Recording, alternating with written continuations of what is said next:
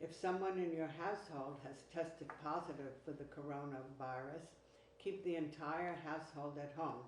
Do not go to work, do not go to school, contact your medical provider.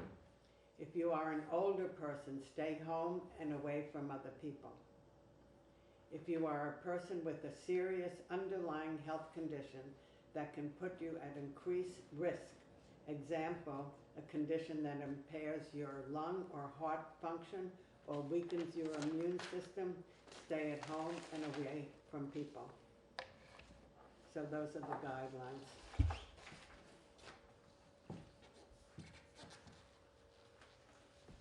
Anything else that we need to add? So I think in summary what we're saying right now is, right now the town hall and the employees in town hall can come to work. Anybody who wants to come in for an appointment with Carol, if you're listening to this, please call her first and make sure you're in good health.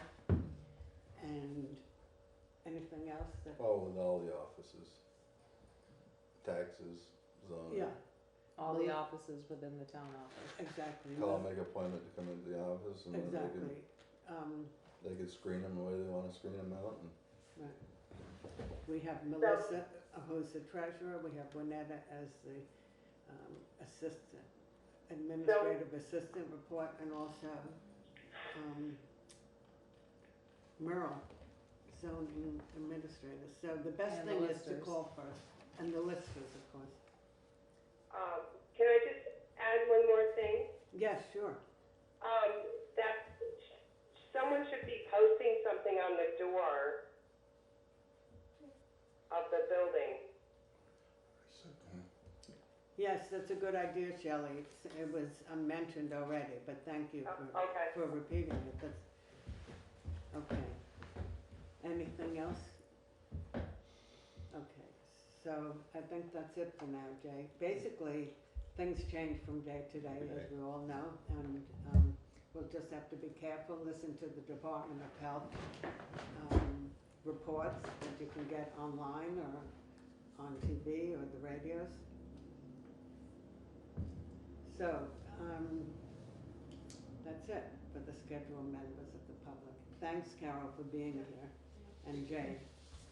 Okay, we do not have any, oh, are you, yeah. We do not have any unscheduled members of the public. We do have a visitor here. Okay, old business. Town Office Building Committee. Do you want to discuss that? I think there's only 2 out of the 3 of you here, or do you want to postpone that? We can reschedule it, because I did give the plans to David Cotton today. He's gonna do a proposal. I told him what the budget was. He does have to file certain standards with the state for access for handicap development and different things. So if we could reschedule that for another meeting, And can we Okay. invite him to come to that meeting? maybe by phone. Perhaps. What did you ask? To have him come to the rescheduled meeting Oh, that's a good to idea. discuss. Yeah, of course. And Excuse me, so is there something that has been decided on the building committee? Nothing that's been permanent other than the plans that you were already given back 2 months ago on the proposed, so this is essentially the proposal. yeah, but Okay. there's certain guidelines the state requires being a commercial Is building. but is there a proposal that we need to vote on? I just saw a sketch or something. No, Whatever. David's gonna be working on the proposal. Okay. Have we Okay. committed money to that? We have in our building fund for the town office, a certain budget that's already been allocated for it. We're Was not, that voted on then? it's been put aside year after year after year. what we was Right. actually trying to do is just trying to come up with a rough estimate of what we think it might cost, and then we're gonna put it all out to bid. Mm-hmm. Okay.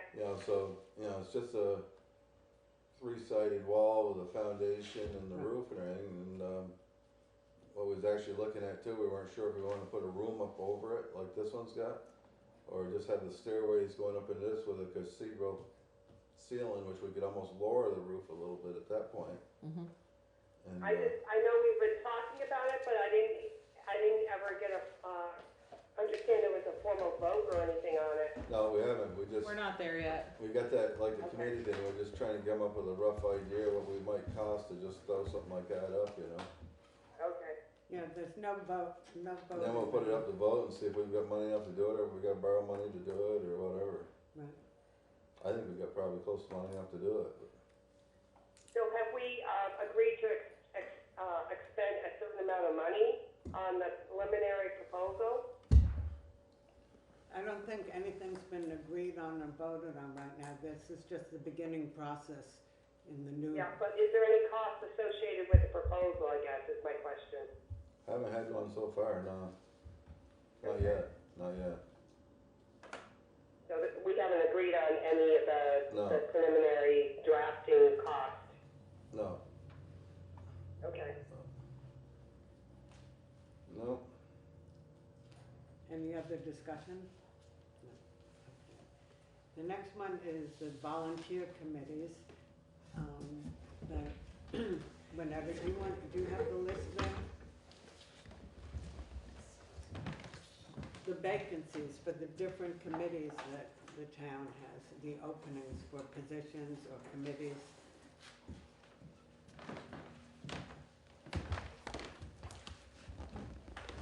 Animal control is available. Okay. Planning commission? 2. Wyndham Regional is another one. Is that, because I signed up for one of those positions, is still a vacancy? There's still Yeah. one, cause there's 2 positions available, and you Okay. took one and Pete resigned. Right.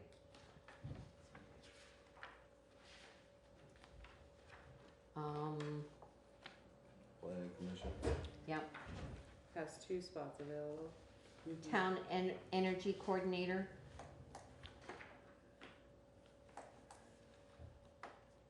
The senior solutions, Doris has resigned from that one, but she will stay on as the Wyndham Solid Waste Management District. So that senior solutions has a vacancy. There's 1, 2, 3, 4, 5. 5 at this point. That are vacant. Yes, 5.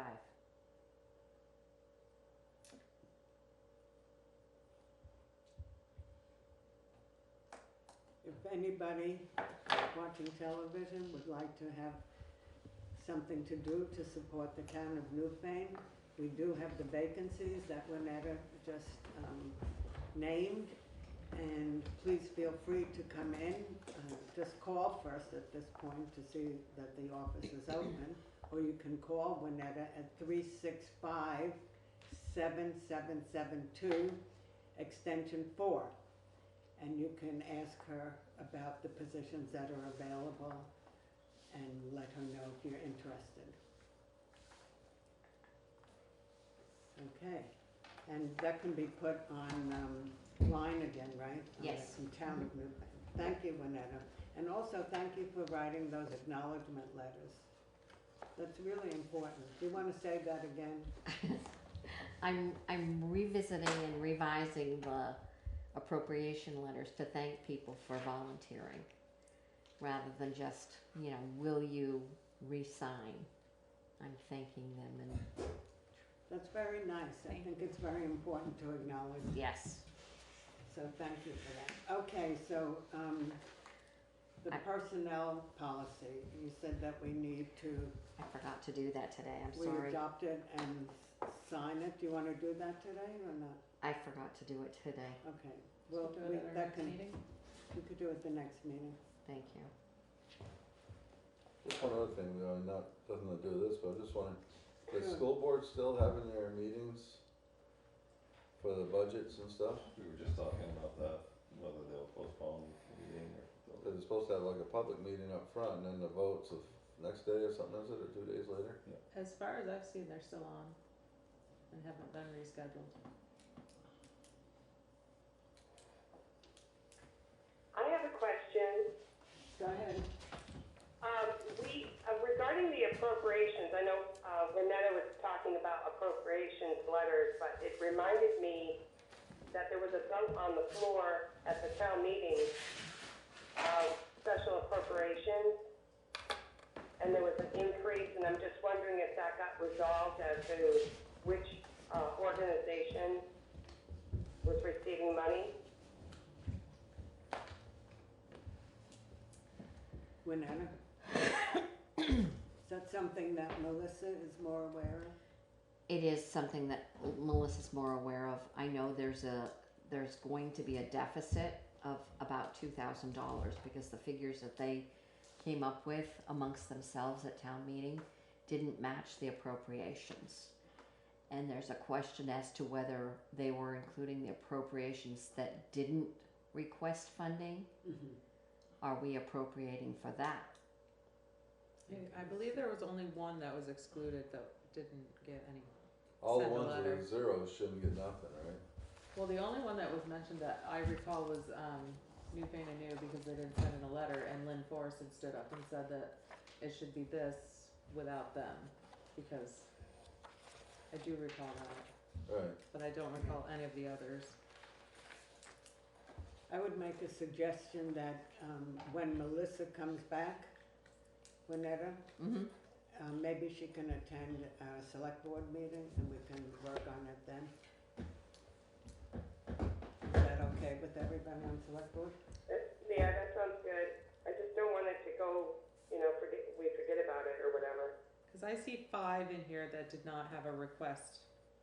That's what Winetta said. Yeah.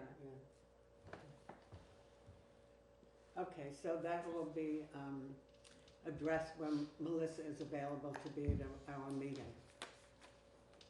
Okay. New business, water quality at town office.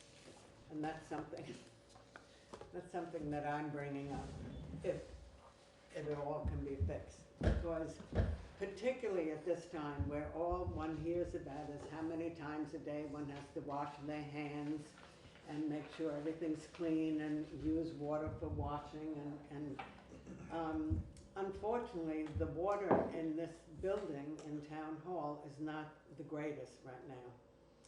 It is, I don't know how you would say it, it's filled with sulfur, it has a lot of sulfur in it, and it's odorous, and it's very unpleasant.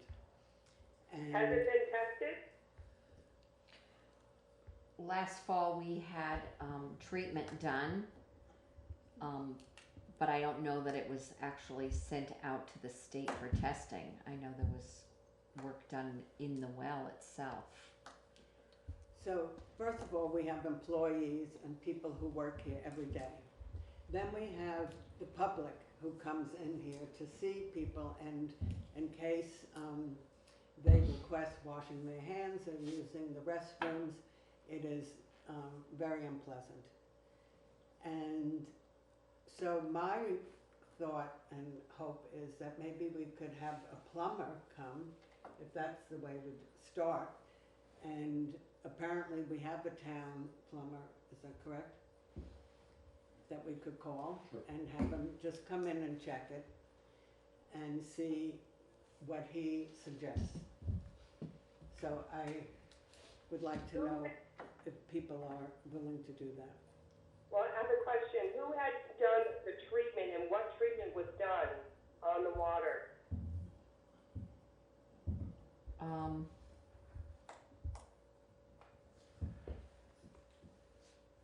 I can't think of his name.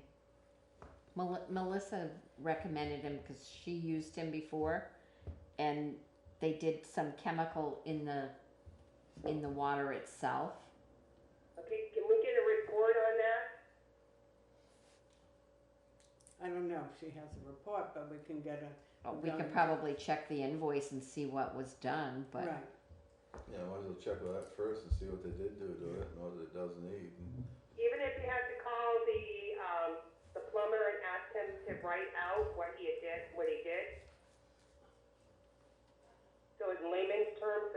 understand? Mm-hmm.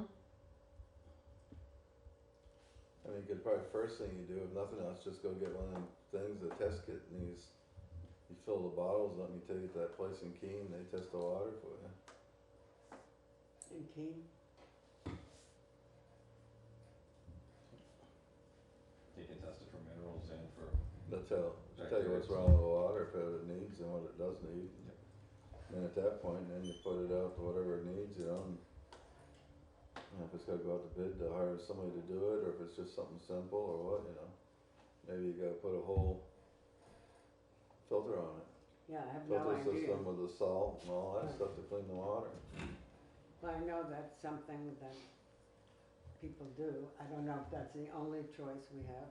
I don't, so I really think, so if you want to, what? There is concerns, you know, for water in this area. I mean, it does have issues, Right. so it's not abnormal. I don't know if it's something that's happened over, several years, it's changed, or if it's always been that way. I don't know what it is, but my feeling is that people work here for many hours each day, and I think that it would be great if we could have clean, acceptable water for them. Well, if the water's tested and if the water's good, unfortunately, there's a smell to it, and, you know, we can look at, as a select board, we can look at what we can do for it, but there is water that we pay for drinking, you know, and, you know, any kind of, preparation for food or for lunch or whatever. But, I'm just wanted to get the facts of what's going on currently, what's been done, and what, could possibly be done. And then we can vote on it, you know, as to what we want done. So we should start with the report from the fall and go from there. Yeah. Yeah. Do we have to make a motion about this? No. No, I don't because we're think just, so. we just need the report from the Right. fall, and then we make a motion when we want somebody else to come in and Okay, look good. at it. Okay, any other comments or discussion about this? Okay, thank you. We are up to correspondence.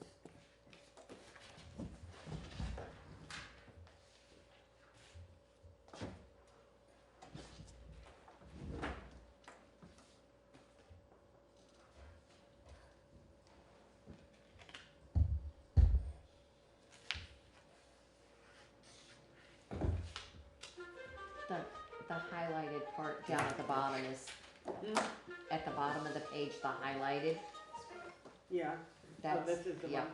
And then there's two You paper know, I'm in a clips. meeting, I can't talk on the phone every minute. Hope that ain't his girlfriend later, huh? Yep, bye. It wasn't me. Renetta, Yes, this is all I just need All right, I gotta the, go. Bye. I just need the original letter, not all the comments made after. no, it's all this right here. But she's the most This important. is, No, Steve, that's not, Bye. that's not the Hope you letter. weren't expecting dinner tonight, Chris. When you get home. I just went out the this is window. Kirsten. Good thing Rick's is on the Yeah, but way. she's responding, this is, was the sewer. I got some dinner Yeah, out in the garage this is anyway. Kirsten writing to, Deborah, but but that's not the one for select board. this is the one that she forwarded to us from her. And then this one was Lisa Harris. Yeah, I hope that old virus don't get too bad, 'cause I can imagine being quarantined in my house That's for 2 the weeks. one for- All bundled up there. That's the one for executive I know. session. But not the. Oh, yeah. So I just Then sit on the highlighted porch and watch you guys go by. from Lisa Harris. And But then after what you're she's locked saying up about 2 the weeks, ramps the and old stuff. ladies, Okay. you're Well, running you for know one what? of them cars that have This is not the letter we got. I'm sorry, I don't know why it's written together, anyway. She forwarded it to me from the email. We never got a letter. This was just forwarded. Okay, well then this is really correspondence. Okay. Okay. And What's then this? that's the thing from Brattleboro. Okay.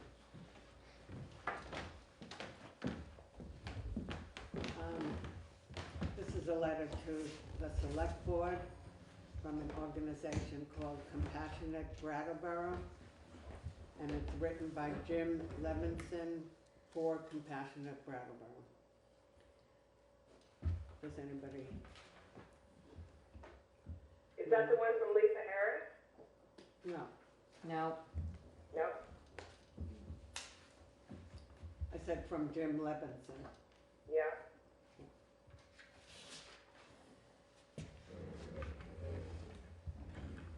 I think we've discussed this in the past.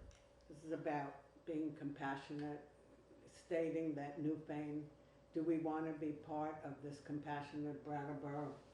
I'm compassionate. That Newfane, as a town, would join in with Compassionate Brattleboro. As you know, the town of Brattleboro voted overwhelmingly in 2017 to join the International Charter for Compassion. 125 cities and towns around the world, a movement initiated by Karen Armstrong and the Dalai Lama.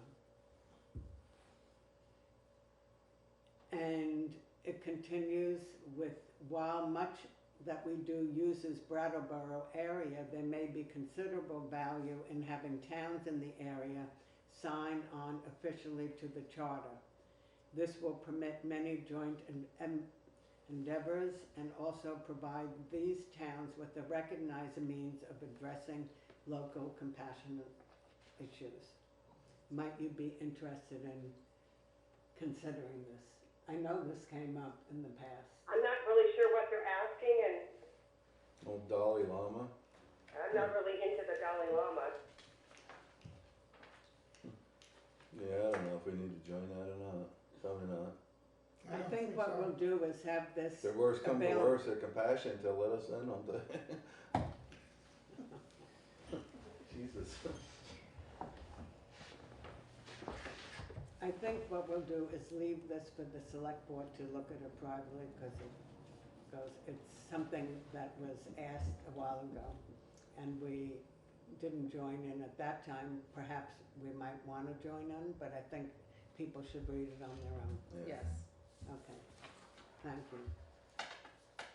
Now, there is a letter from Lisa Harris that was sent to Deborah Luskin about town meeting day, and that there was a problem. She said, Lisa Harris responded to Deborah, because Deborah reached out to her and said that she heard there was a problem, that there was snow, and the ramp was not cleared. And so Lisa responded to Deb and said, I wasn't actually able to attend town meeting as I was sick. But then I voted later in the day. I noticed that the accessibility ramp for the hall had some snow in front of the entrance. It might have been tough for a wheelchair to make it through it, as well as some of the less mobile on foot.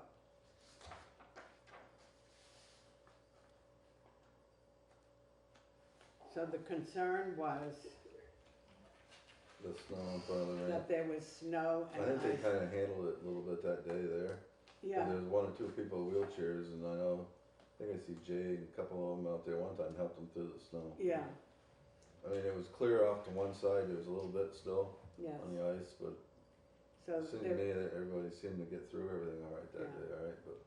I mean, what I noticed in going up the ramp and up the steps was there was a lot of salt on the steps and on the ramps to make it easy to go up.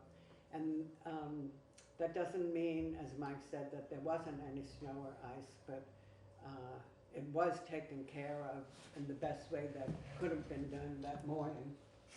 Well, they assisted the people with Yeah. the wheelchairs, so. Yes, No, it definitely should have been cleared off the I rest of know, the I way, know but people the ice actually was were, bad. assisting wheelchair people, and Yes, they they were. didn't have any complaints. Right. yeah. Well, the only thing that we can say is we will try our best again next year, and whenever that building is used, I know that people who take care of the building are very committed to make it as safe as possible, so I'm very sorry that that happened to some people, that they didn't feel safe, and we will do our best again next year. Any comments about it? Other things to say? Okay, I think that's it. We have one other item on the agenda. I'm gonna put the correspondence away, and that is, we are going to go into executive session. So there's another one, Kristen Turner. Yeah, I mentioned that name. Oh, you did? Yeah, Kristen Turner, and that there were two people who wrote about the conditions. Oh, Lisa Harris. I just had the one for Kristen Turner. Kirsten. Hmm? It's Kirsten Turner. Kirsten Turner, I'm sorry. I don't know what happened to it now.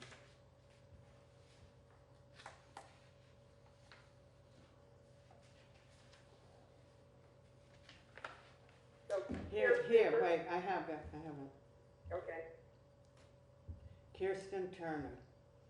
Hello, Deborah. This was the scene last evening. Access to the handicap ramp was covered with ice, so my wife had to pull herself up the stairs to vote. Anyone in a wheelchair would probably have needed help to get through the snow and ice to the ramp. We recall that this happened the last time we voted at Union Hall. While we did not attend town meeting and likely will not in the future, if the ramp and the path to it were clear of snow and ice, then people who use canes, walkers, and wheelchairs would feel more welcome. Thank you for all your fine work. Kristen Turner, South Newfane. Sorry, I mentioned the name, but I omitted reading the letter. Any comments about that? Okay, again, we will try our very best to make everything safe. So the next item on the agenda is executive session. And thank you, Jay, for being here. Good night, guys. Good night. I make a motion to go into executive session. Okay, I need to read, Oh, I have to read the. yeah. Gotta hang the phone up. Okay, the reason for executive session is,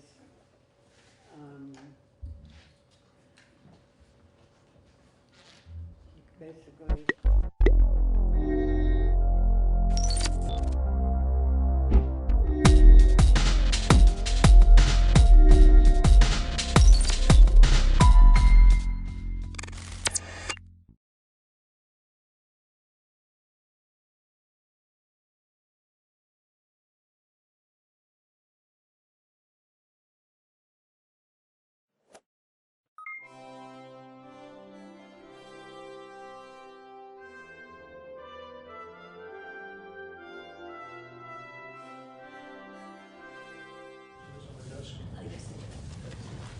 Take a look at S-187, and Kate, why don't you walk us through this? We're gonna vote on this bill over the next couple of minutes, and we'll hold the vote open for anybody who's not here, but I don't sense there's any real issues with it, but just could you walk us through the changes since it was introduced?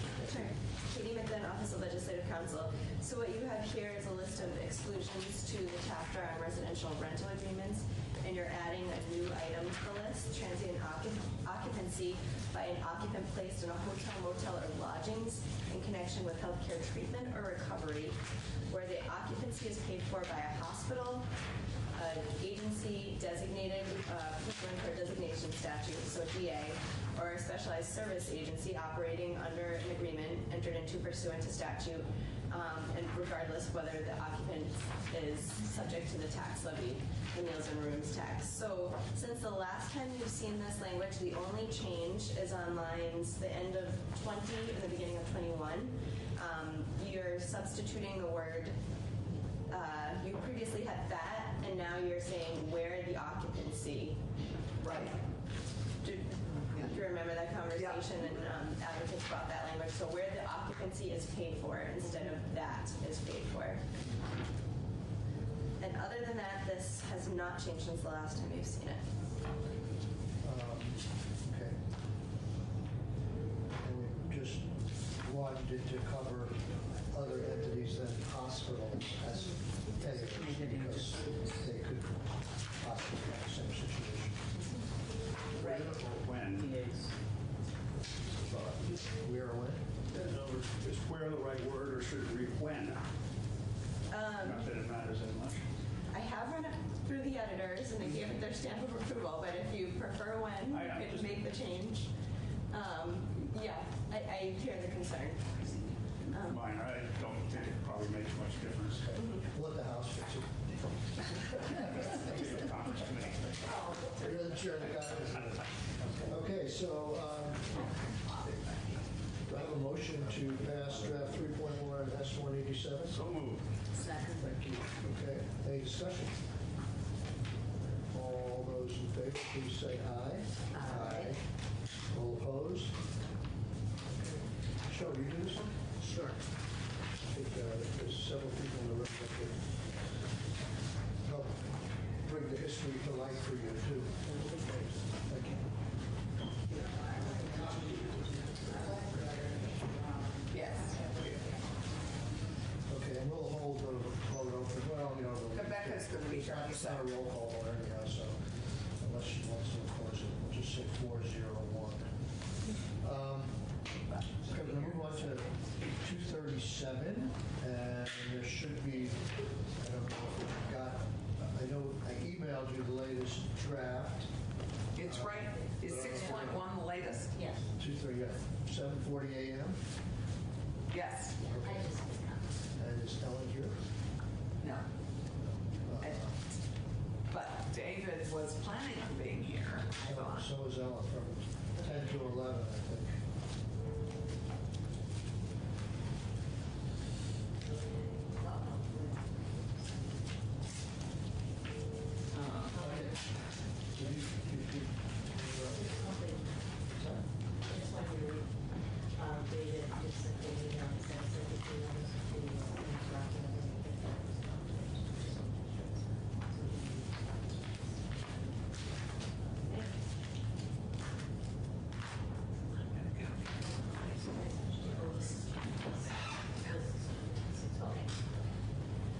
So did you call Ellen's office? Yep.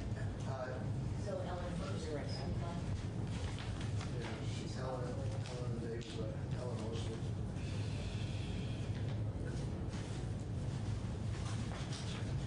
I'm just going to get Allison back.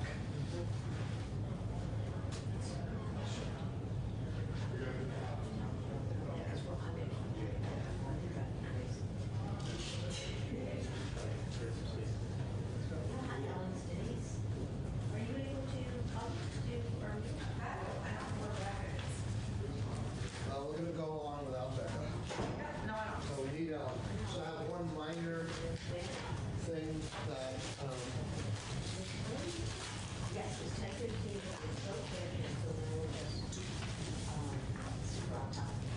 one minor thing that we can talk about without Ellen. On the first page, if you look at it, it looks kind of weird on line 19 and 20. This is to get more information into the facility plan. I just want to see whether the committee agrees or not.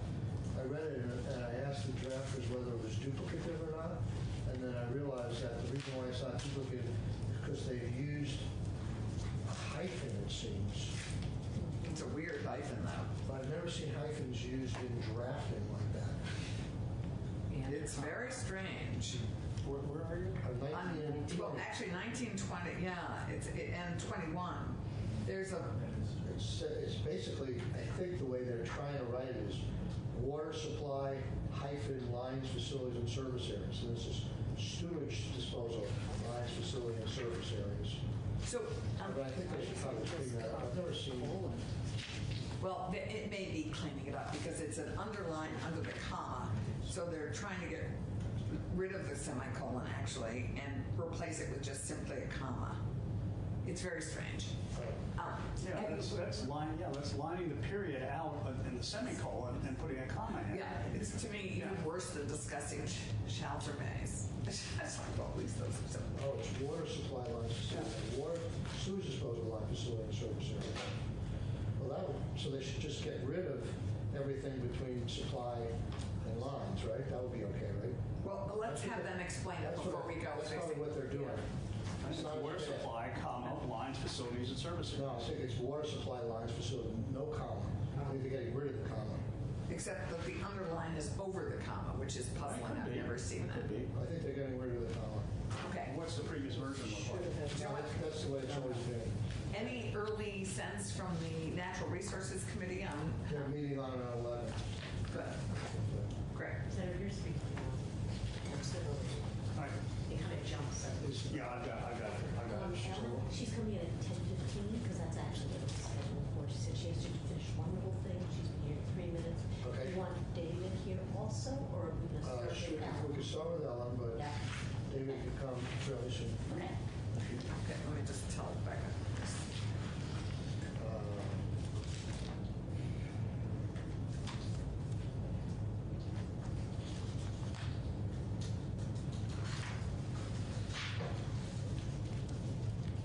So let me tell you, before she goes through the specifics of this, I'm glad David has highlighted some of the yellow sections which are changes.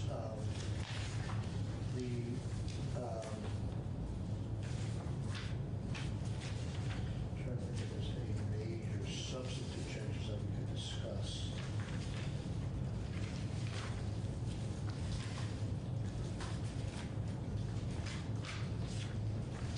And as I just told Senator Clarkson, the Natural Resources Committee is looking at this at 11 this morning. My hope would be we'll have some discussion on this between now and 11 and longer if necessary, and then tomorrow, hopefully we'll be in a position So, to vote. on this bill, I mean, while we're waiting for Ellen, I got feedback on, from our regional planning commissions on the amount of money that's in here to plan to help towns with their bylaws. They think it's totally inadequate, particularly because it's going to be a multi-year challenge. It's not going to just be one-time money. And it's going to take a couple of years for towns to do this. This is a big piece of work. And so I at least love the notion. We don't have, I don't think we have any, the RPCs weighing in on this at the moment. But I'd love to, during the break, maybe I'll give them a ring and find out, what are they talking about? If it's one, because we have 150 this year. Is there anybody from the administration here? Interesting. Get up at 10:15. Everything's scheduled for 10:15. So Yes. maybe I'll call Peter right now. I'll call this month. We have 3 minutes. Well, let's. Anyway, that was a flag during town meeting. Chris Cochran had some suggested changes that he emailed me. I was unable to open them until very late last night. They're very small, but But I just flagged that as a concern. well, and I think that's one-time money, if I'm correct. Right. It's in there, and so they would have to come back the following year if they wanted to continue for a comparable amount of money. I don't think that money's supposed to extend over the future indefinitely. Yeah, but their point is that this will take several years to actually roll out fully. I mean, anyway, it was flagged as a concern. We have to be careful of how much we spend. I got it. We're spending a lot. I don't disagree with you, but if the administration has, if they highlighted this as one-time money, then we'll hear from Chris. If they expect that to last for 3 years, Oh, I think that, they're right. If they're saying one time we'll see where we are and we may come back for another one, Right. then Chris because you're right, I don't think all the communities will get this done within Hello. a year. Yeah, anyway, that was my one on this bill. Other than everybody delighted that we're doing this bill, that was the one piece of feedback. You can have a seat. Welcome. We made faster progress than we thought on the other bills, so we're ready for you. And we started talking about A comma and a first page. And I think we finally understand what 19 and 20 is trying to do. but maybe it's more. Could I? We're trying to delete the comma after water supply and sewage disposal. Yep, Ellen Tchaikovsky, Office of Legislative Counsel, yes. Because the intent is to make sure that the municipal plans include water supply, lines, facilities, and service areas, and sewage disposal, lines, facilities, and service areas. Great. Boy, I can't believe it took me 2 months. It's just requiring more details on the map. It was because of the striking out Right. of the comma. It looked like the comma was still in there, so, okay. So we're going to try in the next hour to walk through this whole bill and see what questions we have remaining with the hope of voting it tomorrow. Okay? Okay. So, I'm going to send it. 11. Yes. So okay. That's why Yep. you're here now. Great. David will come after you. Okay, so the section we're in now is the municipal plan, and section 4412 on page 2 Yep. is, This is when we start talking about municipal bylaws. right, Yep. okay. This is the housing element. So these are the types of bylaws that are required.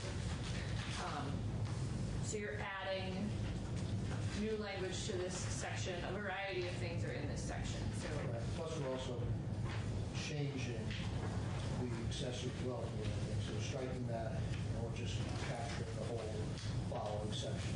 yes, yes. Oh, so yeah, on page 2. So the previous.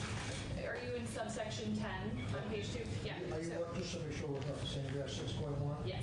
Okay, good. Yep. So what we're doing here is we're expanding. So currently the municipal plan is required to reference the permitted accessory dwelling units. So now we're expanding it so that they have to comply with all of the sections in 4412, which includes all of the sort of density requirements and affordable housing bylaws that you're adding in the next section. Let's keep going. All right. Yep. Okay, we talked about that before. Yep. And tell us what the changes on line 19. Yep, so now we're in the definition of accessory dwelling unit, and so we had the conversation about if there should be a cap on the size of the accessory dwelling unit, and so down on line 19, it now reads, the unit shall not exceed 30% of the total habitable floor area of a single-family dwelling unit, or 900 square feet, whichever is greater. So that was what we talked about shortly before town meeting week and how to capture that size issue. Good.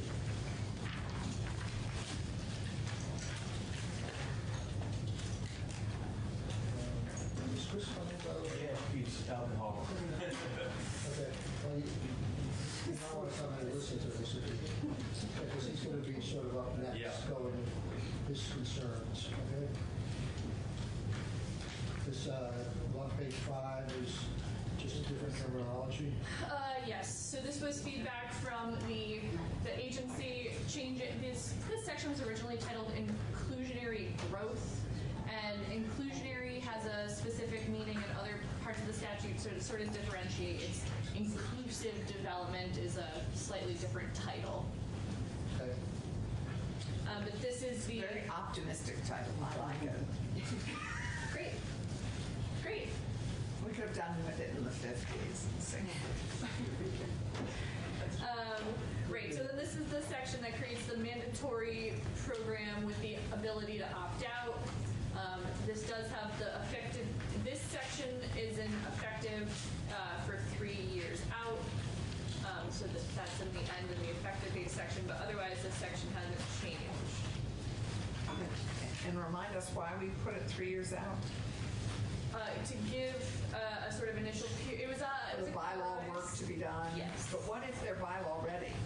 What if they're ready to do this? There are incentives built into this in a couple of pages. So as soon as they have adopted this language, they're eligible for incentives. Priority for funding. So that doesn't have to wait 3 years. If they are bylaw ready and if they're ready to go, can they start sooner rather than later? Yes, but yeah, you are correct. The funding actually is part of this, so it is on the 3 years later. So, Say that again. well, some communities may be ready to rock and roll soon. Some maybe have these bylaws in place already, or some may be able to.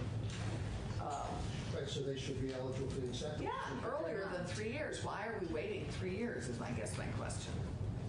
Are we waiting 3 years? Yes, that's what she just said, and that's why I asked the question. Yeah. So I mean, that was I think this was your idea, was to push out the effective date. And so if you want to. It was my idea. Okay. The effective date of it being, the whole thing being mandatory. Right. I didn't know that we were sweeping in. We can fix that. I think we Yeah, should. we should be able to fix that. And I think that our objective was to not have mandatory immediately, have mandatory, they get 3 years to have it be voluntary. But if a community has its bylaws in shape and is ready to rock and roll, I think we need to be incenting them immediately. Yeah, I agree. I was trying to, when I suggested that, I was talking about the substantive changes, not the Right. carrots. So we probably have to make specific reference. Yeah, I to just that. want to make sure we. So, all right, so the incentives start on page 8. And so it includes the prioritizing funding as well as the ability to override restrictive covenants and deeds. So that's part of the sort of incentive package. So do you want all of those to be captured in the? Yes. Okay. I mean, if they're ready to go. Yes. So, on page 9, yellow, Yep. what is 27,545? It's It's- right below it, okay. Yep. So we had a conversation the last time I was here about the wording of this section being Right. a little confusing. Right. And so I rearranged it. Okay. So hopefully it reads a little more clear. Can you answer this question? Because I know Ellen and I spent a long time together before the break. And how is this section any different than the first sentence of 545? So they work in tandem. So subdivision 4 is part of Title 24, whereas then the section 545 is actually in Title 27, which is the property title. So we tie those two things together. Okay, so it says the same thing, but you're putting it in two places. Yeah. Okay. And I know we had a conversation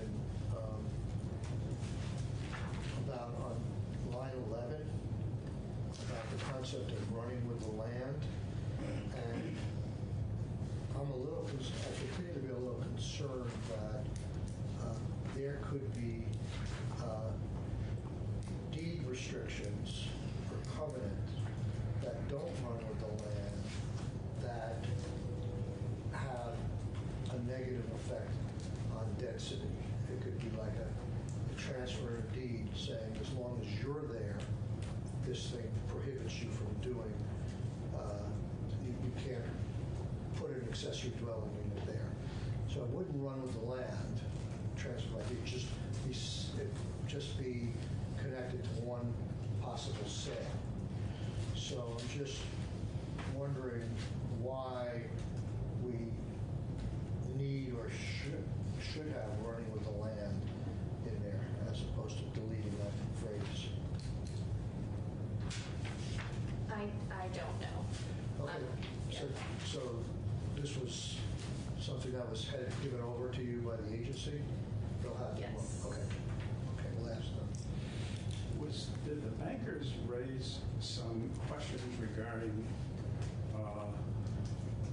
subsection 4 as it was written before, regarding the deed covenants and restrictions? I think it may have been more in the context of this one, but it could equally apply to the I other. just want to, I don't, yeah, well, we can hear from them. I think any concern they may have would be taken up by line 6 and 7. presumably. Because this is presumably only would. perspective. And it doesn't make sense, quite frankly, in my mind, some of this language is almost, how should I put it, unnecessary, because if you pass a bylaw and you start putting covenants in your deeds that are contrary to the bylaw, they're in some ways illegal, but this specifically says it and it can't be enforced.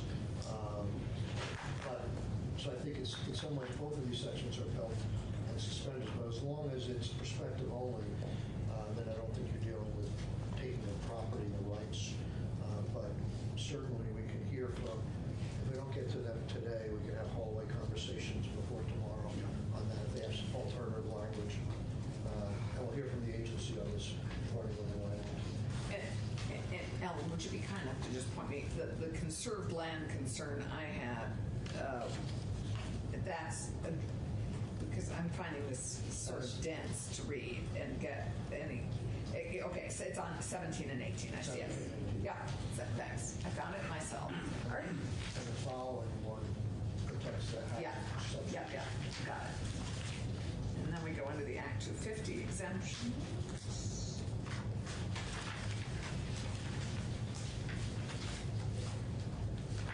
Yeah, did you want to move on to Yeah.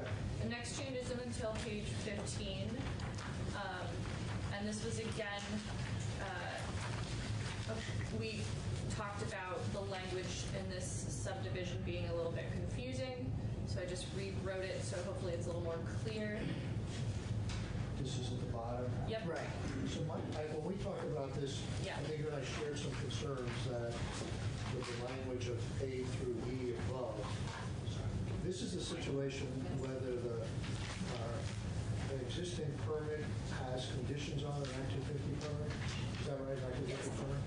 And whether those conditions would carry forward to the municipal permit that might substitute for the Act 250 Yes. permit. And it says you can't get rid of any of those conditions unless they fall into one of these criteria. Yes. And you raised a concern on C. Yeah. That may be too broad. Someone could say, well, this law doesn't apply, so we'll get rid of the condition. Meanwhile, some neighbors may have fought really hard for this or something like that. Now the condition is gone. Is this 4? Does that help in terms of giving people right to complain about that, or? No. So I did not rewrite any of the substance of this, but the language in 4 is about providing notice and an opportunity for a hearing. So this is making sure that there is notice given to the statutory parties under the Act 250 process. Right. And so if someone does want to raise an objection, there is a process by which people will receive notice, and there will be a hearing on this change of permit. So on the overall switch over to the municipal permit? Yes. And Will the Act 250 permit be part of the record so they can see what the conditions have been? Yes. Okay. The permit itself will be gone, but the new municipal permit will be added to the land records, and so hopefully those two things should be tied together, at least in some way. And how will this be affected by the changes the House is making? Well, they'll get reconciled during the course of this process. What? Well, the House is making some changes to some of these reviews, or have they just backed away from all of them? Well, It doesn't matter. we're not the house.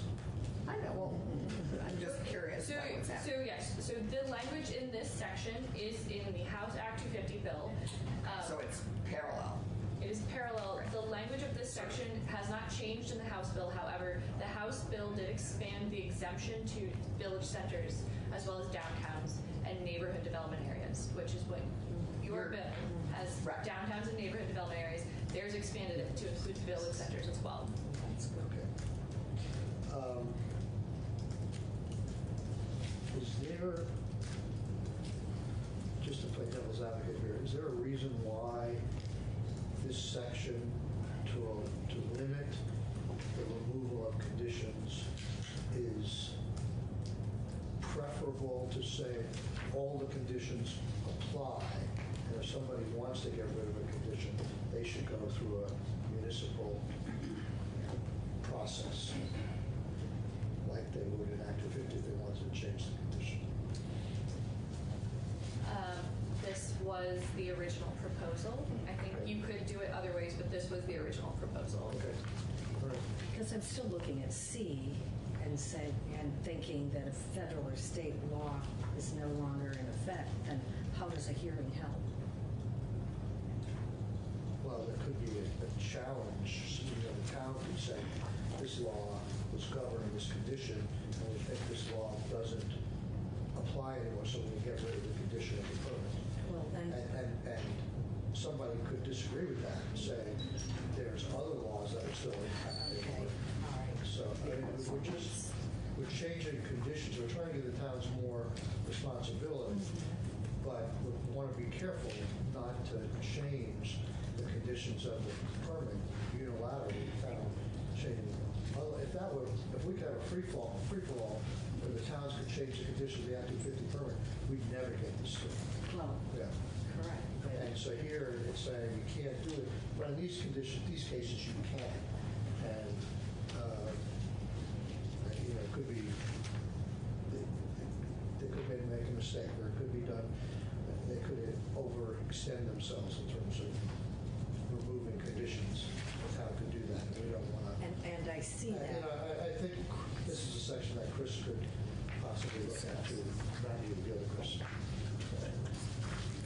Okay. Let's go on. Sorry.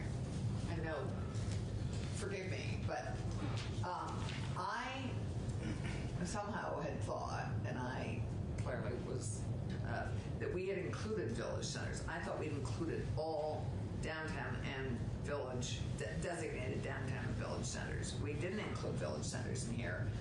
And would we like to? I'd like to get this bill out of here. I know, but- taking more testimony. But would we have to take more testimony on that?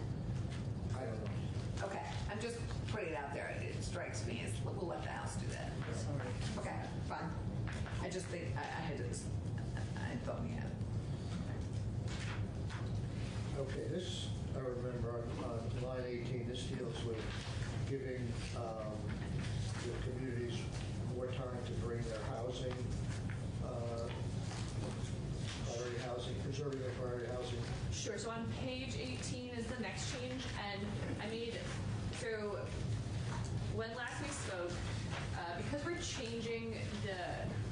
because we're removing downtowns and neighborhood development areas from Act 250, that does change priority housing and the definition of it. And so there was concern about how do we preserve the incentive for priority housing.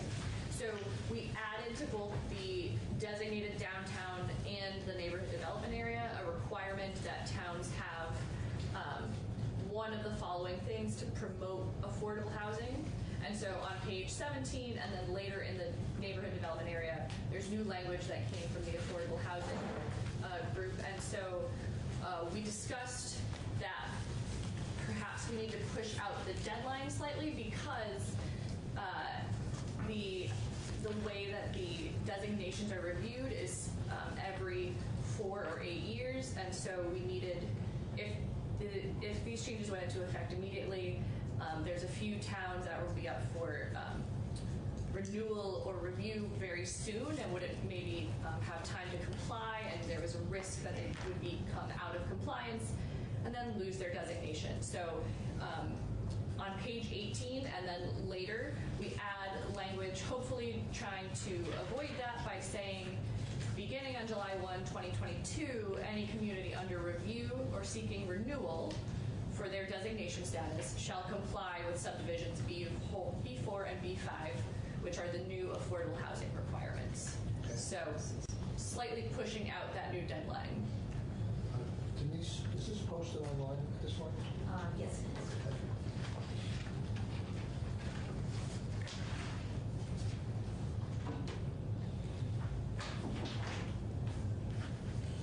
Okay, so page 20. Page 20. Yes. So now we're in the requirements for a neighborhood development area. And so this was some of the language from VNRC surrounding flood hazard areas in a neighborhood development area. So this was the proposed language change from VNRC. So it now reads, the proposed neighborhood development area consists of those portions of the neighborhood planning area that are appropriate for new and infill housing, including only areas containing pre-existing development and areas suitable for infill development as defined in section 29.201 of the Vermont Flood Hazard Area and River Corridor Rule. What does that mean? So infill development is defined in the rule, and so this is just it's attempting to have the definition match that. So, I know we had questions about rules and statute, but is it meant to say that there's only two places? Well, you use the word including, but then you use the word only. So, so it says the area consists of those neighborhood planning area that is appropriate for new infill housing. And then you're trying to say what that is. Yes. And it's only those that have pre-existing development or areas suitable for infill development. So we're letting the rule and pre-existing development controlled. Okay. Those are the only two areas. I mean, wouldn't it be more appropriate to do it in the negative, say areas? Right, so this is sort of the result of back and forth negotiating, right? So currently the language reads, excluding identified flood hazard areas. And so this is an attempt to allow some more development in the flood hazard area, but only where there's pre-existing development and it's suitable for infill. Okay, I don't remember all the details here, but if you looked at the language you're striking here, yeah. Couldn't you have that rule just come after excluding identified flood hazard and erosion areas as defined? Wouldn't that accomplish the same thing? No. No? No, so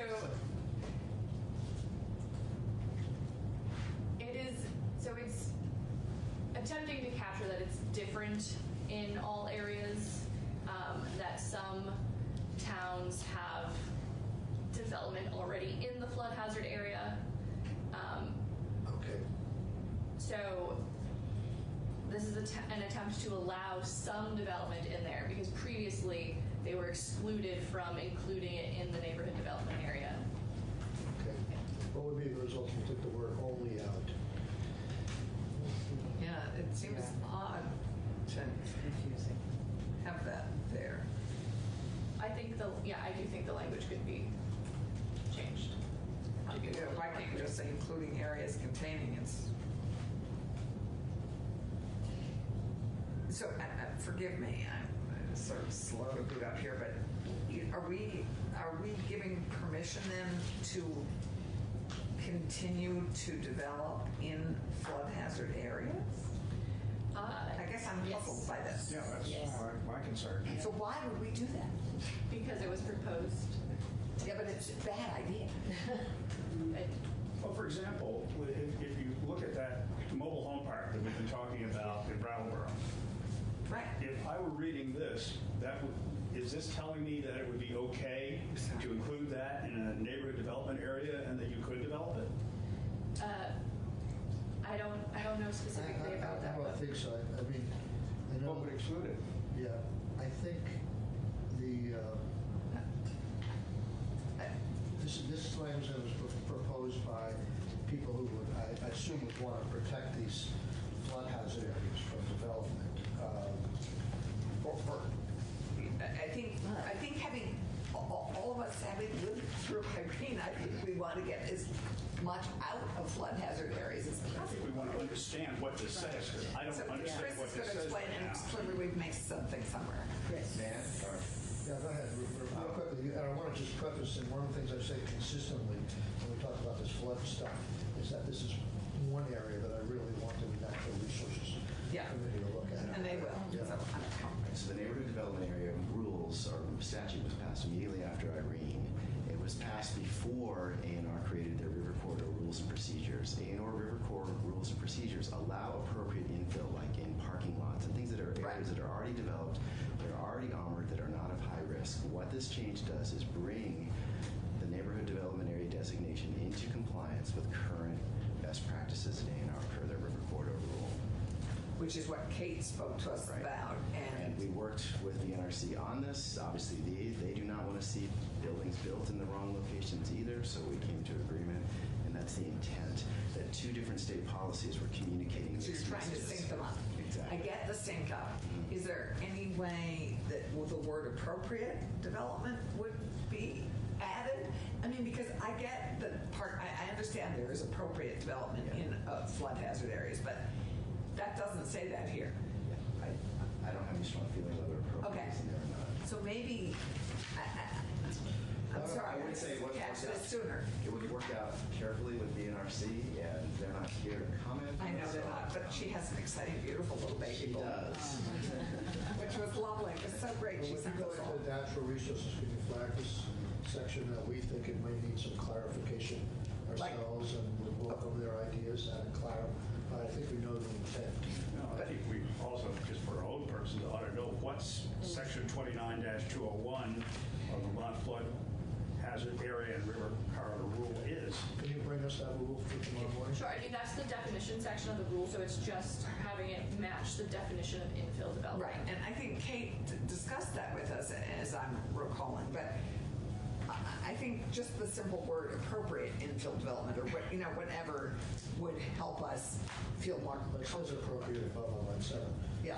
But if you can get us that Oh, it does. language, maybe we'll stick the language in here as opposed to cross-referencing the rule. I prefer that myself, actually. But Yeah.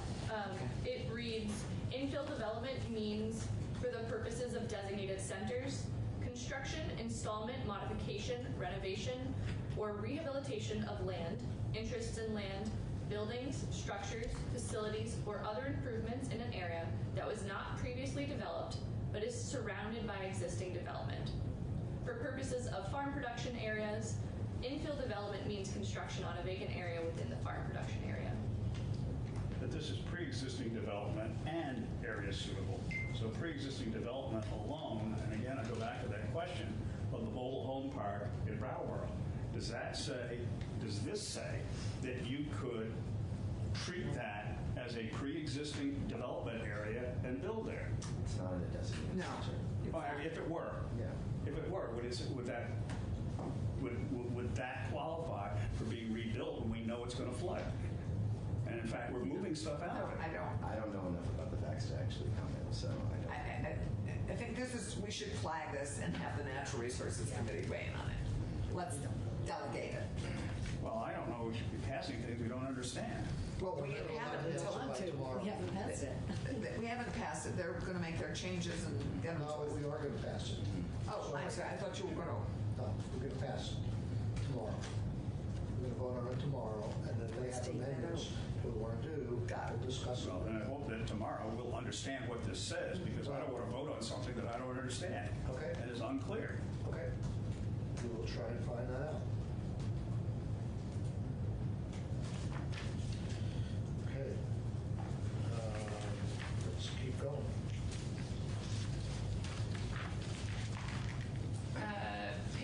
page 21, there's a change. We're still in the same section. Previously, it referenced within an existing settlement, so it just changes it so that it's confined to within a neighborhood development area.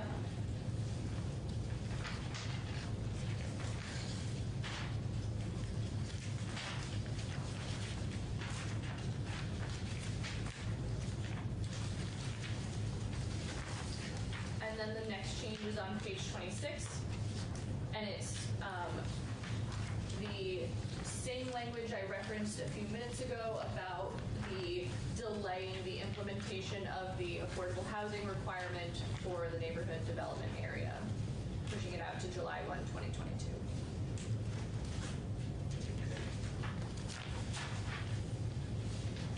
However, right, was that 3 years?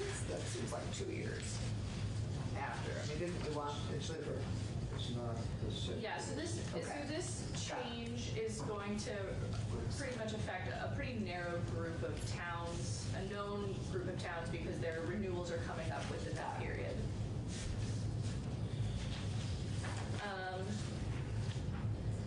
So the next change is on page 31. We updated the amount for the tax credits. Right. Okay. And so just voted on the transient thing, so that's going to come out. I think those are all yours. Do you have any more sections? Nope. Okay, could you stick around for the next 15 minutes? I'd like Chris to come to the chair to go on this environmental stuff here, after 50 municipal permit stuff, walk through section 6.1 in terms of any concerns, additions that you might have.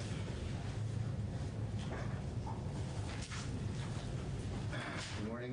Chris Cochran, Department of Housing and Community Development. You were right. I had nothing to worry about. You were going to pass this bill and get it done. Thank you. We are. Yes. The more we live with it, the more questions we have. Yeah. Maybe that's dangerous.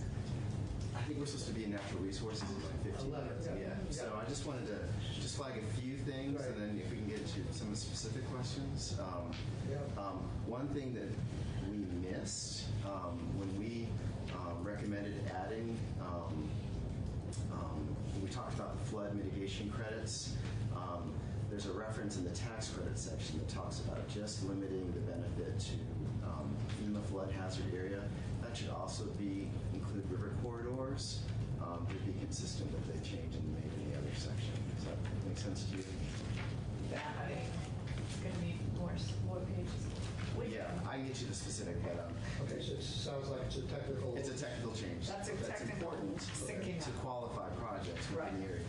The whole background on it is FEMA's flood hazard irregular, or their maps are not published online consistently. River corridors is a statewide digital layer that we can make people look at the map and figure out if they qualify or not. So work with Ellen to get that into the next draft, please. The short-term rental housing report. Right. As you know, we collected a lot of data. Our housing needs assessment will be coming out pretty soon. I think it's going to answer some of the questions you have there. My preference, given limited time and resources the state has, was to actually give communities some tools and resources to help them manage short-term rental issues if it is a problem in their community. I'd much rather see language that directs the department to provide, the department and regional planning commissions, guidance to help municipalities. Find where we are in this draft with our short-term. Toward the very end, it's the short-term rental report. Okay, so we haven't gotten to that yet. I have some concerns with your position on that, but I want you to focus on the sections that Ellen has talked about. Okay. Really, the tax credits is the only change that I have that we missed. Other changes, I can review them this morning. We think they make sense. Thank you for your support, and I think we're in a pretty good place with them. Josh will have additional comments for the later sections, as will I.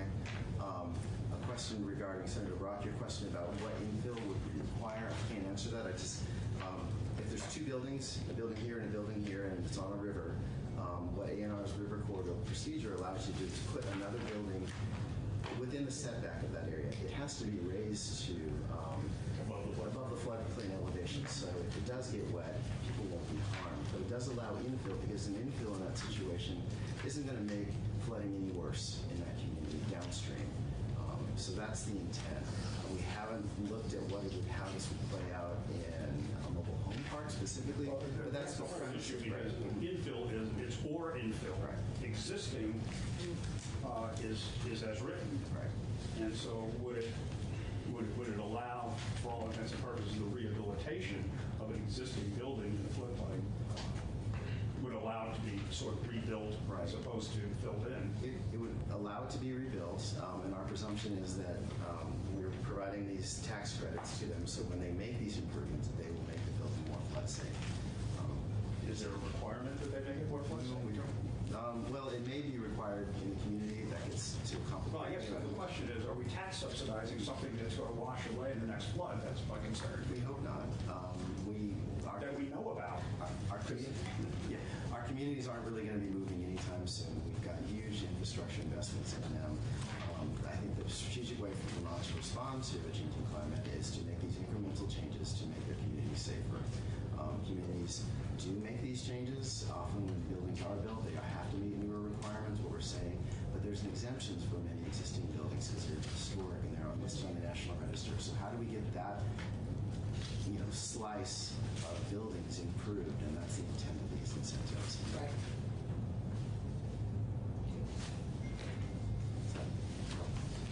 I understand. Okay. I did have one question on this for Ellen as well.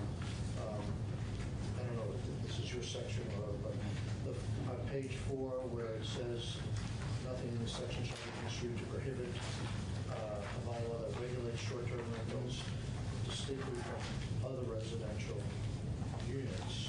And then later on in the bill, we talk about that you can't pass a bylaw that would, for short-term rentals, that would wind up encouraging the displacement of long-term permanent housing. And I was just wondering if those two sections are inconsistent. And why?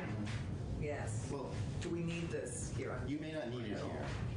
You may not. This is specifically the ADU section to enable the regulation. This section is not the ADU section. Well, on page 4, line 10, It is accessory dwelling. It is the ADU section. It is the ADU section, right? You subsequently added a more global change to the chapter that says municipalities may regulate short-term rentals.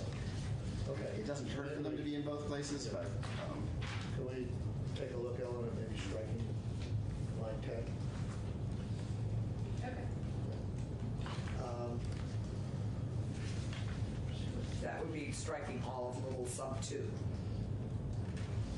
So, okay, so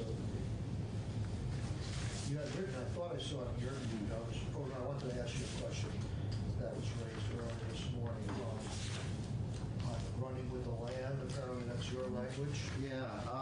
And What page are we on again? Page 9. yeah, this came up in Ellen's. I'm afraid I don't have a great answer to that. I presume it's just running with the title and in the land records, but I did not draft it. I'm not a lawyer. I don't know how to. Who did draft it? Our attorney. Okay, could you talk to your attorney? We don't. She's left us. We don't have an attorney right now, so I can't. So I think we're going to have to rely on your attorney. Okay. A vacancy? Yes, we've been in without an attorney for several months now. It's been fun. Wow. The things you could do, the places you could go. We've relied on the kindness of strangers in many cases.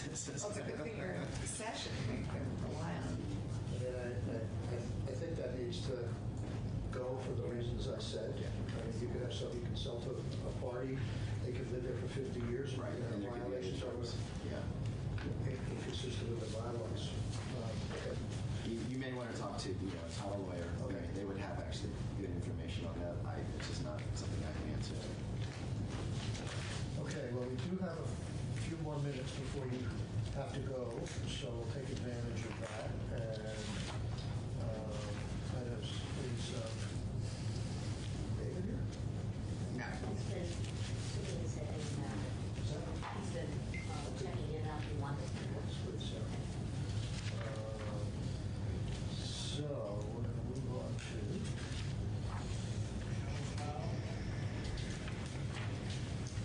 So we're in that, Okay, so you had some, you were about to embark on thing, and I'll cut you off, because I wanted to deal with the environmental stuff first. Okay, the study on, so we're past tax, we're cutting, we're getting rid about of the the, statewide housing study on page. With the short-term housing study on page 36 and 37, I think is where we are, short-term rentals. Bottom of page 36, top of page 37. Yep. Okay. And I understand the concern and the need for data on this. We thought you were close to finishing. We have to work with many partners, AHS and others, before we can release our housing needs assessment. There is some information on short-term rentals. Right. We also the tourism office did a big study with Inutopia that scraped a lot of the short-term rental data. We have a big pile of data, but the analysis for it is not something we can do quickly. So we do have information, so I don't think any emergency rules are needed for us to gather data. We have it. The challenge with the short-term rental data, from my opinion, is we don't know what the baseline is. We don't know the universe of rental properties out there, and it's a very fluid market. So without an ability to compare it to like what exists, it's hard for us to report on what's happening in the state of things. We can say this is a snapshot in time. We can, give you some, general ideas about where this is happening, which we have testified, but we do know where it is happening to a greater degree. We do know many communities are concerned about it, and that's where I got to my recommendation. Let's do something to help them now. Let's not study this for a year. Let's give them, you've enabled their ability across the board to regulate short-term rentals. What they need is sample bylaws and ordinance and support and guidance on how to implement them. The communities that are feeling these pressures are aware of it. What they could use is some tools to help them get further along. And they don't, not every community has those resources.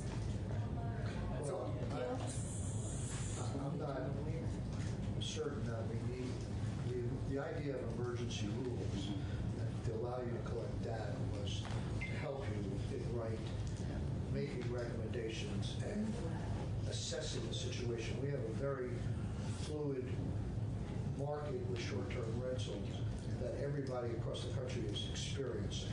And we didn't feel comfortable that we could start coming up with any kind of statewide policies. Maybe there's no need for statewide policies, but communities and other states are starting to get into this and set baseline criteria to protect long-term housing and also promote tourism and all this stuff. So and health and safety. We need either a report or we need a study. And we need some recommendations.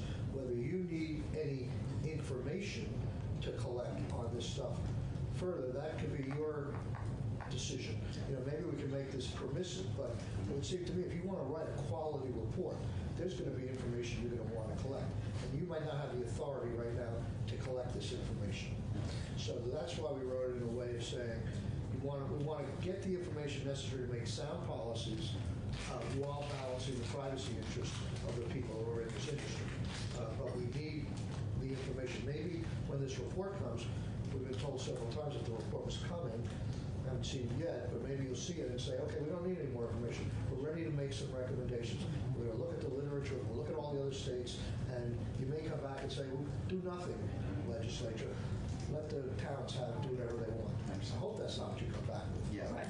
Because I think this was meant to be empowering, but if you also want to add line, I think part of your report would be we as a result, we are developing blueprints for That's my point. I don't need legislation to do this. Yeah, you don't. What I'd rather do is spend my time helping the communities with the issues, giving them the tools they need. You very well may need legislation to get information from people who are doing short-term rentals.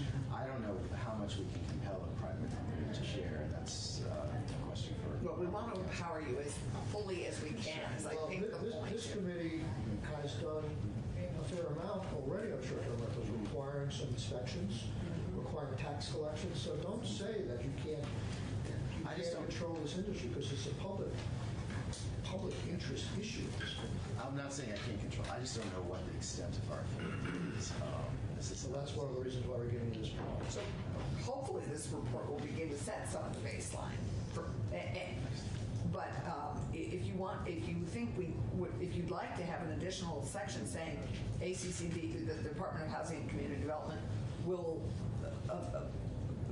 be a resource for towns and municipalities going forward as they develop these ordinances and this work. Well, we may want to change the shall to may. If they don't want the authority, well, we're going to make them do this report regardless.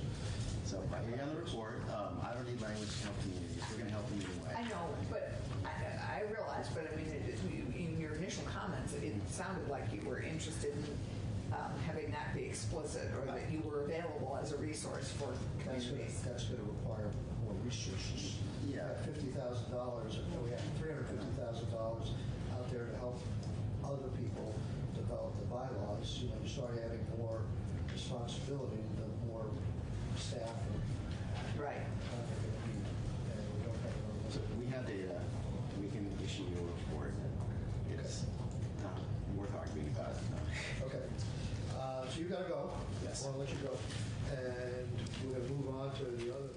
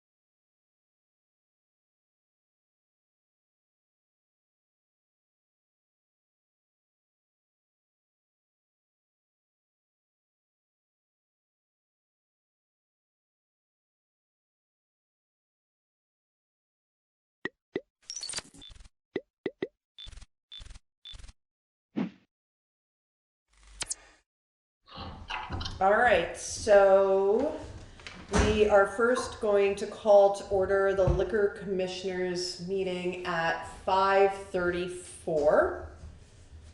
And this is for the purpose of reviewing and approving the liquor license renewal applications that we have received for the general store, a second class application, Next Stage, a first class application, and the Putney Food Co-op, a second class application.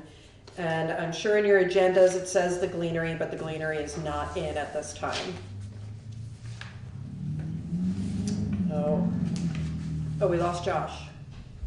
No, can you hear me? Yes.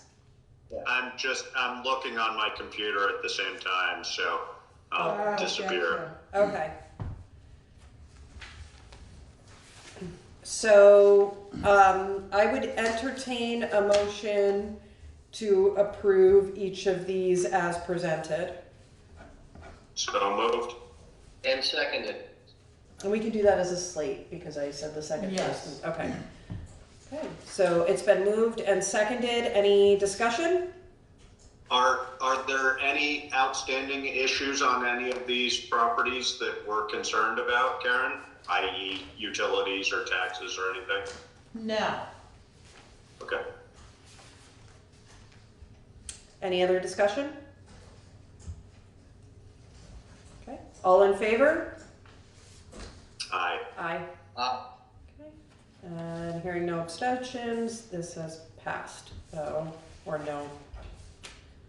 Okay, and then I just sign these and they can come in later and sign them.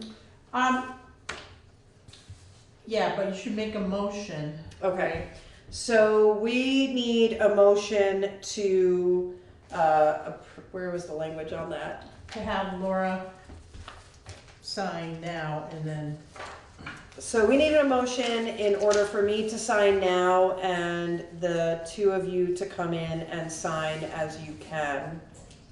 So moved. Okay, And second. that was easy. okay, any discussion? All in favor? Aye. Aye. Perfect. So it's been passed. So you can adjourn that.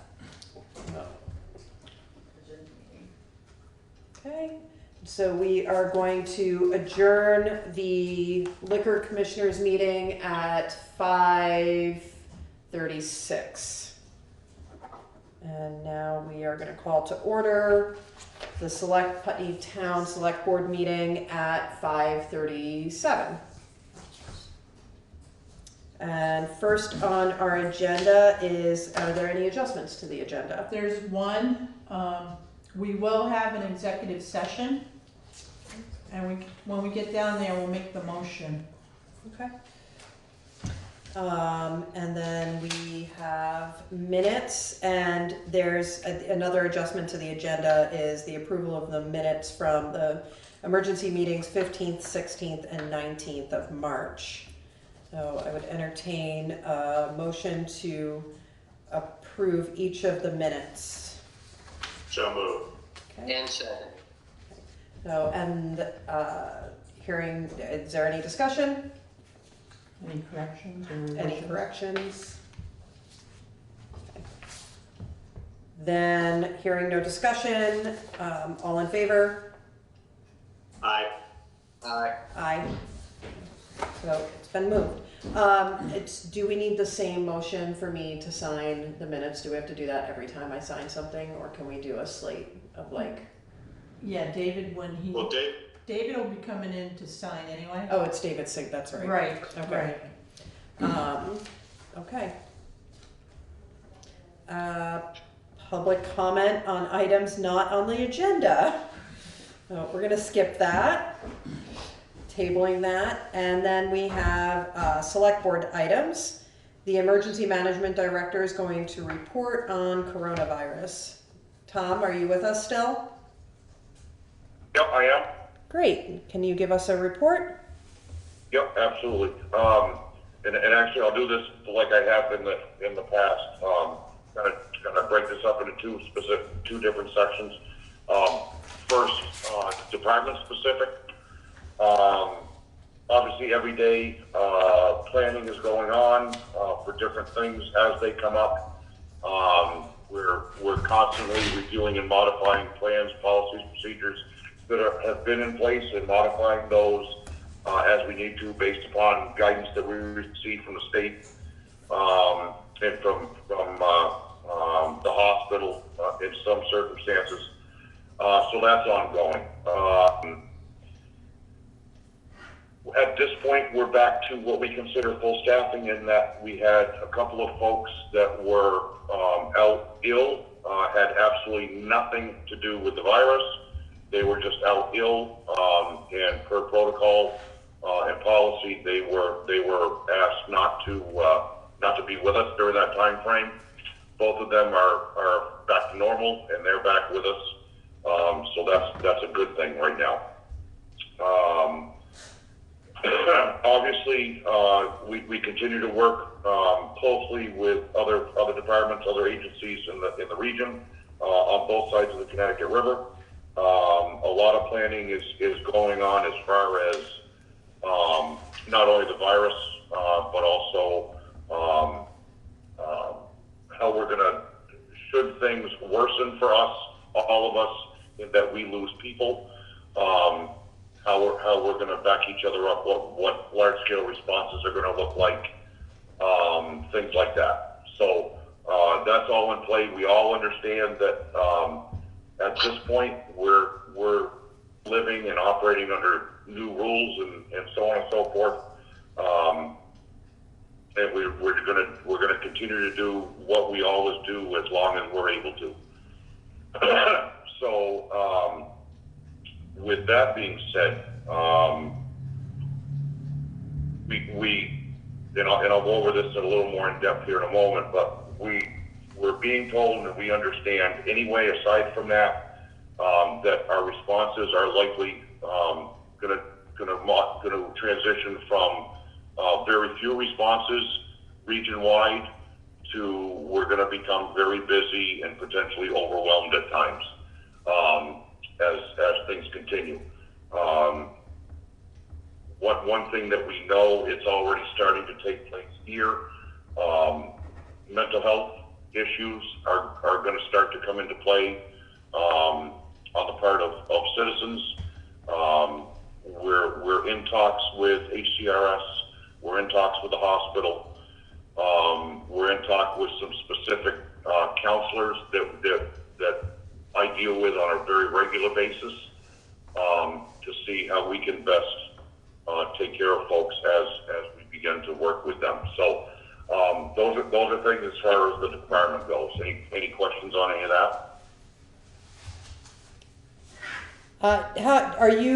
Is the hotline already established? What hotline? There was a hotline referenced in one of our public health notices, and a phone number was given that was going to be a hotline for people to call into. So I'm assuming that's just your regular number, and here, Karen. Yeah, that's right. That's right. And we today there was definitely an uptick in the number of calls that we've gotten and are receiving. And I know that's going to continue over at least the next several days. So. Yeah. That was my next question, was how many calls are you getting on average? Today we had, with the exception of what's waiting on our phones, we had 28. And are you able to answer all of those calls and direct right people? Right now, yes, and not necessarily me alone. A few other folks have been in helping me do other things and other projects. And they're addressing some of those as well. And those, Tom, are primarily just inquiries, or what's the nature of them? Inquiries, requests for welfare checks, requests for guidance, things like that. Yeah. Great. So I'll transition into the larger scope of things.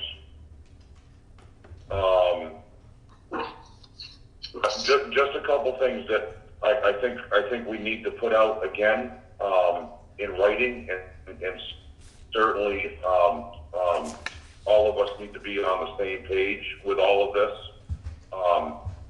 At this point, with things transitioning on a large scale, for anyone, any of the citizens anywhere, for anyone that has not taken this pandemic seriously yet and have not adhered to guidance that's been put across,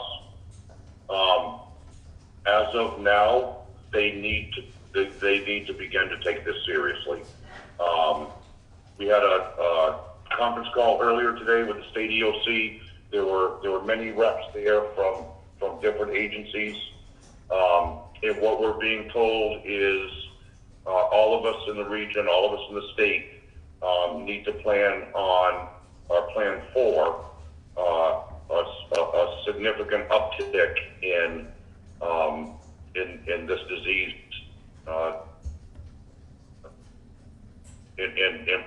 test results. And the only way to prevent dramatic spread of this disease is to follow the guidance that's being provided to us and adhere to it. And again, that all comes down to the very simple basics that have been put across over and over. Social distancing, now with all the, adhere to all the directives that have come out of the governor's office. I know that the state, the governor's office, every agency of the state, they're relying on, as far as enforcement's concerned, they're relying on self-compliance. They're relying on all of us as citizens doing what's asked of us. First off, that needs to be put out. People need to understand. Again, if they haven't taken this seriously, they need to start doing that now. Along with that, we clearly understand and recognize and understand and appreciate that fear factors are up, people's fears are increasing, people's concerns are increasing. There's still some confusion out there. We understand that, we respect it, we appreciate it. But what everybody needs to do, and really within the town of Putney, it starts with us being the select board, the town manager, department heads. We need to just relax and stay calm. And just concentrate on what we need to do, get it done, and just keep going. If people see us start to panic and us start to do things that are not necessarily routine, then obviously that's going to drive the fear up on their part, and it's going to drive the confusions up. Obviously, and this has been the case right from the start of this within the state of Vermont. We're facing new unknowns every single day. But with experience levels within different town governments, different services, again, both sides of the river, different experience, various experience levels, training, education levels, so on and so forth. We're actually getting through this very, very well, and that's from the state level all the way down to the individual municipalities and the individual services. So things are good. We just need to keep things in check as necessary. Understand that all this is new. All this is again, there are definite unknowns that we're dealing with every single day.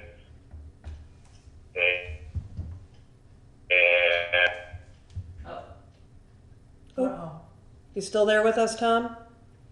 Yeah, absolutely. Okay. So it sounded like you glitched out for a second. Okay.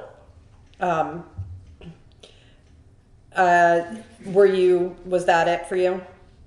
Nope. Okay. I just paused to see if there were any questions pertaining to any of that or no. Thank you for that. I'm really glad that you put out such a strong statement on folks following guidance and talking about us setting an example. Do you have any concerns with anything that we've done so far? Is there anything that we can improve on? No. I think one thing that we need to do, and I think the citizens need to hear this from us, is, especially today, I know several of us were confronted with or received information about what citizens might perceive as known positive cases within the town of Putney.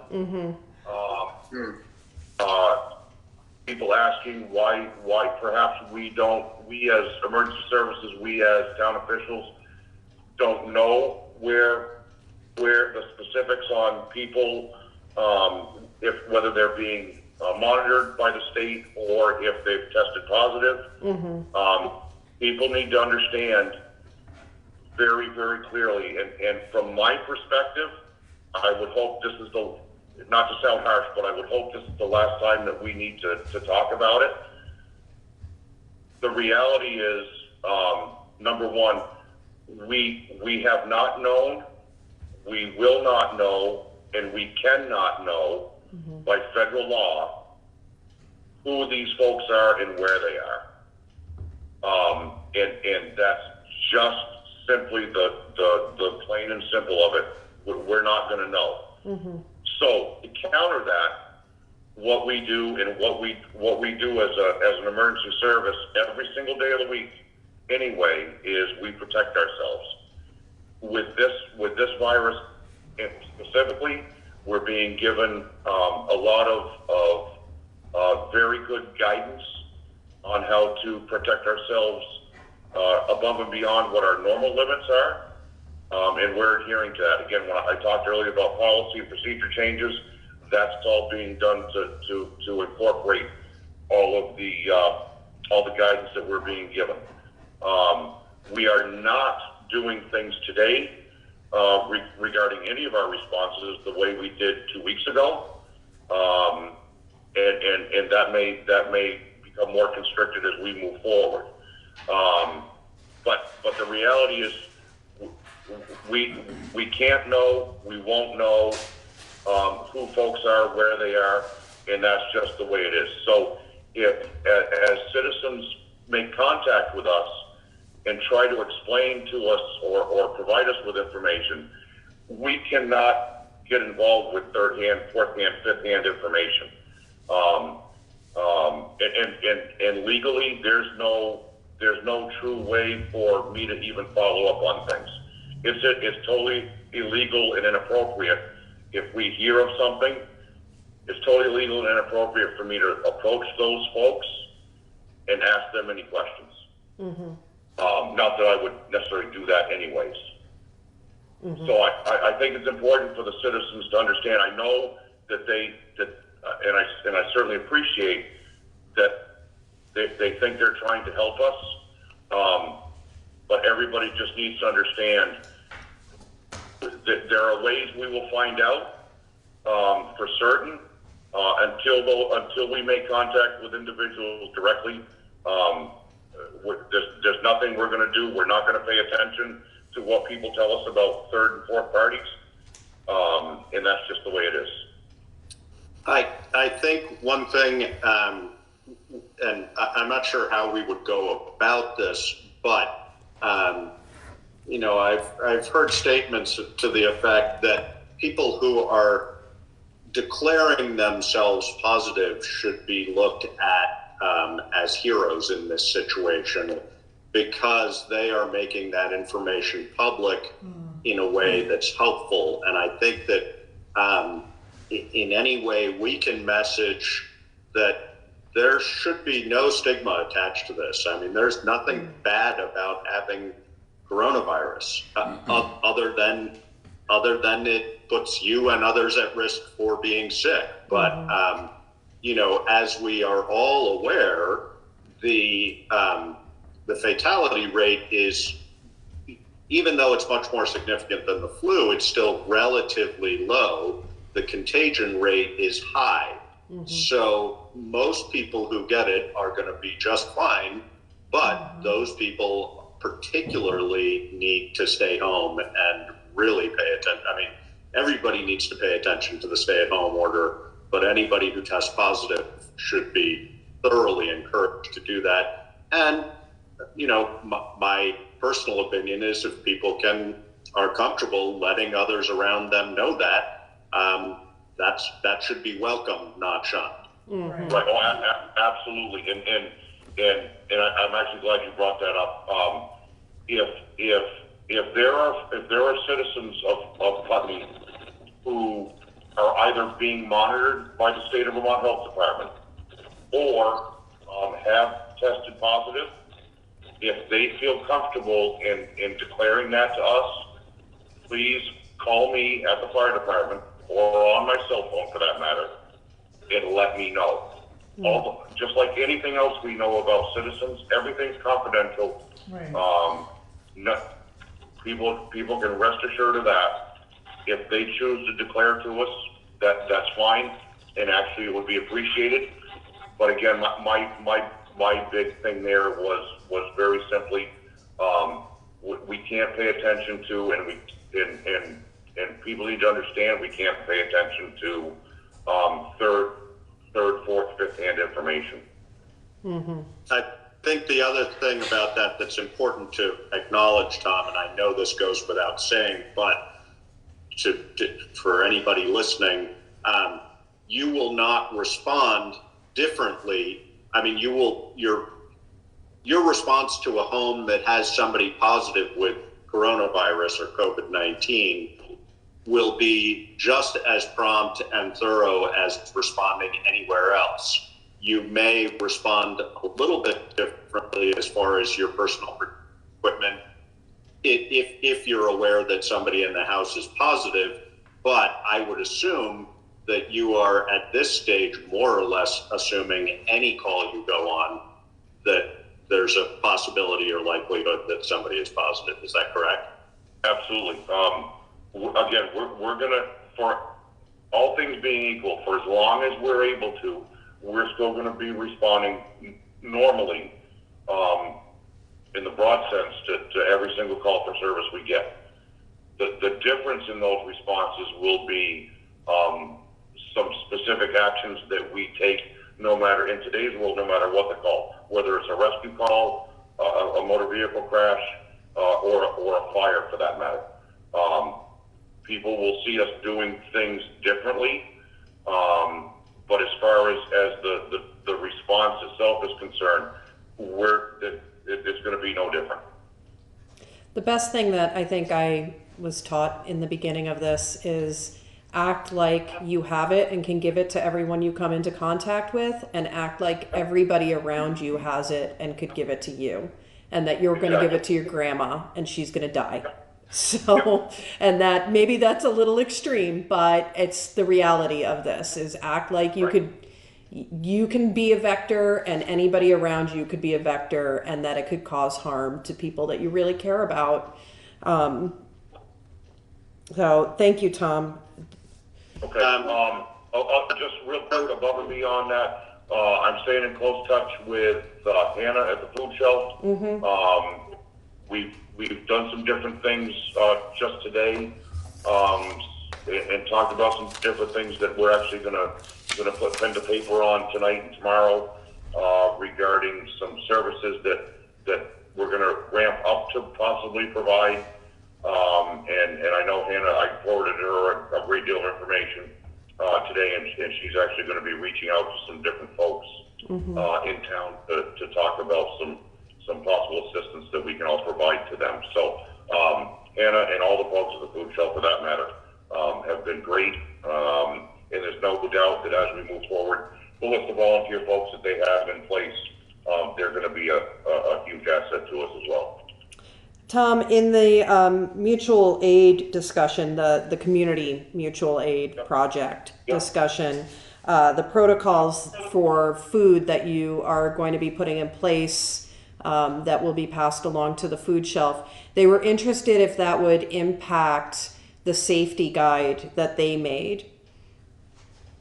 Hannah and I are going to be talking. We talked a little bit about that today. I'm going to be doing some work tonight to kind of begin to address that, and then we're going to chat again tomorrow. Okay.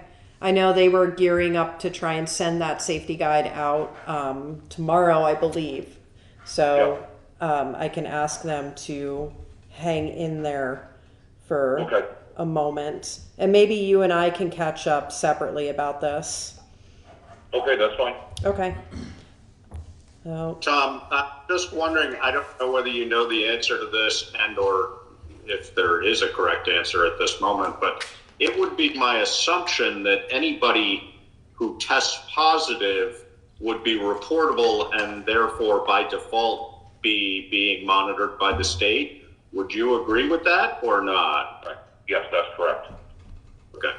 So just to reassure people, in general, anybody who has test positive, the state is aware of that, and they are, I mean, I don't know what monitoring looks like right now. I assume it's sort of different depending on risk category, but anybody who tests positive, the state is aware of them.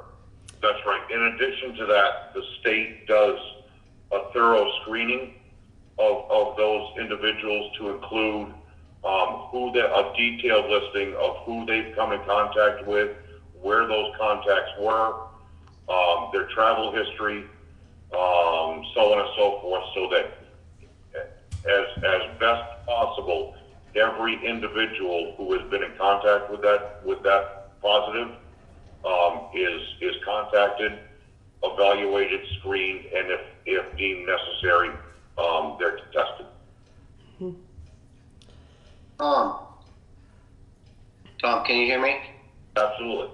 Great. We had talked a little bit earlier about possible testing for your first responders, and you said you were going to ask questions in your meeting this afternoon. I didn't know if you had any answers to that. Actually, that question I did not ask in our meeting. I made a couple phone calls very shortly after you raised those questions to a different group, and the answers very simply were no, we won't be provided with testing, very simply because there aren't enough test kits available.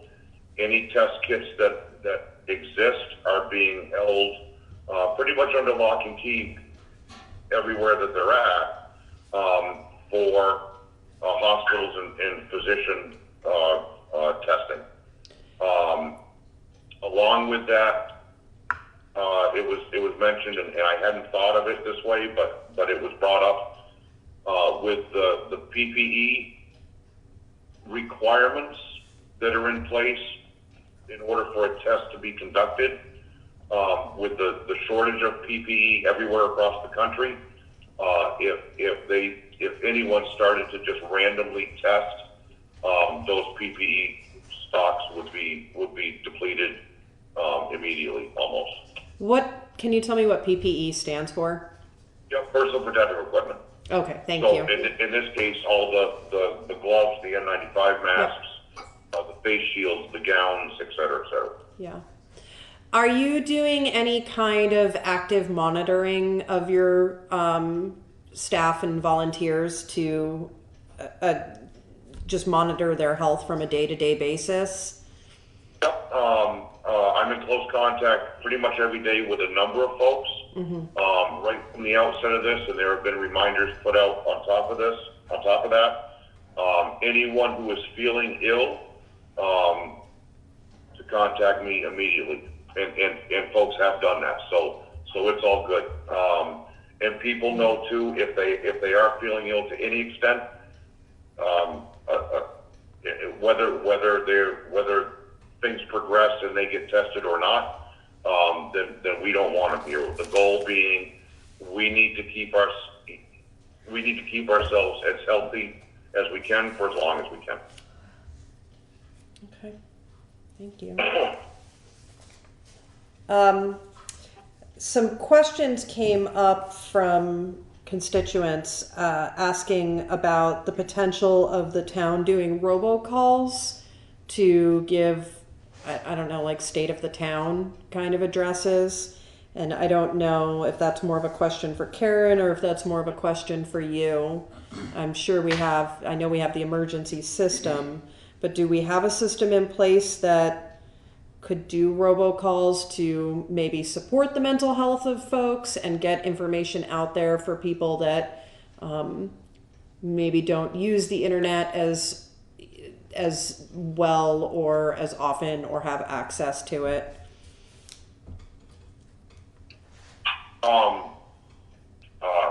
To the best of my knowledge, there's nothing that exists in town on the municipal level for us to perform that robocall, so to speak.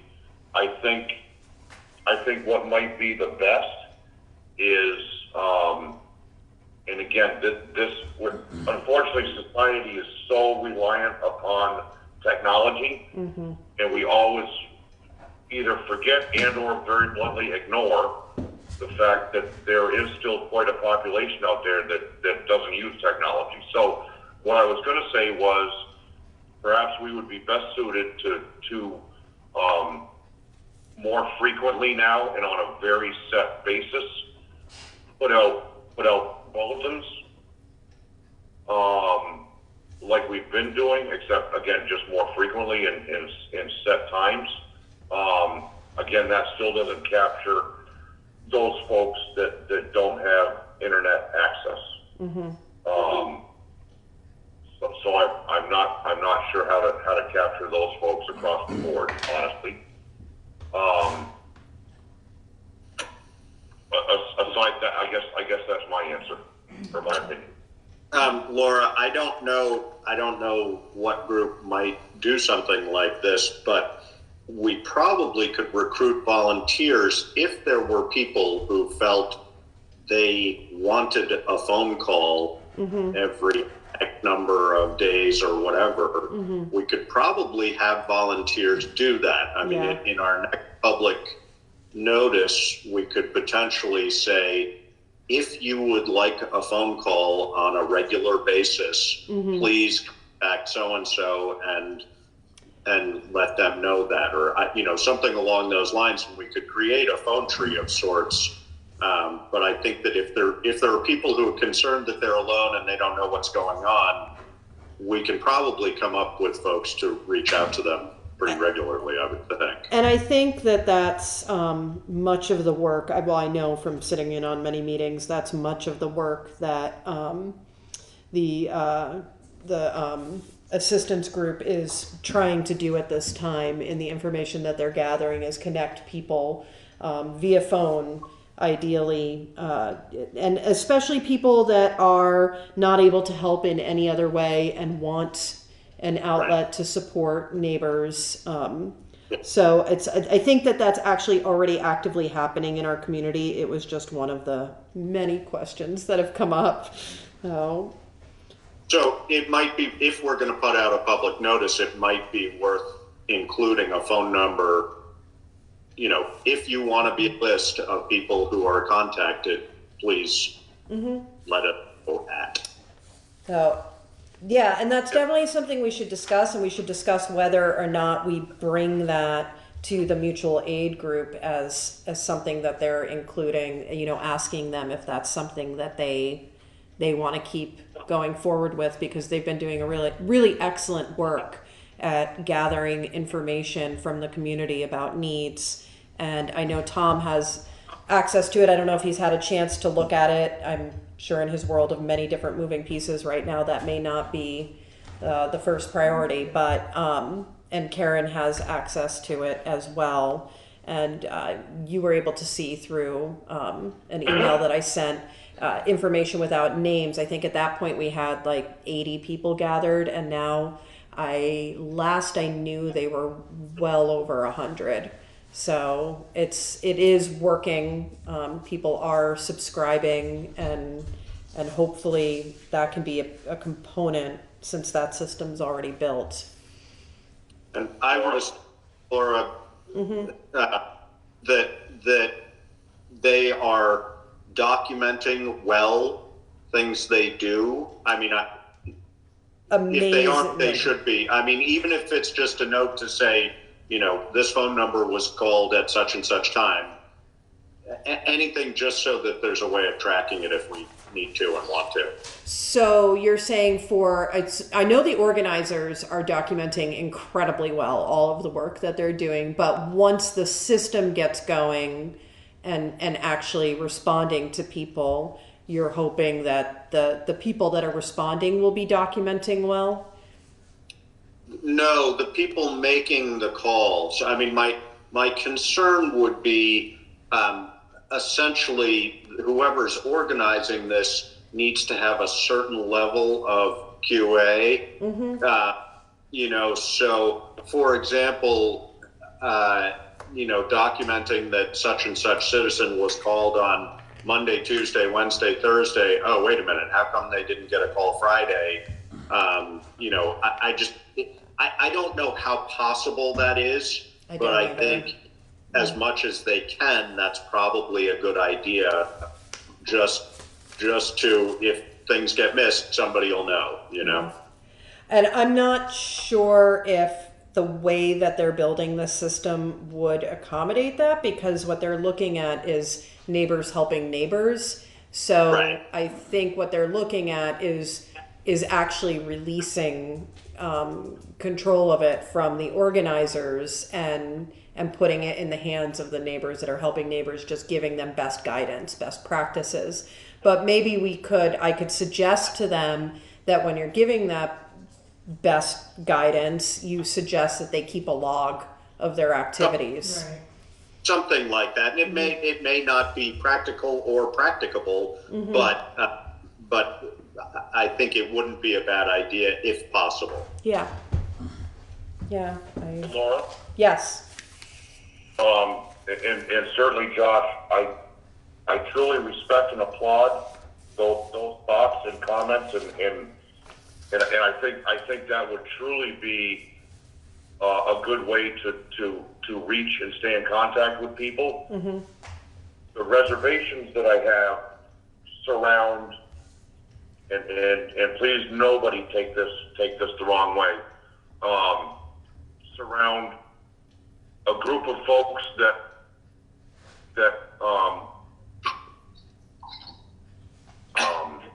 aren't aware of everything they're going to need to be aware of. If we start making phone calls to folks, as this progresses, there are going to be a lot of different things that we're going to hear. There are going to be a lot of different things that we're told. There are going to be a lot of different things that we need to be able to cue in on as a discussion is going on, even related to background noise. And there will have to be a very high level of confidentiality. What I might, and so I think two things. One is we need to not rush into something like that. However, understand that if we truly want to do this, we need to start it up sooner rather than later. And I would submit that, and we can get this done. That this could happen if the folks wanted to collect information for us. We can do that right here out of the fire department. You can make and calls. It would not increase my workload at all. But we have people that could do that, and that project, if you will, would be pretty successful. Yeah, I think what I was referring to, Tom, I totally understand what you're saying, and I agree 100%. I think that it would be, from my perspective, as simple as, an X in a contact made box. That it's just some way of knowing, and not with detail at all, not responding to questions, anything else, but just for continuity. And so again, that may not be possible, but no, I absolutely agree. That group should not be responding in any way that it's your responsibility. But again, if you get to day 5 and no contact is made, who knows? Like, what do you do with that information? Let me give you a for instance. And within this town, everywhere in this town, this type of a situation is reality. If somebody with no education, no training, no idea what they're getting into, they just want to make a phone call to make sure that people are okay. When that phone call is made, there's as things progress, as things get more stressful for folks, for the citizens, number one, it won't be as straightforward as, are you okay? Do you need anything? Do you need any assistance with anything? It's going to get a lot more detailed, a lot more in depth with that, because the individual is going to drive that conversation. Not the folks that are making that phone call. The folks that are receiving that phone call are going to drive that conversation. Yeah, their needs. So within that, we come in contact with people on a very, very regular basis, whether it's in person or on the phone. I can just note a change in their tone of voice or a change in their response during a conversation, and I know there's something going on and it would be wise for us to make direct contact with them. Whereas other people wouldn't even begin to pick up on something like that.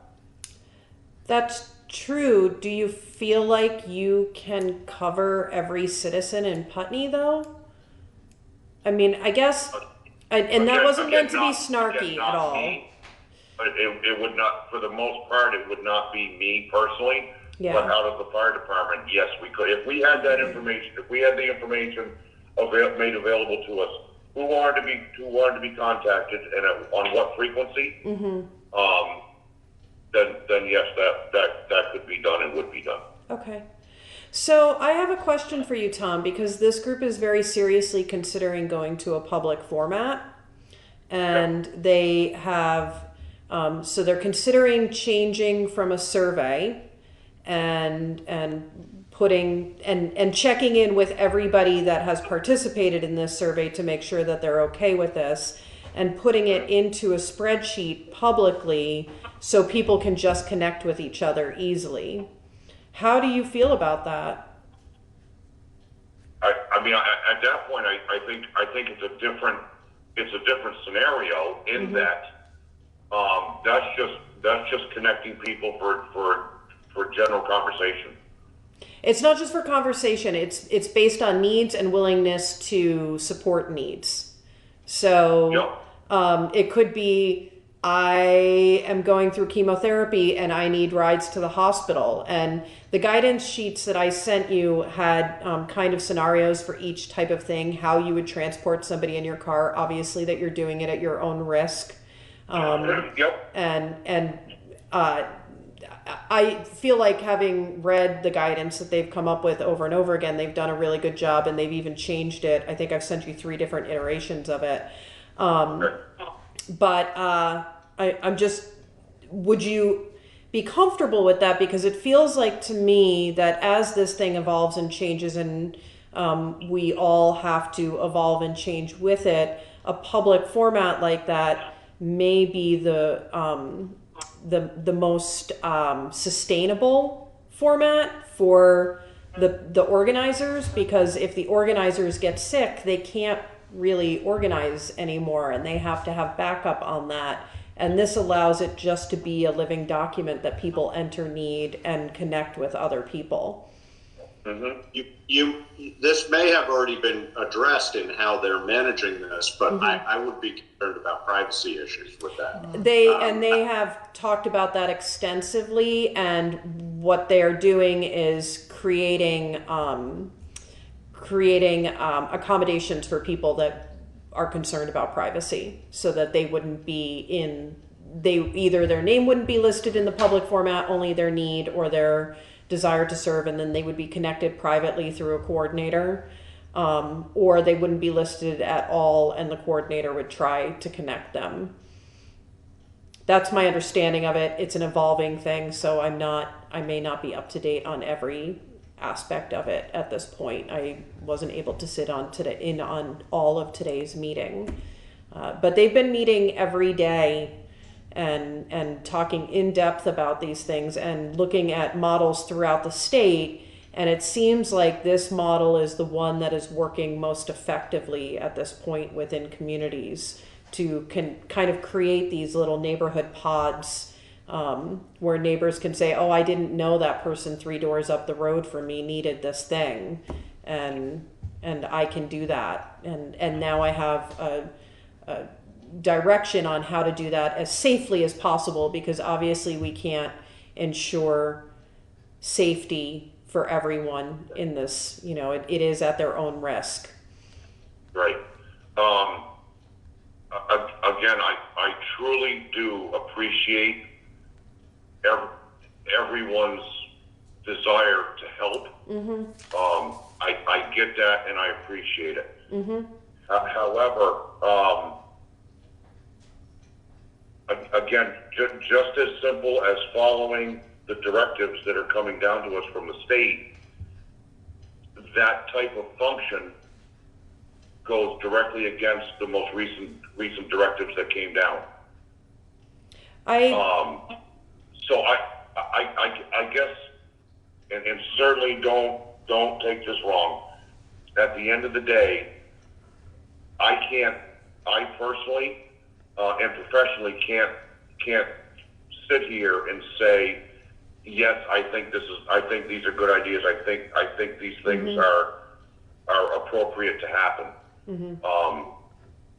Because I don't. Again, like I said at the outset, anyone who has not taken this seriously and has not heeded the suggestions, guidance / directives that have come down, we need to start that, and everybody needs to do that. If we say to a group of folks that and again, I understand their hearts are in the right place, their efforts are greatly appreciated, but if we as a municipality say, yes, we think, we applaud you, we think you're going in the right direction, we think this, and we whether we say we approve or not, at that point we as the municipality are sanctioning their activities. Yeah, I hear what you're saying. I think we would be doing the absolute opposite of what is required of us. Can I ask So you a question? I'm sorry. Go ahead, David. If you do handle all the calls through the fire department, going back just a little bit, Laura, if you do handle all the calls through the fire department, and I understand that you want people who are trained in handling those kind of calls, do you have volunteer people who might be able to handle them if the calls get too much, people that you would trust would be able to, as using your example, hear the change in the tone of the voice, or be able to pick up on a need that the person who's being called might have and that might not be direct about it? Do you have people that could support you in that? Yes. Do you have a list of those people? I can put the list together, yeah. Awesome. Excellent. Thank you. I mean, I think, one thing we need to consider is the fact that, yeah, I totally hear what you're saying, Tom, and I think it's very important, and maybe this is that statement, that we as a town don't sanction this, but it's going to happen whether we sanction it or not.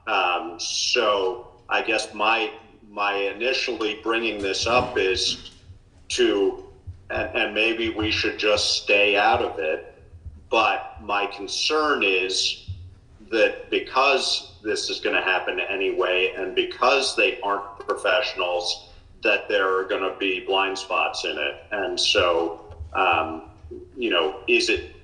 should we take any role in advising to try and avoid that, or should we just make the blanket statement that this should really be handled by the fire department, knowing full well that it's going to happen regardless of what we say? I mean, I think, I don't know. I'm not sure what the balance is there. I don't disagree with you at all, and I definitely understand and recognize the possible downside of this. But again, it's already happening. So. Yeah. Right. Exactly. And to a certain degree, it will continue to happen. I mean, we get that. That's obviously understood. I guess if there's a desire to create more of a very defined list of folks who wish to be contacted on a regular basis, again, understanding there's a huge difference between everything that's going on today and what will be going on a week from now or 3 days from now. So if folks want to be contacted so that they can understand what's going on townwide, they can ask questions, be provided with information about what's going on, maybe some contact referrals if they need certain services, if they just want to talk. At that point, that should come, and it's sanctioned by the municipality. The reality is that should all be coming out of here. And we can make that happen. That's not an issue. I guess I would be concerned, Tom. I think that's great, but I'm concerned in you saying that 3 weeks from now that may be just downright impossible for you to do. I hope that's not the case, but it may be, and you know, I don't want to at all negate what you're trying to say, but your capacity, if the shit's hitting the fan, you know, somebody doing outreach probably is better than nobody doing outreach, and I understand that may be a misstatement, but you know, I don't know. I just think I think we have no idea what's ahead of us, and I think honestly that we need to, as much as possible, you know, yes, this is a great idea for you to take from the fire department as long as possible, but if you get to the point where you have to prioritize, something like this is going to drop off your list pretty darn quickly, and I worry about that. Can I read something from this group that they forwarded me to share with you, because I knew I'd be sharing, and we're kind of jumping into our next select board item, but I think that it's really pertinent to this conversation. So Ruby McAdoo, who is one of the leadership team of this group, and I'm just a liaison. I'm not in any way involved in actually guiding any of their actions. I'm more reporting back to you and then reporting from the select board back to them as much as possible. But they've sent me this. The Putney Mutual Aid Group, Helping Neighbors to Neighbors, has been steadily working producing key resources and tools, namely the volunteer guidelines, a resource document and system for collecting volunteer ability and need that provides for confidentiality, as well as empowers the community to help each other. 2, we've also been working on our organizational structure, which at the moment is a leadership team of Ruby McAdoo, Kathleen Dewich, and Sarah Amor Jones. The larger group will stay active as needed and work on moving key projects forward. The structure of how that looks is still in process. 3, represented on the Putney Mutual Aid team are individuals from the town of Putney, Putney Food Shelf, and Putney Community Cares. We also have our 2 state reps as part of the groups. Specifics around organizations' representation on the group, the individual residents, is a work in progress. 4, there was large overall agreement, though we have not entirely worked out the details, that all organizations represented will give Putney Mutual Aid the opportunity to review any written communications. In part, we want to have clear messaging around the role of Putney Mutual Aid. Also, Putney Mutual Aid will adore this. I don't think she meant adore. I think she meant will give the same courtesy to the collaboration organizations. They've already begun this process with the Putney Food Shelf. And 5, in summary, we are still looking flat out to develop systems and infrastructure that will enable neighbors to support each other in the safest manner possible. Our volunteer guidelines outline the risk involved and group actions into high risk and low risk of exposure and transmission. We want to recognize that people are acting in neighborly ways already and want to communicate those risks clearly to help minimize spread. We also want to support the community in their desire to help each other. These points are being made by one of the leadership councils, so Laura has something to report to the select board. We've appreciated her presence on the team.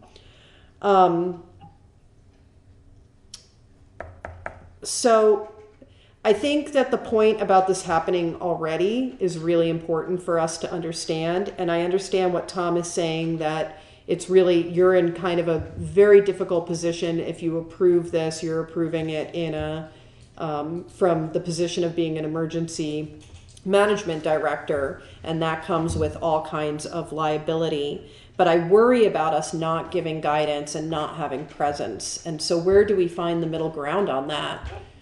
How do we continue? How do we give best guidance and have some presence without us as a town compromising ourselves?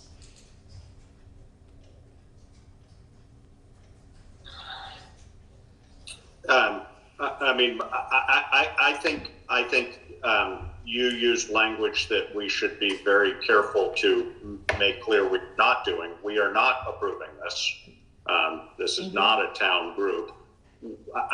At the same time, I personally, and this is strictly a personal statement, am grateful to those people for what they're doing and what their intentions are. But we cannot, I think what Tom is saying clearly, and I agree with them, we cannot sanction this as a town-supported thing. I think that you being a liaison with them gives them feedback. This is obviously a public meeting. I think, if there was the desire, some representative could come and ask questions of the town, or they can listen to this and say, this is what you guys are thinking. But I think that an important difference between us approving it and us recognizing that it's happening and feel that it's a good thing. I didn't mean to infer that we should approve it. That's I was saying I understood why he wouldn't. Did I? I didn't think you did. You Okay. just said, you used that language, so Okay. I wanted to clarify. Okay. You said, Yeah. if we approve this, and I think we are not approving this. I mean, with this, No. it's not a town entity, so we have no authority to approve or disapprove. We can encourage it or discourage it, and Tom is clearly discouraging it as far as sort of liability is concerned. But I think he also, I'm guessing, recognizes that neighbors are going to want to take care of neighbors, and that we all know that's a good thing. It's just the ability to do that professionally is limited by the fact that they aren't professionals. Yeah. So how can we, let me think about this carefully. How can we give them best guidance? It's the group has asked a few times for Tom to review, and I've sent it, and I haven't put any pressure because I recognize his time, and I also recognize that he might be uncomfortable. How can we give best guidance so that things don't go, so that we can mitigate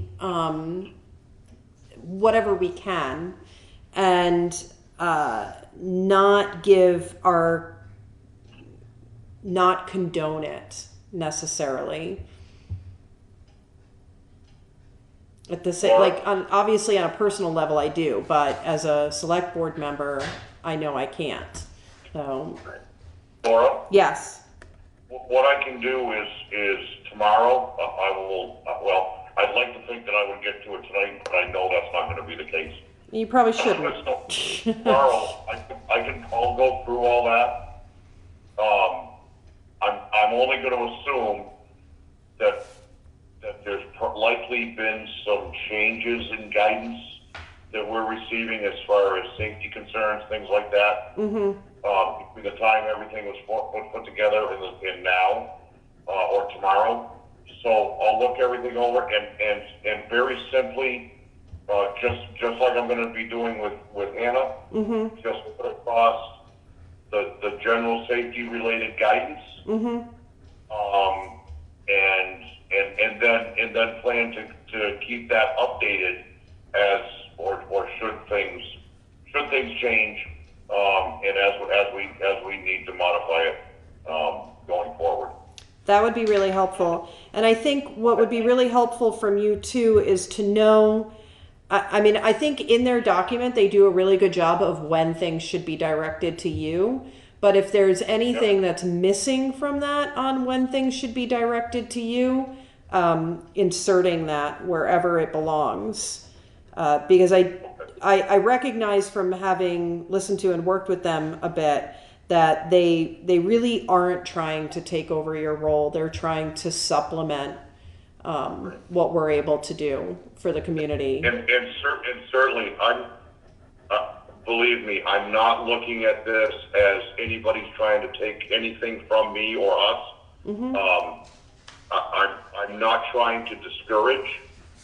I truly understand, appreciate, and respect all the work that these folks are doing and what they want to do, what they're trying to do.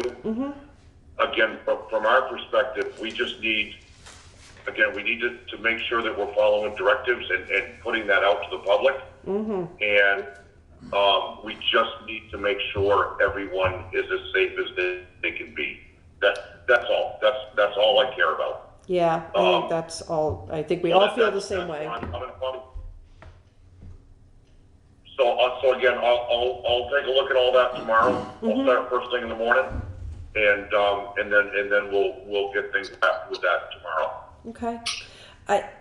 And not go. I'm sorry, Josh. Go ahead. I just would add, two things. One, to be clear, as a directive from us, that we are not asking Tom to take responsibility for supervising this or managing it in any way whatsoever.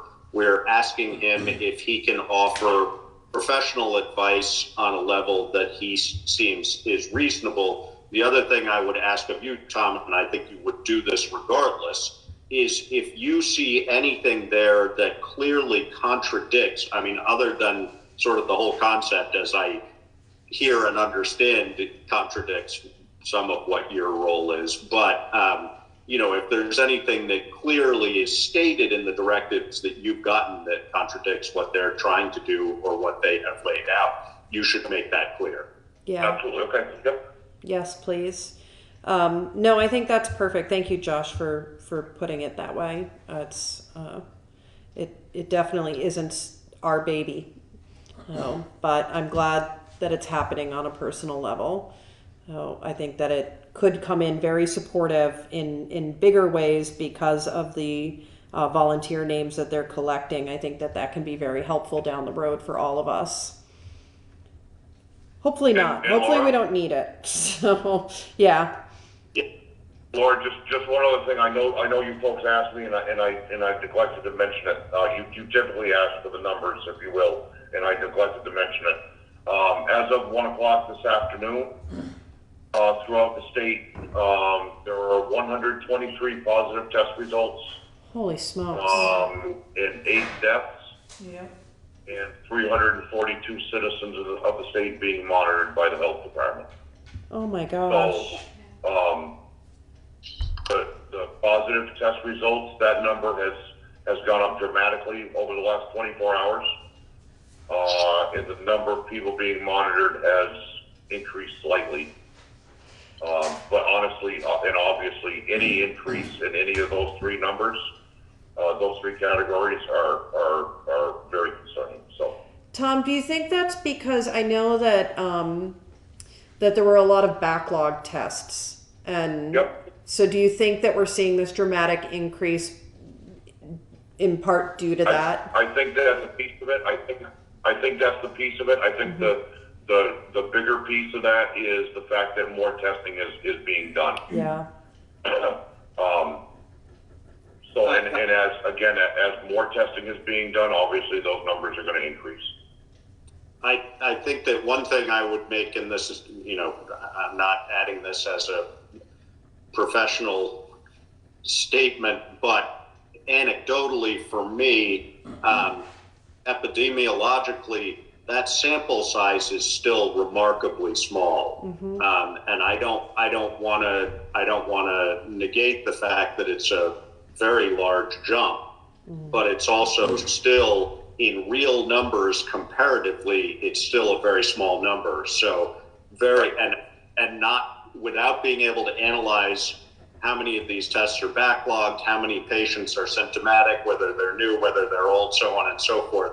It would be very hard to draw any sort of a solid, good conclusion from looking at those numbers. And they're very important numbers to have. And in retrospect, we'll be able to look at them and learn from them. But to draw conclusions in the moment, I think epidemiologically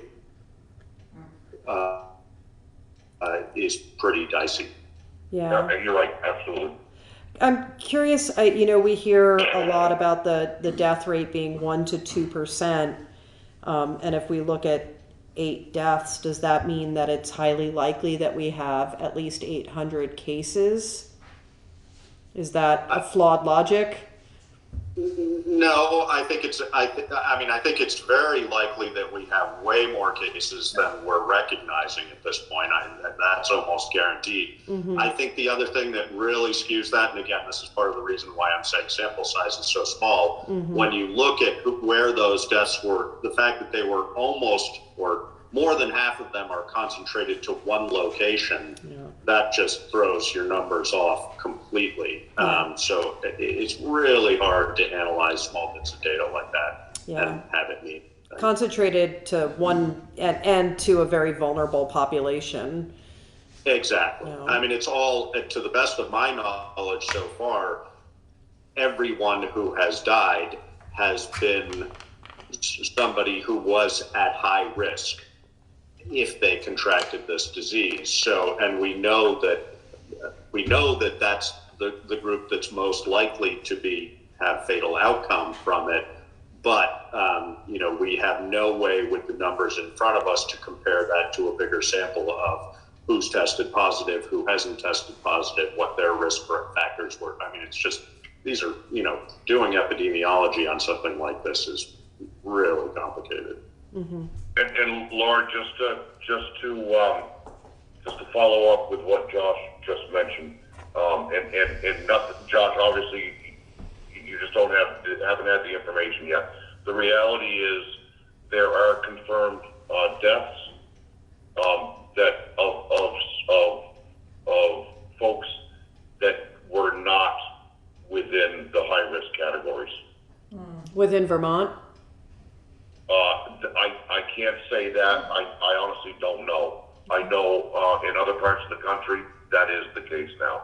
Oh yeah, no, I agree with you 100%, Tom. I'm just saying the Vermont ones. I mean, we're aware that five of them came out of a home in Burlington.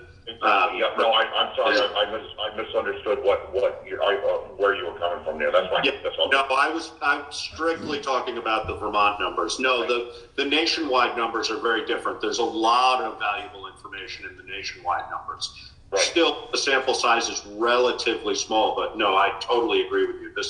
I am in no way implying that this is not high risk for absolutely everybody involved. But no, I wasn't suggesting that for a moment. Yeah. Okay. In the state of Vermont, what we have to, again, my understanding is that 6 of those patients, 5 were all from one facility. Another one was a very elderly gentleman. Those numbers all make sense based on what we've been learning. Nationwide, very different game, and statewide, we can rest assured that there will be cases that will not fall into that group that we would assume that is high risk, and hopefully those are limited, and statistically they're very limited, but that doesn't make it any less real when it's you or someone you know or love that has it and happens to be 35 years old. Tom, out of curiosity, do we know how many of these positive tests were in Windham County? Without looking at the map off the top of my head, no. And at least as public officials, what we need to be aware of too is that map that everybody has become accustomed to is not necessarily being updated. It's not. Every day. And it just simply comes down to that the folks up north just don't have the manpower to commit to that. So that map that everybody sees may not be 100% accurate. Well, we're also a bordering county to 2 other states, so very, very closely. So. Yeah.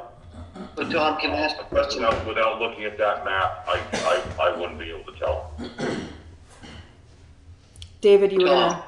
Yeah, one of the things that you said was that each positive test case gets followed up on very closely.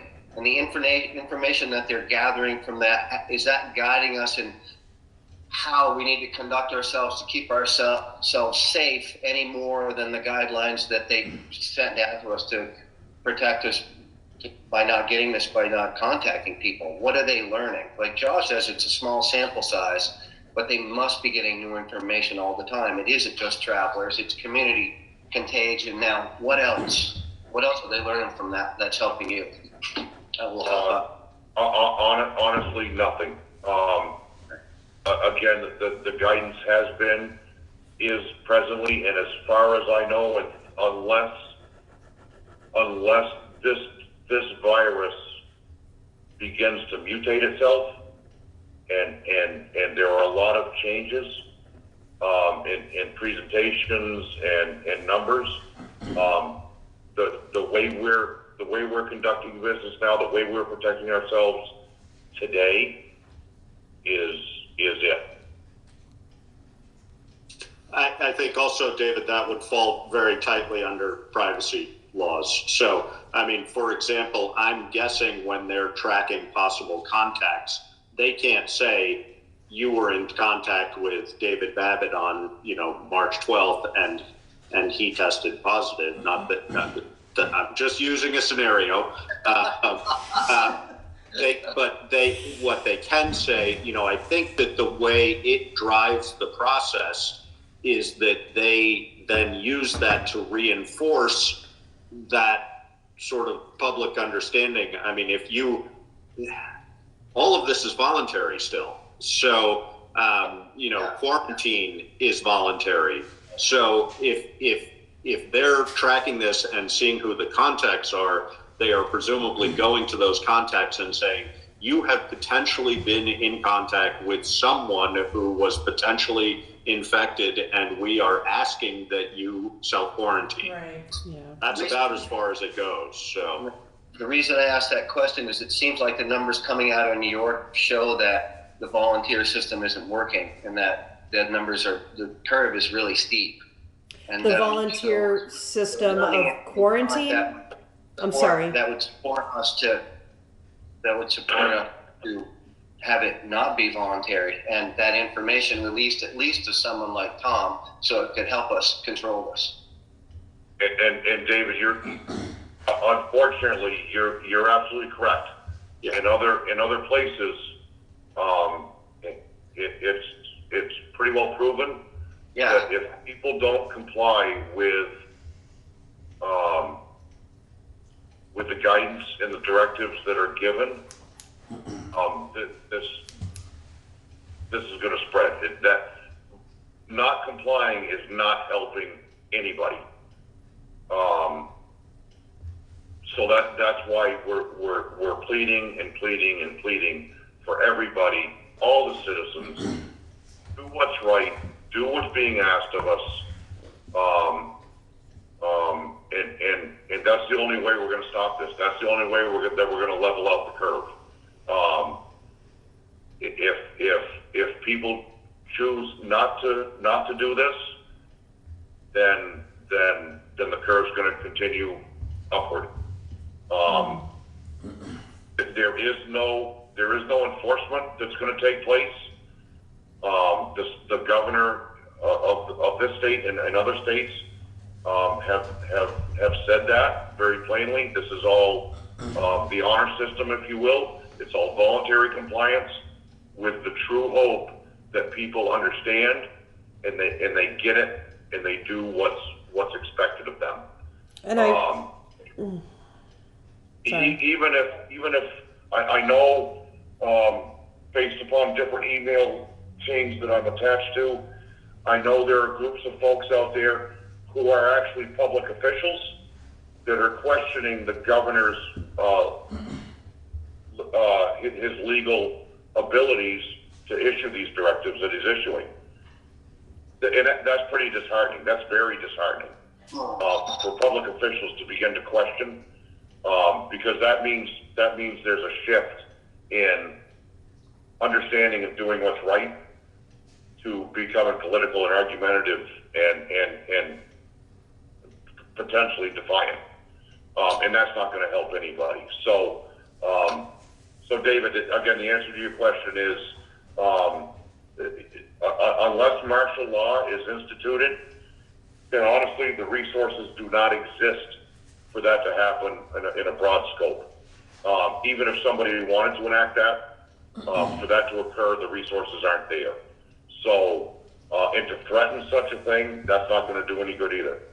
So again, everybody at every level is just simply asking for voluntary compliance, and that is the only thing that's going to stop this. And I would guess, David, we're sort of getting off on a tangent, but I would guess that our curve probably follows relatively closely New York's curve at some stage. They just happen to be talking, for every one person we have, they're talking 1,000 or 5,000 or 10,000, whatever it might be. And we might be a week behind them or 10 days behind them or whatever it might be. But that curve's going to be predictable until implemented policies are being followed. And in New York, I mean, you look at the pictures of New York City, it's quieter than I've ever seen it, that's for sure. I mean, there are people who are not paying attention, but it's a whole lot different than it was 10 days ago. That's no question about that. So I think that those curves are what they are. The majority of the curves are going to be based on population density and transmissibility of the virus. So it's going to show up, there are going to be similar tracks sort of regardless if the same policies are being implemented. Just raw numbers are very different.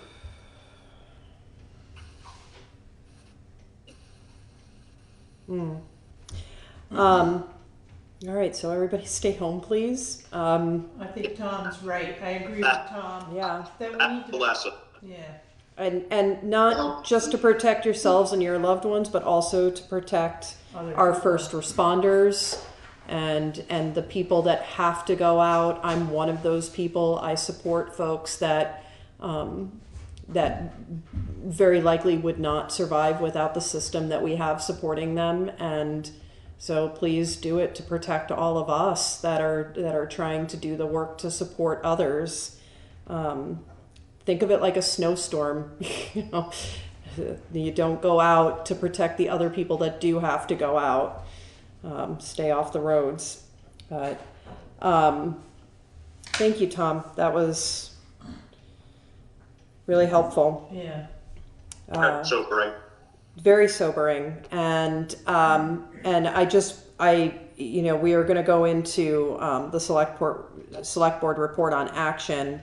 And I think that I've pretty thoroughly discussed what I've been doing on my end to communicate with the mutual aid group and communicate back to you all. And I just want to reiterate, Tom, that everything we're doing or they're doing, I shouldn't say we because it's not me, it's them. Everything they're doing from what I see is from a really respectful stance of the work that you have to do. And any guidance that you can give would be greatly appreciated. We want to make sure that everybody in this town is staying as safe as possible. Okay, that, again, reviewing all that information and getting back, that's my priority for tomorrow morning. So. I really appreciate that. Absolutely. Yep. Karen, it looked like Karen, I know you're sort of turned sideways. It sounded like Karen might have something to add. No, I agreed with Tom, especially following the directive of the governor. Yeah. More people will stay safe.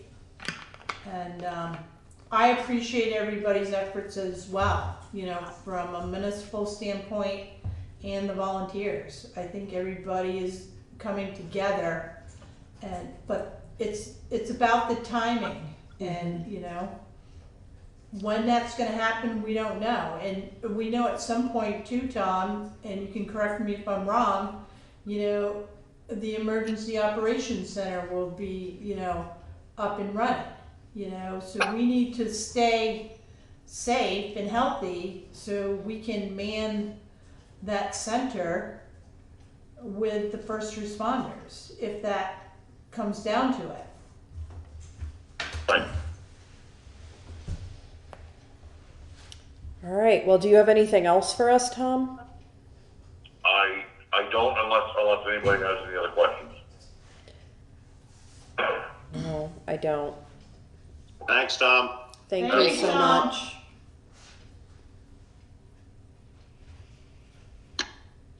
All right, I feel like we should all take a moment of Zen. Just do a little deep breathing. Wash your hands. Wash your hands, sanitize. Don't breathe on anyone you know.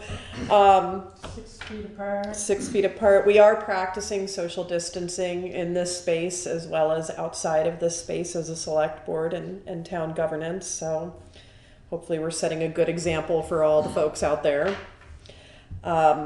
So our next item was select board report on action to date.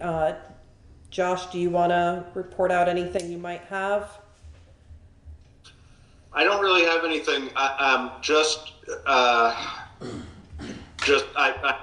met with Tom today for about an hour and just talked about a lot of the stuff we're talking about, a lot of practical things. You know, I mean, as we all have recognized and are aware, you know, our ability to support Tom is mostly through our verbal support and or if and when the time comes, our financial support as a town. But, you know, we are very much depending on him and his folks to do the job they do. The other thing I would say is I'm definitely aware that the educational institutions, Putney School and Landmark, are working very closely with Tom. That's one thing that we've certainly talked about that in the last week, but hasn't come up today.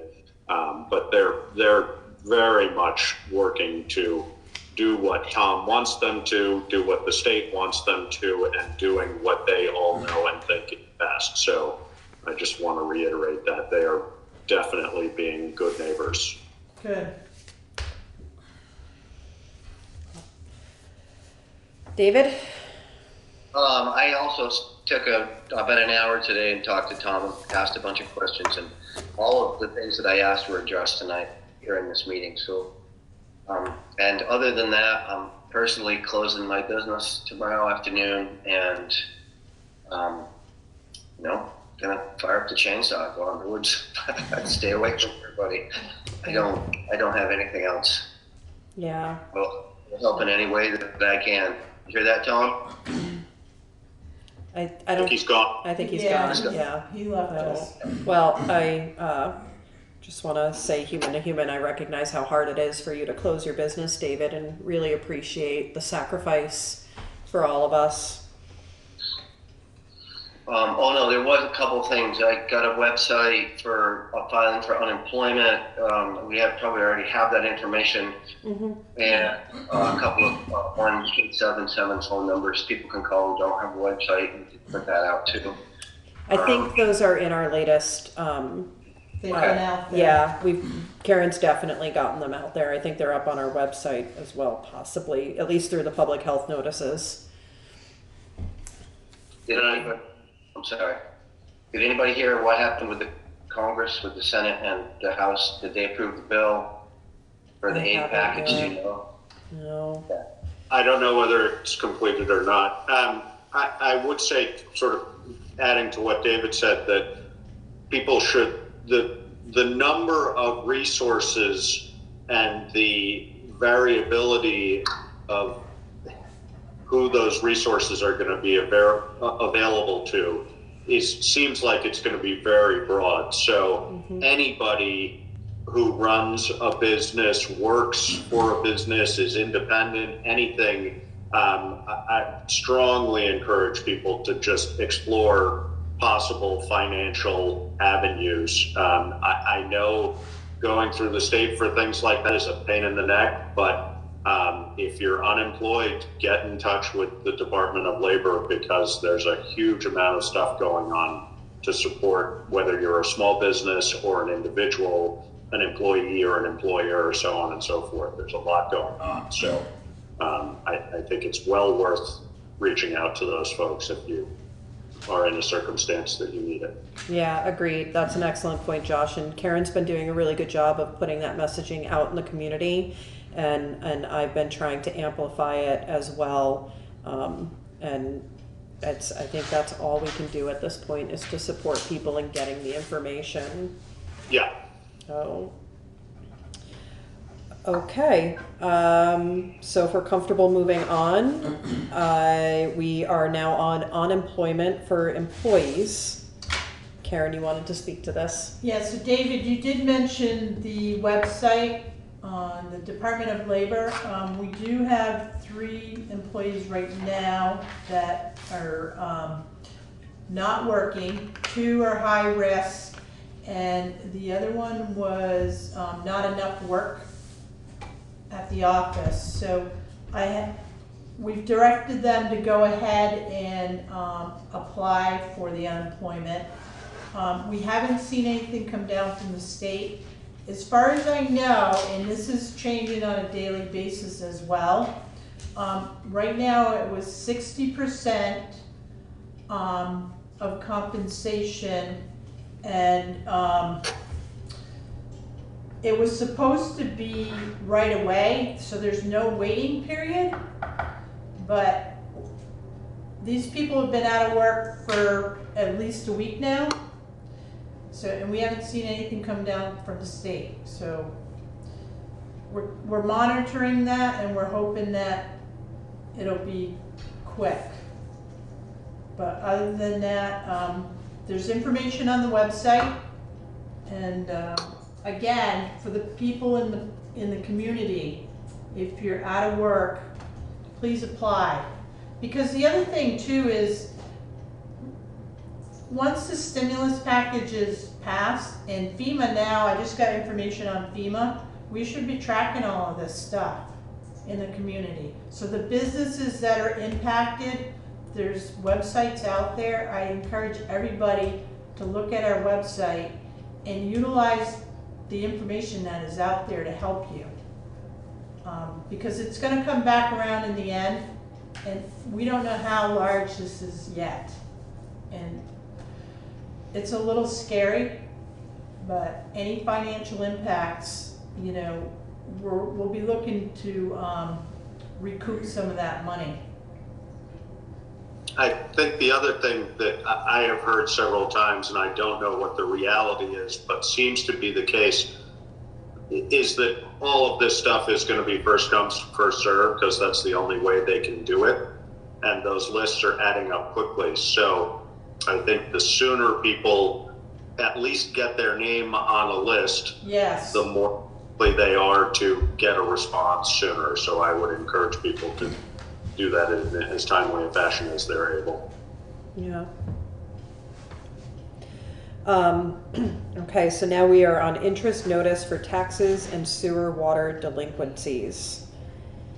Okay, so thinking about the future, I downloaded some information from VLCT. Josh, I don't know if you got it because it bounced back, but go ahead. Between yesterday and today, my inbox got overwhelmed, and so I gotta sort that out tonight. So I don't have it, but that's okay. So what I learned today from the information from VLCT. So penalty and interest, if a town had voted to assess interest and penalties, we cannot waive that, Josh, as a board. Okay. So we still have to apply interest and penalty, but residents could potentially abate it. They would have to go. They could request an abatement. Yes. Right. Okay. So at this point, moving forward, it appears we're still going to be sending out interest notices and penalty notices. We do have water and sewer. The quarter ends the end of March. So 30 days from the billing, if somebody's not paid, we will have to assess a penalty. With our notice that goes out, can we, and you know, obviously, this is spitballing, is it possible to attach a notice that, you know, if this is a hardship, you can apply for abatement? I believe it's already printed on the bills. You think so? Okay. Yes, so it's printed on the bill that people can abate, Okay. and there's certain reasons to abate as well. Yeah. So my thought is to see what happens, see what the overall number is, and then discuss it. Okay. I think that one of the reasons Karen addressed that to me when she was talking about it was because she and I had quite a long discussion about this. I think that I'm guessing I share the opinion that we would love to be able to not include penalties and interest during this time of hardship for people, but apparently statutorily that's not possible. And Karen, I don't know whether you can add that to that statement that goes out with stuff, just to make it clear to people that we're not doing this out of spite or anything else. It's just that we're required to. Correct. But the abatement is important. But we also obviously don't want to penalize people any more than we have to. So that abatement is really the only route they have from the sense of it. Right. But we could send a notice that says something like, we recognize that these are extremely difficult times and, unfortunately our hands are tied in this approach. And if you are unable to meet this due to hardship, please reach out to the office to discuss abatement. Yeah. No, and I think the other thing, which we've certainly talked about in general about tax sale, is that especially given interest and penalties will still accrue, we don't, because Karen and I talked a little bit about the fact that organization for the tax sale needs to start happening, not right away, but relatively soon. Most of those folks that we're talking about, or all of them, are at least 2 years in arrears if we're talking about tax sale. But we also don't want to, by delaying, well, again, we can't do this, but if we were to delay collection, we are in some ways adding to the scale of the burden that's placed on those people. So it's a tricky spot to be. It is really tricky. And talking about tax sales, we can temporarily delay it. So our fiscal year ends end of June, and then we have that 30 days where we can still collect money for that fiscal year that we're closing out. So the timing on a tax sale is critical. We right now, for delinquent taxes, are at $205,361.87. And approximately, what was the number, Alyssa, for This year? tax sale on the spreadsheet? Do you recall? No, I can get it real quick. All right. It was over 100,000, but I think. Yeah, both of those, sort of historically speaking, those are both big numbers. So Right. we need to be Right. paying attention to that And because not- we Yeah. don't want to stress out and put people in a worse position. The other thing too is with income taxes being delayed till July 15th, we will not see a tax rate until after that date. And the consolidated school district has not voted on a budget. And we don't know when that's gonna happen. So, that being said, we're gonna have to bring in as much revenue as much as we can. Because right now, I feel comfortable with what we have for operating. But if we are delayed in getting our tax bills out, we may have to look to borrow money. I can't tell that yet until we have some more details of what's gonna happen. I'm I'm guessing, and we'll have to look to the state for guidance on this, but I'm guessing that they will be trying to figure out how to manage that because it's going to affect virtually every town in the state. Correct. The other thing that we'll have to explore is the legalities of sending out essentially a municipal tax bill to be followed by the educational Separately. tax bill, or a municipal bill with an estimated educational, or something. We're gonna, because we're gonna need that. We're gonna need that money coming in a timely fashion, because we're fine now, but come August 15th, if we're not having anything coming in, that's going to be a real problem for us. So Right. we're going to have to lean on the state for guidance on that. But I just so we all know, it's on the burner. 107. All right. So Alyssa just informed me that for the tax sale, we're looking at $107,000. Now, a few of those will go to tax sale, but our hope is that, we can collect some of it. I'm being optimistic. Yeah.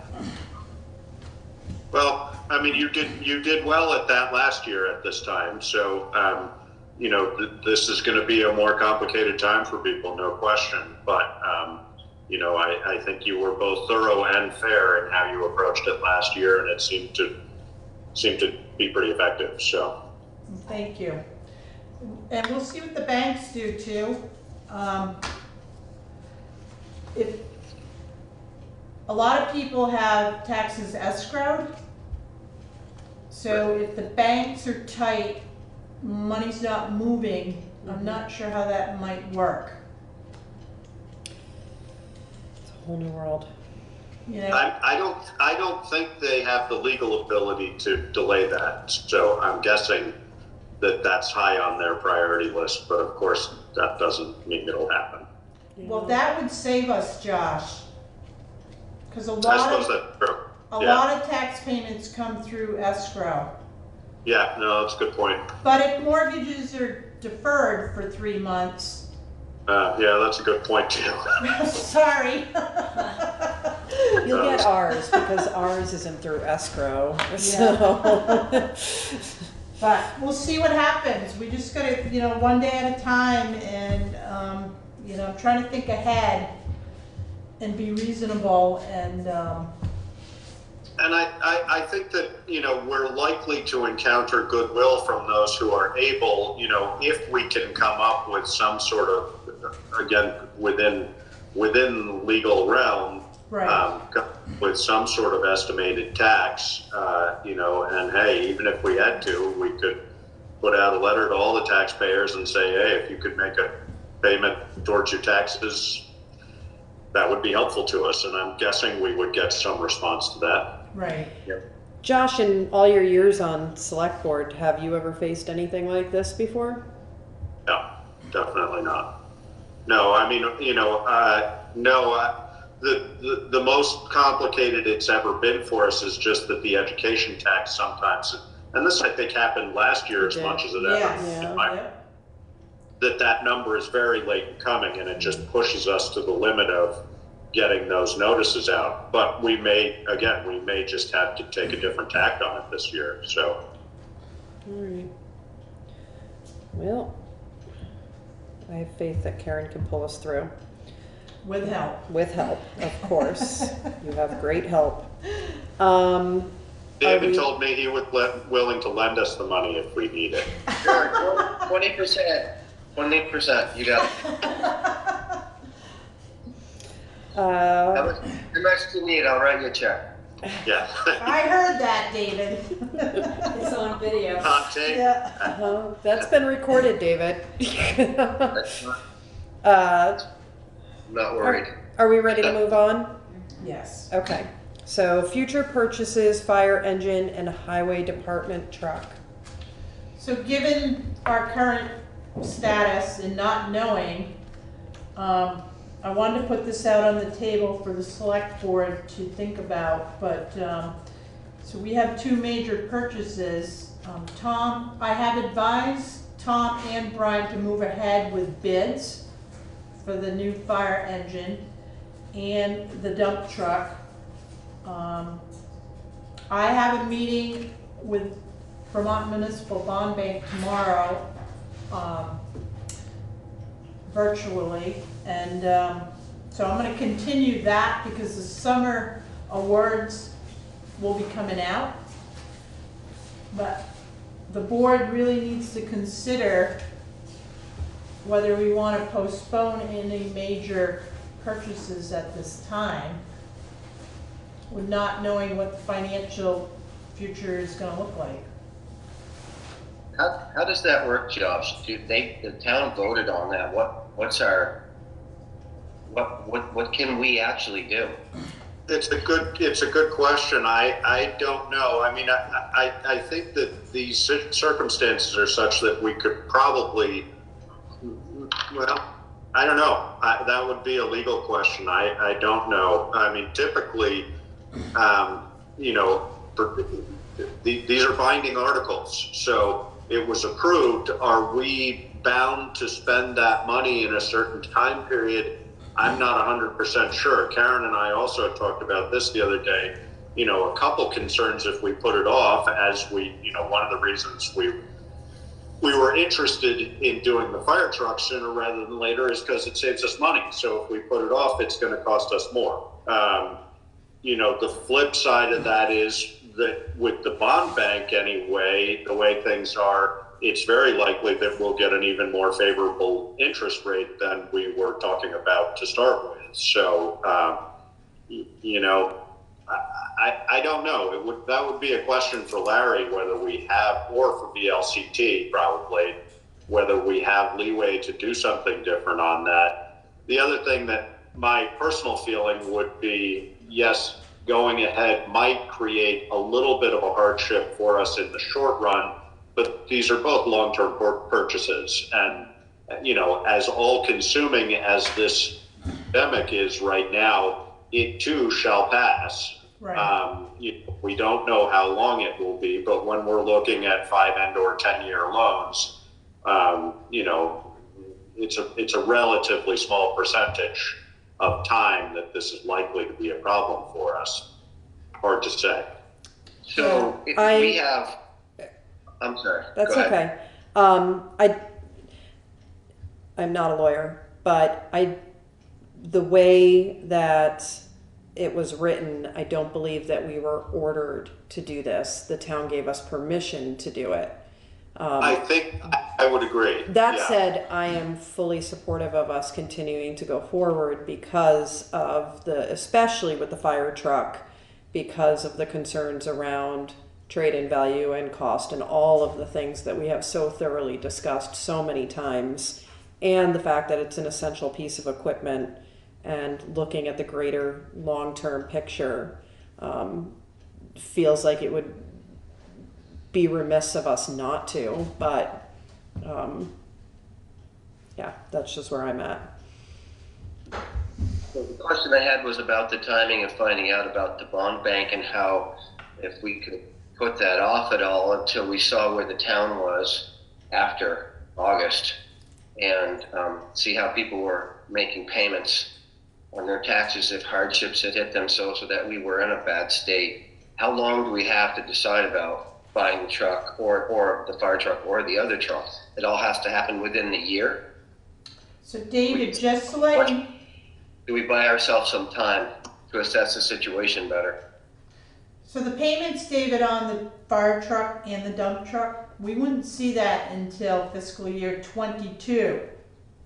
Yeah, it's out there for us as far as actually making the payments. But the process of deciding whether or not we actually do it still. Right. It's a good question. I mean, that's a bond bank you know, the highway truck is just a simple loan from a bank, so that's not really an issue for us. But the bond bank question, Karen, I don't know. You know, what we wouldn't want to do is go through all the steps to try and borrow from the bond bank and then delay it if that meant we had to go through all those steps again, because it's a pain in the neck. Yeah, I would not do that. Well, and that would be a good question to ask of the bond bank person tomorrow is, can we do all this paperwork and then shelve it till the next round, or once we've started the process in any given round, are we committed to that round? I will ask that question tomorrow because it's in my head. I know there's a winter round as well. Right, yeah. And we did the spring round for the gravel pit. Right. So, Could even be shelved. yeah, we'll have to discuss that, but I will get clarity on that question. I mean, that's also a question for if we're putting the trucks out to bid. You know, that would be a question for manufacturers also. When do they need a bond secured in order to be assured that they're going to get payment? And I'm not sure what that, you know, if they're not going to, if we know who we want to go with for a contract, for example, but we put it off till spring, that means that we don't get our truck till 7 months later or whatever that is. You know, is that a concern for us both as far as price and function is concerned? And I think price-wise, yes, probably it's a little bit of a concern. Functionally, I'm guessing it doesn't make a huge difference, but. Does it make a difference in trade-in value as well? Right. Exactly. Yeah. So, what's gonna happen with the highway equipment is Brian's already speaking to vendors, and come July, he'll have a price, and then they gotta build the truck and the body, and he probably won't see delivery until September. Now again, that payment won't be due until fiscal year 22, the first payment. And it would be about $40,000.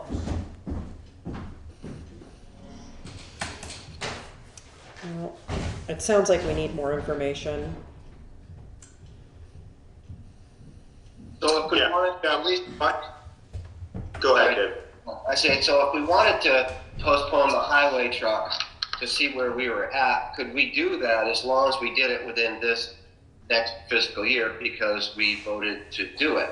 How much, do we have any leeway? Could we put out bids later than he is now, not decide in July and then not be committed then, but be committed 6 months later?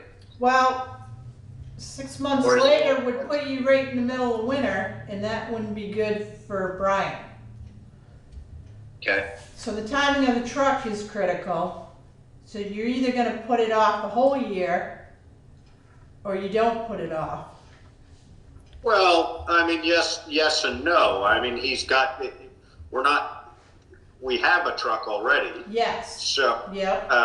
you know, the risk of that, as we've talked about the risk overall with using, you know, it would be really unfortunate if, you know, we got to 10 years and 4 months and we blew an engine, but that's a we take every day. So, you know, I think that's a very, statistically a very slim risk, but I think it's one. I mean, I think Karen going ahead and having the guys at least have the bids in hand it is useful to us. Yes. And then we have to keep looking at it as those numbers come through. Okay.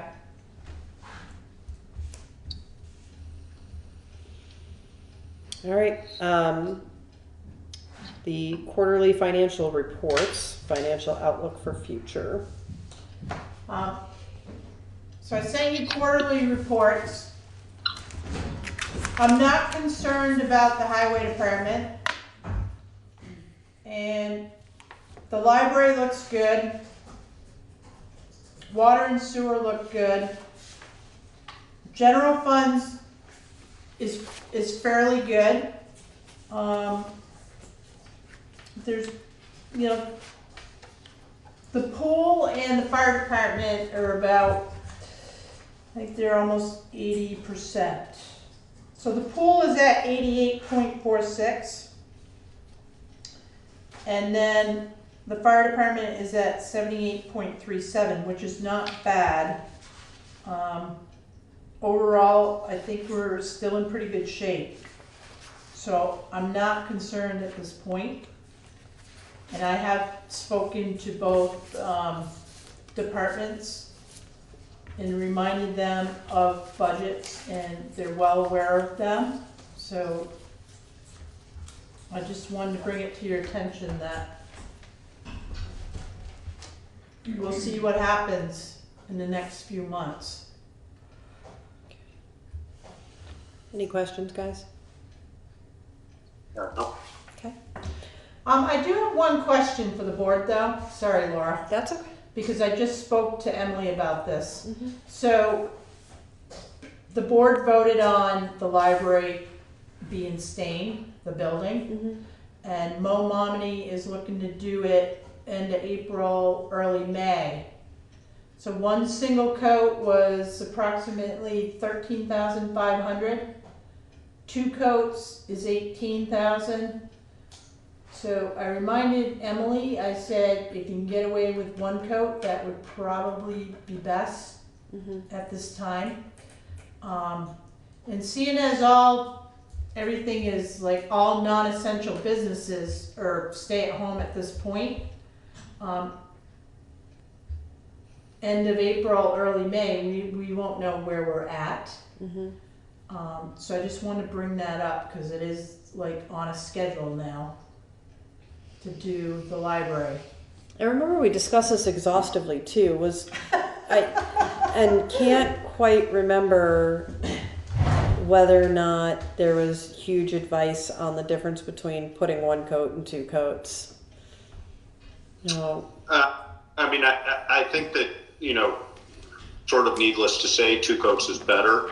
I think also if you just look at the economics of that, you're getting twice as much material put on the building for only 50% more than it costs you to put 1. And part of that is the fact that the first coat just takes more work and more material.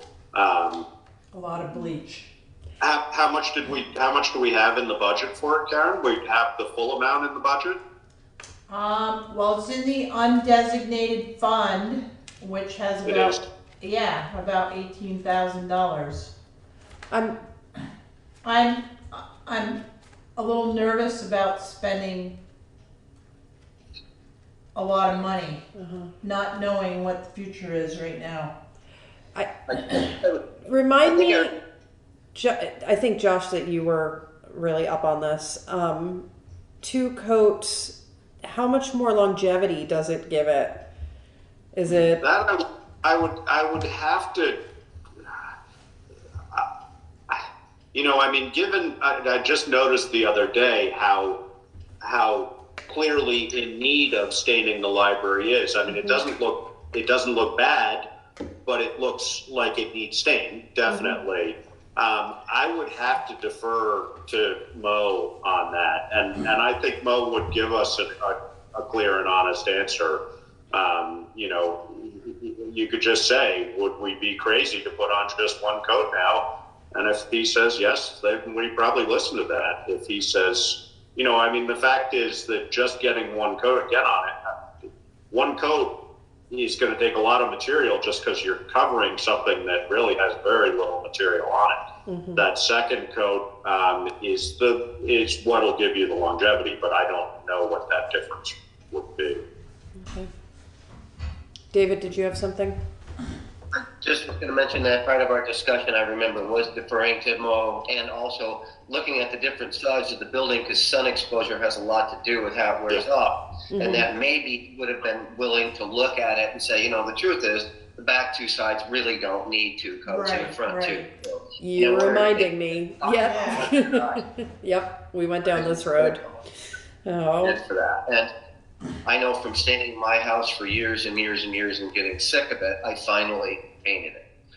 So, not that we're going to do that there, but the front side of my house that faces south, I would put 3 or 4 coats on, and the back side, I would go over in a quarter of the time, and it was just fine, and it looks just fine every year. So I'm sure he figured that into his bid, and I think we should definitely protect it whatever way it needs to be protected. Okay. Yeah, and I think, again, we could ask him, we could say, what do you think, Mo, of putting 2 coats on the south side and 1 on the rest? And, Right. you know, and that may be reflected, as David said, you know, that may have already been taken into account on the 18 for the second coat. I don't know how we looked at that, but. I'll get clarification on that again. Yeah. But I think that experience tells me in general, not town experience, but you know, we don't want to head down the road of deferred maintenance. We're better off spending that money now than we are putting it off longer and having to spend 25 to do it next year. You know? Right. Agreed. Thank you. Okay. Town managers report, Wyndham County Sheriff report. Oh man, look at all this. Talk fast. All right, so Wyndham County Sheriff's report, I spoke to Sheriff Anderson. He has reassured us that we will have deputies. If it's not our regular deputy, it may be someone else, but we will have coverage, so that made me feel good. The water meter reading is started this week.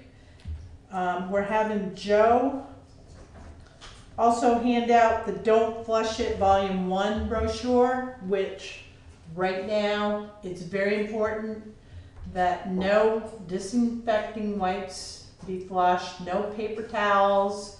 So all the users on the system will get the brochure. There's also a health notice for all users. The state has mandated that all wastewater treatment plants to chlorinate the water.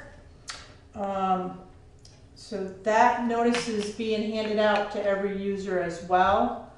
I know I emailed the select board on that, so you can review that. And that's COVID related and temporary, correct? It's a temporary order right now, and when the state lifts it, we'll stop the chlorination. So the chlorination is on a very low dose at the moment, and Simon's Operations Services they're taking directive from the state of Vermont on this. So I'm in contact with Chris Hayes. We had a 2-hour conversation on Saturday. I'm reassured and I'm very confident that they have this handled. He has stated that, you know, they watch for bacteria, you know, any type of contamination. They're testing all the time, so our system is safe. So people, if anyone has a question, they can call the town hall and we can get them answers. But for right now, it's on a low dose of chlorine. And I just want to add that that's a precautionary measure. There has been no evidence linking COVID to water treatment plants at this point. No. No, and I mean, Karen is saying this, but I just want to make it perfectly clear that we chlorinate at a low level all the time. So that's not something different for us. We just, the chlorination level is based on those test results regularly. Right. So they follow testing, chlorinate appropriately. Essentially what the state, from what I could decipher from it, essentially what they're saying is shock the system a little bit with chlorine, because just so we're not taking a chance. But it's not in protocol for us that we would be doing that. It's just the volume of chlorination that we would be using at this time. It's a mandated level. Yep. Yeah. And it's merely an abundance of precaution. Mm-hmm. So I think we're in good shape there. Let's see what else. Oh, office and highway department hours. Right now, the highway department is still on a 40-hour week, and the office is on a 4-day schedule, 8 a.m. to 4 p.m. As things shift, like Tom said they will, and the governor, there is a stay-at-home executive order right now for the state of Vermont. some people are essential workers, which transportation and obviously keeping business going and keeping people informed, we are still here. That may change. So as it changes, we'll keep everybody posted. Let me see. The Lister's office has a deadline, just so the select board knows. The grand list has to be lodged by April 1st. It's not the final grand list. It's the first lodging. And they have gone out and done all their site visits with the property owners that allowed them to go into their homes. Otherwise, they measured, the buildings, and they were just outdoors doing the site visits. So that's all completed. So now they have to get all the information into the system before April 1st in order to lodge that first grand list. The final grand list will be lodged in June. So they're busy right now, Doug and Jordy. So the business survey, I've been working with the Business Alliance Group, Lisa Papazian and Mike at the G Store. That's almost ready to go out to the public to get information and try to help some of the businesses that have been impacted here in Putney. So we're kind of reaching out, seeing what they offer for services, if it's takeout, what do they take for payments, that kind of stuff. We've also created a local resources survey, and we're going to work with the farmers market and get that survey. It's just about ready to post onto social media, and we're reaching out to the community to see what local products we have. We know there's farmers, there's meat producers out there, people with eggs and chickens and meat. So we're trying to consolidate what we have in the community so people, instead of traveling into Brattleboro, they might be able to get product right here in Putney. And it's going to help these people that are struggling right now because they're losing income because their eggs are not going to the Putney diner. So it's another resource that we're trying to coordinate.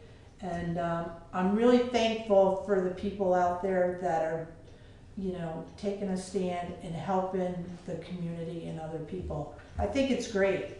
Yeah. I'm really thankful for you, Karen, for having pulled all this together because Karen, in her spare time, has been doing all of this. And I have a good support group here in the office. She has an amazing support group. And I think, that's excellent. Will all of this go up on the website when it's? It will. Fantastic. And I'm hoping it's going to happen before Friday. Fantastic. Because it's so close to being there. Yeah. And just to share with everybody, I tried to stay away from Google Docs, but all these people that use it, now I'm teaching myself, the forms, the docs, and I have to be truthful, it's a little bit easier when you're trying to work together on a document. So proud of you. It's great collaborative work. You can teach an old dog new tricks, David. But don't ever call her an old dog. My phone rang a lot that day. Oh. Don't let anybody tell you you're untrainable, David. Oh, no, nobody tell me anything. That's the problem. I wanted to just bring up one thing related to the lodging of the grand list, and that is the reason that there's an initial lodging that's basically an estimate, but then there's the grievance period. Correct. Grievances may be complicated for us given the circumstances. I mean, that all depends on how timing plays out, but that could be a sticking point for us, so we should just be aware of that. Can I add, Josh, that usually a grievance, the listers set up, one appointment at a time. So, right. It may be 4 people in the room, but you're right, we'll have to look at that, cause right now, the town hall is closed to the public. But, and at this time, we've really, stopped all visitors, pretty much. You know, it's just employees, you know, Brian comes in, but Joe comes in, and Tom will stop in here, but pretty much the public, not so much. Well, I know we had a very small number of grievances last year, so hopefully that trend continues, and that's attributed largely to the fact that the listers have been so effective in their work. So hopefully that continues, but that could be a little bit of an issue for us. Does grievance have to be done in person? Can it be? It might be able to do it over the phone, or Skype, or Zoom. We might be able to set that up, Laura, for them.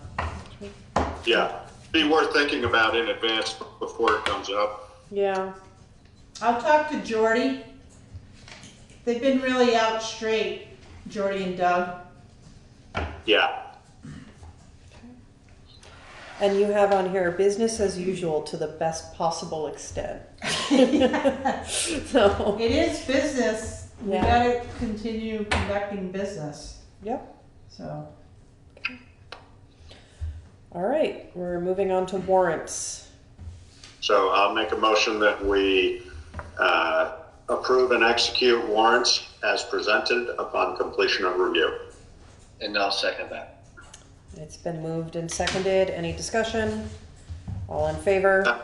Oh, sorry. Yeah, I guess discussion signing would be, how are we going to do this without David and I in the room? Okay. Yeah, wondering that myself.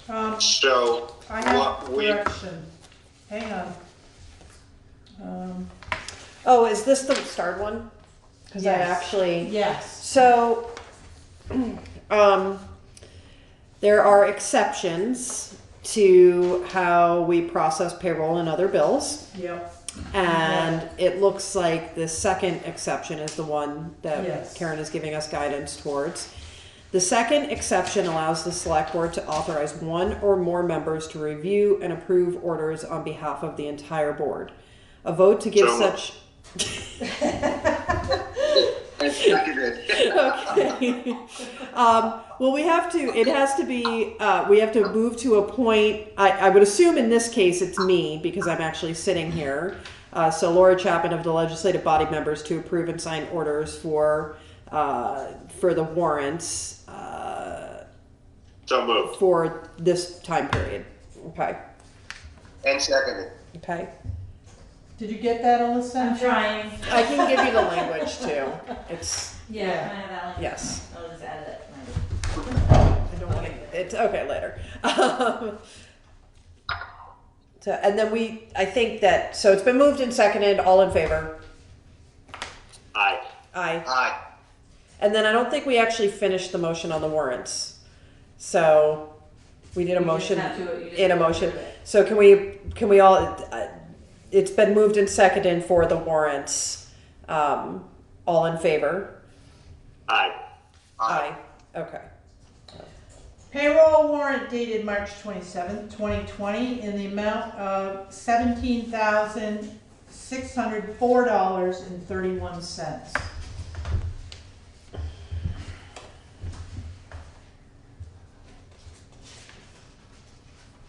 Don't blow it, Laura. I'm trying. No pressure, right? Thanks, Josh. Hold it up to the screen so you read it. Yeah, right here. Can you read that? 14? Okay. I'm going to try and find all the things that you would ask questions about and ask questions about them. Accounts payable dated March 14th through March 27, 2020 in the amount of $66,544.23.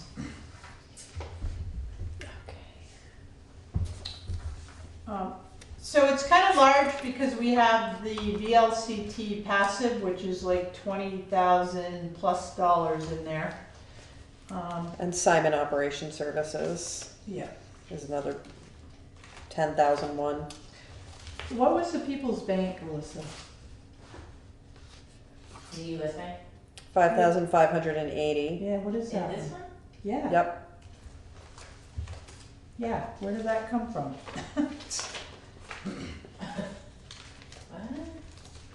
Firematic Supply Company, is that for? That's for Tom. Is it the credit card, Karen? No, it wasn't that. No, it's $5,500 and I didn't see no like loan payment. Oh, that's the taxes. The payroll taxes? taxes. All right, okay. That was the payroll taxes, did you catch Phew, that? yeah, me confused. So the fire tech was two, fire jacket and fire pants. Oh, they're expensive. They're very expensive. Oh, smokes. And we paid the Wyndham County Sheriffs. Yes. Which adds a little bit. You guys, I'm doing it. It's okay.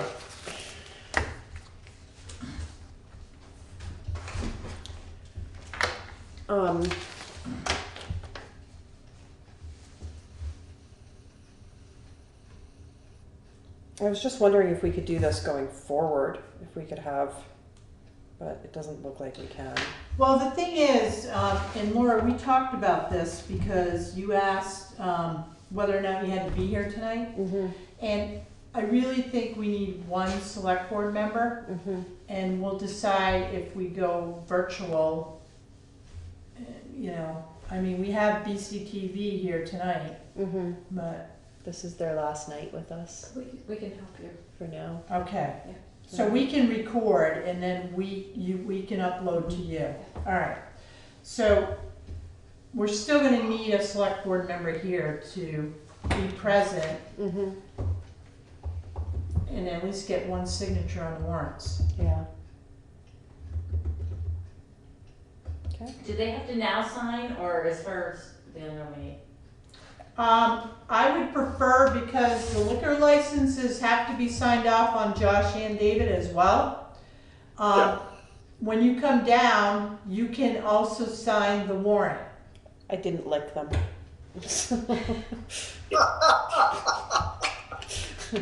You didn't lick what? The warrants. Yeah, but I might tomorrow. But she might tomorrow. Okay. Watch out for me, Josh. Yeah. Yeah. Give you my stamp. We can get you a stamp. Okay, so other business. Oh, we have an executive session. We have an executive session. Oh, okay. And Josh, select board members, at this point, I don't believe we're gonna have a decision. Okay. I don't think so, no. No. Okay. So that probably means you can. So, You have to decide, you have to vote to go in. Yeah. I'll make a motion that we enter Are you still? executive. And I second that. Can you read why we're going into executive session, please? It's number 1 on that handout I gave you, right here. I sent it to them too. Okay. Title I VSA 313, the appointment or employment or evaluation of a public officer or employee, provided that the public body shall make a final decision to hire or appoint a public.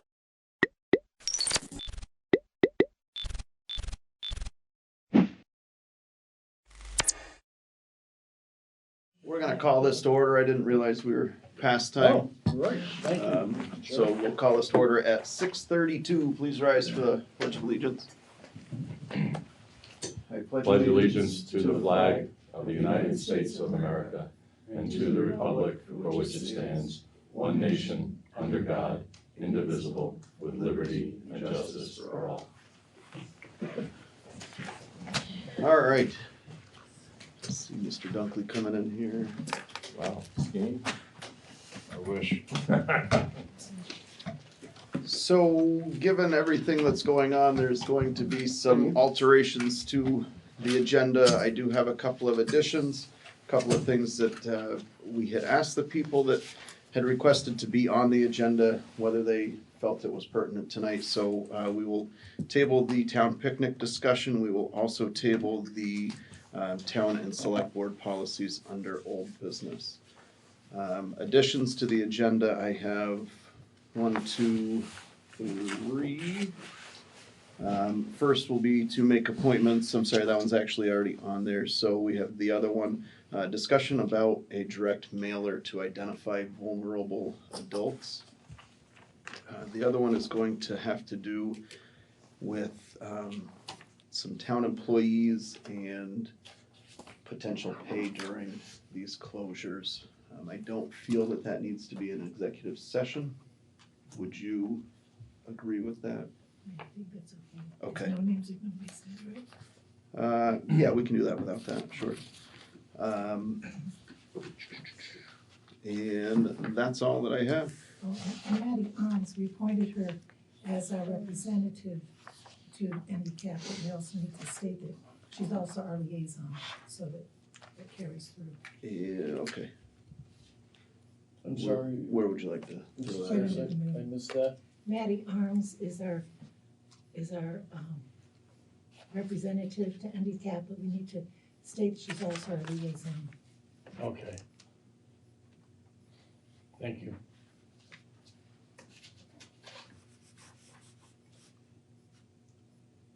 All right. So moved. That's all of them. Can I get a second? Second. All those in favor? Aye. Aye. All right. So we will continue. Chair remarks. I have to be honest that I all day had tried to figure out how to address any of the stuff that's going on. Certainly I have children that are seeing it as well, dealing with the schools, and this is nothing but a learning curve, and each day we are figuring new things out, and just as we feel we have them figured out, things change. So we're doing the best that we can. The one thing that I can assure the town of Vernon is that your elected officials, your town employees, everybody has certainly come together and worked tirelessly to get through this. The EOC has been unbelievable in keeping us updated with things. Just reaching out, Sarah Coffey, who's here with us this evening, she has been in touch with us to make sure that Vernon is okay, just seeing what we might need. So given that, I think that we are headed in the right direction, and we'll get through this as a team here. So with that being said, I would ask that David Emery and Mark Snow join us for a committee report.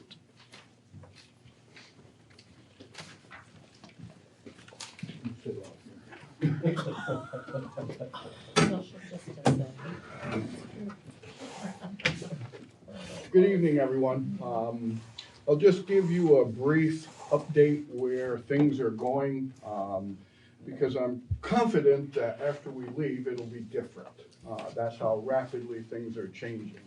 I sent out some reports this morning, and as of this evening, they've already changed. However, let me give you some of the things where we are. I'm going to talk a little bit about what the state has done and ordered and changed, and then I'll go into what we did in Vernon. As of right now, you know, the governor ordered all restaurants and bars closed as of 2 o'clock this afternoon. However, takeout orders, or as they call takeaway orders, are still an option for restaurants to do. And some are electing to do that and some are not. So that's still open. Grocery stores are still open and operating. However, that will be determined by employees as they go along. If enough employees can't man the store, then that will be a complicator for them, as for everyone throughout the country. The state of Vermont is ramping up labs. there's the opportunity for not only the state lab, but for outsourcing for that to take place. And as of this evening, there are 12 positive cases in Vermont. They've tested 421 negatives. 474 are being monitored as of right now, and 143 have completed the monitoring. There's a lot of information out there, and probably the biggest thing is sharing information, and probably the most important thing is use some credible websites. Go to the CDC, and they've all been posted many, many times.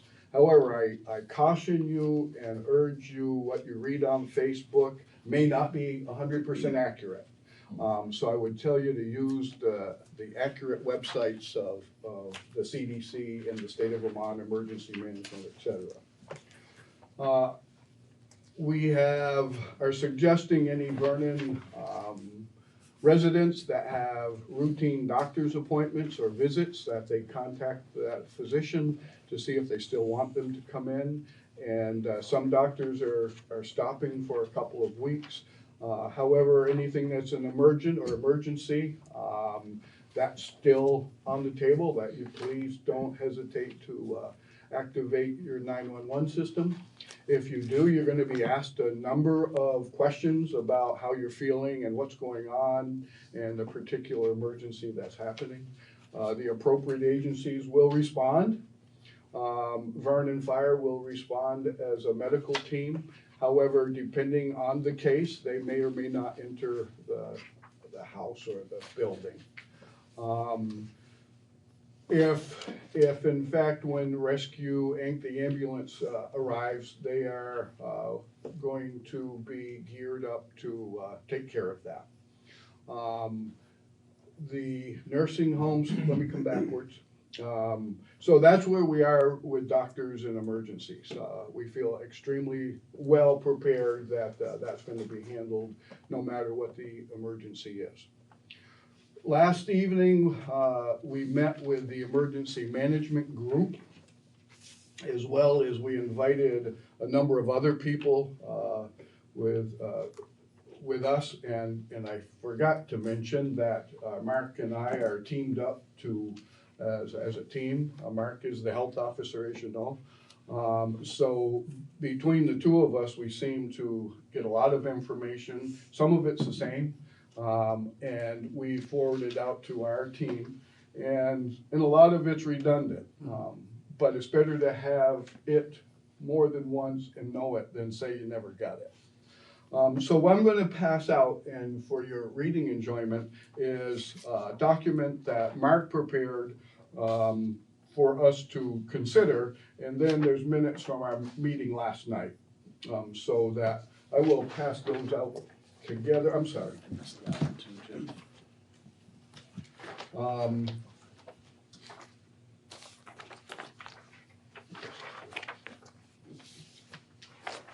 I have them electronically. So, well, Mr. Snow, I need yours electronically. You can send it to me. You don't think That's all I want. that's what it was. Then I have it, okay. Okay. Did I get That's- Some of this one might have been updated today. So what I'm gonna look at first is the one that's Vernon Emergency Management 316. And I'm just gonna run down through that briefly, and we'll answer questions that you have. Again, I'm sure it's nothing that you don't already know. But some of the things that are happening, Vernon Green is one of the targeted areas that we have to be extremely considerable to help them. They have, unfortunate, the age group that's being looked at. They have some great stuff already in place. Visitors and stuff are stopped at the door. If there is any reason for people to enter there, such as rescues, or they will go through not only a questionnaire, but the temperatures will be taken before they enter the building. So they are pretty much on top of that. I talked with Vermont Yankee, and because they're not operating, the crisis is considerably lower than what it would have been. And at their point, if in fact their employees, North Star's employees and their workers end up, the only thing that would do is extend some of their deadlines and their target dates. The other part is the security part, and you can sleep well to know that they have a good handle on the security side.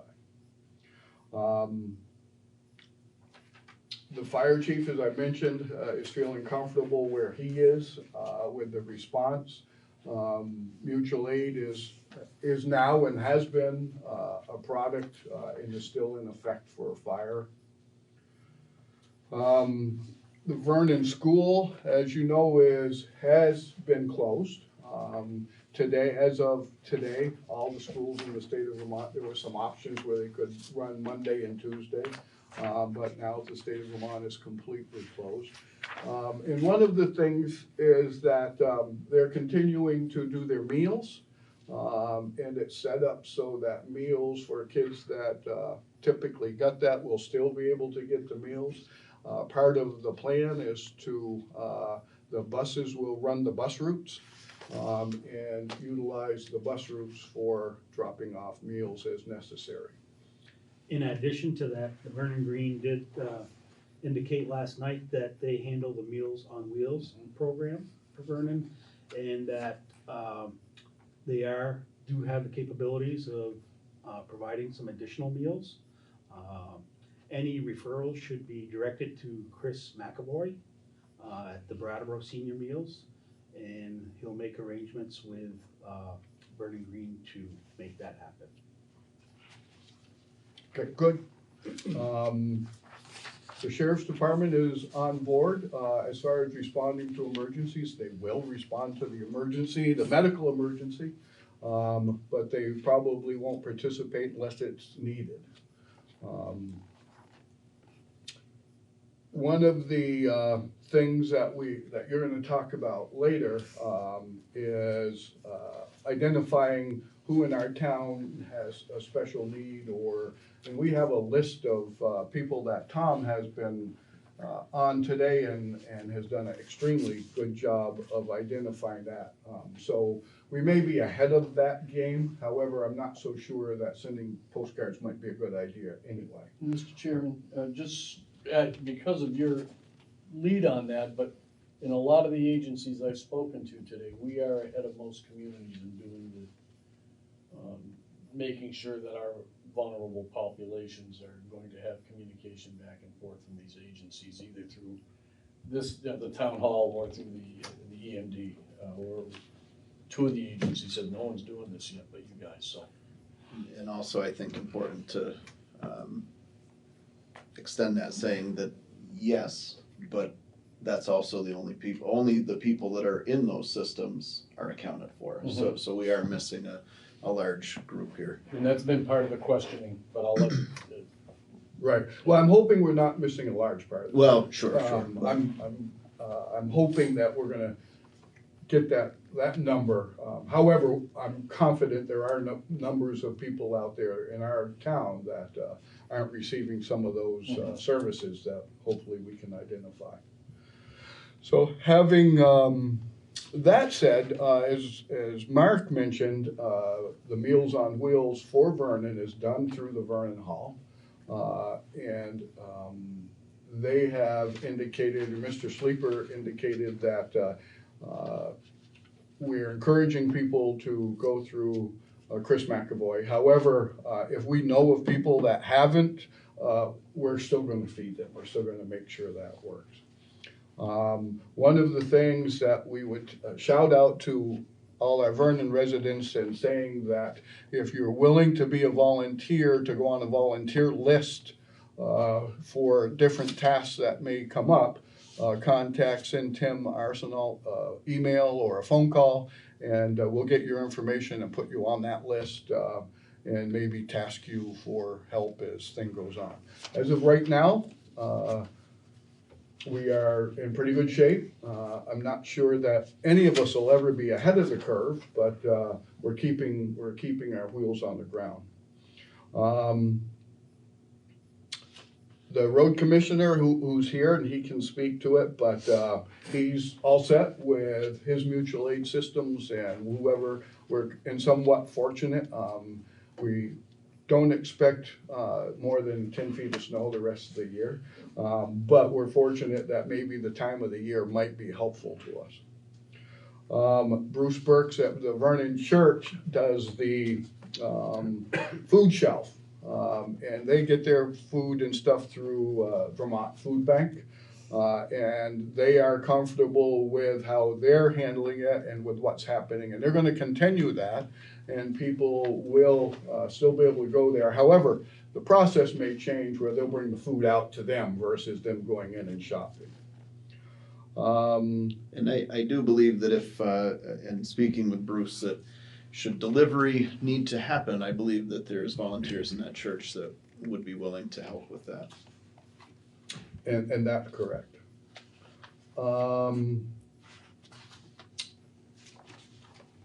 Looking down through, we had Deputy Whittle with us last night, and as you know, the Sheriff's Department had created a long time ago a program called Are You Okay? And that's still up and running. And if people want to use that, did you get forms today? I did. Okay. Yep. And So that was also posted to the Facebook page from Tim today as well. okay. And I know Tim's going to update Vernon's webpage, unofficial webpage. Yes. He's going to do all of that and get that done. The Vernon store at this point is going to stay open. And they are operable. And in a nutshell, and it truly is a nutshell. Anything that? No, I would just repeat what you said in regards to people gathering information. Use reputable websites such as CDC, the Vermont Department of Public Health. The dial 211 is also an informational number. Vermont Emergency We do have Management. to be careful with 211, and I found this out the other day, that with our border of New Hampshire sometimes will pick that call up. They will give you an 800 number to call Vermont's 211, but if we are on the Mass border or close enough to the New Hampshire border, it'll kick us off to a different tower. That's the first time I've heard that. Yeah. Good to know. So there's numerous respectable and websites out there that you can get information from. We do not recommend using social media for that, such as Facebook. I believe that's pretty much it in a nutshell, with the exception of, remember, we all have a role in this during this pandemic. And what the Vermont Department of Public Health is sending out as for a message to everyone is to be prepared, but don't panic. Stay informed. Take everyday preventive measures. Social distancing. Avoid large gatherings. Avoid close contact and direct contact. And wash your hands frequently. Those are the basic messages that are being sent out by government agencies today. I guess moving forward, in addition to volunteers, if there's anyone out there that knows of a neighbor or someone that may need some assistance, they are certainly welcome to give myself or Dave Emery a phone call or an email, and we are making that available, and Tim will be posting that on the website in the near future as well. Michael? Questions? Jeff? Yeah, I had a question about testing. So let's say, for example, that you have a fever and a dry cough, you do not have a general physician or health provider, don't go to the ER. right? What do you do at that Well, point? Well, if you call 211, they will actually try to hook you up with one of the clinics.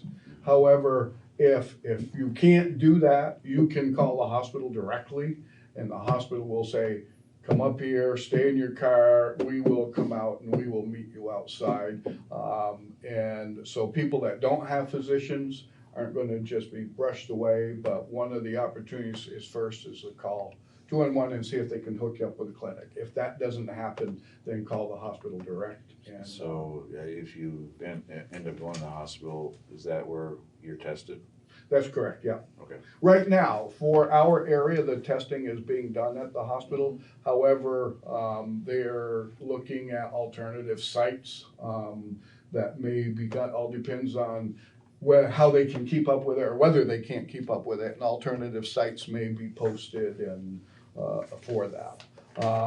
And I'm not a physician, so I don't know what the cases are, but some cases will be admitted and some cases will be sent home for monitoring. The hospital in Brattleboro and the hospital associations have a whole group where they can put people in different spots for different things. So right now, the surge capacity hasn't been met. So, however, we could. So again, it's all dependent on how many times people wash their hands and keep distance and do everything that you're supposed to do. And we may help not spread that any more than we have to. But as we've seen in other countries, we're not out of the woods. And what it looks like is, it was a 2-week, 4-week, 5 months, and now, there's even rumblings about June and July. But today, we need to get through today and see what tomorrow brings. So I don't know if that answered your question. Oh, yeah. Okay. Yeah, definitely. Go ahead, Mary. Just so you know, Dave and I did attend a meeting last week at the Brattleboro Fire Station. There was Brattleboro Memorial Hospital and Vermont Department of Public Health personnel there.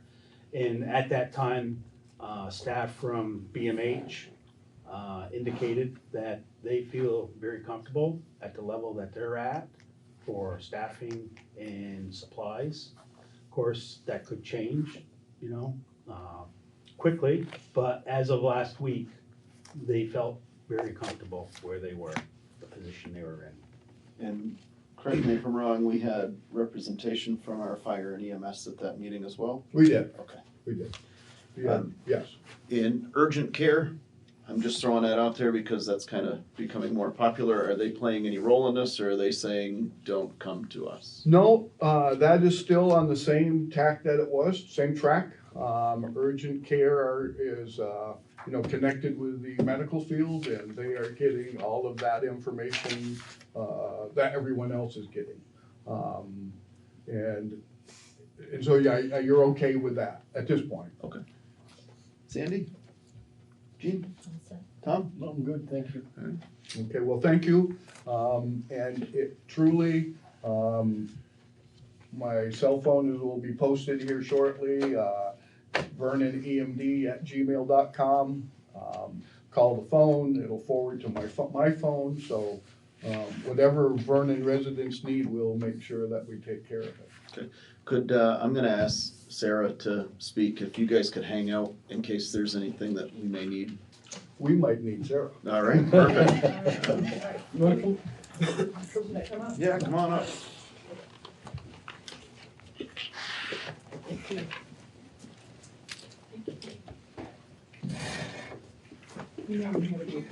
Yes. I will, Sarah, thank you. Hi, everyone. So I touched base with Tim and Chris, and I'm happy to be here tonight. It's,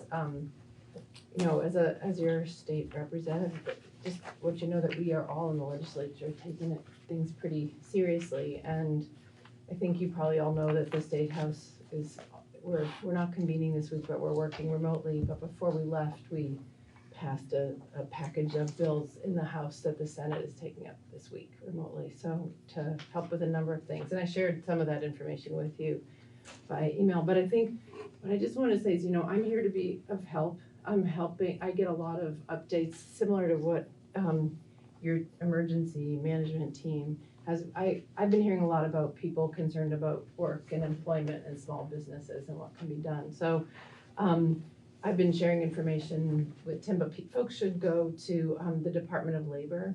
There's folks about unemployment insurance. There's a lot of good information there. And there's a lot of emergency measures being put in place because of what's going on. We're concerned about, of course, Vermont's like the most vulnerable Vermonters, about folks who have to work, who work in emergency services, and how they might need childcare. The governor, I was on 2 calls today with both the Brattleboro Downtown Development Corporation, DCC, and they're having weekly calls starting this Friday. I'll send all of this to Tim so he can include it on the website, but weekly calls, resiliency webinars for small businesses and freelancers, to kind of give them, it's a confusing and complicated time right now, so they can help folks navigate. There are emergency loans that can be available through the Agency of Commerce and Community Development. So all these kinds of things are available to folks. And I want to reiterate, the message about relying on using reliable websites, because there are a few schemes that we've been hearing about. There's Johns Hopkins University has a very good site, but there's like a mock site of theirs, and it's being used to, send out viruses. So folks should be careful about the websites that they use. Today we were on a call, the Joint Rules Committee, which is made up of Senate and House leadership. We had the commissioner of Department of Children and Families talking about what the governor was going to be announcing around child care centers, that some of them were going to be directed to close unless they were serving families who were emergency workers and their children. And believe me, there's a lot of details that everyone's still figuring out, like how this is going to land on people, because we know just as much as our nurses, we need those folks in the grocery store to be working there, as well, and they're kind of essential operations. And there was a conversation that we had with the secretary, it was the Department of Labor, about supply chain and food and groceries and everything. And it was very reassuring to hear that there are enough supplies out there. Probably what folks have been experiencing is a mad rush. I know toilet paper is a hot commodity, as is Purell, right? Mm-hmm. So I bought some today. Yeah. I was able to score 20 rolls. Yeah, you can resell that for a lot. Yeah, but I use it.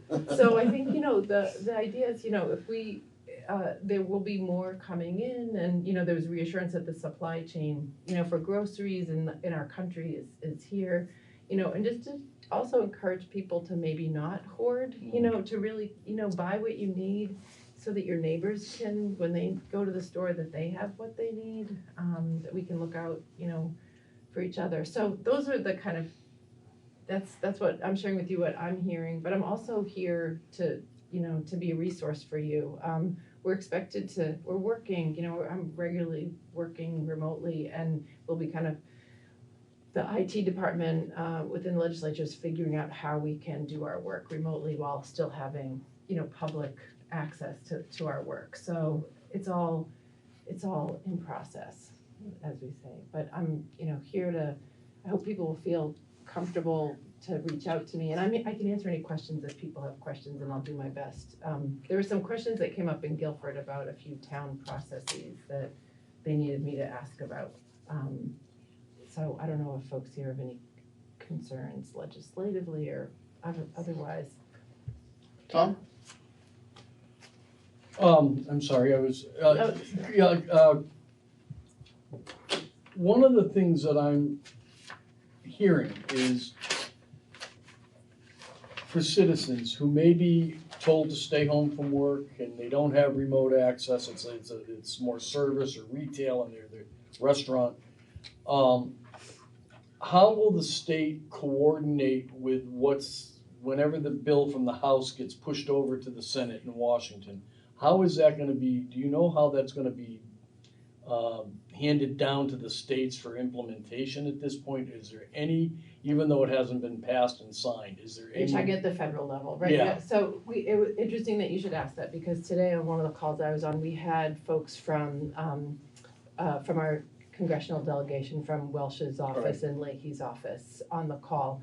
And there are 4 key bills that are moving between the two bodies, and there is still a lot in play. So but we do have we have pretty smooth communication with those folks, and those folks are also participating in the Joint Rules Committee meetings, which happen daily. Good. So it's really, and the legislature is working very closely with the administration. We're a team on this, you know. So, you know, and some of the things that we passed in the House, we passed without knowing exactly what was going to be done on the federal level, but there were things like, for example, retired doctors and nurses, to give them the flexibility and ability to help join in the case of an emergency.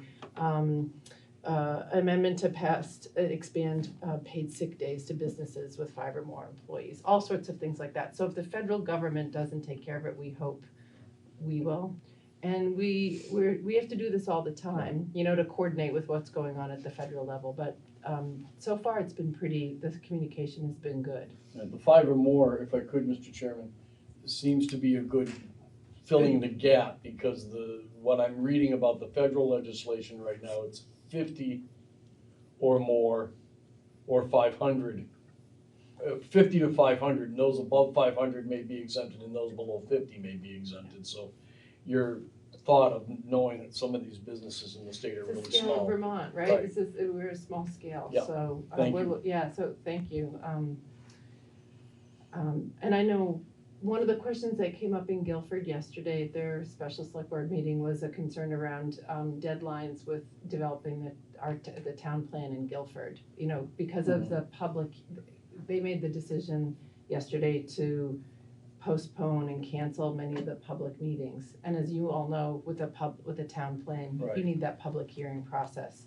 So we're looking, I'm gonna be looking and finding out what kinds of deadlines are gonna potentially be extended. And that might come up for you in your work too, that you realize that you might need that. So please just, you know, don't hesitate to reach out, any of you, so. Thank you. Thank you for your work. I think with emergencies, we really do see the best of Vermonters, and I really do think that, you know, you all are an example, and you have some great, you know, really well organized here. And please let me know how I can be of help. Jean? All set, thank you. Sandy? Thank you. The only question that I would have is if anything over Entergy had to be with North Star, if any of that had to be extended deadlines, is that going to, and maybe Michael can help with his experience from Endicap, is any of that going to affect any deadlines? Is there anything at the state level, if that? Well, I also sit on Endicap as well, so Michael and I sat on, you know, I think a lot of that, it's all in an MOU, and I think we should just probably reach out to them. I think it's probably a question of workforce, right? If something happens with workforce. Most of that stuff it's all dictated by, through the MOU at the state and the federal level. So I would hope that if there needs to be a conversation about that I think there's a lot of openness about what needs to happen, so. Perfect. Jeff? Yeah. Any questions? Thanks. Michael? Thanks for coming. Yeah. I have one more. Go ahead. I'm sorry. Could you check with the federal folk, Peter or the senators, on whether the VA center in Bratt could be also used as a clearinghouse for testing? They're doing no in-person business. Right. But they could perhaps set up a parking lot test situation just to add one more venue. One more venue. Yeah. Drive-through. Do you know more about that, Michael? You I know just know that they're not taking any Inpatient, patients in the right. office right now. I called it. Yeah. They're closed. Only for telephone. Only for consults. telephone. But- Yeah, and that is Congressman Welsh's one of his areas, Right. so I could definitely reach out Yeah, I have to a them. call, but they're, everybody's busy right now too, so. Sure, yeah. Well, I'll shoot them an email. Sometimes it's nice having the new email address that I have. So, Yes, exactly, yeah. Well, I'm gonna stick around for a while, so if other things come up, and if I slip out, it's just because I have to feed some kids at home, so. Well, if you do slip out, we appreciate it. The fact that you called the other day just to touch base, I think that Vernon and Guilford is very fortunate to have you. So thank you. Thanks. All right. Gordy? Yes, sir.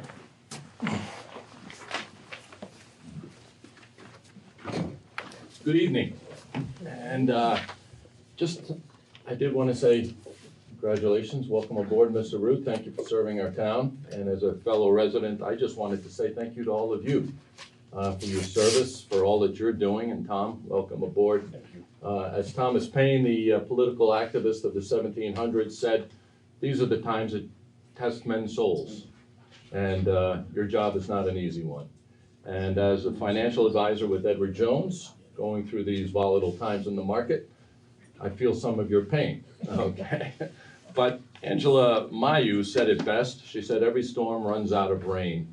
And I tell my clients regularly, this too shall pass. So again, thank you for what you're doing. And every day we get closer to the end of this very unique situation in our country's present situation. The reason that I'm here tonight, though, I just wanted to bring to your attention that two $100,000 bonds have been called in the last 2 months. One was a bond from the Royal Bank of Canada, and the other one was a Federal Home Loan Mortgage Corporation bond. I checked with Cindy Turnley, the town treasurer, and she is not in need of any of that cash at this point and feels comfortable reinvesting that into another bond. And so what I'd like to propose is that we reinvest that into a federal agency bond. It is the Federal Farm Credit Bank bond. And just for your clarification and understanding of what that is, I'll just give you a brief description. This is a Federal Farm Credit Bank bond as part of the Farm Credit System.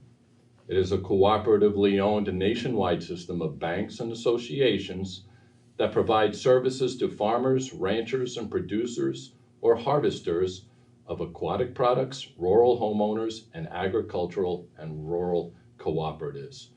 This bond is a AA+ rated bond, so it is a highly rated bond. Its coupon rate or interest rate is 2.78%. And at this point, I would just entertain the motion for you to grant us permission to reinvest the $200,000 that is available to put into this bond. And again, sticking with our conservative nature in our portfolio and our bonds, it has been a benefit for the town to be investing as conservatively as we have been, as you can tell by the past month or two. So I'd entertain any questions that you might have. Michael? Good, thanks. Good. I move that we authorize the investment of two $100,000 bonds with Federal Farm Credit Bank. Moved and seconded. All those in favor signify by saying aye. Aye. Opposed? You're all set, sir. Okay, gentlemen, ladies and gentlemen, thank you very much. Have a good evening. Thank you. Mr. Walker, come on down. I'm actually going to change this to Chris for the state. Whatever you want, man. Well, they've changed everything on us, the rule of everything. The first one is for a signature for certification of compliance for the town road and bridge standards. What has been in place is just a yearly thing. We'll go by what we have in place with the state. Okay.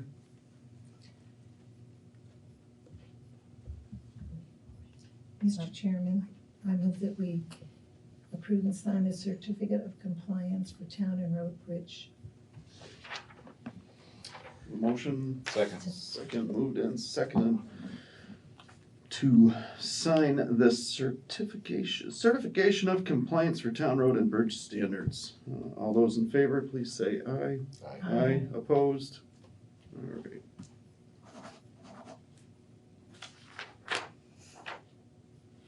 Is that for all of us? So, All right. Number 2, sir. Annual financial plan for the state for class 2 and 3 roads. Normally, they go over it and send it back, but they're not working. They wanna know if I could do it. What we've done every year, it's filled out, it's actually on the back. And I will send it off to them, and if things have to change, they will let us know. No class 4s on that, huh? Nope. Just checking. Entertain a motion to sign this, please. so moved. Can I get a second? Second. Moved and seconded. All those in favor signify by saying aye. Aye. Did you say? Aye. Aye. Okay. Opposed? Perfect. There it is. And I'll make a copy before I can get it to you, Tom and Tim. In light of everything else that's going on, is there anything that we should be aware of? Anything that, everything's good? Everything's going. Happy down there? Life is good? Employees are feeling good? Yeah, you get my message today? Yes, I did. Yes, okay. yeah, and I'm sorry, and I sent that over to Tim, Okay. because he's making the volunteer list, so he'll have that information, should we need it. All right. So I appreciate your help on that. The other thing, I asked Tom, we missed it. Yeah, we did. Truck bid, to put it out, I'm wondering, will the board let us put it out to bid instead of going to trade it in, to actually sell it outright from the garage and try to get what the dealer would get? Do you have a number on that yet? We can probably almost double it.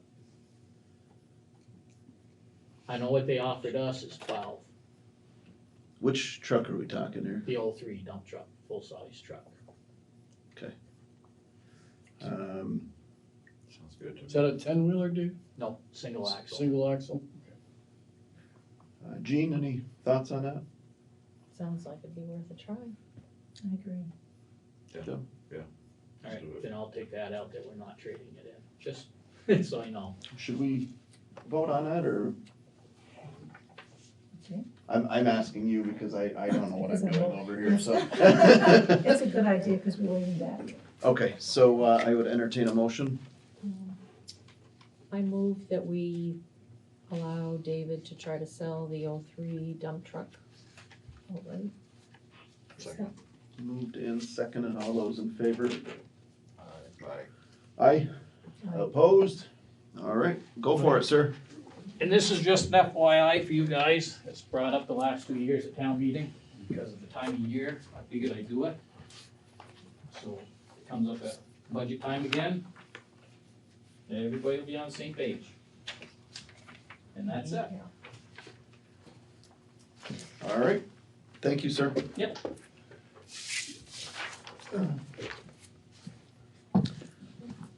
All right, we are into the approval of minutes from, what is that, March 3rd? Thank you, guys.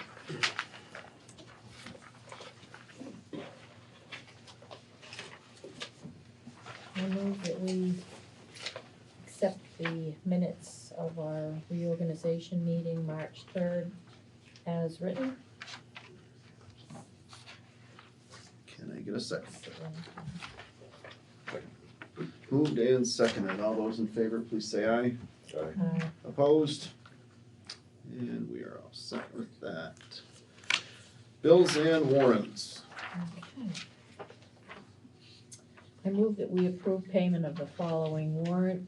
19T accounts payable, $85,273.19. 7S payroll, $7,776.29. 8S payroll, $7,800.23. 9S payroll, $7,075.98. and 10S payroll, $7,869.52. And ratify 18T accounts payable, $15,402.62. Second. Moved and seconded. All those in favor signify by saying aye. Aye. Opposed? All set. We will move on to new business. Michael, welcome to the select board. Thank you for volunteering in the absence and being willing to fill that role for the next year. It's appreciated and we're happy to have you here. If I may, I would like to skip down to new business number 3 and invite Seth up here. And Seth is going to join us for 2 things that we have on here. So as long as nobody is opposed to it, I'd like to bounce around a little. The recreation's old lawnmower was brought into question at town meeting. Actually asked if we would entertain either an offer to buy that or to accept bids on that. I did ask Seth about it. I did go over to the North School today. There's 2 attachments. One is a parking lot brush broom thing. There's a snow blower and the enclosed cab that goes with that. I mean, it's doing us no good. It's sitting there, so I think, I guess my thought was that we put that out to the town for bids with a starting bid of $500. And unless, I don't know what anybody else's thoughts are, that was my thought. And Jean? There's 3 accessories there. 2 accessories In and the then cab. yeah. I have Maybe- no maybe idea what I'm- the value is. Yeah, maybe we should find out what's wrong with it first here. I would just say Ask you. it's an as-is Sure. sale. I mean, if you, looking at it sitting next to the new one, Yeah. it looks like an old lawnmower. It runs, well, we don't use it in the winter, so we haven't used it for a blower. We haven't used the attachments. It's I haven't used any of those since we've had it. My understanding is when we received the new one, that the dealer that delivered it felt like if their mechanics went through and fixed it all up, there was a chance they might get $2,000 for it, potentially, with all the things. And of course, that's after somebody's gone through it all and made it look pretty. So I would be comfortable with the $500, starting bid. I think is reasonable. And it's not doing us any good. We're just storing it at this point. Gene? And to be clear, the money would go back into the capital plan. My department doesn't receive any revenue for it. It just goes into the capital plan. So hopefully it could go for no less than 500. Right. Yeah. I guess if it seems like that's the best we could do. We may get more than that. I don't know. There may be somebody Right. that comes in and says, "Oh, we'll give you $1,500, $1,000." I'm not sure. Okay. But It's kind of a I mean, reserve, right? right. Sandy? Okay. Jeff? I think it's a good idea. Michael? Yeah, I think it's sad, the lines are no good anymore and stuff, so it's fine. Yeah, it's pretty worn out. I will definitely say that. But What's the process? Do you put an ad in the paper? Do you, to make it, if you're gonna take bids on it, do you make it public so I'm anybody looking can bid? directly at you for the answer on this one. Yeah, you can put it in the paper, you're just doing it to the tent, you should. In the paper? Well, do you wanna put it in the least expensive paper of general Yeah. circulation, like the Commons or something like that? Could you get me some specs on that, please, and I can get the ad written up, so you don't have to worry about that, but I need to know the year and the model and Yep. stuff that goes with it, and as is, of course, Yep, I can do that. I didn't bring a pen. So with we'll me miss today, the but- deadline, it won't go in this week's. That's comment. already out. Not, I don't mean this, it won't go in next week's comment, it'll be the week thereafter, Okay. so. And then when you have that information, it can easily get posted on some of Vernon's Oh, yeah. media. Yeah, I'll give it, Tim is like the wizard of getting stuff where it Right. belongs, so I really do lean with his expertise, so. Sure. So I would entertain a motion to put that lawnmower out to bid with a starting bid of 500 listed in the Commons, as well as our Vernon pages. So moved. Second? Second.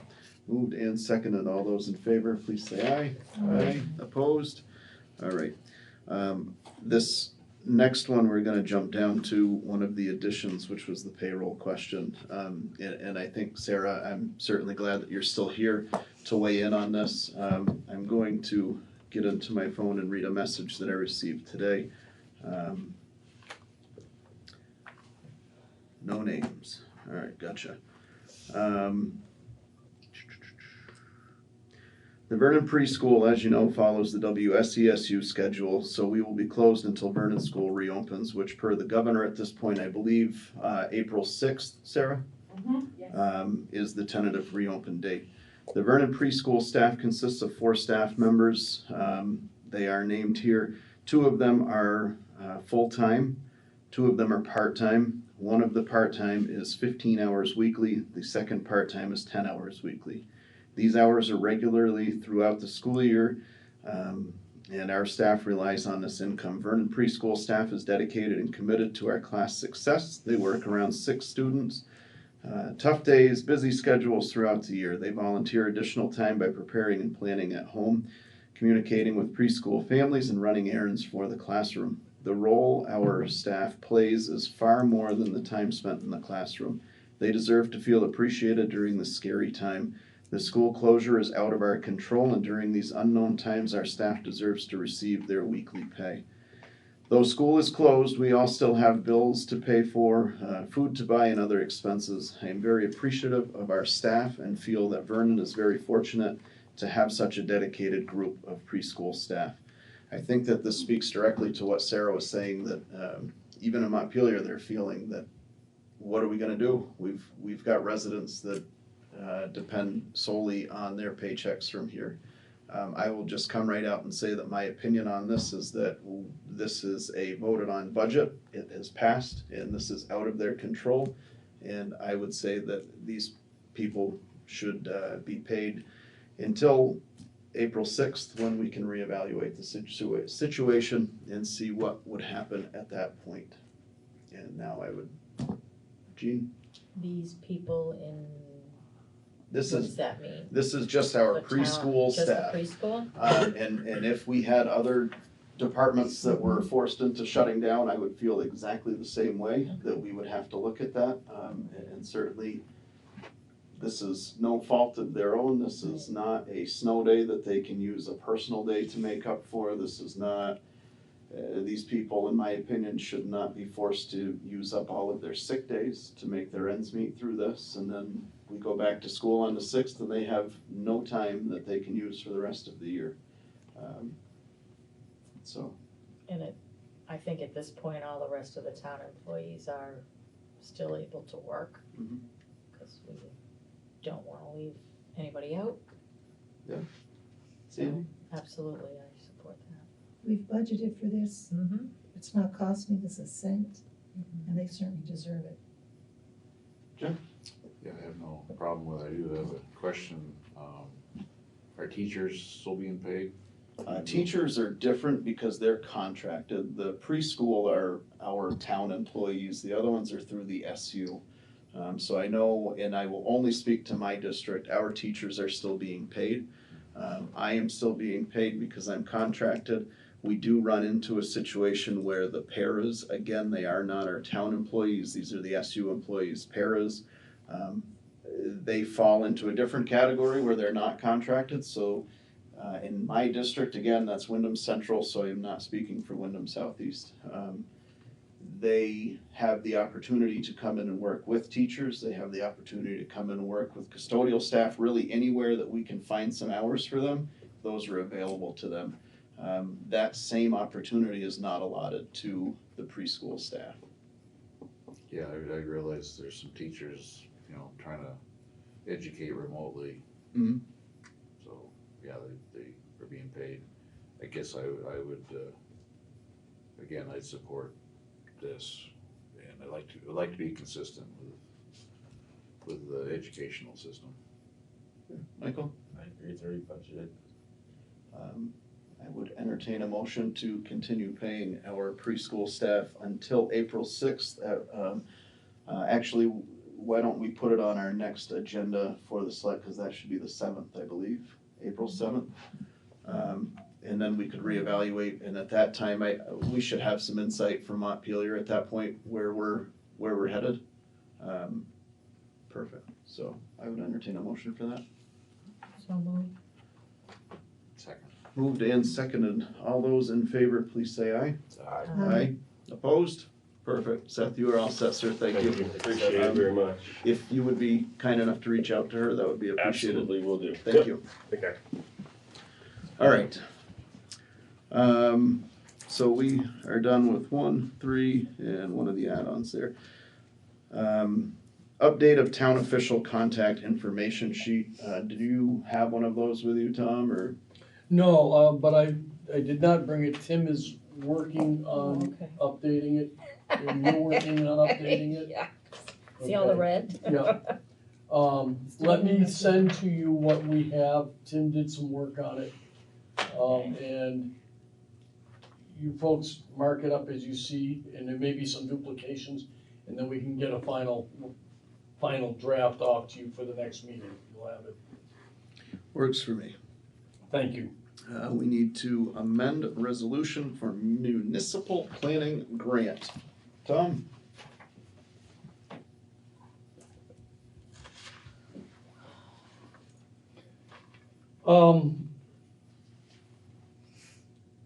I'm not sure.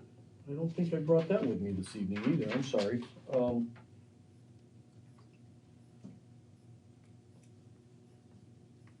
I'm gonna have to take a pass because I don't have it in front of me, Chris. I apologize. I didn't bring it down. Is that deadline sensitive or? No, they've actually, we got notice today that they were putting the grant requirements out another 30 days. Till the ones due in April are now due in May, so I'm not too concerned about that. Okay. If there is an issue with it, I'll get a hold of you. All right, so we will table that until the 7th. We need to appoint Vernon representation to the Wyndham Regional Commission. Is that usually Tim? Isn't that seat? Tim is our representative now, right? So I would entertain a motion to keep him there. So moved. Second? Moved and seconded from Michael to appoint Tim as our representative to the Wyndham Regional Commission. All those in favor, please signify by saying aye. Aye. Opposed? All set. We are tabling the discussion about the town picnic. Obviously, we don't even know if we're gonna be able to have a town picnic in June as of now, so kind of a moot point. Maddie Arms, if you would speak to that, Sandy? Okay, we just need to reiterate that Maddie Arms, while she is our representative, she also serves as our liaison, and she will keep in contact with us as a board on what's going on in NCAP.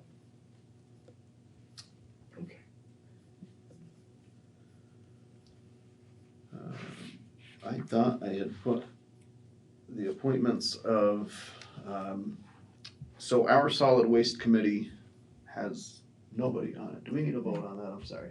No, we just needed to state that. Okay. So our solid waste committee has Bob Spencer on it, who is a non-voting member.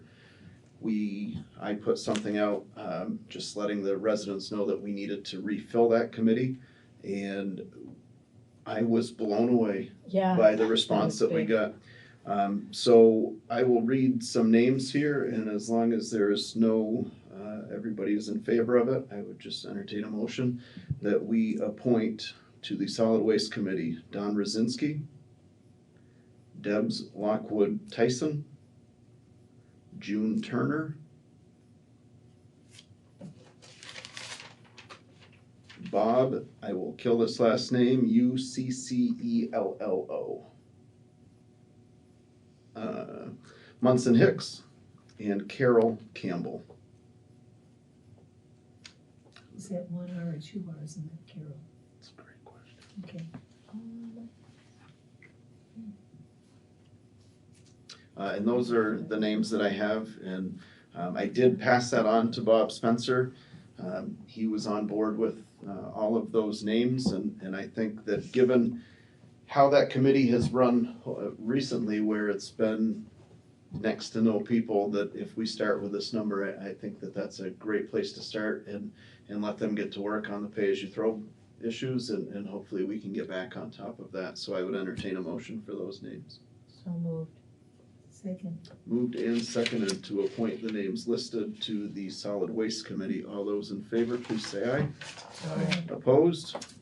All right, all set. The last edition that we had at the EOC last night, we were talking about how do we find out our vulnerable residents? How do we get them so that we have that information on hand, so that in events like this, we can be asking Deputy Whittle to, hey, just check on these people. Tim can give them a call. We can certainly look into this. We bounced some ideas around, obviously recognizing that we live in Vermont and we are a bunch of stubborn backwoods people that don't want help. So the thought was, and the suggestion was, that we do a direct mailer of postcards. And the reason for that would be that that would give us the opportunity for, I will use my family, that my grandfather would never ever fill this out, but he has 2 kids and some grandkids in town that would get that could certainly fill that out for him on his behalf, so that it's there.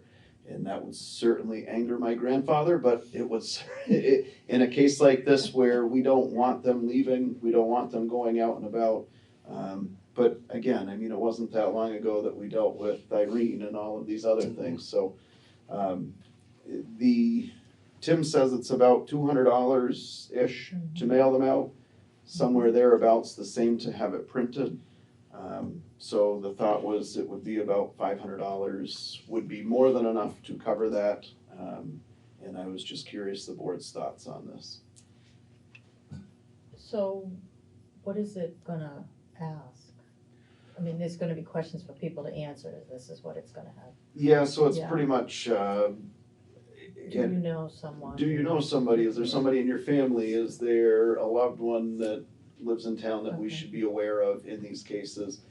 Tim and I have not gone much farther than just a quick note on what the board's thoughts were on this, but it would certainly be spelled out that, you know, we're not coming knocking on doors, we're not giving you phone calls this is just in these cases, so that we know that our EMS can check on these people, or just kind of a way that we can start to rebuild that community strength and support of helping each other, looking out for each other. You can start keeping a record too of those "Are you okay?" forms if you start making the calls that came through today from the sheriff's office. Those, you know, you can start getting a data bank, if you will, of that type of thing. If I could, just one other, all of these human service agencies that I've been contacting through last night's meeting as well, one of the things I'm asking them, you know, the people you are dealing with, we're not asking them who they are, because there are HIPAA issues related to that, but people that you're working with, that you may only work with them a little bit for perhaps physical therapy, and they get out and they go out and get their own food and their meals and so forth. Maybe now they can't, if they're concerned about getting out in the social distancing issue and all of those types of things. If you know of those folks, you can let us know, or you can have them call us directly, because you can't tell us who they are. Have them call us directly, or you might be able to hypothetically say, so-and-so on X street may be someone you want to get a hold of, and we can build a data bank from that as well. Thoughts? Jean, Sandy? Are you gonna include those at the nursing home and Union Hall, and because those are pretty well, you know, you've gotta have a bus there to get them out of there. Yeah, I mean, I think the Birches and I think the Huckle Hill House are different. Right. I'm not sure, I mean, the hall is staffed 24/7, so I'm not sure that one's as important, but. So would you ask for their phone numbers or just their 911 address? What do you think? This is, again, this is a quick note at an EOC meeting that we were trying to come up with ways to make sure that we did not overlook anybody in this. Maybe if they put down their name, like if Michael was answering for his mother, who probably kill me for saying this, she's not old enough yet. But if he was, he could put his name down and they could contact him personally for the address and the phone number if they don't want it printed. Sure. I don't know. Jeff? Yeah, I think it's a good investment in our community. It's probably something that's gonna have to be done every so often though, Mm-hmm. you know, as people come and go. It's not just elderly either. You know, it could be people with disabilities otherwise. Certainly, yeah, I mean, I think the wording would be vulnerable. Right. But, Jeff yeah. right now. Would you like us to contact you? Check yes, please, you know, give us a number, that your contact number or email, we can reach you. He'd check yes just for the free meal delivery. Could have used the delivery a few weeks ago. Michael? I'm not gonna speak on the mailing because it has to do with my job, but you could reach out to the post office because rural carriers see people every day that most people don't. That's right. I can't do that, but somebody should. Can they do that as rural carriers? Can they let us know? Refer you to the postmaster of Vernon. Perfect. So what do we wanna do? I would do it, we'll have to work on tweaking it to be sure we can touch on everybody. Yeah, I think it's something you should pursue. Then when it's a little more concrete, the details, and we can talk about it again. So if we, if Tim was able to have that ready for our next meeting, we could make a decision on that. Or if he had it ready beforehand, he could let us know and we could ratify it. Something that important Yeah. could be done that way, I think. Okay. Motion on this? I move that we allow up to $500 for preparation and mailing of postcards for vulnerable Vernon residents. Second. Moved and seconded. All those in favor, please say aye. Aye. Aye. Opposed? Abstain or whatever. We are gonna table the select board policies. Despite everything that's going on, I think that we still need to have a discussion about the town administrator recruitment, and what our thoughts are on that, it's kind of, with town meeting and with everything else, it's kind of gone stagnant for a little bit, and I think that we need to open that back up. And I truthfully am not even sure where we left off with that, because there was some follow-up with VLCT and then everything went away, so. That was what primarily just to try to locate an interim. Is that what that, Yeah, okay. yeah, I believe so. Because Yeah, I that thought was- last time they were part of, but there was gonna be a fee and Right. to have them Right. help us with that hiring Yeah, process. Wasn't that 6,000, wasn't that the number? Yeah. that- Yeah, So somewhere thereabouts, 6,500. But first, Yeah. we need to get that job description under control. Mhm. You know, cause we've kinda started maneuvering things a little bit with that. And then I think from there, you could approach VLCT to, advertise, right?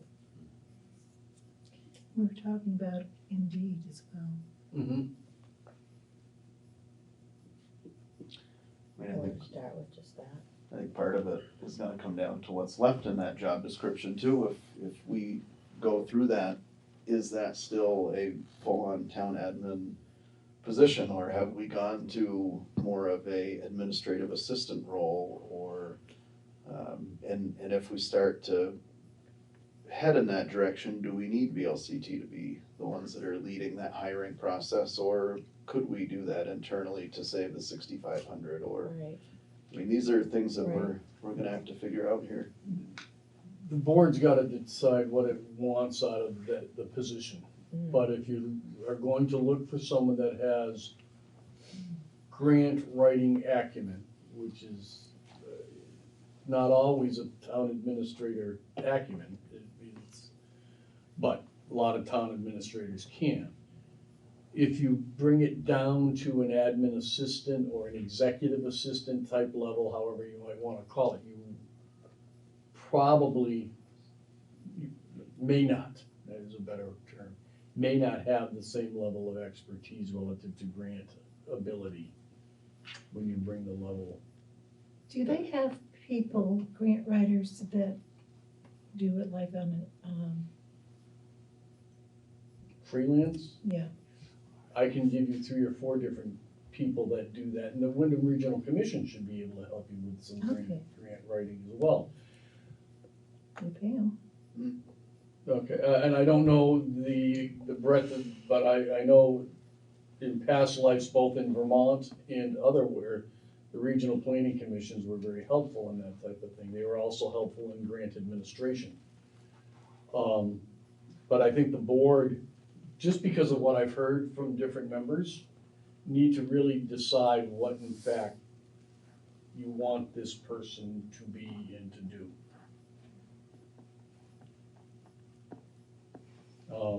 There are a number of position descriptions in the area, small towns.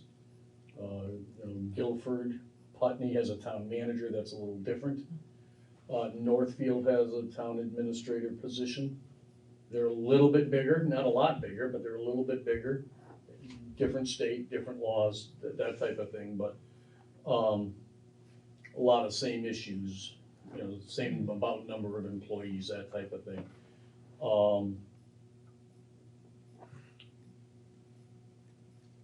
You need to really just figure out, if you don't want this person to have strong personnel oversight, then you have to work the job description to be very clear of that too.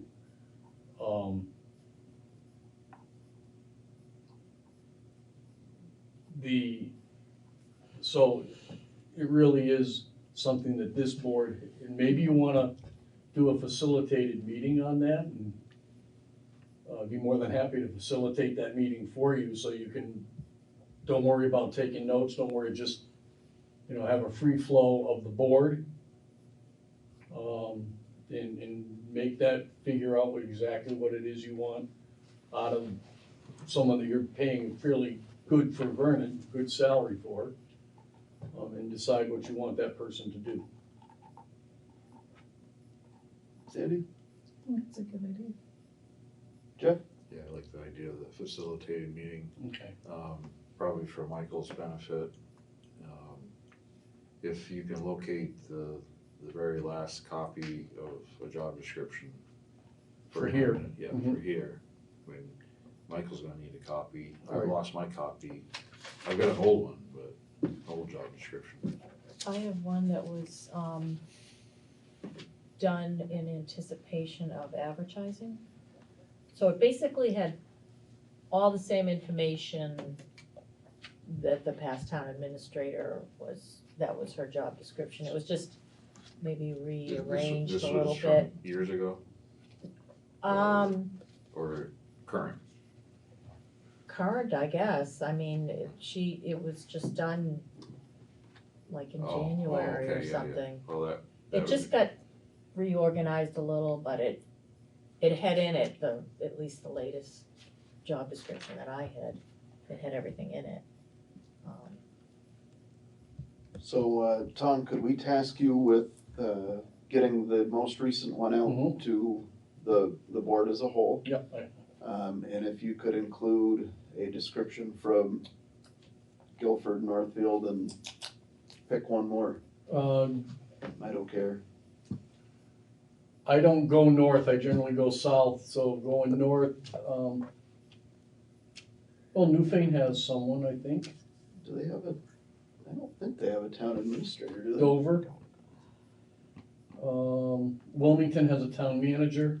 Just pick one, send us 3 of them. Sunderland's a town, it's a I little don't bigger. really want another Massachusetts. Yeah, I town. understand, I'm just thinking of the smaller, Warwick has somebody. Yeah, those are mass. Yeah. Stick to Wyndham County. Okay. I'll find somebody, I'll Okay. find. And if you could get that to us, and then, we could try and figure out when we wanted to meet for that. And if you look at the VLCT book that Yeah, has all the people in it that tell you yeah, I've had some, compensation and stuff. mm, I'll tell you. It would certainly be nice to have this rolling before the new fiscal year. Yeah, any money to advertise doesn't start till July 1st. That was in the budget we just passed, mm, because right now we don't have money for that.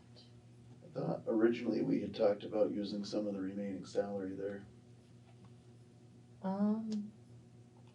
Will there be remaining salary? I'm trying really hard. Oh, I'm not faulting you, but I mean, there will be remaining salary if we hire somebody soon enough. I mean, that's, well, I don't know. Yeah, I don't really remember that. but I mean, I don't think I that think we threw that out there, but we, if we push kinda this like off not a until, vacant position. If you push it off till July, you Wow. won't have anybody on until September, end of August. and then we're already touching Well, I that know, salary for, so, if we can put off, getting billed till July 1st, we'll be all good. but I think part of that is gonna come down to what that job description looks like and whether we need VLCT's help and those things. So I think that is the place to start. Let's look at 3 surrounding towns that are similar size, similar infrastructure, those types of things.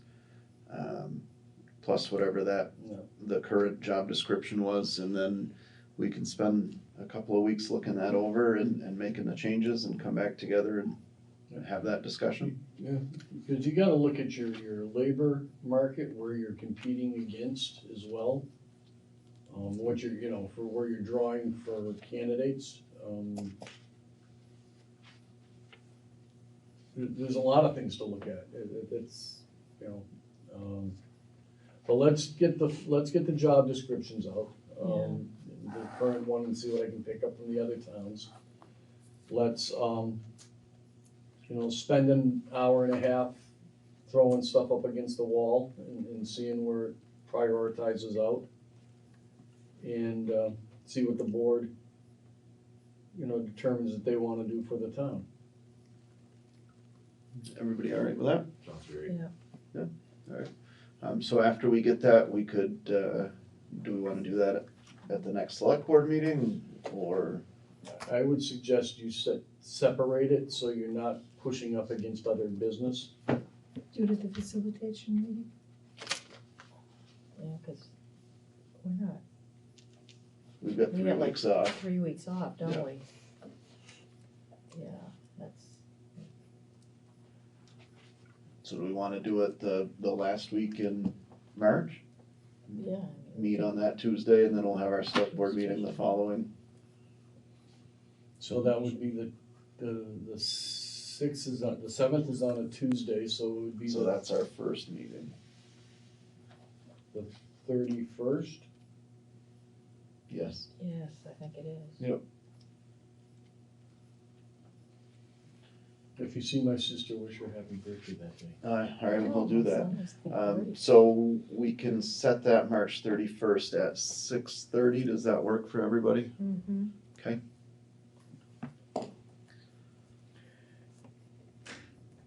I will send out some, if I can find them in my pile at home, I'll send out some basic facilitation rules and guidelines on how we may wanna run this.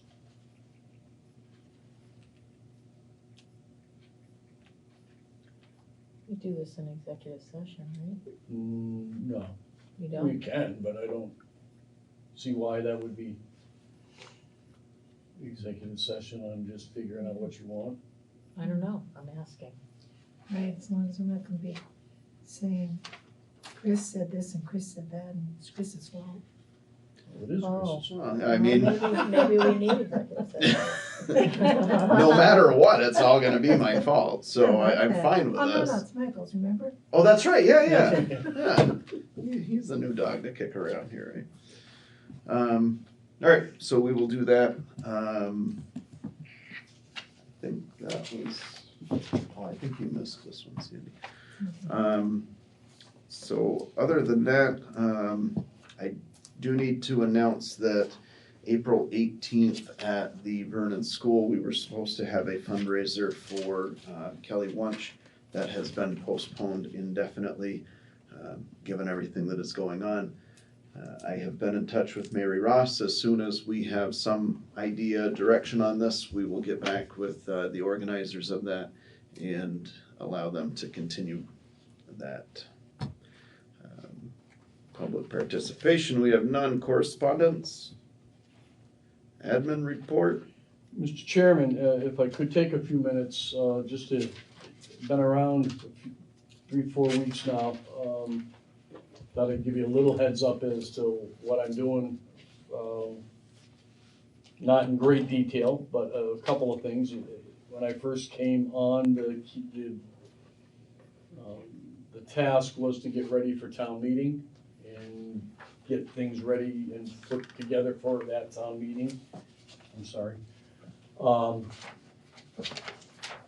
I hope that presentation went well and the board was pleased with that. I want to thank the treasurer.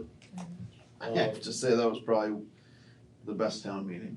Yes. Everybody was friendly, everybody was respectful, and our town achieved some pretty cool things that night. I was super excited. I really thought it was important. Sandra, as chair at the time, and I talked about putting things right out there at the beginning, letting people know, not hiding what had gone on, that you'd gone through some transitions, and put it right out, and that you were getting ready to move forward, and things I hope were forward leaning. That's what we wanted to have happen. One of the other things that was put to me immediately was there was some concern that we were falling behind on some grant reporting. Not the one tonight, but other grant reporting. One had to do from the Vermont Community Foundation. It was a smaller grant. And one had to do with the safety provisions that were being put on at the Recreation Department on Pond Road. The Vermont Community Foundation grant, and I can't even get into the details of what it was, I just wanted to see where we were in the reporting. That was taken care of and completed, so there's nothing more that needs to be done with that small grant. I spoke to the Vermont Community Foundation directly, the staffer that was in charge of our particular program. The recreation grant, we're putting in various safety provisions up there. That is open until 2021. So I had a conversation with the rector. They're starting, they have some other things they have to do on that particular grant to put things in. It's a reimbursable, so we're collecting. We have quite a few of the receipts. They were real good about record keeping on that. And when he finishes up what he has to do up there with the swing gates and some other things that are going on, then we'll get those receipts, we'll submit. It's up to, it's an up to grant, so you may not spend the full amount that was budgeted. You may be able to do it for a little less, so the reimbursement will be less. But that is, everything that needed to be done up to this date has been done.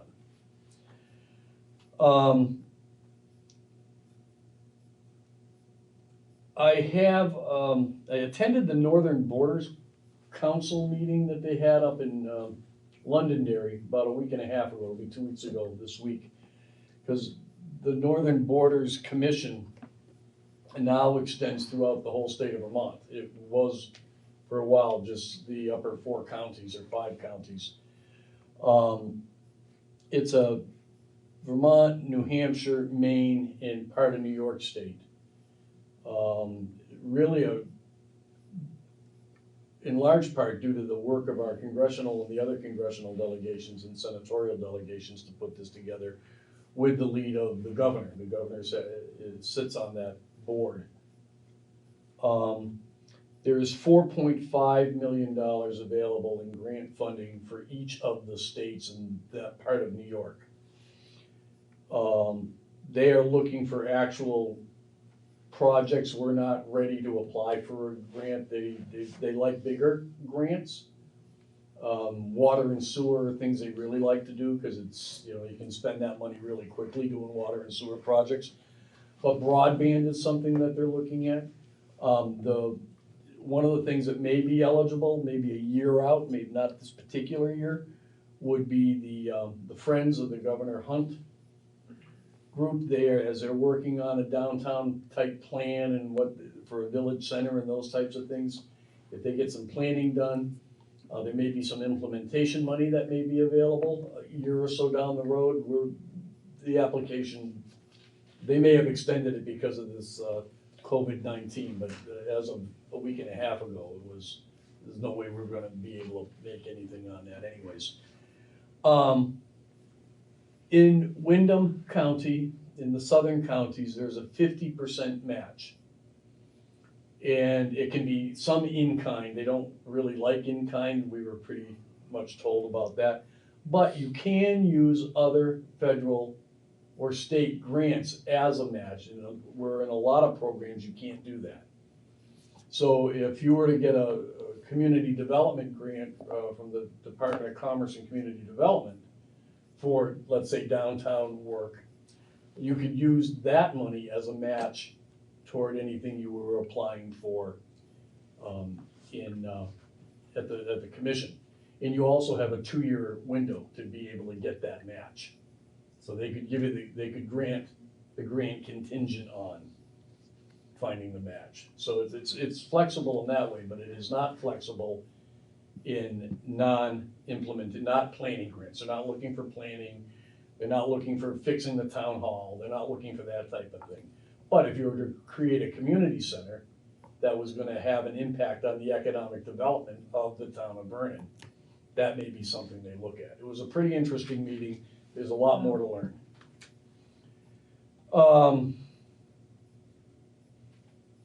We're working, I know that you have $15,000 to do a capital assessment.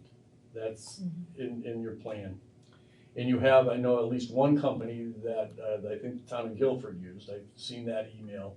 There are other groups out there that do this as well. And I've been scouting around to see, given our square footage, you know, of the buildings, and Chris and I sat down, we kind of brainstormed the buildings too. I'm not sure if the school's involved or not, and they still have to. And I don't, we were talking about that the other day, and I don't remember if the school was one of those buildings we were looking at or not in that assessment. I don't think so. I don't believe it was either. Okay, so that brings the square footage down, and it will bring the cost down for any firm that's looking at this. But we did go through a number of the buildings, trying to laundry list them out, and I'm gonna talk to Dude Solutions as well. And there are a couple other companies, they're nationals, but they're good at what they do. I don't know if $15,000 will cover that enough, but the square footage is gonna be close, because you have the highway garage, the salt shed, the building across Well, the we street. got to that number based off from the information that we were given from the The other company that company? worked with Guilford. Yeah. So if you're saying that the other company's 15 grand's not gonna I be don't enough, know that then- yet. Then we're just gonna stick with where we're at. Right, but you should get more than one quote. Whenever, I think if you're spending $15,000-$20,000, if it was something else, you'd put it out to bid. You'd put it out for RFP. So I just wanna get, if they're too high, then they're too high, and you go with what you got, and that's good. But, so I'm just doing some follow-up on that, that's all. We have spent a lot of time on this COVID-19, you know, at least in the last week. In addition, the White House had a call-in conference call. There were about 3,800 people on the call, and it was really to hear what the federal agencies, HHS and others, were planning to do. That has changed almost 100% in the last week as to what was going on in the original call. But we've been trying to stay up on that, both on a state, regional, and federal level. talked to you about that earlier.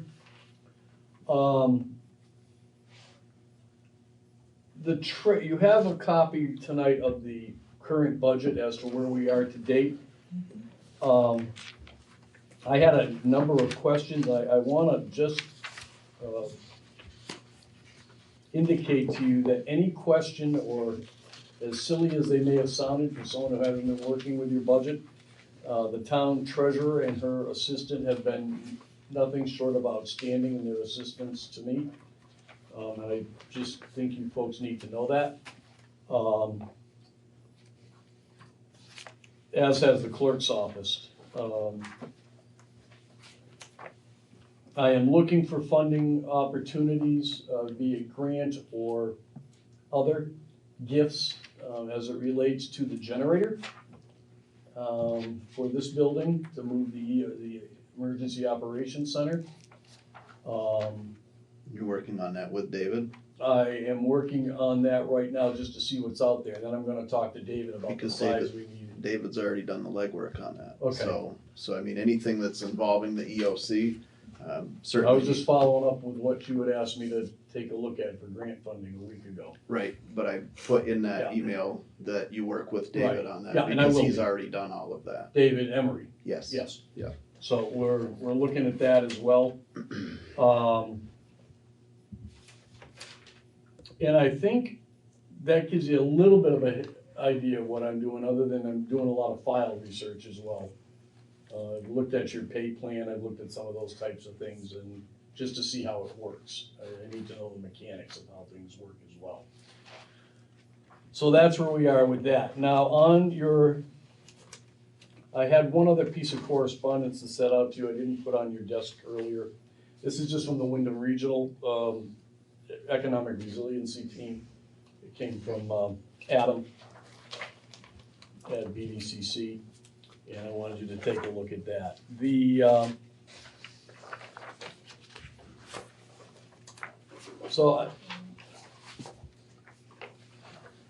And that's just things for you to, because you don't have enough to read, you're not getting enough emails on things, that just gave you one more thing.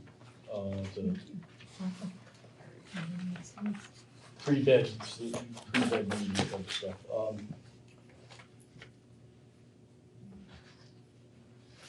The budget, I had a couple of questions on, and the treasurer was really, really good about helping me out with that. But if you just, I'm gonna give you some examples. The Lister's budget, from a salary perspective, is not near where it should be, given this coming up to toward the end of the third quarter, but there's been a vacancy. Okay, so that's what the answer is with that. If you turn 2 more pages over to general government, while there's a lot of the line items there, I won't get into the detail of each of them, that have not spent a lot in the line items, your general office supplies, for whatever reason, and those are shared through the departments, is currently a little upside down. And I'm gonna ask the treasurer for detail on that, so I can see where that has been spent. I just got this yesterday, so. And it's, when we go into the general government, it's about 3 or 4 pages later, when you get to the town van.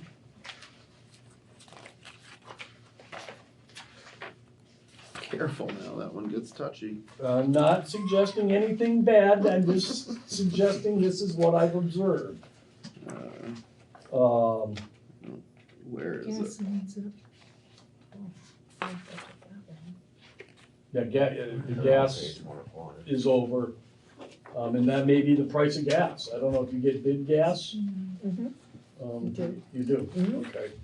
So you may be paying, that when that bid came out last year, it may have been a higher price than it is now. That's, but that is something that you just wanna keep an eye on. They're gonna need to, we're probably gonna use the van quite a bit too, if we're doing some deliveries. That would not be coming out of this budget. Right, if that happened. So those are just, and the other one was, on the town garage operation, and I have not spoken to David, this is again just an observation. You know, you can see that it's been a pretty good winter, if you go down by some of those, it's been a pretty good winter. But your fuel oil, which is your, I think your heating oil there, it's, you know, you shouldn't use much more between now and the end of the year anyways. But, that was getting toward the tipping edge on that as well. Most everything else in the budget, is pretty much right on schedule. You'll see some, you know, some of the general government things, you're way up for the year being late, but some things, I was speaking with Ms. Carr earlier, you know, you pay your county tax, or you pay things up front, your insurances you pay in July. So those are gonna show that a big part of that budget's already gone early in the year, but you pay those as the policies come due. But everything else seems to be right about where it belongs at this point in time. And if you have any questions as you go through the budget line by line, just give me a call and we will get the detail for you. Do we know if the salt used here for the stairs and stuff, would that come out of that supply line, or is that somewhere else? Is that? Will it come out of the general supplies? I'm only asking because I know that the salt that we had was eating away the stairs, they've stopped using it, and they had to buy another pallet of that, so I don't know if that would have anything to do with it. Okay. Worth looking at. So if you get a Yeah, I'm gonna get a detail, detailed you'll sheet on see that, so. Yeah. So that's really all I had on that.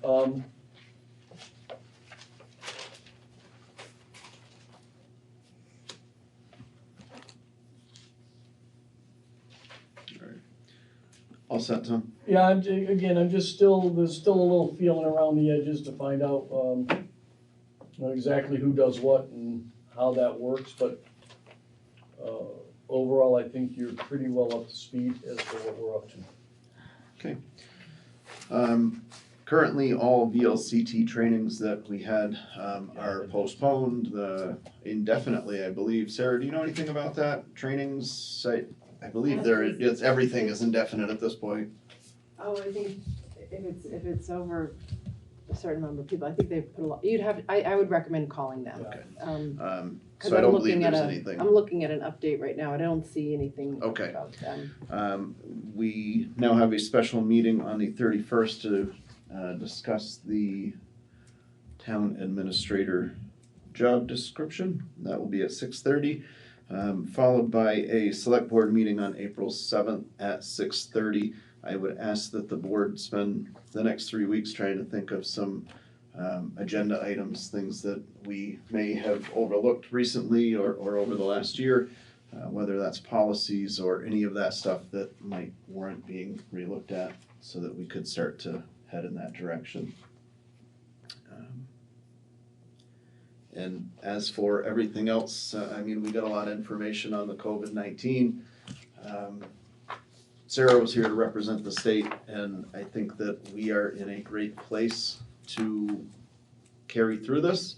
And I have to say that just watching the Facebook page, as crazy as that is for Vernon, that we have seen a drastic swing in the way that our residents are communicating with each other, the way that they're coming out to help each other. And there is more of a sense of community over the last 2 months than I have seen on that Facebook page or felt walking through our school or even in this building. And it is great to see that and to feel that, and I think that we are in a tremendous spot to move forward.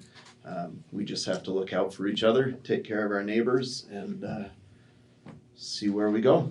We are adjourned.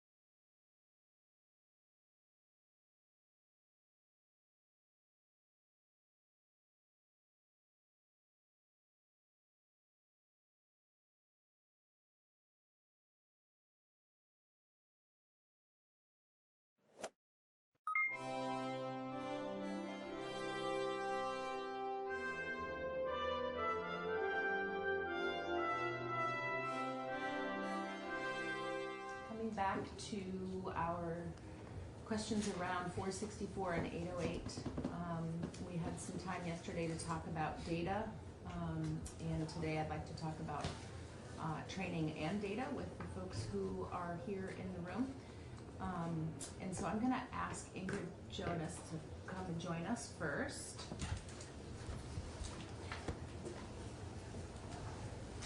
Do you have anything online? I do not. I have some things to hand out, Okay. but should not put snacks right in front of me during. Boy, won't you feel welcome. Thank you. How about a giant vat of M&Ms? I saw that. Yeah. Good morning, everyone. We're not kidding. Right. The milk chocolate raisins are preferable, but I guess M&Ms are. We're talking a lot of cannabis today. So. Yeah. Okay. Again, for the record, Major Ingrid Jonas, Vermont State Police. I'm a division commander. Also with me today is Captain Gary Scott, who's the Director of Fair and Impartial Policing, and also Betty Wheeler, who's our data analyst for Department of Public Safety, in addition to other roles. So I've prepared notes because that's sort of easier for me, but definitely want people to ask questions at any time during. It helps me to stay focused if I have notes to refer to. So just for some background, Vermont State Police provides primary law enforcement services to 200 towns approximately in Vermont, 90% of the land mass of Vermont, and 50% of the population. Our dispatchers answer roughly 89% of 911 calls, in addition to all sorts of other calls. We have 334 sworn members in our department and around 64 emergency dispatchers and civilian staff that cover our three sections: support services, field force, and criminal division. So field force is the officers who you see on the roads in marked cars. Criminal division, plainclothes, detectives. My division is support services, training, recruitment, fair and impartial policing, internal investigations, and other infrastructure and operational support to the department. What we refer to as fair and impartial policing, that mission is a fundamental principle to our department and has been for quite some time. And it's really fundamental in that we derive our power from the people that we serve. And without the trust of the people that we serve, we are ineffective as police officers. Our job is to promote safety in the community, and without trust, we can't be effective in our work. So the work that we do to ensure that our practices are ethical and fair goes way beyond traffic stop data collection, and is really a systemic practice and value system that we're always working on, from our hiring and selection process all the way through things like traffic stop data that helps to give us a diagnostic test of how we're doing and what we're doing in the field.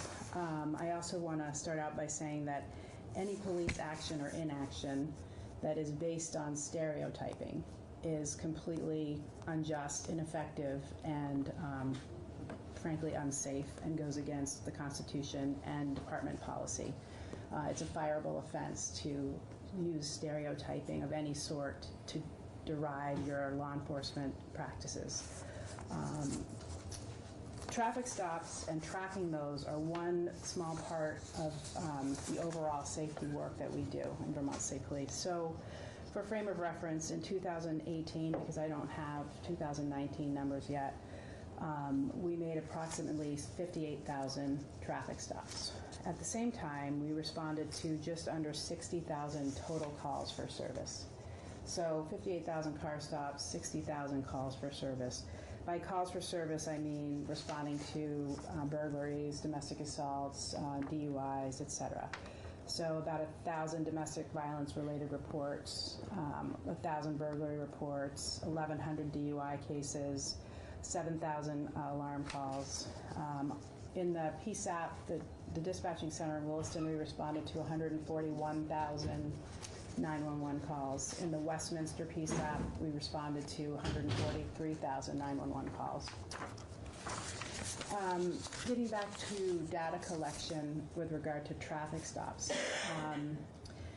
So in 2009, we formed what is still known as the Fair and Impartial Policing Committee, which was basically a collaboration between community members and sworn members in our department to try to answer widespread concern about bias-motivated policing, in particular racially motivated car stops.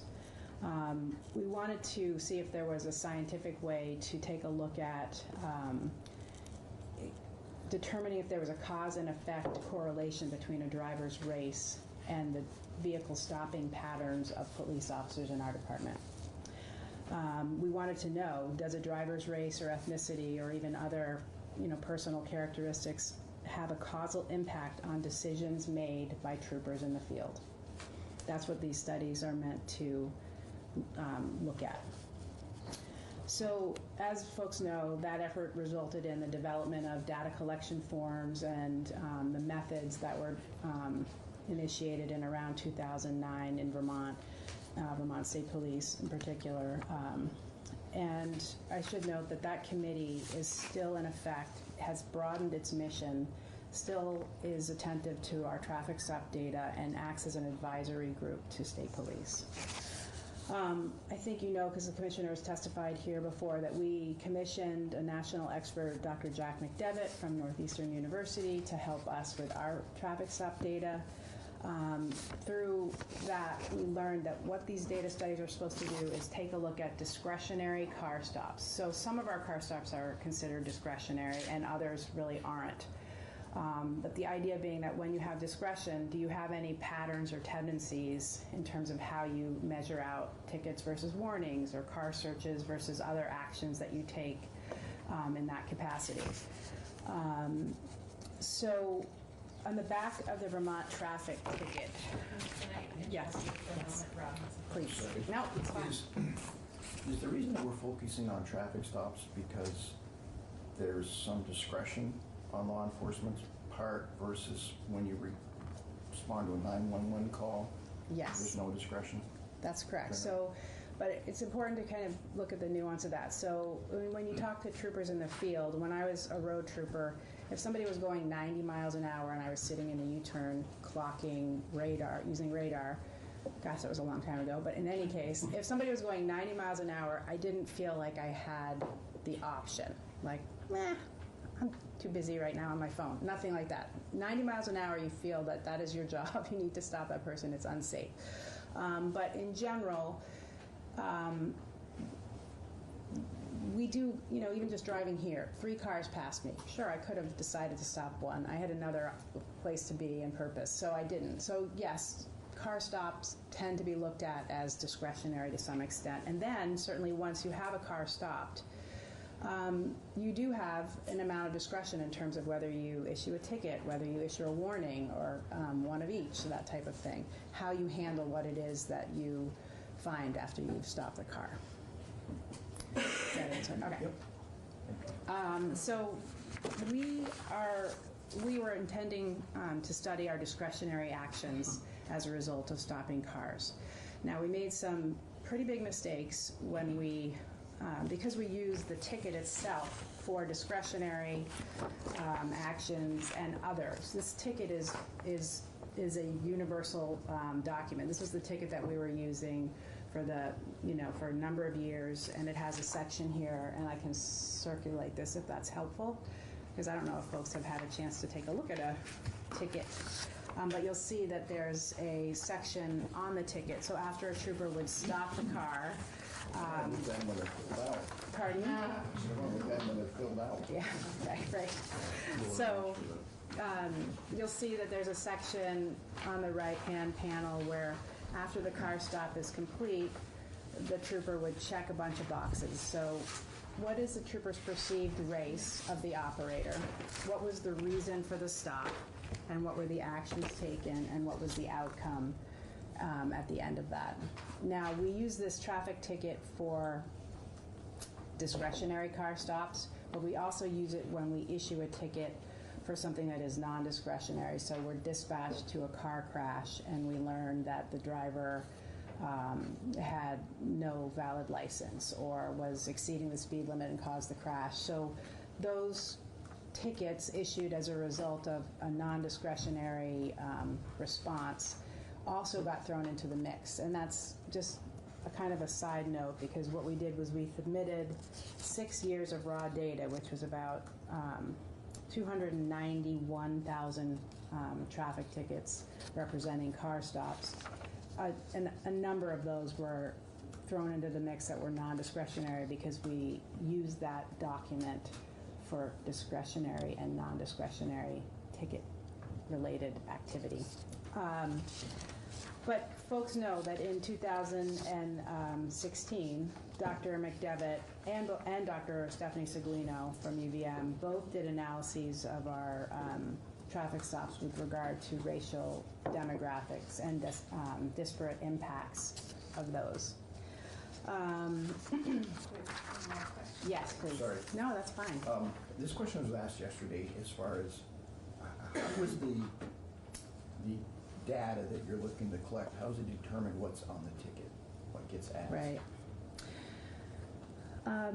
So I was not part of the initial efforts to create that data collection section on the ticket. It's something that in hindsight I wish had been done in a more thoughtful way, but those categories are representative of what the statute now asks. So there are categories: gender, age, perceived race, reason for stop, search, and overall outcome of the stop. So it's generally statute driven as opposed to... Currently, it's statute driven. Correct. Thank you. No, it's a good question. It's something that I think could have been done in a more comprehensive, far-looking way in the beginning, but that's just my opinion. So as you know, good quality data is a prerequisite for outcomes that you can really learn something from. In the early efforts, there was no mechanism in Vermont for a standardized way of looking at how to check those boxes. So we heard about everything from troopers leaving the perceived race blank because they really didn't want to make an assumption about somebody's race, to checking boxes based on the outcomes that they had with passengers that they engaged with at the traffic stop, when really these types of data collection efforts are really only to be focused on the operator in the vehicle. So again, concern around standardized ways of looking at the box checking effort. It's very important that we're all measuring the same sorts of things. So I think it's also commonly known that after we had the analysis done of our initial 6 years, including all the error data in there, we learned that we searched cars at around the rate of 1 out of 90 cars. So 1 out of 90 cars that we stopped were searched. Our overall hit rate, which was a new term that a lot of us hadn't known of, but the hit rate is what's referred to as the when contraband is found in a car search. So contraband could be anything from checking the box because you had an underage driver who had cigarettes, which were illegal, to stolen property from a burglary, or heroin. So there was really, we weren't delineating between what type of contraband, but we were checking the box for contraband. Our search disparities with regard to race over the time frame of 2010 through 2015 showed that they grew. Specifically, our numbers show that we searched black motorists and Latino motorists at a higher rate than we searched white and Asian motorists. At the same time, though we had very high hit rates, so 78% of the time when we searched a car, we found contraband. We learned that we found more contraband when we searched white and Asian drivers than when we searched black and Latino drivers. Since that time, it's important to say that we have done an enormous effort with a lot of help from outside and inside assistance and consulting to clean up our data, meaning to make sure that what we are analyzing is actually representative of what we're trying to analyze. Discretionary car stops, actions only taken with the operator as opposed to conflating operator and passenger activity and so on. And this is a commitment we made because, again, it really all boils down to trust and willingness to work with your community on something that's important. Yes. Is this still the only source, or, I mean, everybody has in-car? Well, so everybody, you mean in-car cameras and those sorts of things? No, like data collection. I mean, if you link the ticket to the statute describes what must be on here. Mm-hmm. You have an elective ability to add more data Correct. collection through your. Right, so we've expanded the data collection. Okay. So we also collect passenger-related information and actions with passengers, and we also have provided to analysts when they've requested it the breakdown of the type of contraband that we find. It takes a lot of work because it's not written on the document itself, but we can go through and do that when we need to. But is it ticket-based or is it computer-based on the You mean contraband? No, just expanded data collection. It's ticket-based or e-ticket-based, depending on what method the troopers or the officer is using. And then that's entered into our records management system by admin staff. So, let's see. So we've increased our accuracy in terms of data entry and the intended message for these types of efforts in the field by doing training, policy improvement, and by training I mean training the field and also our admin staff to understand really what is the mission here. We also have an auditing process that Betty can talk more about if you want, but it's something that we didn't have in the past, and that has really resulted in much cleaner and accurate data. The audits occur quarterly. So after the auditing process is done and the year ends, we then go through and clean up all the errors, get rid of all the duplications, any blanks that we can eliminate, and then we meet with our Fair and Impartial Policing Committee in June of every calendar year, and then announce and produce our data to the public after presenting it to our committee. It's on the Fair and Impartial Police Committee. Correct. Oh, sorry, who sits on it? I'm sorry. Who sits on that? I'm sorry. So we have a number of command staff and troopers at all ranks, and then a very diverse range of leaders in Vermont or just citizens who care about these issues. The committee is co-chaired by myself and Dr. Eitan Nesredin-Longo, who is he's a professor at a college in southern Vermont, but he's also the chair of the Racial Disparities in the Criminal and Juvenile Justice System panel. And he's been part of the committee for quite some time. I can give you a list of all of the members, but if Alexa was here, he would have answered that question. Okay. That's okay. Okay.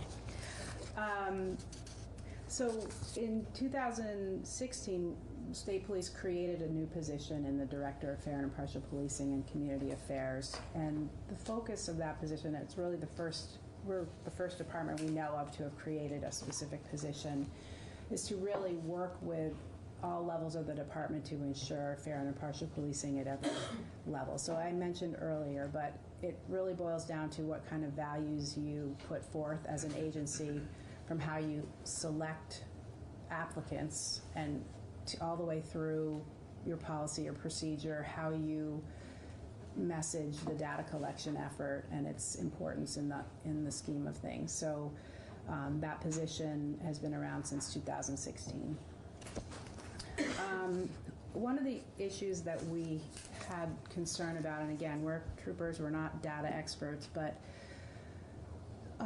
Jack McDevitt used crash data as the baseline or benchmark for from which to compare our data to in those initial studies.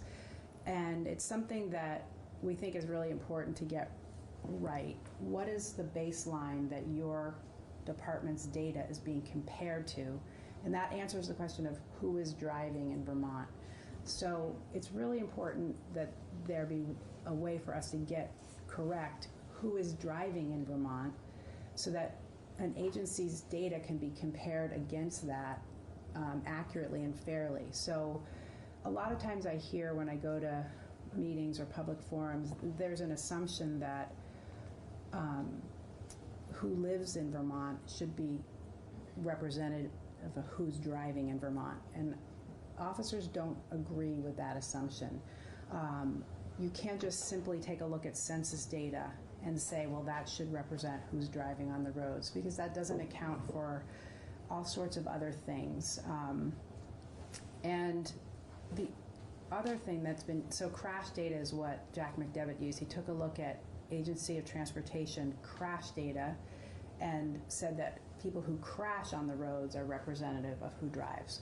And that's probably true, you know, to some extent. But my point is simply, I don't know what the exact answer is, what the baseline should be, but it needs to be accurate so that we can really learn what our numbers show around stopping vehicles.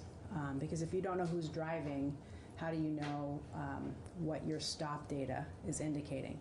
So if I used to patrol up in Franklin County. If I happen to be patrolling within 10 miles of the Highgate border crossing and stopping only cars for excessive, exceeding the speed limit, and then my supervisor would take a look at my data and say, wow, do you have a bias against Canadians? You're stopping a disproportionate number of Canadians compared to other drivers or Vermont residents. And then my supervisor would say, oh, well, the alternative factor is that you're patrolling in an area that is over-representation of Canadian residents. So those types of things have got to be considered. Other sorts of questions that need to help us answer: does a driver's race or ethnicity or other personal characteristics have a causal impact on the decisions made by officers? As people who drive more are at higher risk of being stopped by police. People who drive poorly are at a higher risk of being stopped by police. People who drive in locations where police tend to stop cars more frequently are going to be at a higher risk of being stopped by police. And people who drive vehicles with visibly defective equipment tend to be stopped at a higher rate by police as well.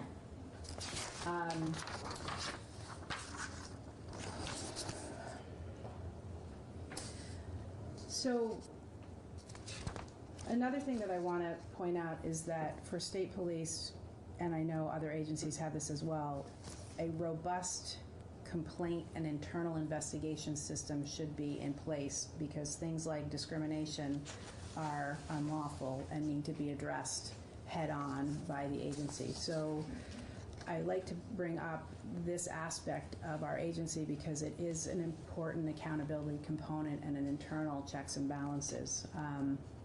So our complaint and internal investigation process is overseen by the Commissioner of Public Safety, as well as a civilian review committee called the State Police Advisory Commission. Our policies and procedures include a requirement that all members report any wrongdoing or misconduct of other members. It's a Part A violation if you fail to report and know about a misconduct violation or allegation of a member in our department. In 2017, we had, I want to give you a sense of the numbers of complaints we get regarding discrimination, and I'm not saying there aren't a number of complaints every year of all sorts of categories, but in 2017, the commissioner opened an investigation for a discrimination allegation. It was investigated and unfounded. We had 0 complaints of discrimination in 2018. We had one complaint of discrimination in 2019 that was investigated and unfounded. Discrimination in our code of conduct is a Part A violation, again, one of the most serious, and it states no member shall discriminate in favor of or against any person or other member on the basis of race, religion, politics, national origin, sex, gender identity, sexual orientation, lifestyle, or similar personal characteristics. I sort of wanted to set that context, but now I want to talk about some of the tools and early intervention systems that we've set up in state police regarding traffic stop data. So we have training at every level around bias, unconscious and conscious forms of bias. The traffic stop data that you've looked at is submitted along with through the ticket or e-ticketing system to admin staff for entry. Our analyst does quarterly audits of our records management system, checking radio logs to see how they match up with the tickets themselves, to make sure that the tickets or warnings that are issued match what is in the radio log. If there are errors, she generates a report, and those reports go directly to the 10 station commanders around the state whose responsibility it is to get answers and clean those things up. Admin staff have had training to do proper collection and data entry. From the months of January to May, the analyst verifies the data, cleans and eliminates duplicates, errors, and gets the station commanders to fill in any missing entries. As I mentioned earlier, we then release the data publicly in June. We post it on our webpage, and we also provide it to Crime Research Group as part of the statute. We then work with the co-chair of the Fair and Impartial Policing Committee to help us determine from our total organization, folks who are out patrolling, here are our stats.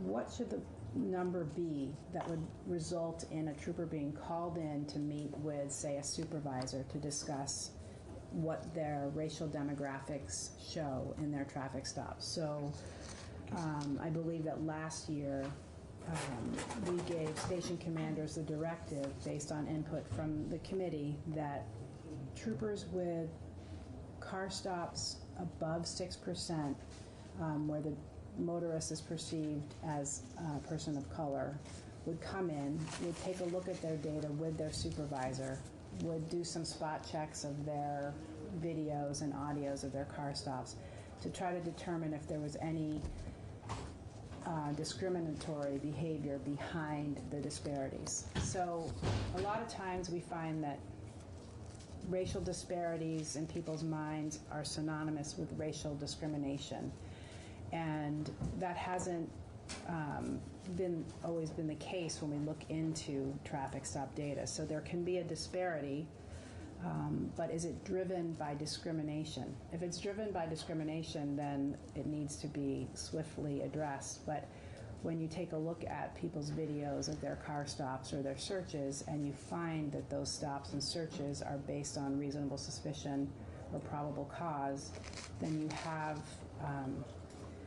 what is the requirement for a car stop or a car search. So having those conversations with troopers needs to be done in a respectful and appropriate way, because there is a difference between types of disparities and improper practice or discrimination. Does that make sense? Mm-hmm. Yeah. You threw something out there that I don't know what it meant. Oh. Correlating the radio data? What comes over the radio data that would be inconsistent with the report?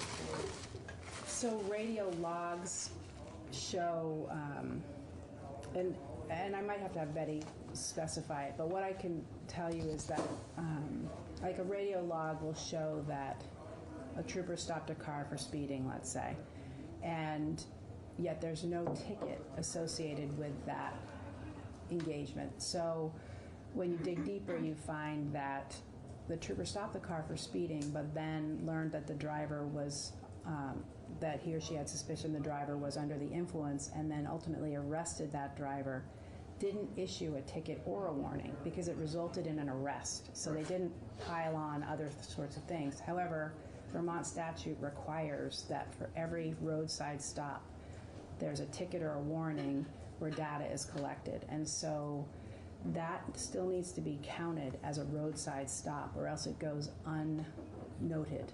So radio logs can help cross-check those types of events, that stops happened but no paperwork represented the stop.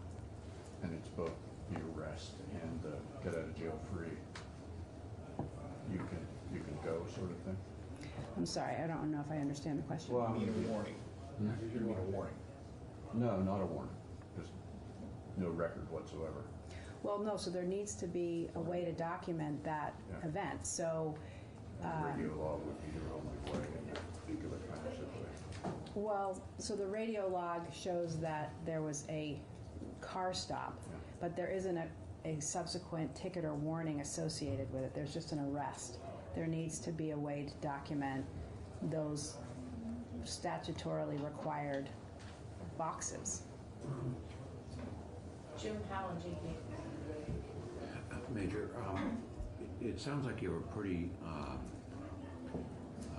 full review, look at your data, but you mentioned a little while ago about reviewing instances that might show a bias from the officer.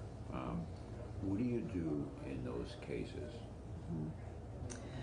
Well, I can tell you that we don't have a lot of those cases, so it's not something that we're experts at, that we can reach a firm conclusion that the troopers' actions are driven by bias or discrimination. So it's not a common occurrence that we're reaching that conclusion. If that were to be the case, that would be it's a serious policy violation. Bias-based policing is a form of discrimination. It's grounds for termination. We would try to fix that person. If we were able to fix that person and through training and other forms of remediation, then we would do that. If the person was not fixable, then we would follow the due process and terminate them from working for us. So how often do you have your troopers go through implicit bias training? Well, we have a number of different stages in which troopers at different ranks and levels go through training. So in the pre-basic, which is the very first phase once they've been hired, and they're in a 3-week initial phase of our training, they are, Gary meets with them as well as a member from our Fair and Impartial Policing Committee to talk with them about the overall mission of the department and how fair and impartial policing is fundamental to our practice. That is a 2-hour block of instruction for just like the 20 new recruits that are in our part of the academy. In the basic academy, I see that Director Cindy Taylor-Patch is here and can talk more about what is the way that fair and impartial policing is infused in all of the basic training. In our post-basic for state police, we have an 8-hour block on fair and impartial policing that is led by Captain Scott and also a consultant that we work with, who's someone who helps our department on the whole in this area. So it's an 8-hour block of instruction for troopers who have graduated, but they are not yet out in the field.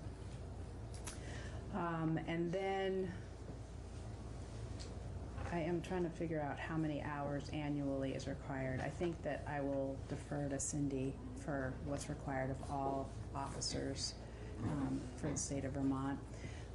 But VSP, again, we have a consultant whom we pay who works with, comes to command staff meetings and does a 1 or 2 hour block of instruction.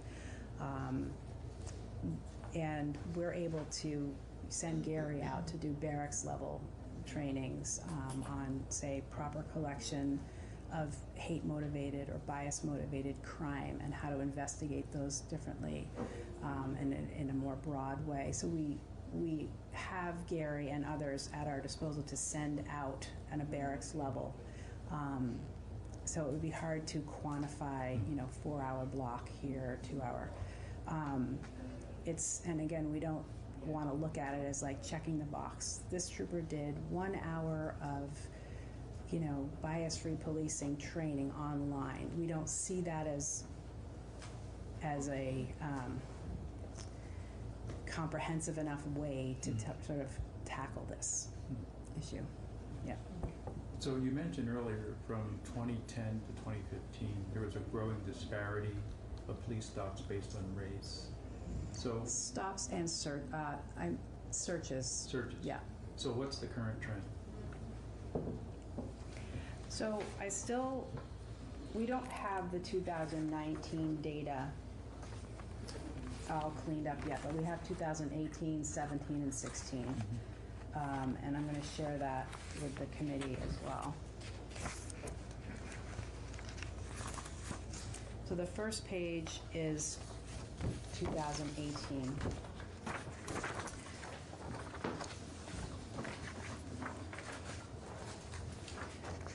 So if you go down here, the searches, total stops with searches, you see that midway down the first page. So total stops with searches, and it goes by demographics. So 322 white operators were searched, 25 black operators were searched, 5 Asian operators were searched, 15 Hispanic or Latino operators were searched, 0 Native American operators were searched, for a total of 367 total stops with searches in 2018. And then you can follow down through and see the results of those searches. So if you take a look at Asian operator searches, there are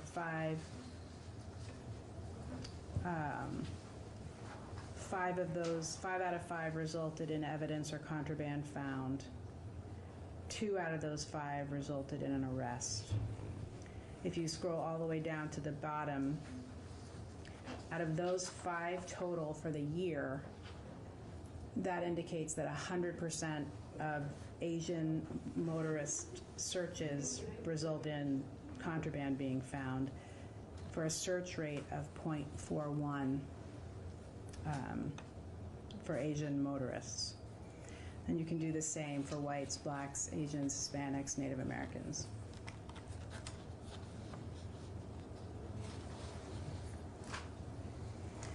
So you see our search rate for whites is percentage-wise less than our search rate for blacks and Hispanics as well.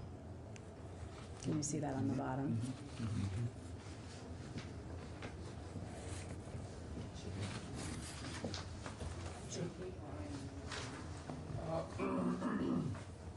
I had a couple questions on the actual tickets and things, and we got more into got off track, but since it's my turn, if we can go back to real quick.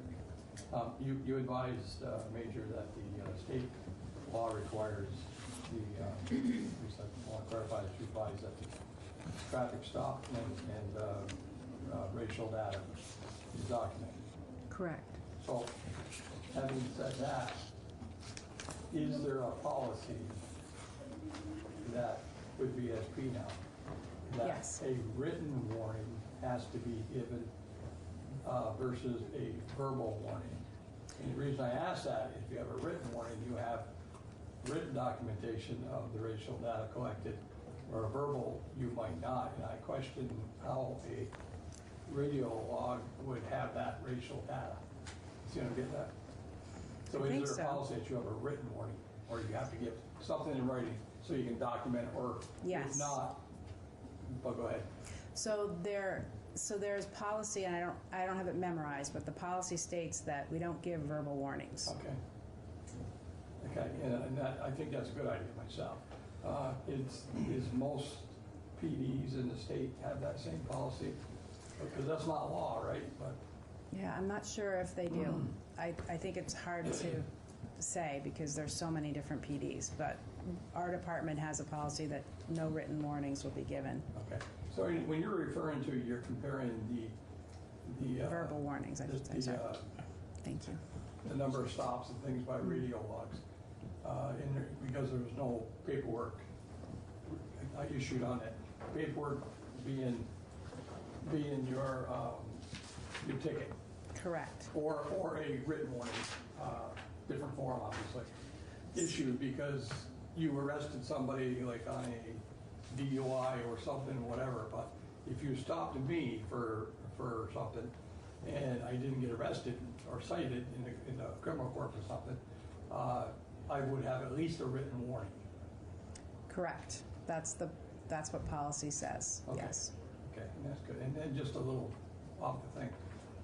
Do you guys have e-tickets now? So do all your cruisers have ticket printers or not? We're phasing them in. Yeah, so our fleet staff has been phasing in the printers and the other equipment necessary for e-ticket, and I can't remember if we've completed every single barracks or not, but we're getting close. Is it saving time to trooper to sit there on a laptop and do I the think it entry and does. print, or is it quicker to write it? It must. I mean, that's one of the, especially for when you're writing multiple documents, like if there's 3 tickets or a ticket and 2 warnings, you don't have to go through and manually. Or auto-populate the basic data and just put the events in there. Correct. Good idea. Thank you. Rob? Could we back up to the search rates? Yep. I'm curious when does age come into part of the equation about whether you're going to search or not, in that we all know that Vermont has an aging demographic, and it would make sense that you're going to stop more whites and people of color because that's how our population is. But the decision to do a search, in other words, like I have a 98-year-old grandmother who still drives, and if she was to get pulled over, I'm assuming that an officer probably wouldn't be so apt to look for contraband or go through that thought process with her as they might with, a 20-something-year-old person. Does that? Well, so I can tell you that age should never be a driving reason for why you would, it's not that's another personal characteristic that isn't a driving reason behind determining reasonable suspicion or probable cause to take an action. There are other things that need to be in place in order to give you what you lawfully need to do a search, which is really a seizure of somebody. It's not taken lightly, and it needs to be very much based in those lawful reasons, reasonable suspicion and probable cause. But in general, I mean, sure, if I were to stop your 98-year-old grandma, then I wouldn't necessarily my first thought wouldn't be, I wonder if she has stolen property. Do you know what I'm saying? If there was a TV in the back seat, I wouldn't assume that it was, stolen from somewhere. I would hope that I wouldn't assume that when I stopped anybody, but probably because I'm human, I wouldn't assume that correct. And so that's a good point. It brings up a point, at least to me, that as human beings, we all have these types of, our brains want to work in this way of like putting people into neat little boxes and stereotypes based on basically how we look. And it's pretty, there's sometimes it can be helpful, right? Because it helps us make sense of the world quickly, and instead of having to just take every single situation with a total blank slate. However, it can also lead us to make grave errors if we're operating only on our assumptions.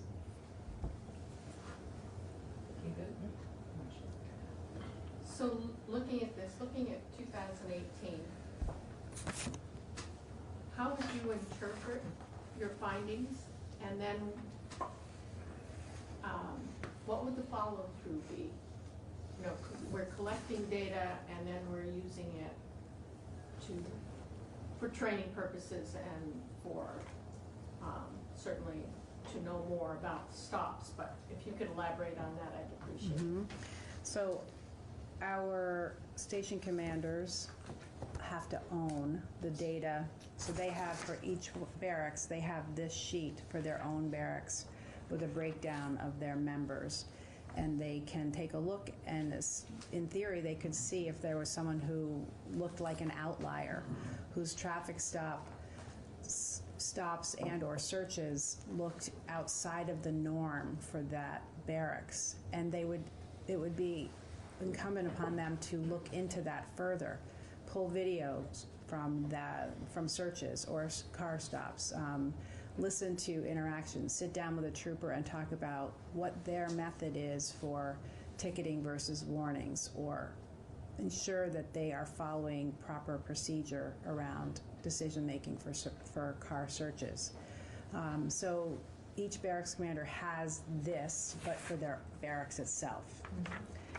And then they work with their patrol commanders, supervisors to look at troopers and bring them in if necessary and talk with them.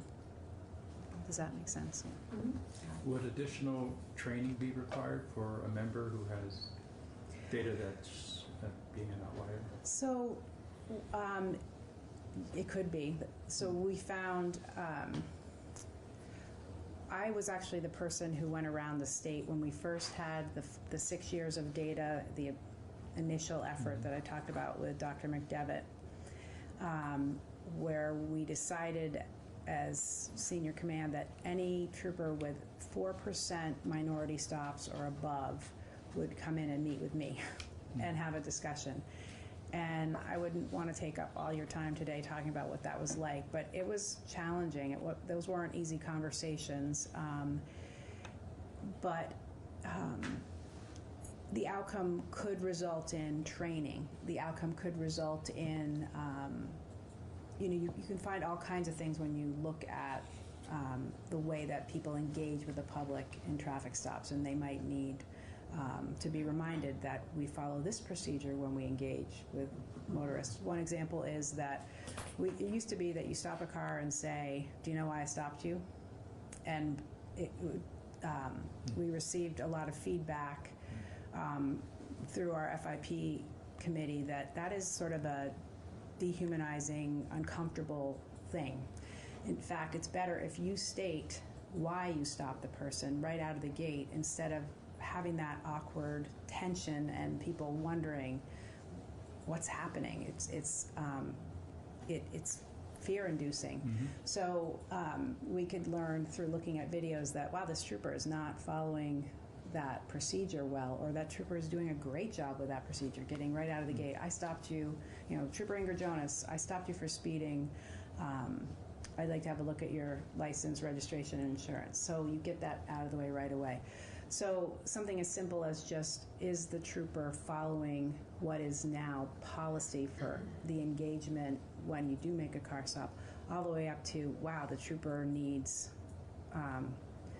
better guidance on the steps for conducting a search and establishing probable cause for a search.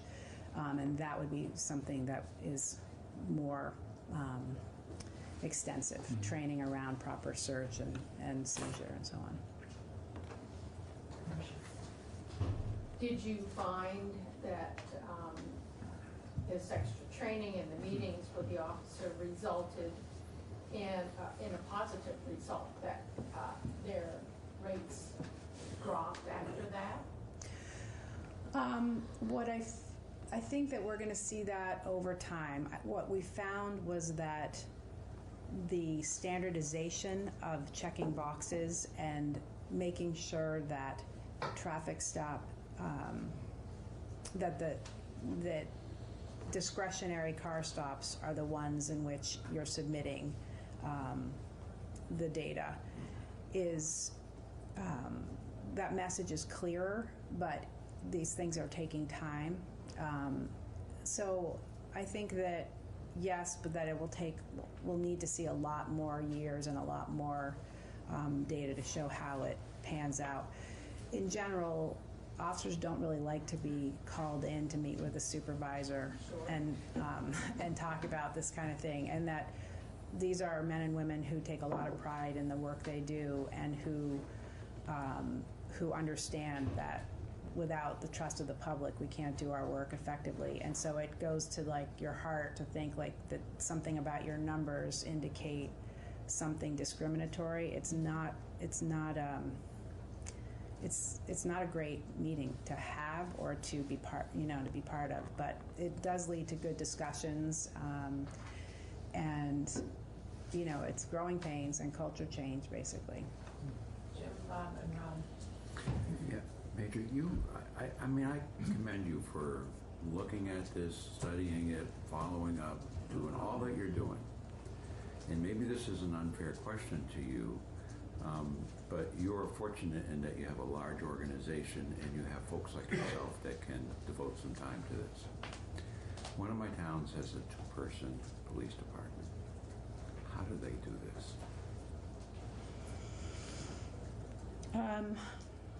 Well, I mean, I hear you, and I think that it's if there's a standardized way of understanding what the mission is for, what we're trying to, if we have a common goal, we want transparency, we want fairness. Here's how you accurately check the boxes so that you don't make mistakes.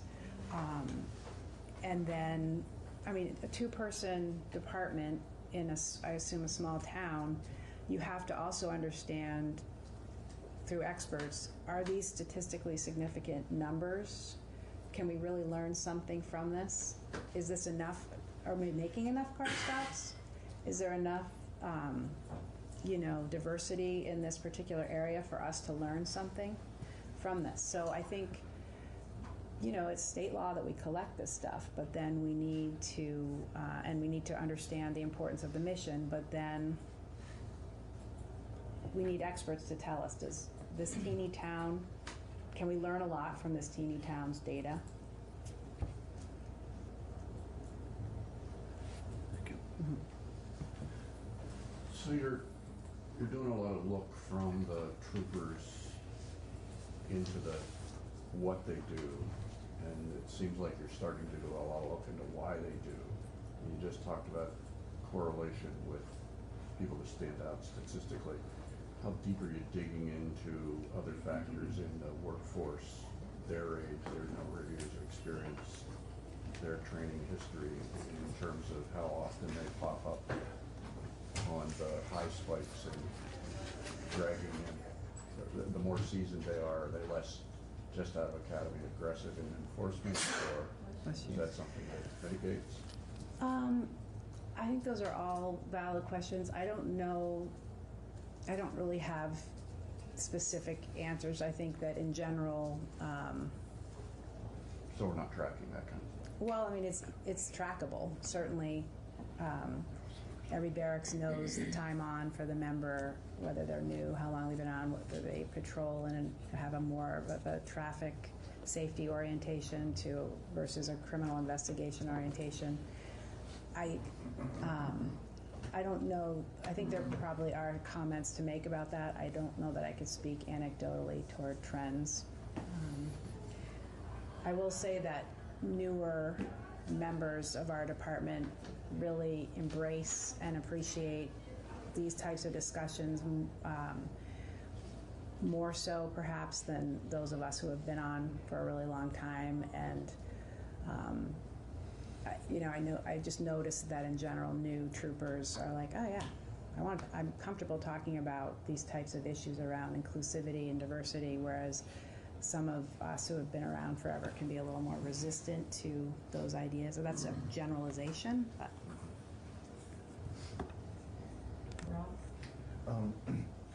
You had referenced the crash data before. Is that being used currently as some sort of a baseline? And if it is there any correlation between what you're seeing in the race data and this report? So I might have Betty chime in about that, because analysts use different benchmarking or baseline data. The crash data even itself has been challenging, because not everyone can agree that people who crash represent people who drive. So, but yes, the crash data is being used. And I might have Betty expand more on the, yeah. I just have a comment to share. I think it's well known now that Vermont faces a demographic crisis, and I think one of the strategies for working through this is to be able to attract and retain people of color. So what you're doing is really, really important. And I heard of a story of an African American who was coming to Vermont, landed at the airport, rented a car, and he's halfway to Montpelier. He had to pull over. He had to take a phone call. And then he saw blue lights approaching him, pulled right up behind him, and he starts to panic. And the officer approached him and said, "Is there anything I can do to help?" He was the director of the national office of the League of Cities and Towns. And he was here to decide if he's going to have his national conference here. And he did, because of that exchange. So this is really, really important. Thank you for sharing that. Appreciate that. Do you have any other thoughts for us, or should we see if Betty can? Yeah, I think, would you mind doing that? Mm-hmm. Okay. Yeah, I just appreciate the time and happy to be here. I have one other question for you, actually. You're talking a lot about the training that troopers get when they come into the force, and then sort of the ongoing training and the uncomfortable conversations that they might have to have if their data is showing that there might be some bias in their stops. But you said your division is responsible for recruitment and hiring. Mm-hmm. Do you ever try to screen people at the time that they are expressing an interest in becoming a state police trooper, to find out whether they come in with biases? Yes. So, and I tried to touch upon that earlier, that we do view from the very beginning of recruitment and selection, that's a critical place where we instill the values of the department. We don't want to attract folks who are certainly unconscious or consciously acting from biases. So the way that we do that is through the process of, when they're interviewed as part of a panel of commanders interviews applicants one by one and asks and gives scenarios to see how they would respond. Just as, these are young people who are attracted to policing. We throw scenarios at them and listen to their thought process. And we give them specifically examples of how would you handle it if you received a call from a citizen, in a town who said, "I'd like to make a complaint. There's an African American man parked in a car on my street." How would you handle that call? And you can learn a lot from people about how they talk about these types of things that we're looking at as a society, racism and blatant forms of it, unconscious forms of it, etc. So they will then be rated in how they answer scenario type questions. And it's not just those types of scenarios, but, and then there's an extensive background process that occurs. So a detective is assigned to this person if they've made it through several steps in the hiring phase. And the background is intended to get at how they've conducted themselves in their lives thus far. Now, granted, a lot of these folks are like 20-year-olds who live in their parents' basement still, but we are. But many of them live their lives on social media. Yes, exactly. And so we go into their social media and take a look at what they value and what types of, how they portray themselves and so on. So, yes. Okay, thank you. Hello. Thank you for being with us this morning. Thank you. My name is Betty Wheeler, and during the day I work for the Agency of Digital Services in the Department of Public Safety as a systems administrator. And my part-time job for the Vermont State Police in the evenings allows me to fulfill my passion of working with data. So what I do for them, and everybody usually laughs at that, yes, because it's like data. What I do for them is I work with their traffic stop data. And you asked a very good question earlier about what happens with the radio log and how do I look at that. So what I do is I go into their CAD RMS system and I run a report that tells me how many traffic stops that particular trooper had. Then I look at how many demographic entries are recorded for that trooper. And the numbers should be pretty close because the Vermont State Police says they shall issue something at every interaction at a discretionary stop. Sometimes, as you said, they stop a car in error. Maybe the light was reflecting wrong on the inspection sticker and it was a different color than what they thought. So there is no problem. They approach the car, say, I stopped you for an inspection sticker. Oh, I'm sorry. Your inspection sticker is fine. Have a great day. They still have to submit a piece of paper to the admin staff for that stop. It was a discretionary stop. We need that information. So that's what I'm looking for, is that being done. So what happens is the trooper fills out the same information that's on the back of the ticket as to what they perceive the race to be, why they stopped the vehicle, the outcome of the stop, all of that information, and they submit it to the barracks clerk, admin staff to enter it. And that goes in the system, and that's what I look at to make sure that that is complete. So that's part of what I do. The other thing that I do is I look to see if they're missing something. Did they stop this vehicle and not tell me what the race was? If that's not there, I send it back to the admin staff, to the station commander saying, this is missing. They go back to the trooper, they go back to the paperwork, they see why it's missing. Is it missing because the trooper failed to record it? Is it missing because admin hit one too many tabs and didn't fill in that place? And if they can correct it, they correct it. If they can't correct it, it's now considered an error in their data. And we look at the percentage of the errors for the overall barracks and the overall state.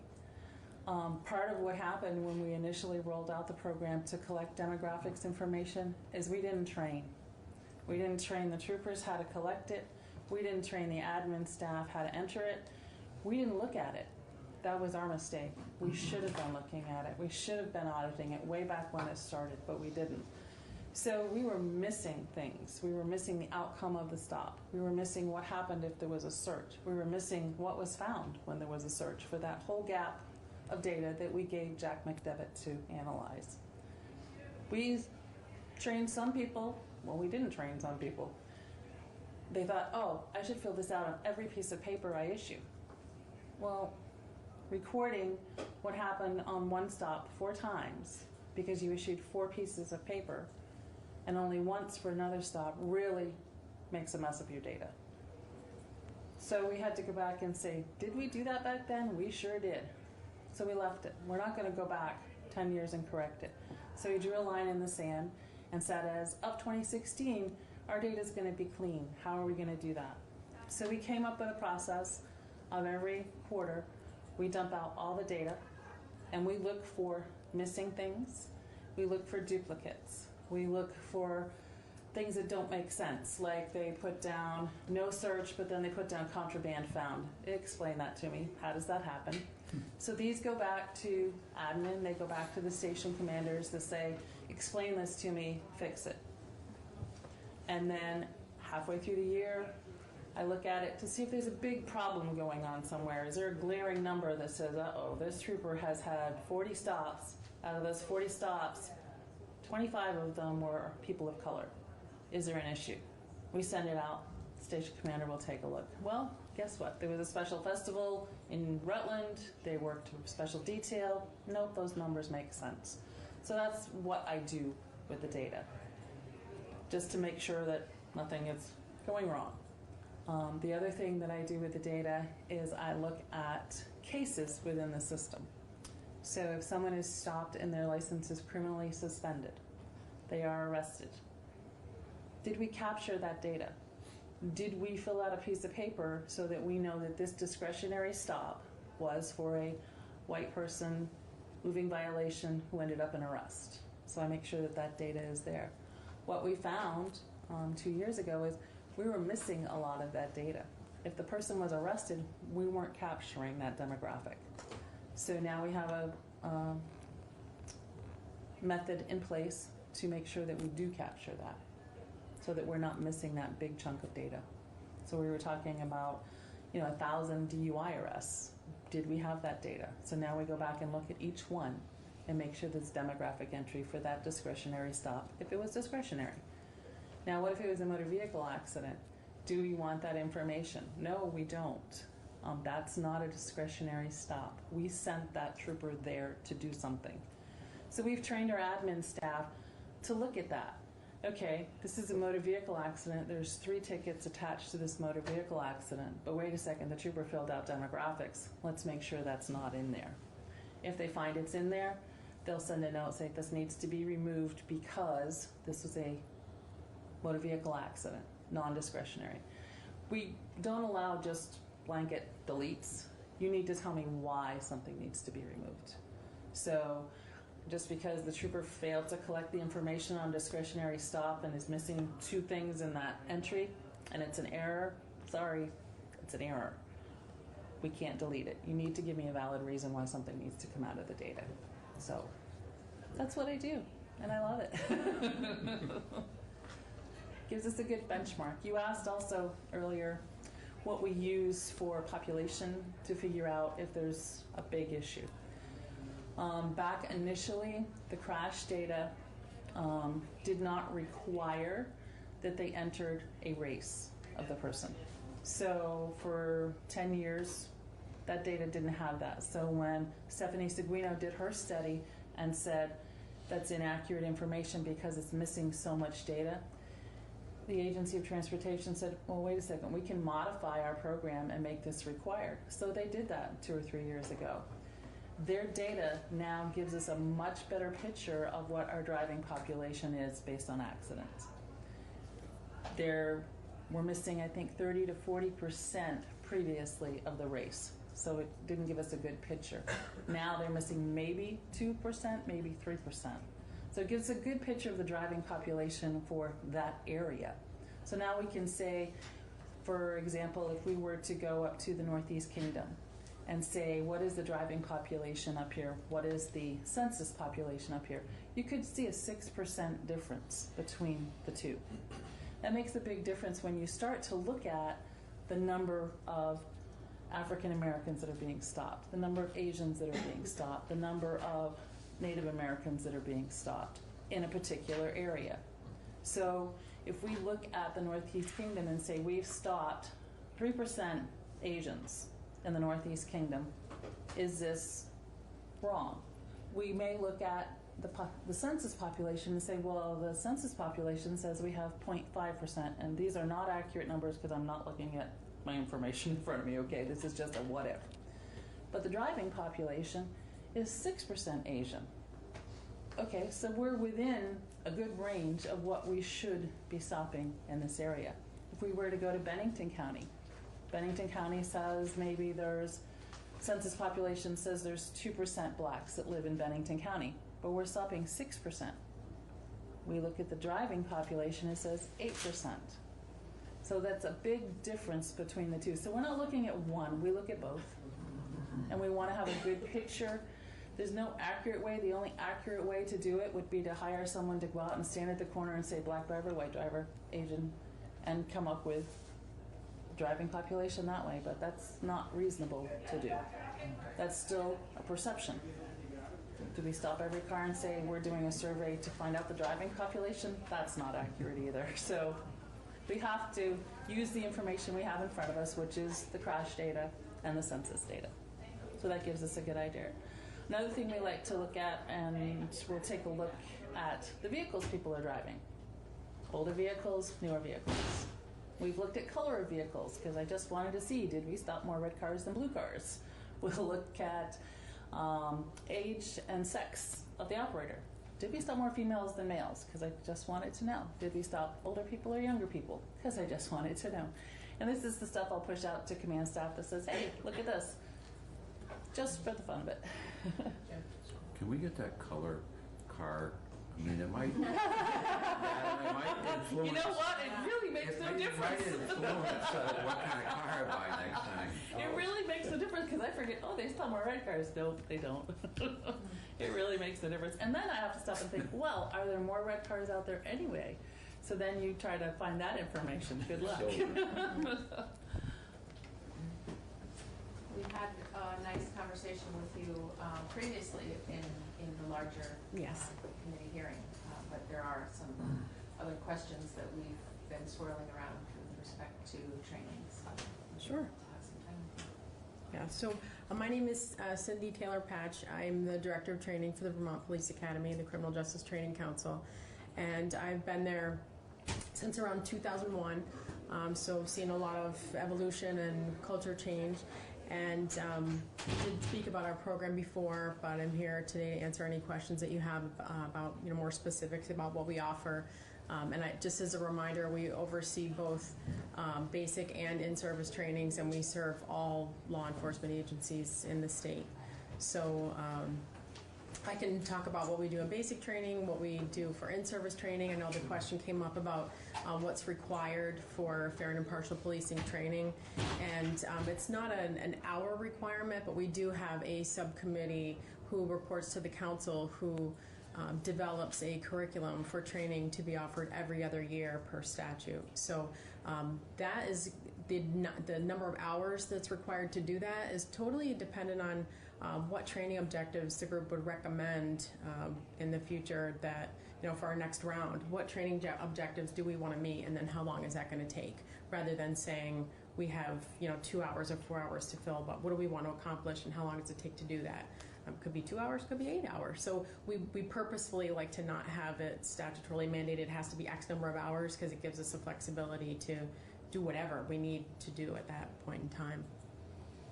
But that's every other year, required for every officer, and anybody who's not compliant with that is, essentially called to answer for that, and it is required for them to maintain their certification as a police officer. So we do work individually with officers and departments if they are deployed in the military, for example, and can't fulfill their training requirement. Then we develop a plan for how they're going to get there when they return to law enforcement duty. Same if they're on a medical leave or something of that nature. We'll develop a plan for people to become compliant, but if they don't, then it goes forward to the council for consideration regarding their certification. So how do you know if the training is effective? It's a great question. I think it's something that we all look at as, what's going on out there in the world. I think the race data collection is a big piece of that. It gives us a nice snapshot in how officers are carrying out their responsibility in the community. Yeah.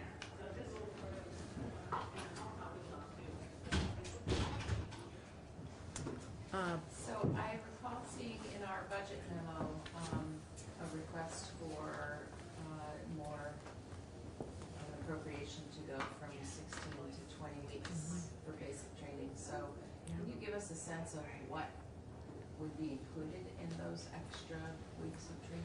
Yes, and I think there's a few things that I think are of specific interest to this group. One is additional training around use of force, and I know that you all met my counterpart, Director of Administration Drew Bloom. He and I work very closely together and making sure that we're both on the same page as far as how use of force training is carried out, and then I teach things related to communication and mental health response because that's my background, and we work closely together.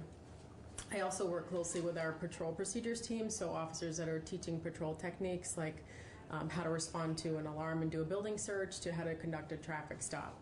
And we do a lot of hands-on scenarios in that patrol procedures program, so it's as close we can get to, you know, actual live response in a designed environment.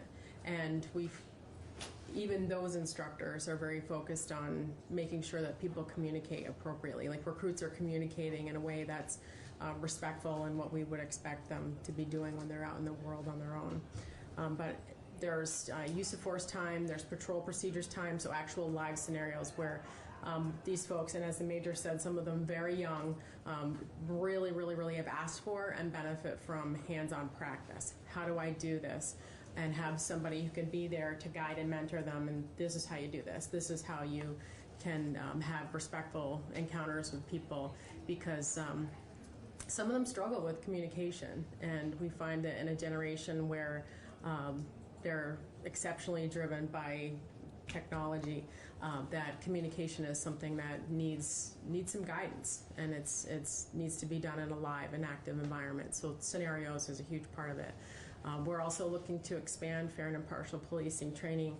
Right now, we only are able to give it 4 hours, and we want to give it 8 hours. We want to expand from the curriculum that we have that really focuses on implicit bias, and we talk about things across the board, you know, as the Major was saying, race, ethnicity, socioeconomic status, age, anything, sexual orientation, transgender issues. And to expand that, to bring people with more lived experience into the classroom. You know, we don't have time for that much right now. And also to make sure that we're more thoroughly able to cover the state's model policy that was developed, and things of that nature. So definitely the 4 hours there is pretty important to us. Some other things, right now we have 8 hours of interpersonal communication skills and conflict resolution, and another 8 hours on mental health crisis response. But you know, we're looking for an additional minimum of 8 hours to add more opportunity for de-escalation, substance abuse issues, suicide intervention, and the scenarios that go along with that. So that's a bulk of what the expansion's looking to accomplish. So, as I look at 464, if I'm hearing you correctly, there's a section on there that requires 4 hours of additional training. Are you supporting that change? And what's the impact on your budget if we add that in there? I think I would have to understand more specifically what the goal would be. Again, I would be hesitant to label it 4 hours, but just like what's the goal, what's the purpose of the requirement, and just to remind folks that we already do have the mandatory fair and impartial policing training requirement already on the books. But I think if I read this, it would increase it by another 4 hours. Basic training is 4 hours. What the mandate is beyond your basic level is what varies. Okay. So like all new officers have to get the minimum 4 hour training, but then after that, every 2 years after your initial training, you're coming back again for more training for the rest of your career. And the number of hours associated with that varies. And if we were successful in getting the appropriation to expand basic training, then recruits would be getting minimum of 8 hours. That's specific. I mean, we also have other places where things come together. Like we have a block of training in our domestic and sexual violence training where they talk about human trafficking. There's obviously cultural issues and gender issues within that context. We have a 4 hour block of training on hate crimes that is taught by folks from the AG's office. So it's not just in the courses that are labeled that specific topic, but it's kind of interwoven throughout our programming. Cindy, just a quick question. The basic academy is currently 16 weeks, but you want to increase the basic academy to 20 weeks. Could any of this additional training, well, everything, and this is dealing with this specific, including this, but other things as well, obviously. Could any of this additional training that you guys want to put into 4 weeks, could this be done in what used to be called basic training, I don't know if it's still, you guys still call it that or not. We still do, we have post-basics training still. Part of the concern around that is that anything we do post-basic would not be required for your certification necessarily, and it wouldn't be testable. Like, we spend a whole week, the final week that recruits are there, testing their hands-on live response to different scenarios. And if we were to do that after graduation and the issuing of their certification, it would definitely be a different dynamic, a different environment. We have thought about that, looking at all factors that it would bring into play, but we would definitely prefer to have it within the program so that we can have a more thorough assessment of the whole officer and how they're going to act in the field before certification and graduation occurs. And part two of that, getting into could it be post-basic, the officers already on the street, the ones that are already certified and working, need additional training on specifically this bill itself. And I applaud that 100%. All right, is there going to be a specific course of instruction, such as a 4-hour block? I use terms that we used to use when I was on the job. So a 4-hour block on Rachel and by his training things, that an officer, a veteran officer in the street, already working, already gone through basic, already got all the certifications, can he go to that 4-hour block and get all the additional training, and then he just needs to do his in-service every year or two or whatever year? Yeah, so in-service hours are required every year, and for specific to fair and impartial policing, whatever we choose, that every other year requirement, that's in-service. That's what they have to do to maintain their certification. So that's a 4-hour block? It varies. It varies depending on the year and what training objectives are decided on that it need to be met. Okay. So they have the opportunity to take any in-service that we offer, but they're required to take that one. And we also changed our rules a couple of years ago that requires updated use of force training every year. So that's also something that officers in the past weren't necessarily refreshing on unless their department made a specific priority for that. And we've now required it. You have to revisit use of force training. Things like that come up. Certainly, we offer mental health training, and most people just take it once. I have had some people that will repeat, but we're also hoping that eventually, if things change at an organization, we have a little bit more flexibility in what we can do funding-wise to offer more opportunities for de-escalation training. Right now, we have a tiny staff. We're pretty maxed out. But definitely would like to offer more around de-escalation training for officers who are currently in the field. I do partner with the FBI either every year or every other year to bring in their crisis negotiations training. It's a 40-hour school that they come here primarily out of their Albany office and offer to state and local agencies. So we try to partner with them to bring that in as another option as well. And that's a 40-hour program? Mm-hmm. Yeah. So we've heard how challenging it can be for small agencies to access post-basic training. And have you ever considered a train-the-trainer model for some of that training so that it can be always done regionally? Yeah, we always do. So, for example, we have had a fair and impartial policing train-the-trainer before, and have officers who have offered that at UVM, Colchester, down in our area as well. And when we, probably within the next 2, maybe 3 years, we'll be doing another train-the-trainer for, refreshed curriculum and a batch of instructors. But we tend to do that with most things that we do, especially things that are mandatory training. There's just way too many officers for us to try and train everybody with my staff. Right. There's just not enough of us. So we do that all the time across topics. Any other questions for me?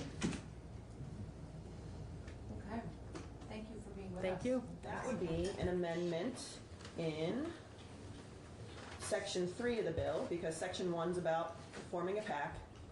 Section 2 is about the PAC connected organization name.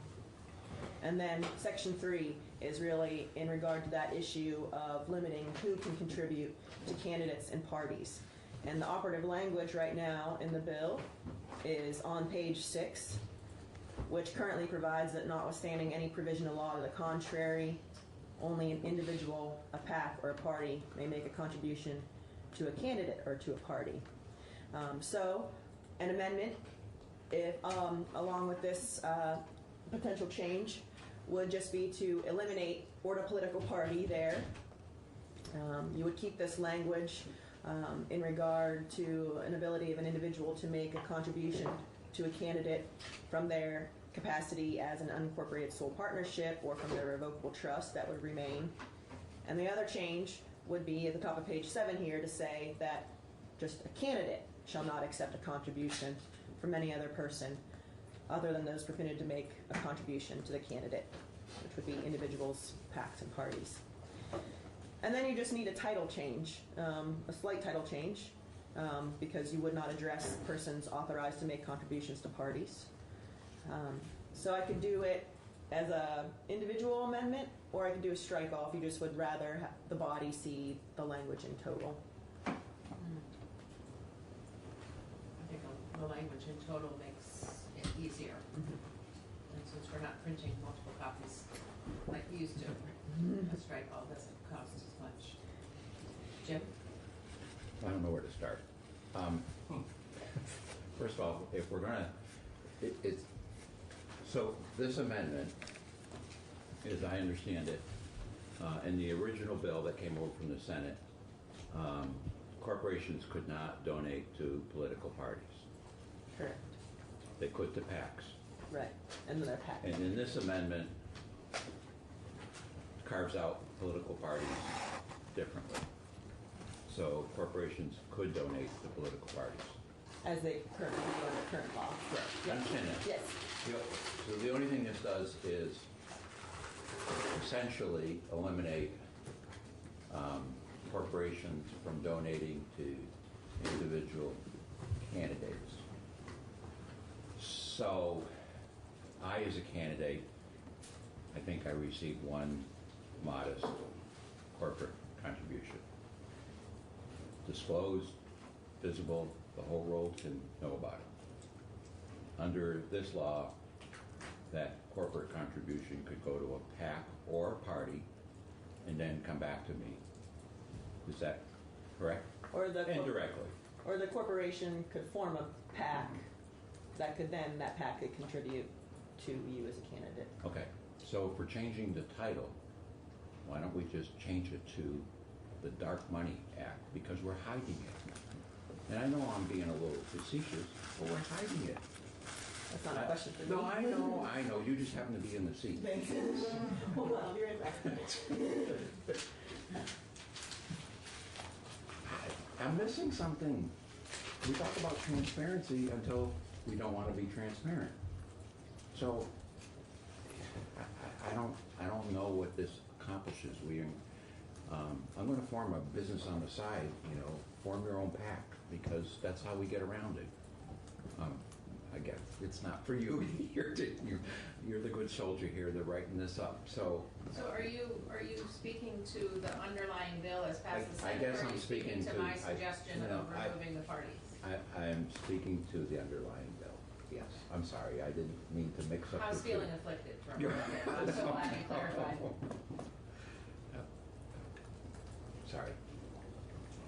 Committee discussion?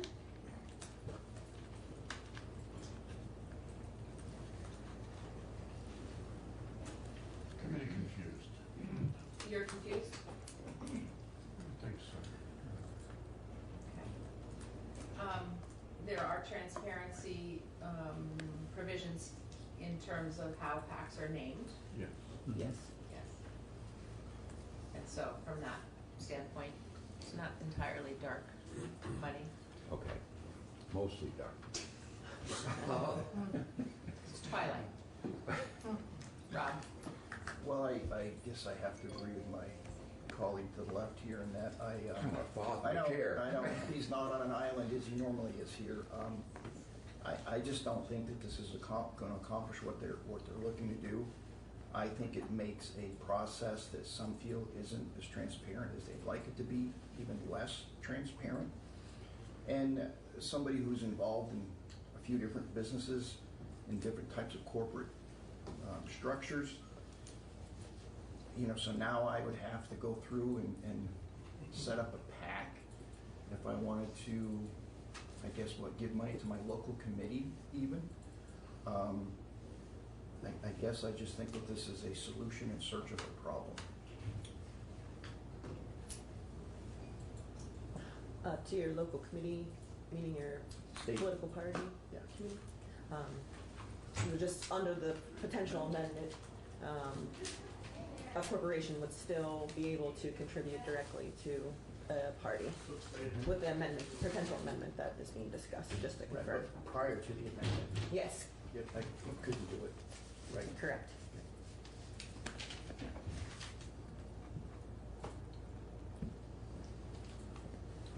Do you have a question? Noah? Limits? Limits in effect? Yes, so Change the limits? no change to the limits. But right now, let's take a corporation, for example, is a single source. And so a single source is prohibited.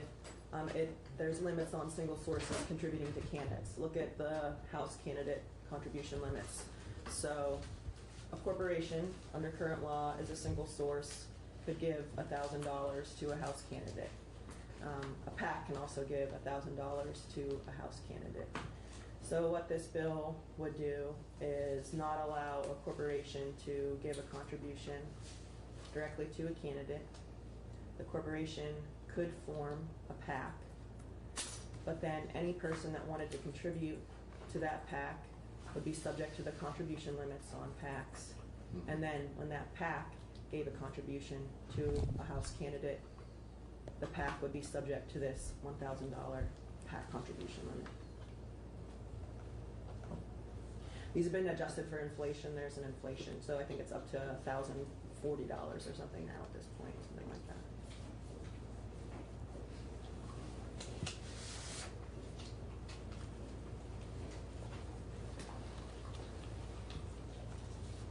So committee questions on what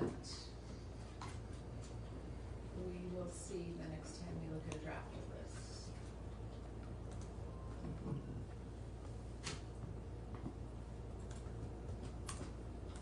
All right, so let's shift gears. Okay. We will shift gears to the State Youth Council bill at this point.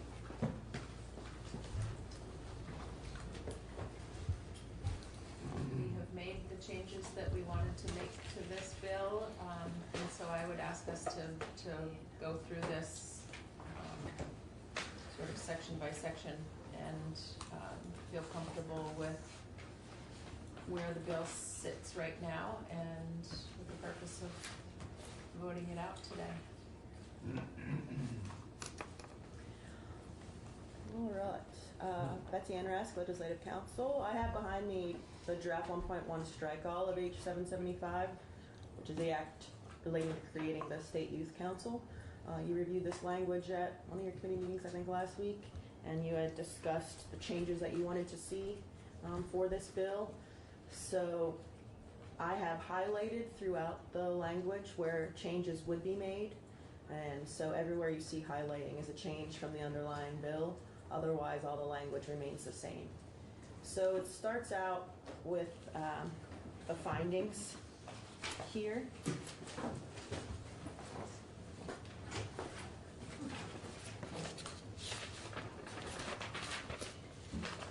This finding A1 relates to, I think, a change that you're proposing to make in the makeup of the council. So in the underlying bill, the council would be made up of youth members between the ages of 9 and 26 years of age, and we'll see this in a later provision, but this committee had discussed changing that to members who are between 11 and 21 years of age. And so accordingly, this finding in the original bill is introduced, provided the percent of the Vermont's population made up of youths 9 to 26 years of age. So since you are no longer focusing on that 9 to 26 year age range, and you're instead going to wanting to discuss the percent of population in Vermont made up of people who are between 11 and 21, this data point needed to be amended accordingly.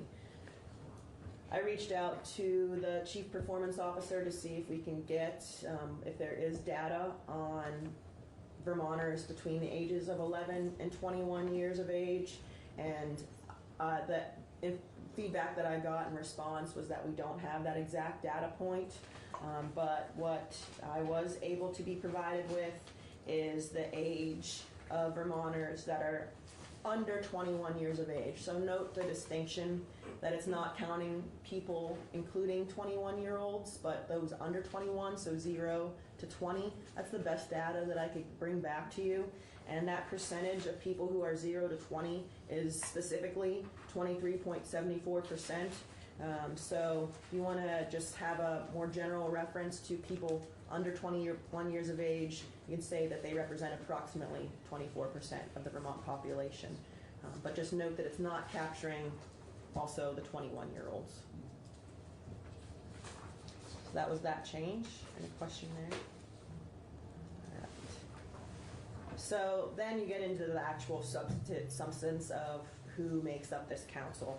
So the bill is introduced would have provided that it was a 15-member council of members between 9 and 26 years of age, and that there would be, aside from everyone being appointed from one member from each county, that there would be an additional statewide member who serves as chair. This committee discussed not having an extra person because that would mean that one county would get another rep on this council. So it would be one member from each county, bringing it down to 14 members. And you had requested that the membership be between 11 and 21 years of age. And similarly, that the council itself elects its chair. So there are those changes. At the end of line 10, I highlighted that period because that used to say that the Interagency Work Group Youth Services Advisory Council appoints one member who serves as chair. So that's just flagging that chair language got moved down here, and that the council itself would elect its chair from among its members. Jim? So we talked a little bit about this yesterday, but I just want to be clear. Between 11 and 21, so if you were appointed at 21 or 20, you have a 2-year term, a 3-year term, do you have to get off once you turn 22? So the language doesn't state explicitly that you can no longer serve after you go beyond 21, but it does say that it's composed of youths between 11 and 21. So I would think at least implicitly that if you are surpassed 21, that you should no longer serve on the council. But if you wanted to make it explicit, you could add language to that effect. I don't know if it's necessary. Yeah, but it's not a big hang-up. I was just pointing out the obvious that definitely, I thought and about it as well. And it might, from the appointing authority, might say, you know what, we better just be safe and invite, appoint people 19 or 18. And I'm not sure that, gives you the perspective of the 21-year-old. Mm-hmm. So, whatever. Just to I just want to support Jim's idea from yesterday. I think we should say between 11 and 21 at the time of their appointment. So you could appoint somebody for 3 years who was 21 years old, but they couldn't be reappointed at age 24. But I think it's tough. If they have to step down the moment they turn 22, you wouldn't appoint young people who were 21 because they couldn't serve a full term. And that just doesn't seem right somehow. But I thought Jim's idea from yesterday was a good way to go at the time of their appointment. The other question that I have now that we're thinking about it is 18 to 21-year-olds tend to be college age, and if the advisory council was picking from within college age Vermonters or college age students in Vermont, would anything in this ask them to only consider people whose permanent legal residence is Vermont? It just describes them as Vermont youths between that age range. There's not a definition of what is a Vermont youth. If you turn to election law, it's where your residence is and what you consider to be your home, which might still be Vermont even though you're some other state. But it doesn't define what it means to be a Vermont youth. Okay. Any questions, Betty? Just had a little bit of a nagging one from each county thing, having experience with a statewide organization. There are certain areas that you just can't get anybody, so that either means it's an unfilled seat or you have the option of electing to pull somebody else in. I don't think it's a big deal, but should at least be given some consideration. Sounds like something, if it does come up, when we revisit that, we can. Yeah.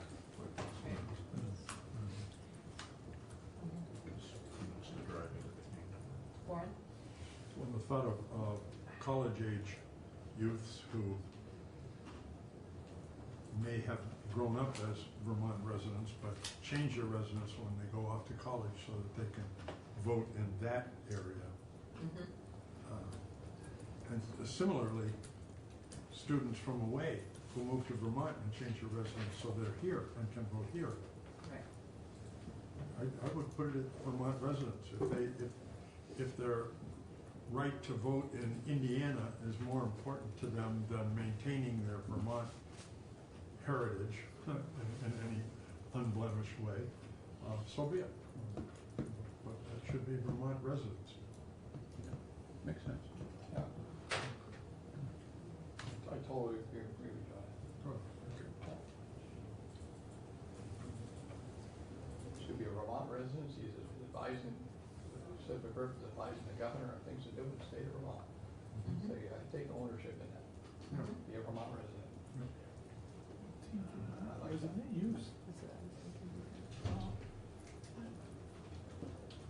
Should we say youth residing in Vermont? Or Vermont resident youths, whichever. Resident youth, yeah. Okay.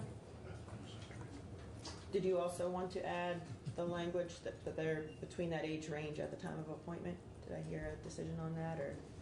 I think that's fine. Okay. Okay. Got those two changes? Good to go there? Yes. All right.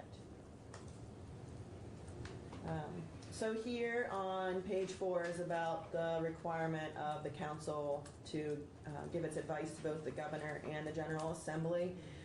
So here on page 4, line 8, I just highlighted that subdivision A because it was just a new subdivision designation. The language regarding the governor being required to meet with the council does not change, but new subdivision B would be added because you wanted to have language that discussed how the council would give its advice to the General Assembly. So this language would say that the council shall annually report its advice and recommendations to the House and Senate Committees on Government Operations and to any other standing committees it deems appropriate, and that the report may be in verbal form. So they would not feel obligated to draft a written report, although they might want to.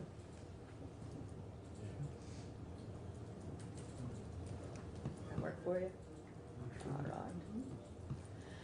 So on page 5, you get to the part where it discusses how you wanted to make sure it was known that they could participate remotely in committee council meetings, but that also you wanted to have some encouragement for council members to meet in person because you had stressed the importance of in-person interaction. So this new language that I ran by Tucker as our open meeting law attorney would provide first that members of the council may attend council meetings by electronic or other means without being physically present as a designated meeting location, as permitted under 1 VSA 312A2. So this is using language verbatim from the open meeting law. That's what that Site 2 is, and that Site 1 VSA 312A2 is a provision of the open meeting law that does allow remote participation in meetings, so long as there is at least a board member or a staff member of the board present at a designated meeting location, so that members of the public can go there at that meeting site. So that's why that language is taken verbatim from the OML and say they may attend meetings by electronic or other means without being physically present, as permitted under that provision of the open meeting law that requires a designated meeting location and someone to be there for members of the public to participate. And then adding there on page 5, line 5, that a finding to reflect your encouragement for in-person interaction. So the finding by the General Assembly that such virtual meeting attendance is particularly expedient for council members from remote areas of the state to participate in meetings, but also the General Assembly encourages council members to be physically present at meeting locations when possible due to the importance of in-person interaction. That language, particularly expedient. Expedient is a phrase that the Vermont Supreme Court likes to use when they talk about legislative discretional decision making. Expedient meaning what you find is the right thing to do at the time. So you're finding that it's particularly expedient for these council members who are youths, might not have their driver's license yet, they might be coming from remote areas of the state, and this is fine for them to participate remotely, but you're also encouraging them to be physically present when possible due to the importance of in-person interaction. Does that reflect what you wanted to state there? Yes. Okay. Thanks. Hi. And then the next change was about their term lengths. So the bill is introduced, stated here in regard to the initial provisions, that the initial appointments would be for 1, 2, and 3-year appointments, and you had suggested that instead that it be their terms be for 2 and 3-year appointment terms, so that they could get a little bit more experience and not just have their time be up after a 1-year term. All right. And then finally, the last change, or one of the last change, is to state when they had to report back to the General Assembly on changes for their ongoing operation. And the bill is introduced provided this reporting date to be November 1, 2021, and you had discussed instead making that recommendation date be January 15, 2022, when you'll be in session. And then, good to go on that one. And then finally, you had requested a sunset, and to give them, 2 years from their time of appointment, or no, 3 years from their time of initial appointment. So this would provide, Section 4 would provide a sunset of the council to be 3 years after their initial appointment, November 1, 2023. In the meantime, you could revisit the sunset before that occurs to determine whether to continue the council. All right. As I was thinking about that yesterday, I thought it's a little strange to have it repealed on November 1 when we've been out of session for a great majority of our vacation. Wouldn't it be better to have it sunset, I don't know, town meeting day? So that, you know, we could come into a session realizing that we're facing a potential repeal, and it would give us time to change it then. Otherwise, we'd have to do this, well, certainly no later than mid-May of 2023. We'd have to be looking in advance. Jim? I have a question for Betsy Ann. Do you folks flag for us each session the sunsets that are coming up? You know, that year that would have to be acted on, like this session that would expire otherwise before we return in January? We can. We have a ledge council attorney who tracks sunsets, so it is possible for us to pass that info on to a committee. I don't know if it's always standard practice that we do, but we are able to.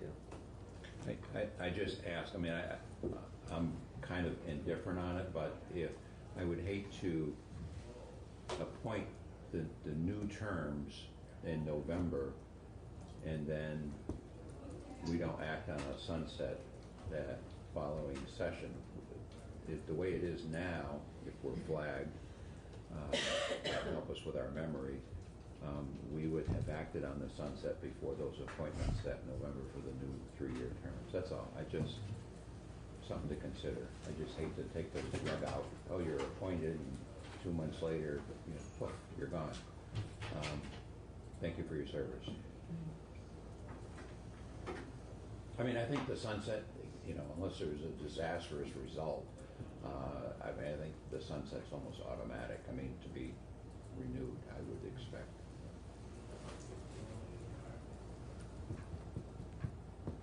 Now's the time if we want to make a change to that. Well, You can agree with me again. Warren? we have them reporting to the House and Senate committees on government operations and to any other relevant committees that they think should get the information. That they would probably do in the early part of any given session. So if a little later in that session they were facing the potential for a sunset, that would be a good time for them to say, by the way, we're doing good work and we'd hate to have you sunset us 2 months from now. So I still think it would be better if the sunset happened while we were in session. Certainly not in the first week of it. I agree with you. I think that we and other committees need to be here to review this for the possible sunset action. You can't do that in November. It's unfair to call the committees in to do this in November. So pick a reasonable date, March 1st, or whatever. Gives a couple months for the legislature. It's been in session almost 2 months by March 1st. Gives them time to look at this. No, I agree with that. I would just push it back to February 1st. You can push back. March is a tough time to. Right, you're working crossovers and everything like that too. Like at least give a month or so for the legislature. Enough It could time be a for it new to go through legislature even. enough time for it to go through both the House and Senate. Yeah, because you're really committing. You're committing the Senate to things too. You got to make it reasonable. So you would like, Madam Chair, a walkthrough of what the House Appropriations Amendment is going to be today. Great. Yes, please. Thank you. Okay, so for the record, this is Representative Diane Lanfer, and I'm here today to represent the House Appropriations Amendment that we passed. There might be confusion whether it could be confusing. House Appropriations passed this amendment because we look at just very specific things within the bill, and we passed this amendment out of our committee 1100. So we all liked our work, and but we've got, when the whole bill came, there's a varying degrees of concern from many different places, but the final bill was a 650. So, but I'm just going to speak to our amendment. Do you know where I can find your amendment? On today's calendar and yesterday's calendar, if it's up there. Is it the last document on this list, Jim? Yeah, No, it's a summary of all the amendments. Yes, we've asked Michelle to update the summary by Pages, yeah. topics and include in it the money committee's amendments as well as 856. information about the supplemental GovOps amendment, which is under Gannon's name, and the supplemental Ways and Means amendment, which is under Sam Young. So we will hear in that summary. Here we We've are. got. Sorry. You got it? Yeah, right there. Oh, there I am. Okay. So I have just a larger hard copy of it, but Okay, that's I'll fine. try, I can go along with here, but if you, so there are 12 instances of amendment, and that seems like a lot, and that is, but they're doing basically a few things. So in the first instance, which is in section 2, we amended the board from 5 to 3 members, and that was strictly on a financial reasoning, and you'll see later that we actually reduced the board, but the dollars seem to have grown because when we got a new estimate on what it was really going to cost, it was actually higher. So the second instance is in section 3, which continues to adjust the 3 members to a 1 member to 2-year term and a 1 member to a 1-year term. And then the third instance, which is section 5, the Cannabis Control Board, we do 3 things is accomplished in that section or that instance. The first is we removed, you won't see in that, we removed the language that made the connection between the application and the licensing fee to those established in Massachusetts. So we were looking at the dollars thinking, okay, if it's going to cost this much to run the board and they have to do fees and they can't raise fees longer, put them in a box and put everybody in a box, and whether or not they were going to be able to eventually get to the point of being able to fend for themselves on the fees that were raised. So we just released them from this Massachusetts connection, but that doesn't say that they won't pay close attention to that all the time. So we took that part out. The second thing that we did is we had the fees fund the duties of the board, and then the third is we recommended the fees repay the general fund for the deficit that's allowed to accumulate in section 6C over time, over 10 years if they need to. That is, some of us have sort of a little bit of a trauma issue around when the Vermont Life magazine was allowed to, no, I don't know if it was allowed, but because it could draw on receipts, as a lot of funds can, and they're going to need to. At the beginning, they're going to have to be able to draw on the receipts to be able to get going. And what we're looking at is to not let that get so far, I don't know if you remember, but is like $3 million in the hole. We could never get ourselves out of that. So there was some serious backstopping and having the fees try to pay for the deficit. In the fourth instance of amendment, we continue to move from the 5 to the 3 board is what that is. And then the fifth instance, you will see that we moved from the $810,000 with updated knowledge from joint fiscal as to what the costs were going to be is $860,000. So, Jeff has a question. Okay. So yes, sir. on that line, if we had kept it 5, it would have been a lot more, any idea? $1 million plus, I think was the. Okay, so the 810 was wrong. The 810 was probably their best guess at the time, and then JFO So probably being as we're kind as saving they money, can. it just doesn't look like it. It doesn't. That's Okay. why it seems a little illogic, doesn't it? Right. Yeah. But Thank it you. was another reason why, oh my goodness, we should probably Sure. keep it at 3 for now. And then in the sixth instance of amendment, in 6C, the original bill has the A and only the A. So we kept the A is the same language, but we added B and C. So 6CB, that's kind of a funny sound, moves any positive balance that may be at the end of that fund, at the end of the year, or at the end, positive balance in the Cannabis Regulation Fund to the general fund, okay? So that it isn't left there as like this little orphan excess dollar hanging on the bottom. So we scrape for every penny you can imagine. So that comes back to the general fund if it's there. And then in section 6CC, that we also make sure that if there is a positive balance on the end of that fund, 30% of that fund will then go to the prevention as we indicate in 18A. Okay? The seventh instance of amendment is a little more active. Much like you had this discussion that I came in on, which I'm glad of, talking about sunsetting, not sunsetting, letting something be. This is fairly new.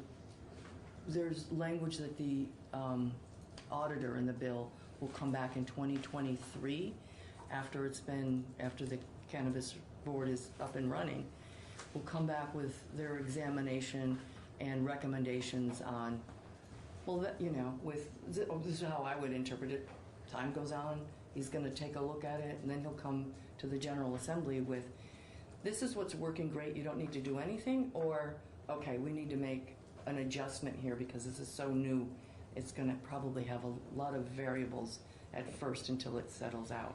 So we sunset the board in 2024, a year after the auditors, which gives us that year, the General Assembly, to come back here and react. Either say, it's fine, we just move the sunset out, or we're going to need to work on some issues with it.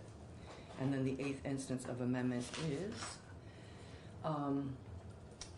the place where the 6% sales tax.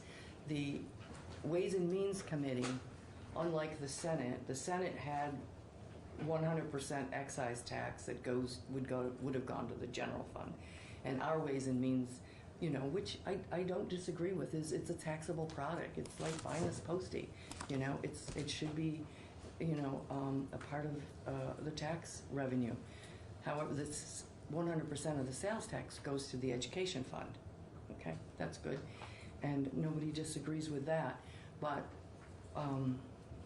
this is where, from hearing about the issues, and actually in the governor's recommend to actually try to develop a universal after school, and I'm sure you've heard, where we come to an agreement here in our committee to guide the 6% dollars to the efforts of the grant programs to start and expand after school and summer learnings with a focus on increasing access to underserved areas of the state. We did not create a fund, and I don't think we needed to, so I get a little uncomfortable just personally having it just fall there, and we're going to have a line item that we track that says this is what the 6% sales tax of the cannabis sales is brought in, and that, AOE, please use them, and then you'll see in 17D, in the manner to which the legislation intends you to do. And even in 17D, we don't just leave them alone to make that decision.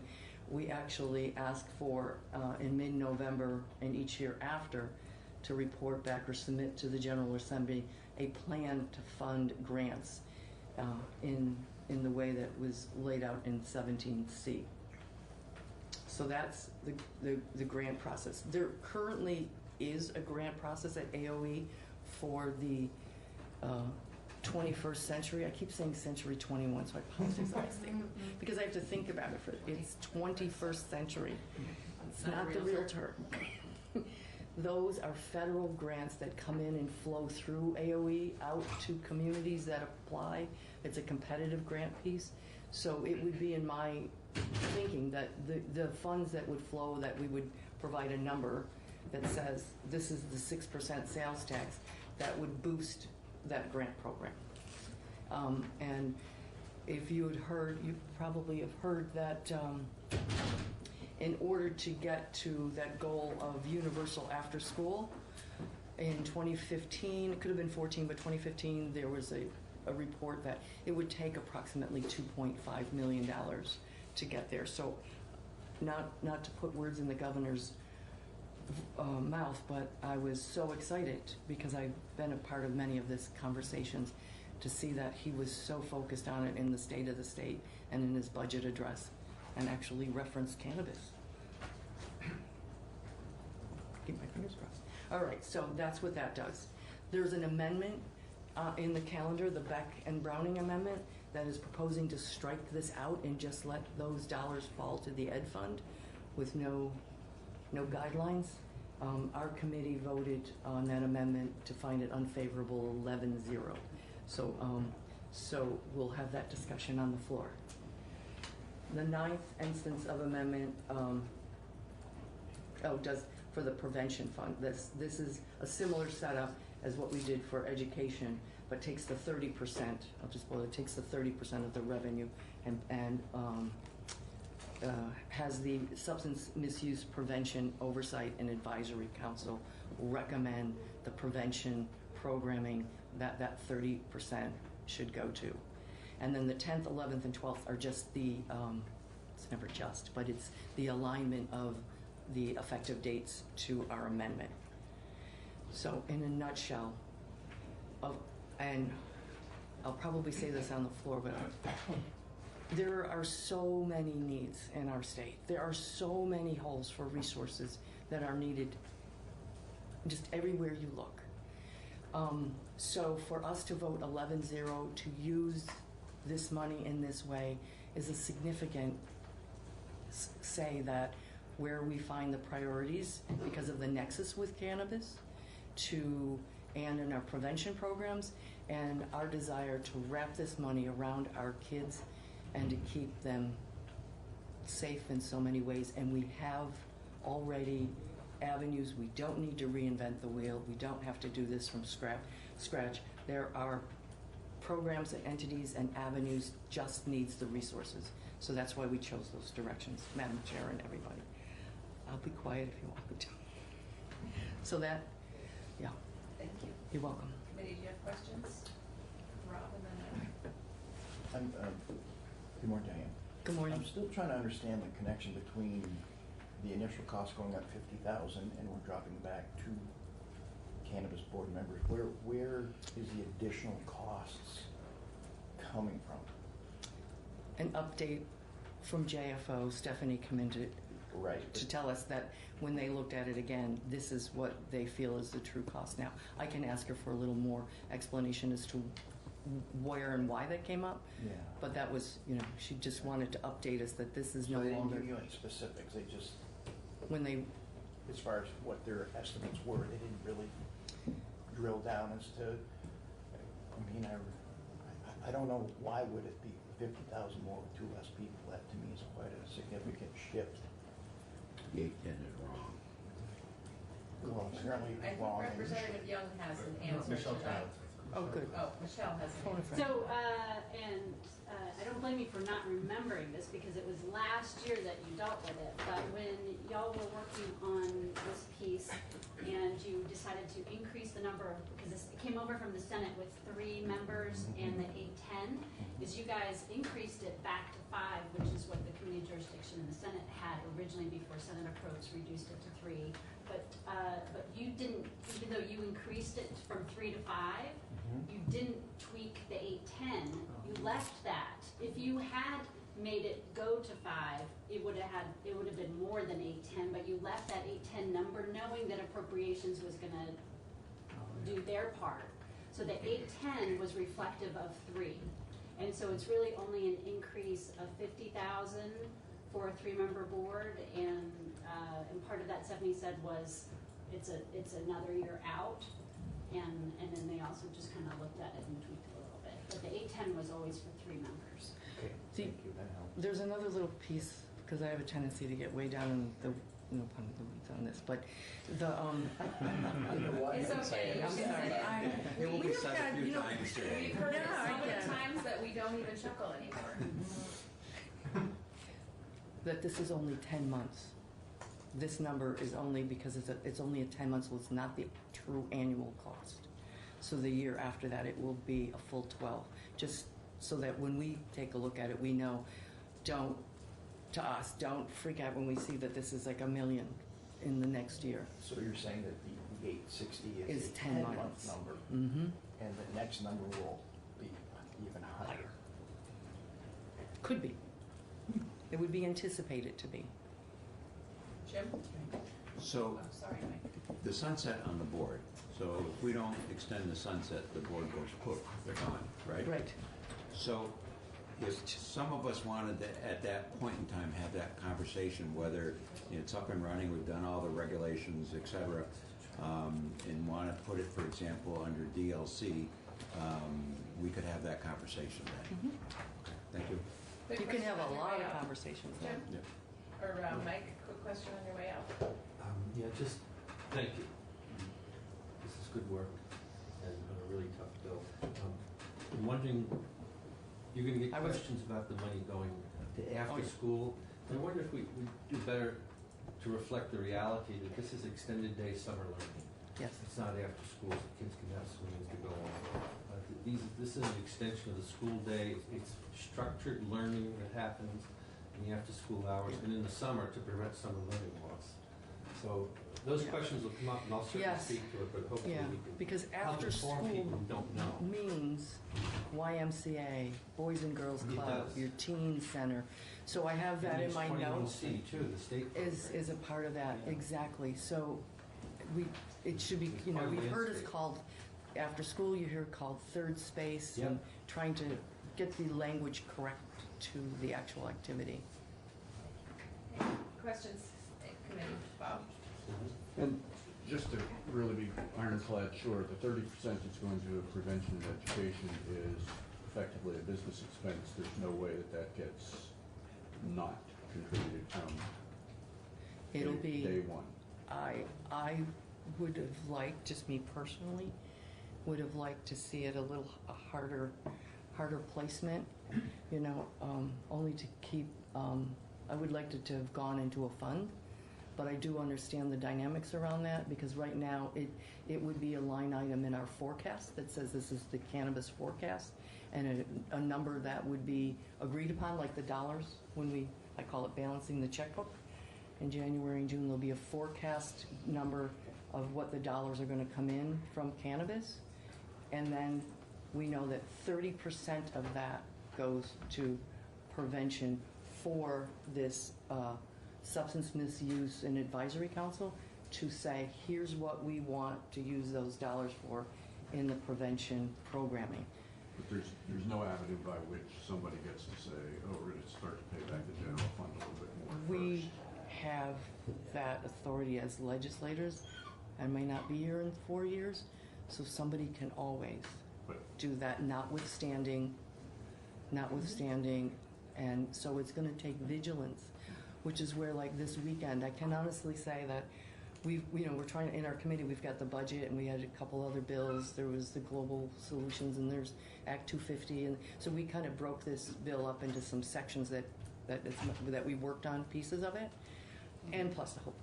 So I can say Friday it was all weekend and Monday. Monday was of wrestling to get to a place that we could go 11-0. Nobody in our room likes everything, even within our own amendment, but we got to a place where we could all support it. Representative Young, for the record, Ways and Means Committee. And also point out that there's a fiscal note that got emailed to everybody. By Janet. Latest updated fiscal note should be in your email, and there will be some paper copies as well. First, the Ways and Means Amendment is Here. It's on the screen. the basic gist of it is the Senate had a 16% excise tax and a 1% local option tax. The basic gist of the Ways and Means Amendment is that it would be a 14% cannabis excise tax and apply the sales tax, and that would also allow for a 1% local option sales tax.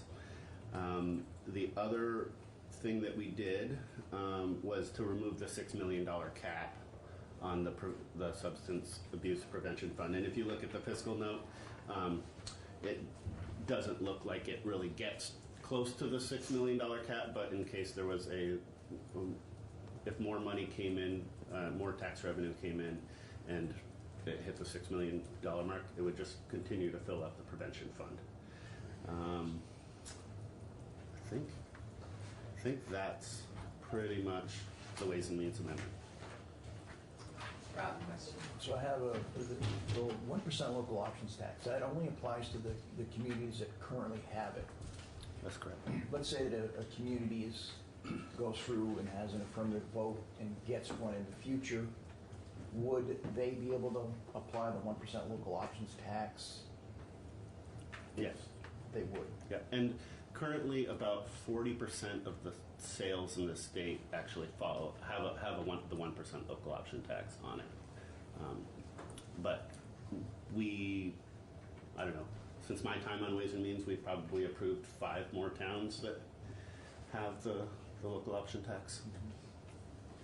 Sometimes it's by charter. It kind of depends on whether it's like around Act 60, whether you had to do it by charter or not. But if it's a charter, we generally approve the charter change. And actually it goes through this committee too. But aside from that, there really wouldn't be any revenue sharing from a tax perspective. That is correct. And which kind of rolls into the next amendment, which is a recommendation from the Cannabis Control Board for next year when they recommend this fees for the state, also to recommend fees for local municipalities. And if it was just a local option tax, only towns with retail establishments would get any revenue, and this would allow for if you had the other types of entities in your town, that you would actually be able to get some money for the municipality for the different types of licensees and not just the retail licensees. So it kind of spreads it out a little bit more.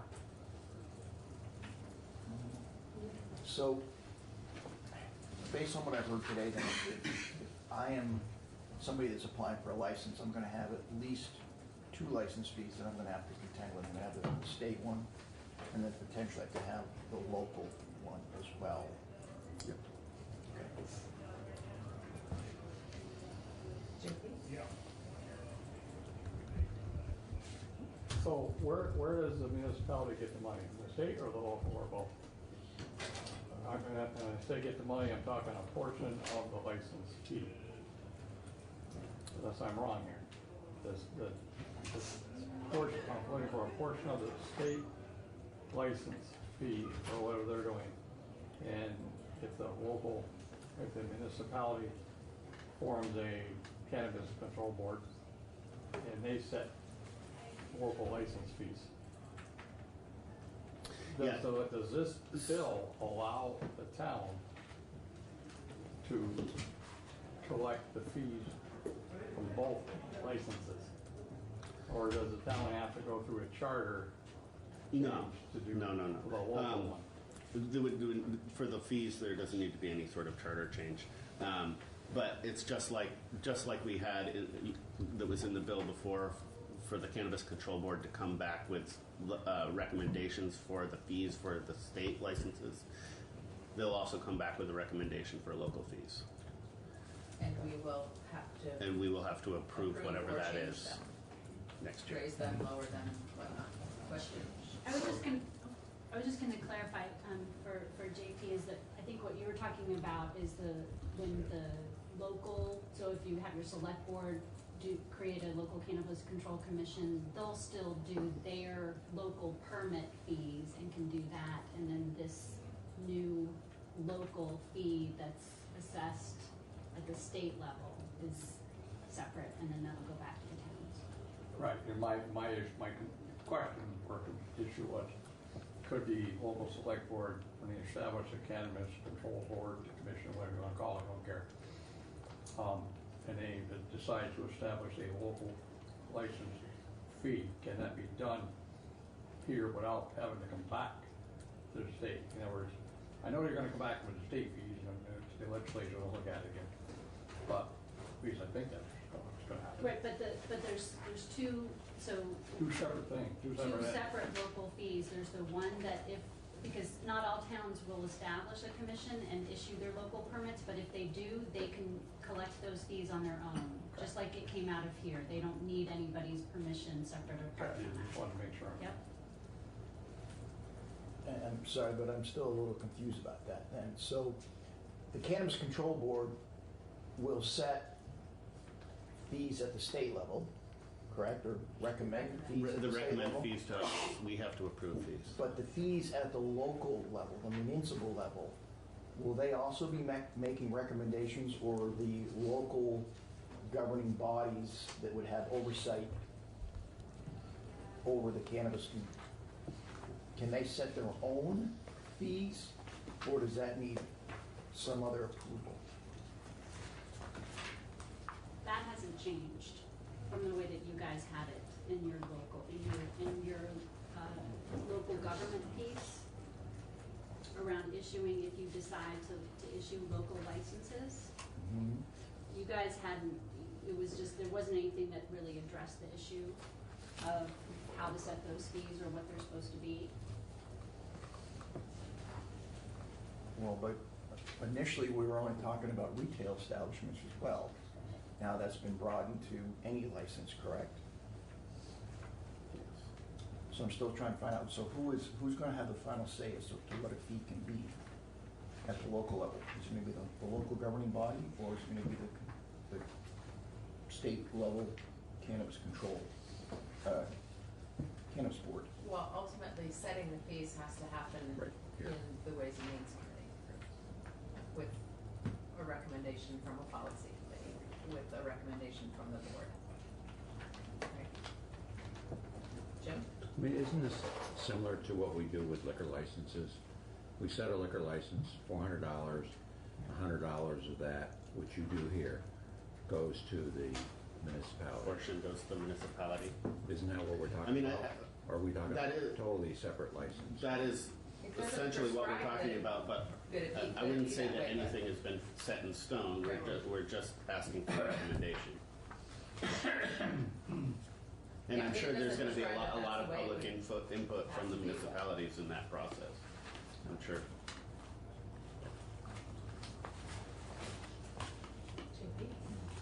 Right. So confusion level went from here to here now. Back to the initial question. Does the town, municipality, whatever you want to call it, have the authority? Well, the town does have the authority to establish a local cannabis control board, commission, whatever name you want to give it.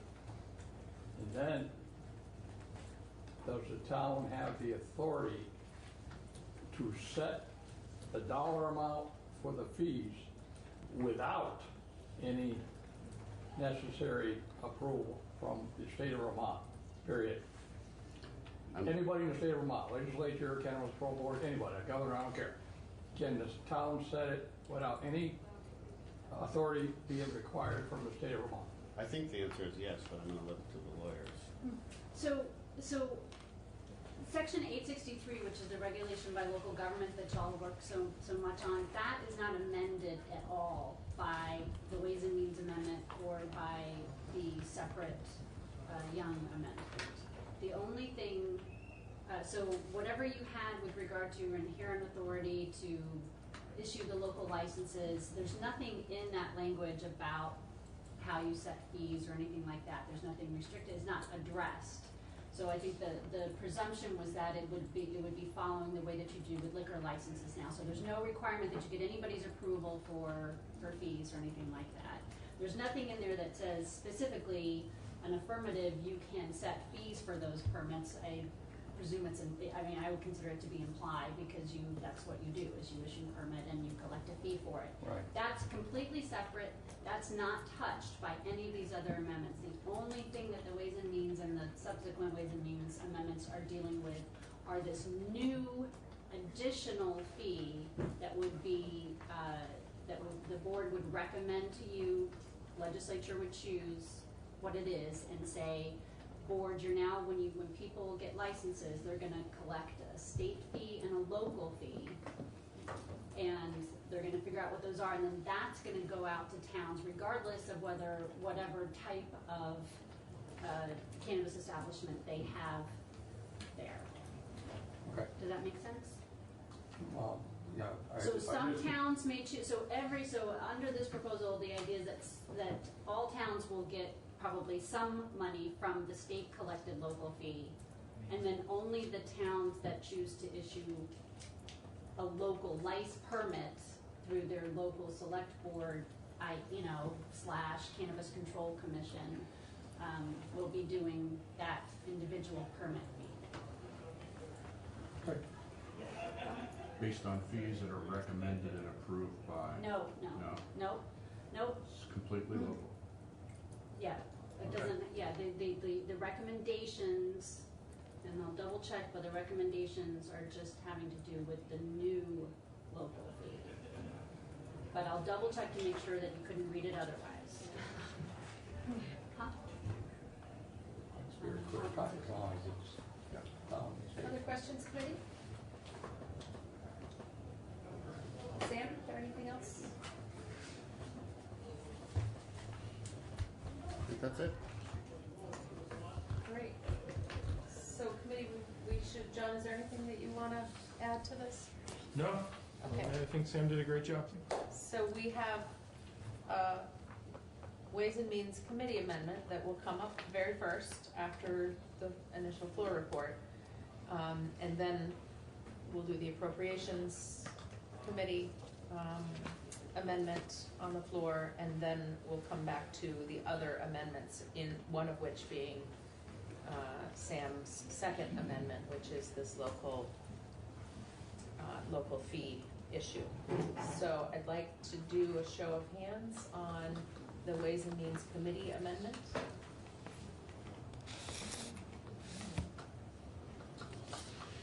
So that looks like, all right.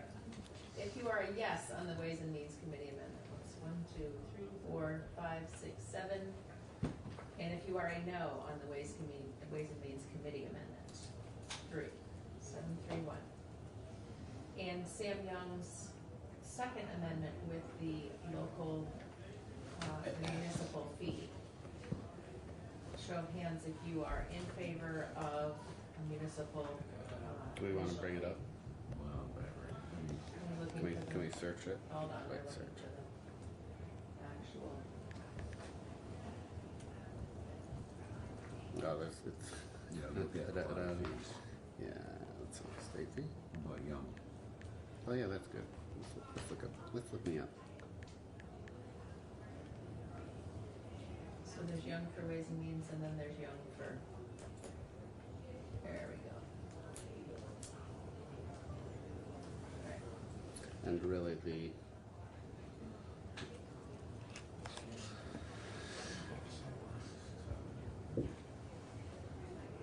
Local fees to be charged and collected.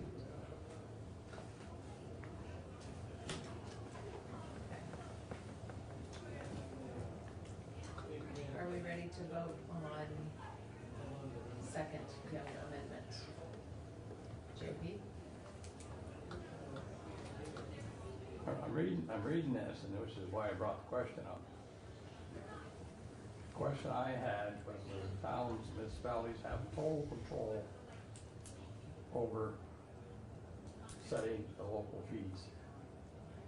And this amendment states that the Cannabis Control Board, which is a state board, remember I said anything from the state of Vermont, all the way from the governor down to a committee. And the answer was presumed that the town could set the fee as they saw fit. So I accepted that. This amendment states that the Cannabis Control Board is going to recommend for the local fees. The board must recommend design to create a cost. We all know why and everything like that. And then it creates the authority for the board to charge and collect the local fees. Why was the state going to collect a local fee, a local license fee, if the town's going to have total control over it? So you don't get that.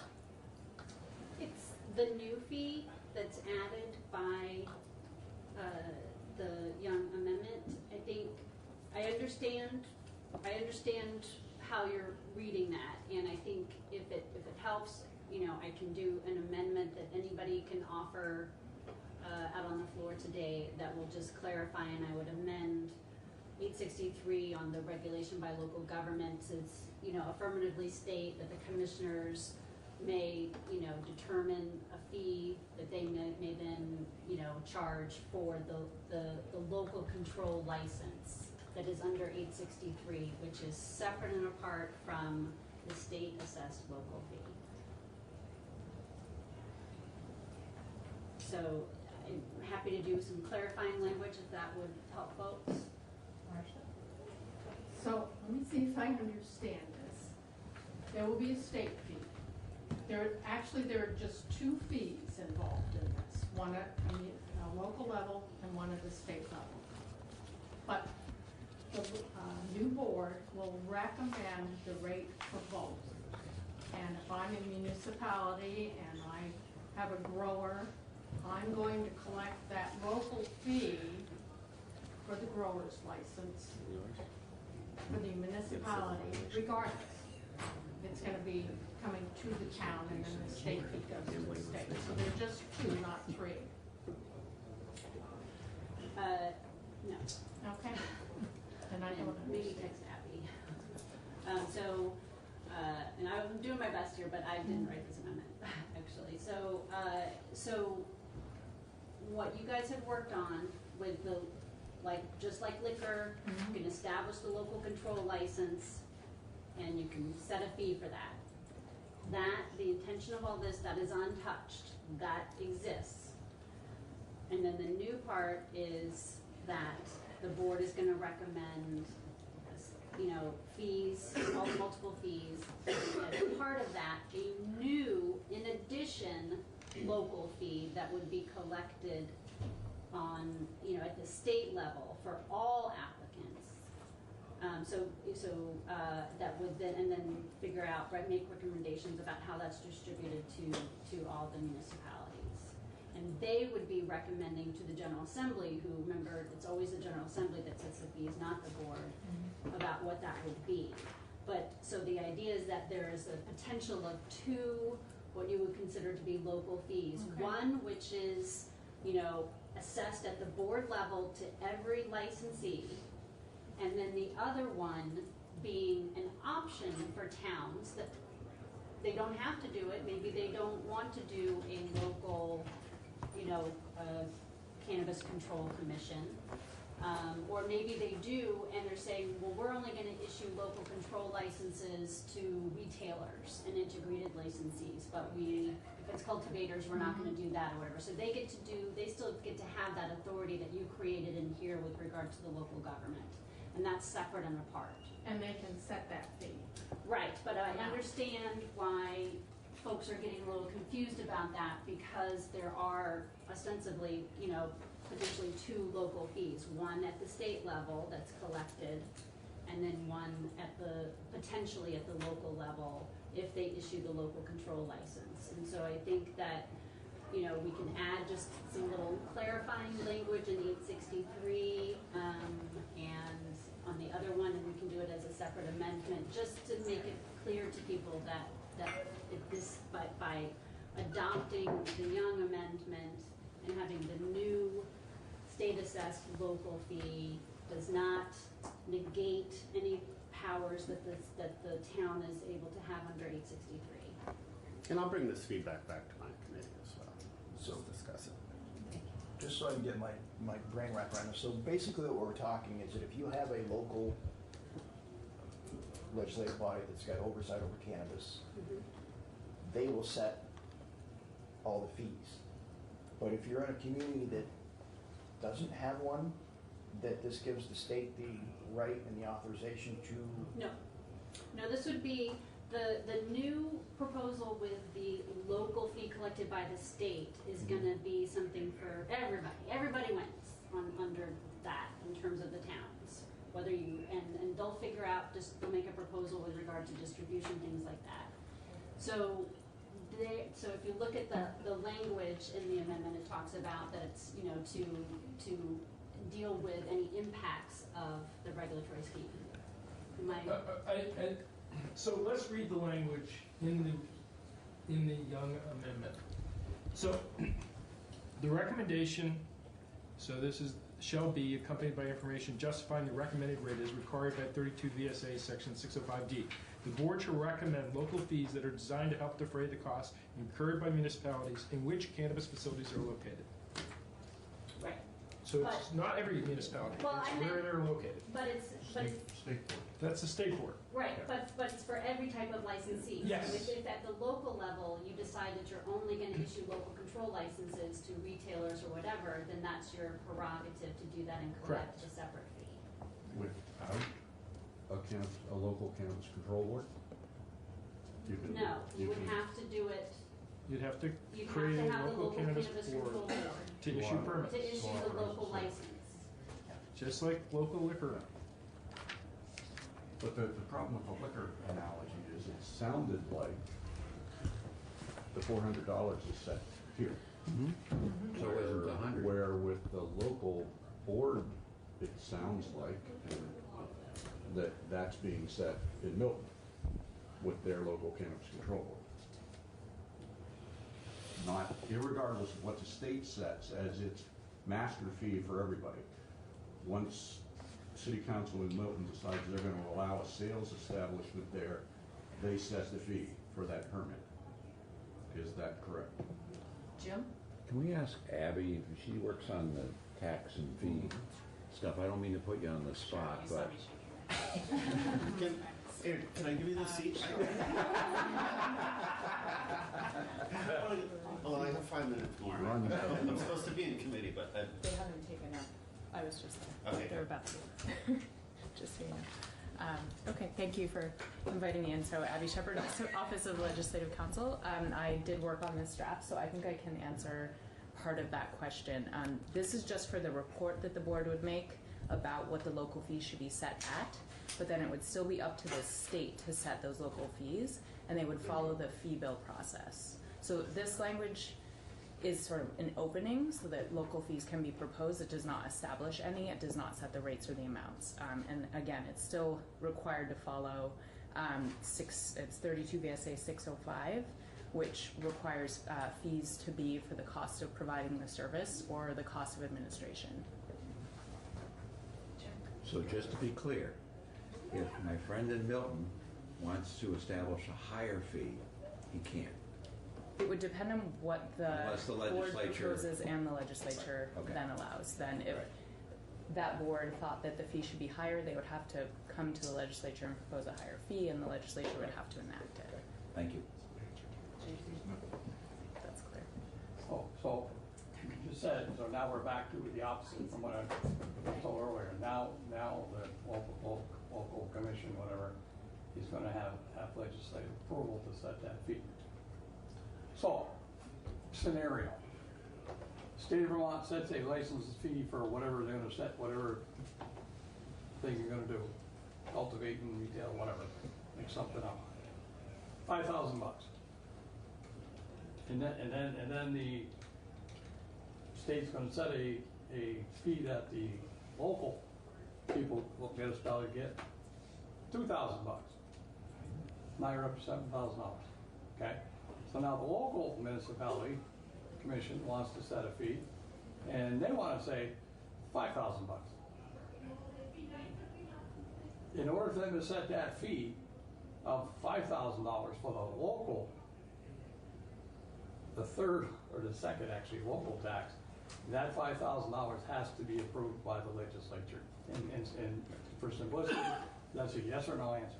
Yes. Okay. And that would apply to every local fee. It wouldn't be just for, if that particular municipality said, we think that it should be a higher amount, it would change it for all localities. Assuming that that's the structure that we follow. This is also a recommendation. Okay, so why Yes, should the the answer city is of yes. Burlington have the right, or actually, why shouldn't the city of Burlington have the right to set a $10,000 local fee where a town municipality, or whatever name, pick mine, sets a local fee of $5,000? Why does it have to be 5 or 10 for every municipality? You see what I'm getting at? I'm talking about the third tax, which is the second local tax. You see what I'm getting at? I don't think this language gets to that amount of specificity. I think that would be part of the proposal of what the board would recommend to the legislature. Yeah. So I'm afraid I can't answer. This sounds to me like the board was gonna recommend, and may recommend, and whatever happens, and I guess you might get one. And the I'm sorry. final say would be Yeah. by the legislature. Okay. Jim?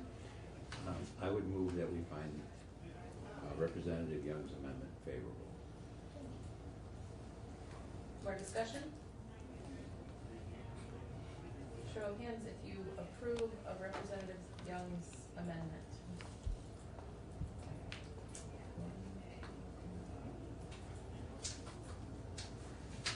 And if you disapprove.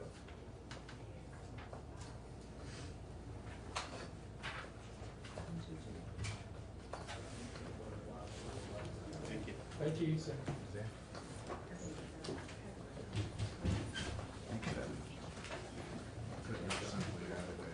All right, so we have one other amendment that we need to look at, committee, and that is John Gannon's amendment. So we're gonna let him do a dry run of his floor report on this. You pull that open, I'll come right back. Okay.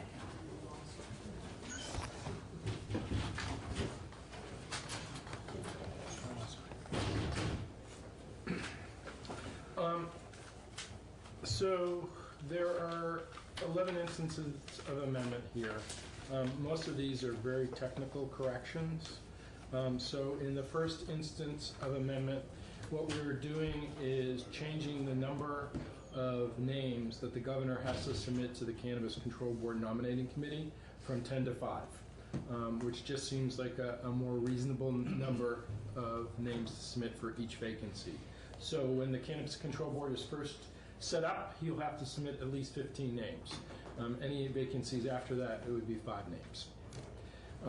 The second one really just eliminates a redundancy. So, it said groundwater, quality requirements or regulations, so it's now just groundwater quality requirements. And so that's just removing a redundancy that was in the bill. The third instance of amendment is changing the definition of small cultivator by increasing the square footage that a small cultivator can grow cannabis in from 500 square feet to 1,000. The reason we did this is we heard from small growers and they are more comfortable and think it's more economically viable to have 1,000 square feet than 500 square feet.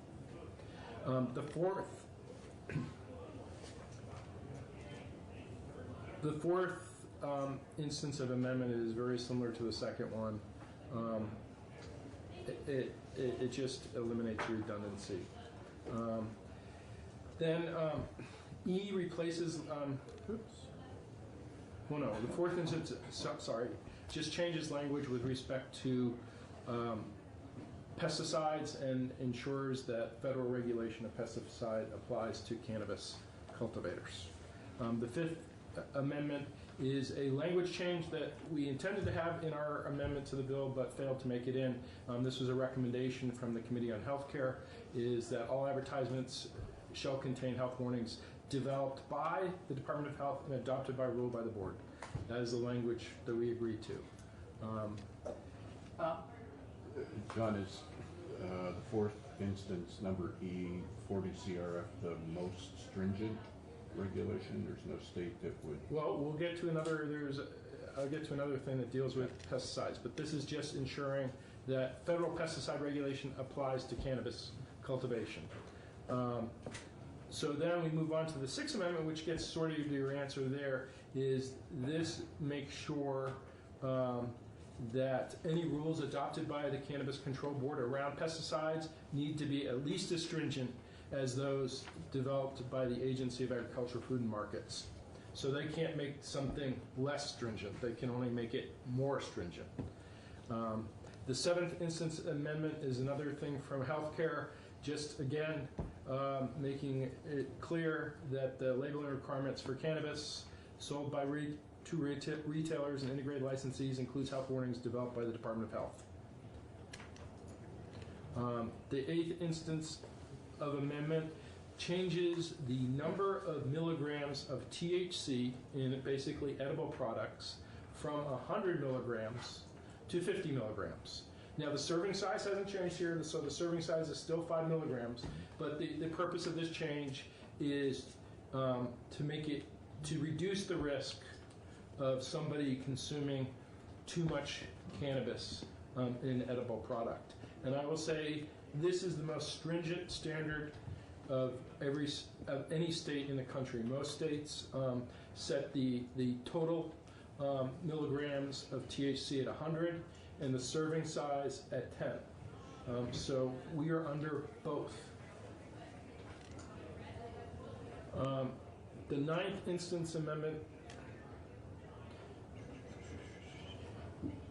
is, again, this is coming from healthcare and deals with labeling and appropriate warnings developed by the Department of Health. Again, the Department of Health has to develop the warnings, and then the board has to implement those. The 10th Instance Amendment says that, well, there can be exceptions or accommodations for small cultivators. There cannot be exceptions or accommodations with respect to land use and environmental things, which is what Section 869 of our bill covers. The 11th Instance Amendment we just learned about yesterday is that the National Highway Traffic Safety Administration is getting out of the business of approving roadside devices or setting impairment levels.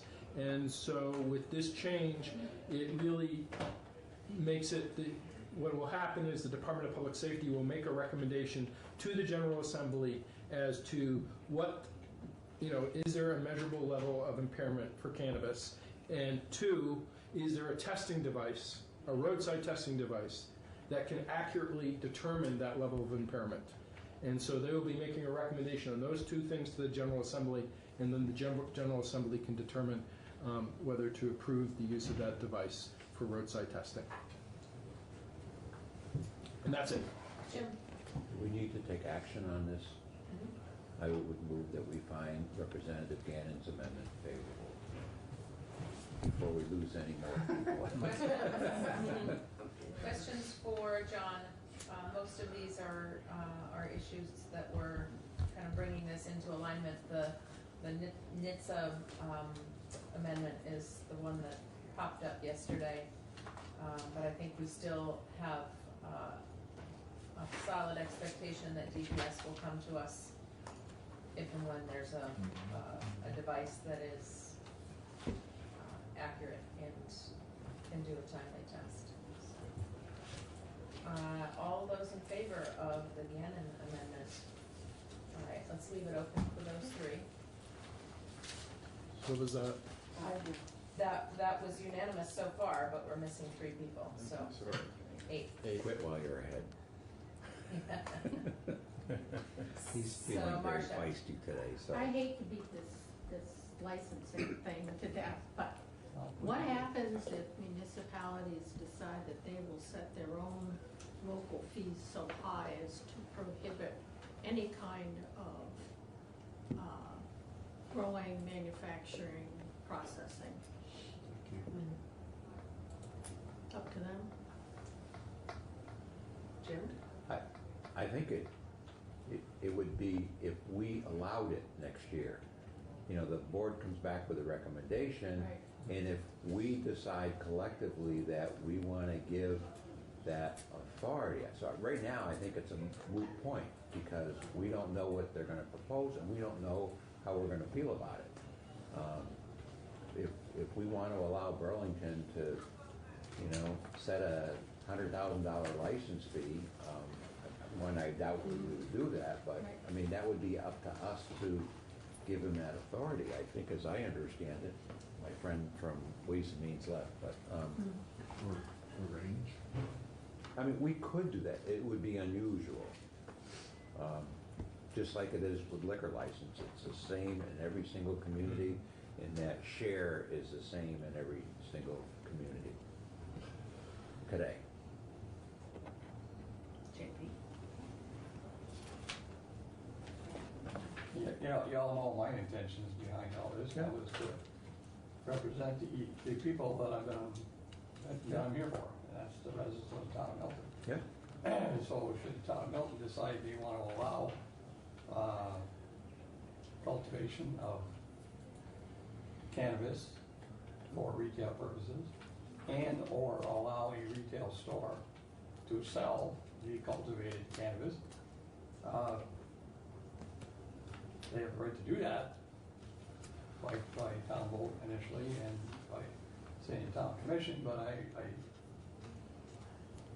I do understand that the state wants to have control over how much the municipality can charge somebody to do this.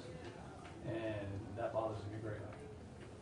Bothers me greatly that the state is gonna be able to mandate to the municipality, you can charge this amount, but you can't charge what you decide you want to charge. But that's always been the bill even before this Ways and Means changed. I know, mean, there I was a know, 2% I know. local option tax that was set by the legislature. I know, I understand that, but at least with the 2% local options tax, the municipality, on retail sales anyway, I know it was the retail stuff, was gonna get the 2%.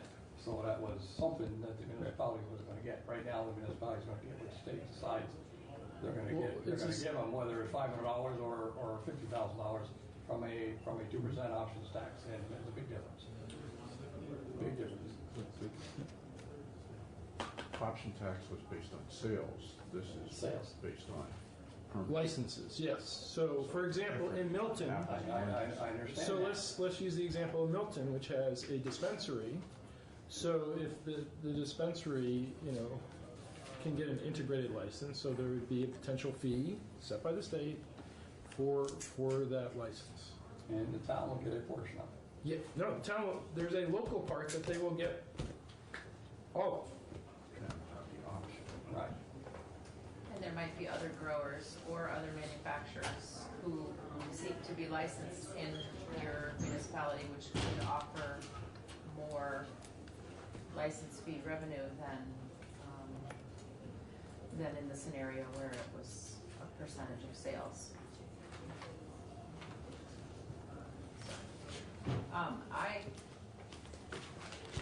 From the perspective of my small community, where I don't know whether anybody will choose to open a retail shop, I actually think that this is a more even spread of revenue sharing across the landscape, because you can imagine that there is going to be a wider distribution of growers and labs and wholesalers and manufacturers across the landscape than there will be for the distribution of retailers. So, from the perspective of my community, I could see having more of an even revenue spread across the state.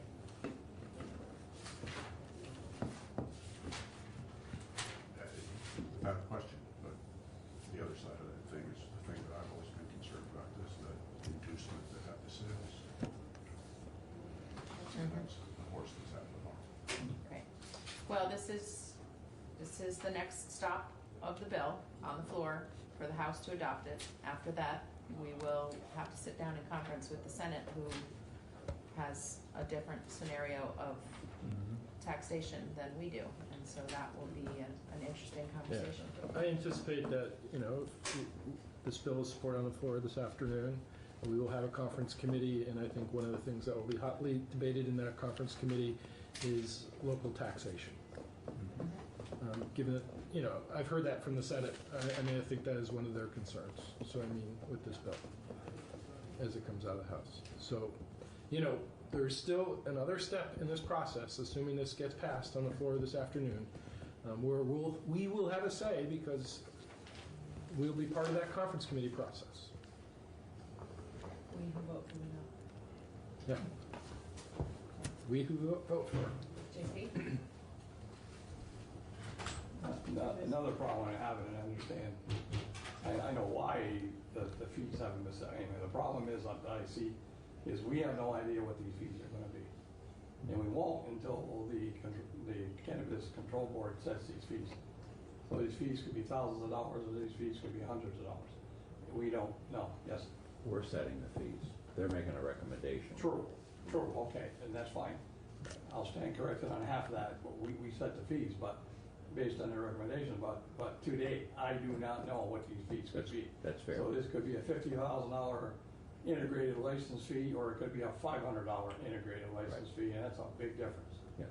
Well, let's look at what Again, I'm trying to represent because my constituents in my town, because we have the largest medical, right now it's medical marijuana dispensary in the state. And who knows, that could expand. Well, a dispensary's licensing fee today is $25,000. That's the recommended fee. Which is No, that's That's what it is. That's what it It's a is. state That's fee. what Shane paid. Yep. Yeah, but that's medical, I'm talking Nothing. retail. Well, yeah, What do you get now? probably ballpark. And there's no taxes, so there's no ability to collect a option tax on dispensary sales. On this, So what you're saying is, I think you're saying, John, is again, we don't like to use the word assume, but we need to assume here because we don't have set things. So we're gonna assume that let's say an integrated fee, which is the biggest and the best and the largest fee, which is gonna get the most money, is gonna be at least how much? I think, you could model it after the integrated not the dispensary fee that is currently charged. Which is 25, I think, is that it? Right. Right. And that 25, all that 25 will go all that will go to where? It will go into the Cannabis Regulation Fund to support the cost of the Cannabis Control Board. So what part is gonna, what the amount do you think is gonna go to the town? Well, there's a separate fee that will be set for the town. Again, we don't know. We don't know, but we don't know any of these fees. I know But that's the hard ultimately, part. here, we decide. It's gonna be something. And you'll have input into that process. We continue. All right, the only other amendment that I know of was an amendment to the appropriations section of the, was an amendment to the appropriations amendment, which essentially takes out, you want to describe that to us? 6% sales tax used going to the grant program. Okay. For better schools. So it does not designate where the 6% sales tax revenue goes, it just dumps it into the ed fund? Right. Okay. We voted on that, we like.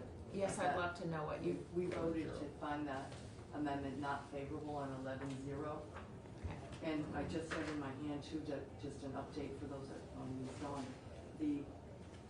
the newest fiscal note of the board cost over 3 years. So we'll have that on our desk from Ways and Means. Good. I don't know if we need to hear from the sponsor. If we do, we can wait, but otherwise I would move that we find the Beck amendment unfavorable. Maybe it's not even for us it's an appropriation of money, so maybe it's. So it's a data point that might come up, and so I think it's fine for us to straw poll it because it was an amendment to the work that the Appropriations Committee did. He presented it there. So if Jim's motion is to find Beck unfavorable, so yes means no. Do you find the Beck amendment unfavorable? All right, do you find it favorable? Are you abstaining? Sorry. I'm sorry, it's lunchtime. Sugar levels, yes means no. Quick raisins. All right. No, it's, So- I made the motion to make it unfavorable, which That move. You don't like it. we don't want the amendment. I mean, it'll just get put into the education fund and who knows where it goes. I think is what the appropriations kind of look at. Goes into Appropriations that wanted to section it big off and pot say of that money, this which is can for always use more, extended but learning. it will get lost. Right, so if you vote yes, it's gonna go into the education fund, and if you vote no, it's going where? No, if you vote yes, it's not going, it's going into the after-school program. Right, and that's what I like. Okay, so Then- you're then voting yes. You're with everybody else. I just wanna make sure I have the right one.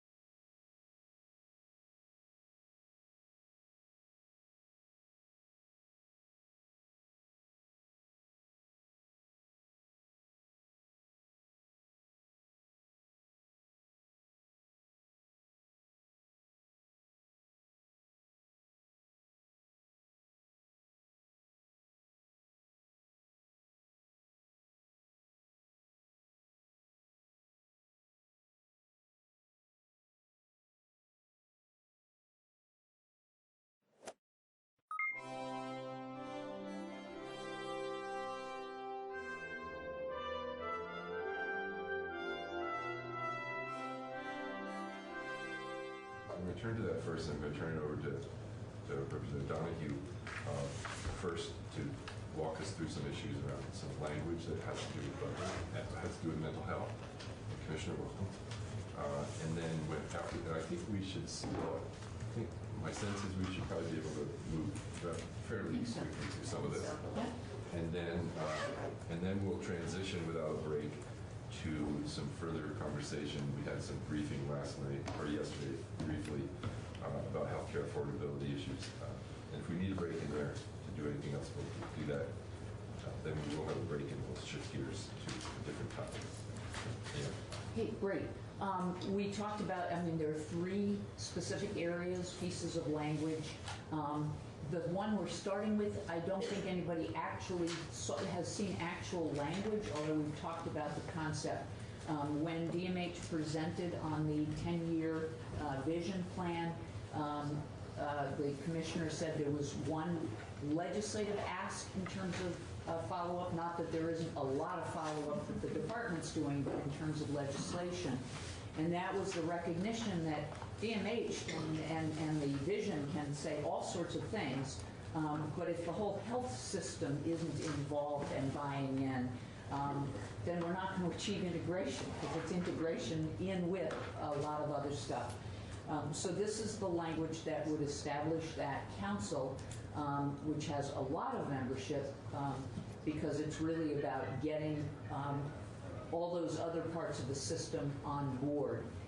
So we can walk through the language. I would actually suggest that we first go to the purposes of what the group does, because that will help make it more clear why there's all of the representation that there is. And I know there was one person who reacted, one of the members of the Technical Council, who said, well, our one reaction is it's too heavily on the medical system people and not enough mental health representatives. And I said, well, actually, that's the whole point of this.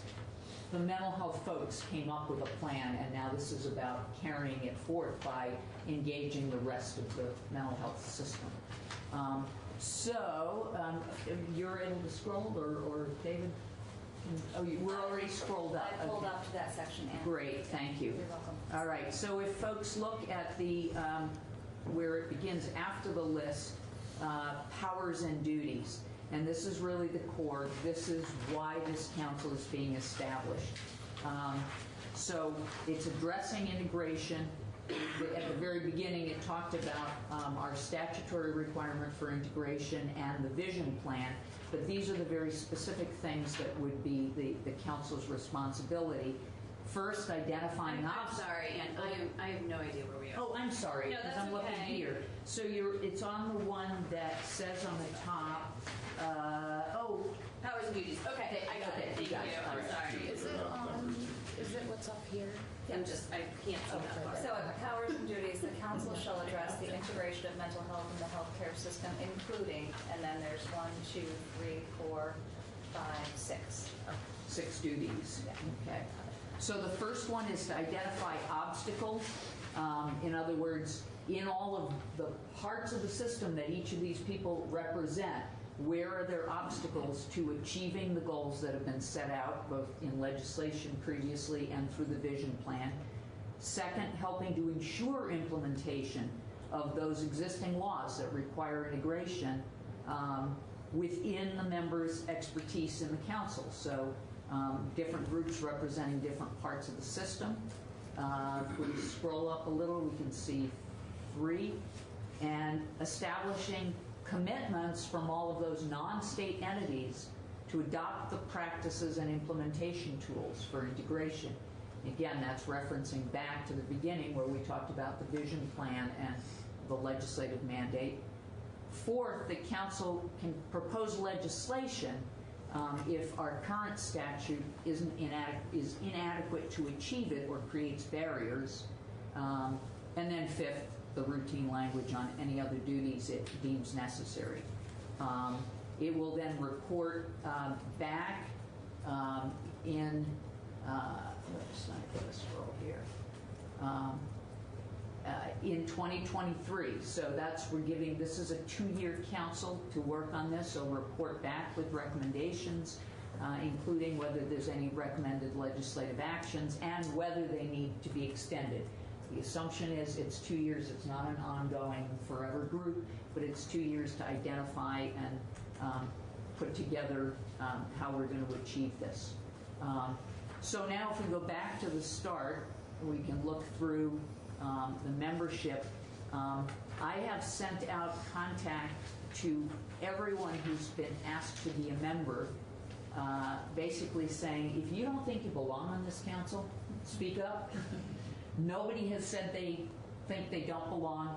I've gotten a number of people saying yes, but nobody has said, oh no, take me off, I don't want to be involved in that. So, but we can look through, A through F are all commissioners within the state system, beginning mostly with AHS, but you'll see each of those departments in AHS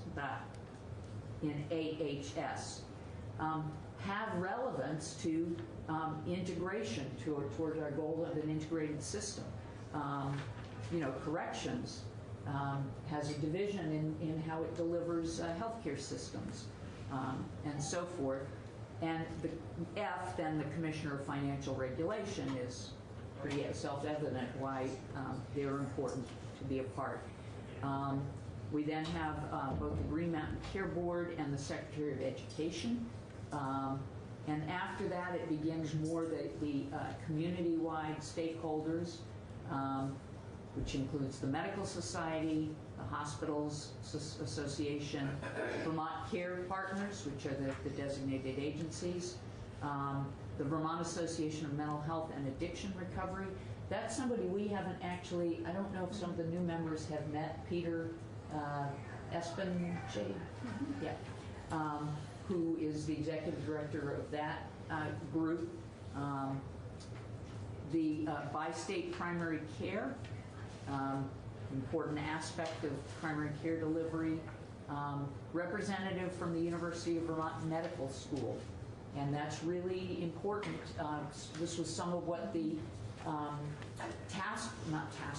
think tank made recommendations about when we're talking about sort of the unconscious bias of the system, if you will, that right in medical school that needs to begin to be addressed, and we need that commitment from medical school. OneCare, the healthcare advocate, the mental health care advocate, representation from the insurance industry. And just to clarify, council is getting pretty large. Often there isn't a group that represents all of the private insurers. They each speak for themselves. But it didn't really seem rational in terms of expanding the council to have both Blue Cross Blue Shield and MVP representative. I spoke with them about that issue, and MVP said they were completely okay and understood that only the largest insurer, which for Vermont is Blue Cross Blue Shield, represent that perspective. So you can be assured that's not going to create a problem, that it's just one which, in the language of art or whatever, what that's saying is Blue Cross Blue Shield. And then in terms of direct stakeholders, to keep that voice at the table, 2 people who have received services, one of them being somebody who delivers peer services, so that's the peer workforce representation. And then family members, there are 2 also there, because one is family of people who receive services, but the other is a family member who has a child who receives services. So that's the list. I think there's been some cross discussions around trying to make it inclusive, and that's really the core of the bill. There is language at the end that is the routine, the Department of Mental Health chairs, the Department of Health co-chairs. I mentioned the reports. There are directives around meetings, and that is meeting at least bi-monthly, ceases to exist July 30th, 2023. We routinely have councils exist beyond when their final report is, because we may need them to come in and tell us what's in their report and so forth. Reimbursement is under our statute, which basically means people who are not getting paid by their job position for their activities are eligible for a stipend. If we could now have our witness comment and maybe answer questions. Yes, of course. Well, thank you. Good morning. For the record, Sarah Squirrel, Commissioner of the Department of Mental Health. I want to thank Vice Chair Donahue for her leadership on this in terms of thinking about the council. From my perspective, as this committee is aware, the Department of Mental Health really leaned into our charge in terms of articulating a 10-year plan for a future of integration of mental health within the broader healthcare system that I think will benefit generations of Vermonters to come. One of our very specific asks of the legislature was to form this council. We have several other action areas that we are able to implement within our existing authority and resources that we, of course, are working on. But when we think about, as I said before, the 10-year plan wasn't the end, it was just the beginning. And we really want to create conditions for change. I really feel that what we have articulated as a state system, as systems partners, really has the opportunity to be transformational. When we think about implementation, as someone who's been steeped in implementation science, we really need a council, a table that is set with high-level leaders across mental health and our healthcare system if we really want to move things forward and actually operationalize some of the incredible opportunities that we have around integration. So the Department of Mental Health fully supports the representation that's been articulated here. I think from a facilitation standpoint, we're always trying to manage inclusivity and representation with a body that is manageable and that we can really move work forward in a reasonable way. I feel very confident that given the scope of the council as it's currently been presented, that we can be very effective. It is proposed to be chaired by the Commissioner of Mental Health, working in collaboration with the Department of Health. I think that's the right way to approach it because really we can really continue our leadership on the 10-year plan and our vision for integration. I think that the council itself can hold the vision of integration under the tent of the council, which is, I think, significant as we look to move this forward. It also creates an accountability structure that we need. It provides structure so that we can create decision-making. As the Vice Chair noted, we have some significant areas that are actually already statutorily in law, but maybe not being fully implemented. So we need the right folks around the table to help us do that. A good example of that is payment parity in terms of equal rates of payment for the same services when provided by mental health professionals as compared to physical health professionals to ensure that folks can access those services equitably. I also think there is an opportunity as we look to implement the 10-year plan that the council creates an accountability infrastructure to oversee that implementation as we move forward. So those are my high-level comments. Again, the department supports what's been presented, and we're looking forward to this as the next step to advance our statewide work around integration. Great. If we could just scroll back to the very beginning, because one question that had already come back is, are we starting over on trying to identify what does it mean to integrate? And I think the introductory language helps makes clear that this is about ensuring that everybody participates in the principles that are already in statute and as envisioned by the plan that's been developed. So this is not to start reworking a plan. This is to involve everyone else in making it happen. That's a great point. We have put a lot of time and energy over the past year in terms of articulating what our end state is, what those short-term, mid-term, and long-term strategies are. The council is a vehicle to advance that work, not to start over. So any questions? You have a lot of commissioners here, and then I see or designee. do you expect all your commissioners to participate in the membership of this board, or do you expect it perhaps will be passed off to somebody at a lower grade? I think it will depend. I think there are commissioners, some we shared, having talked to some of the other commissioners that really want a seat at the table. For some commissioners that I think oversee large departments, sometimes it's actually beneficial to delegate to someone whose particular purview might be a little closer to the provision of mental health services and integrating that broader in the healthcare system. Department for Children and Families is an example of that. It's so big, it could be more beneficial to have someone who is more directly overseeing that specific area. I think another good example is the Department of Corrections. Yes. They have a medical director. That person probably would be better suited than the Corrections Commissioner.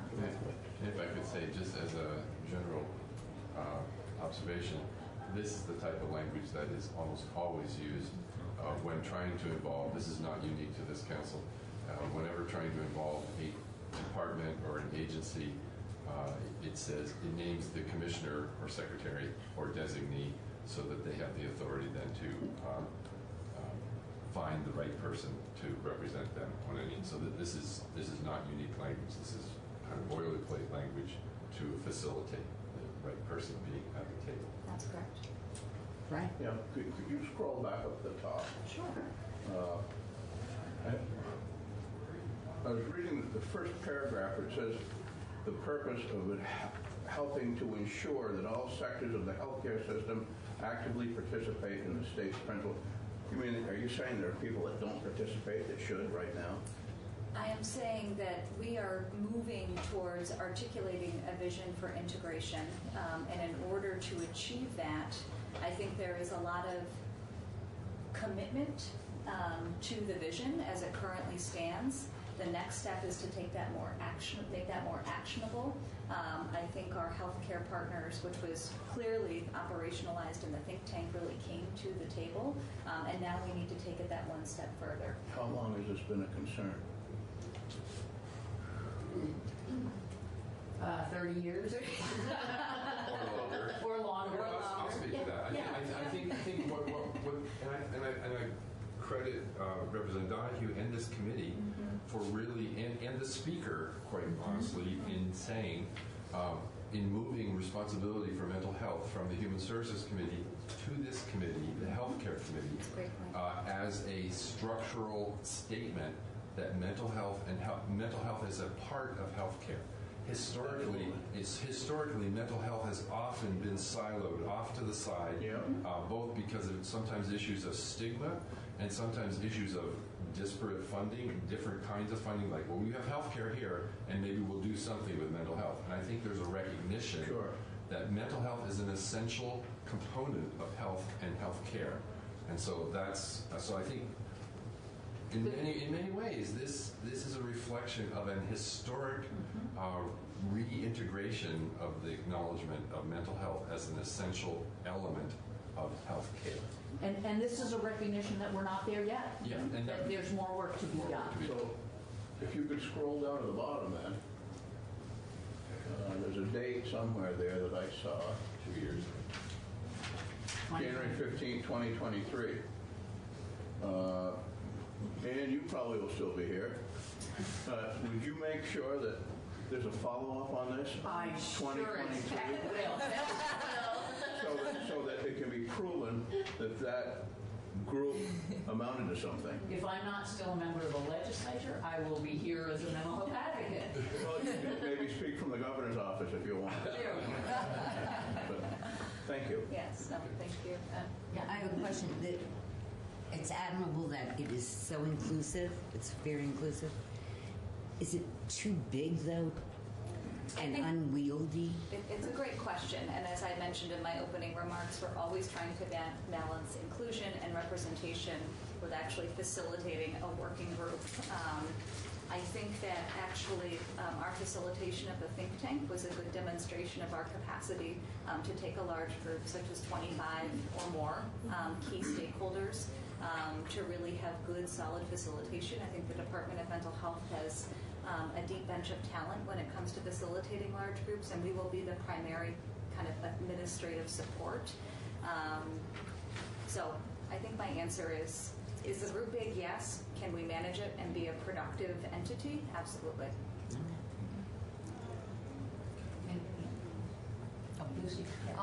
I have a couple things. I guess to Brian Smith's point, it's something I think I've been thinking about a lot as far as creating groups and asking for reports. And I guess just a proposal to the committee that I think it might be a good idea if we hold ourselves to the standard that any time we ask for a report or create a group, at least one member of the committee verbally commits, whether they're reelected or here or not, to follow through to the very end. And this is something I've been thinking about, where I would not ask for another report or group unless I personally was committed that I would stick with it through the end and make something come of it. And it's just a thought to float to the committee. And then my other piece, could you go to the duties?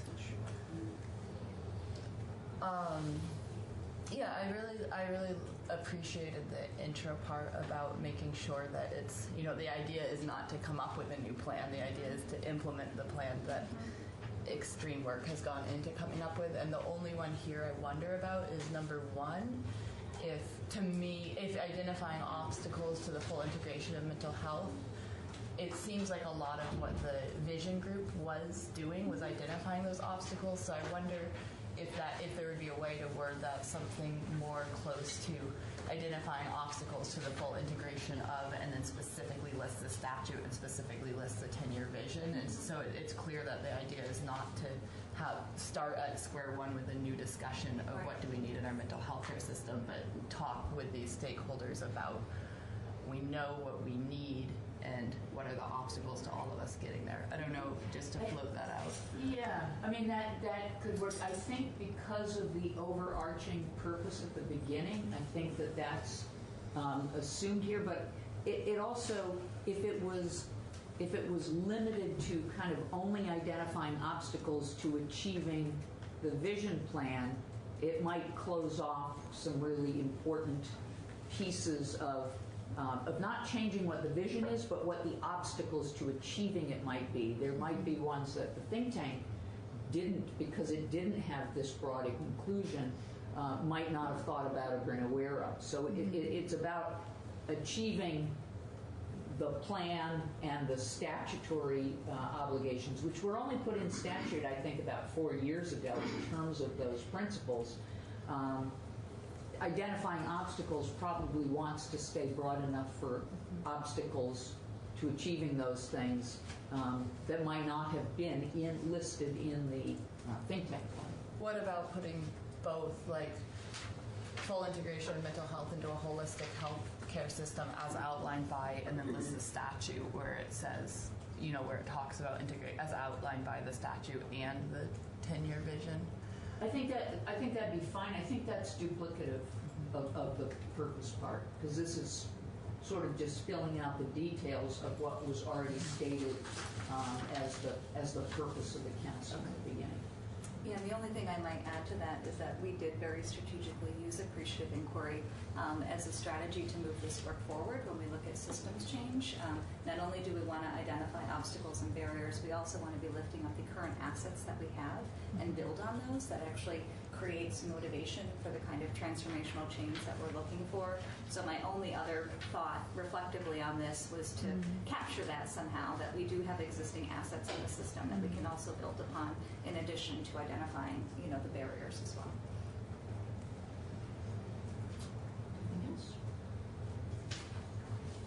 So can we talk for a minute about the process of moving this forward?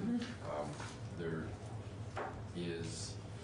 was discussion about having it in our miscellaneous healthcare bill, which we're talking about moving, which we will move by tomorrow. Because it talks about per diems, initially one thought was that perhaps that would pull it pull the whole bill into the Appropriations Committee, because anytime there's per diems, something has to go to Appropriations, and then they have to vote the bill out. It doesn't go directly to the floor. I did note that and I'm not sure that this gets around it, but that the per diems are actually coming out of the mental health budget, so they're not additional per diems that have to be authorized by the Appropriations Committee. And in noting that, it seemed to me that maybe it wouldn't be pulled into appropriations. But I think I would like to take a straw poll on the general construct or language, and then be able to consult with appropriations. Because frankly, I don't want the whole miscellaneous healthcare bill to linger in appropriations if, in fact, this becomes a part of it. Then we might find another vehicle, or even have it be freestanding, so that if it was required to go to appropriations, this alone would go there rather than all of our other elements. So rather than a bill number to vote, or where it fits in, we can. And then we'll talk. I'll discuss that further with the committee in terms of the actual vehicle for moving this forward, because I think there's some strategic issues that we should think about in terms of what it might mean to have it go into appropriations as part of a larger bill that otherwise would not be going there. So, does that seem agreeable to folks? So with that, then Just take a straw poll. So I think are people prepared to just in general take a straw poll on the language? Lucy? Should it be interpreted as a straw poll on generally we like the direction, or a straw poll on the exact language? I'm talking crossover smart. At this point, we need to be moving pieces. So was there interest in expanding it to talk about the asset? I mean, is now the time to have the final language? Yes. So should we talk about if there should be a piece about in the identifying challenges, also identifying the assets of the anything system that you as wish it is? to talk about, this is the time, because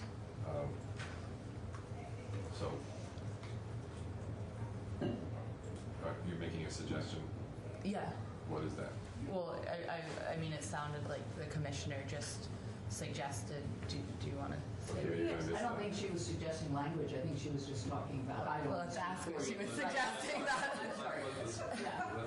I think that I don't know that it requires a language change. I think that it can be inherent, kind of linking back to Vision 2030, which is referenced in the beginning.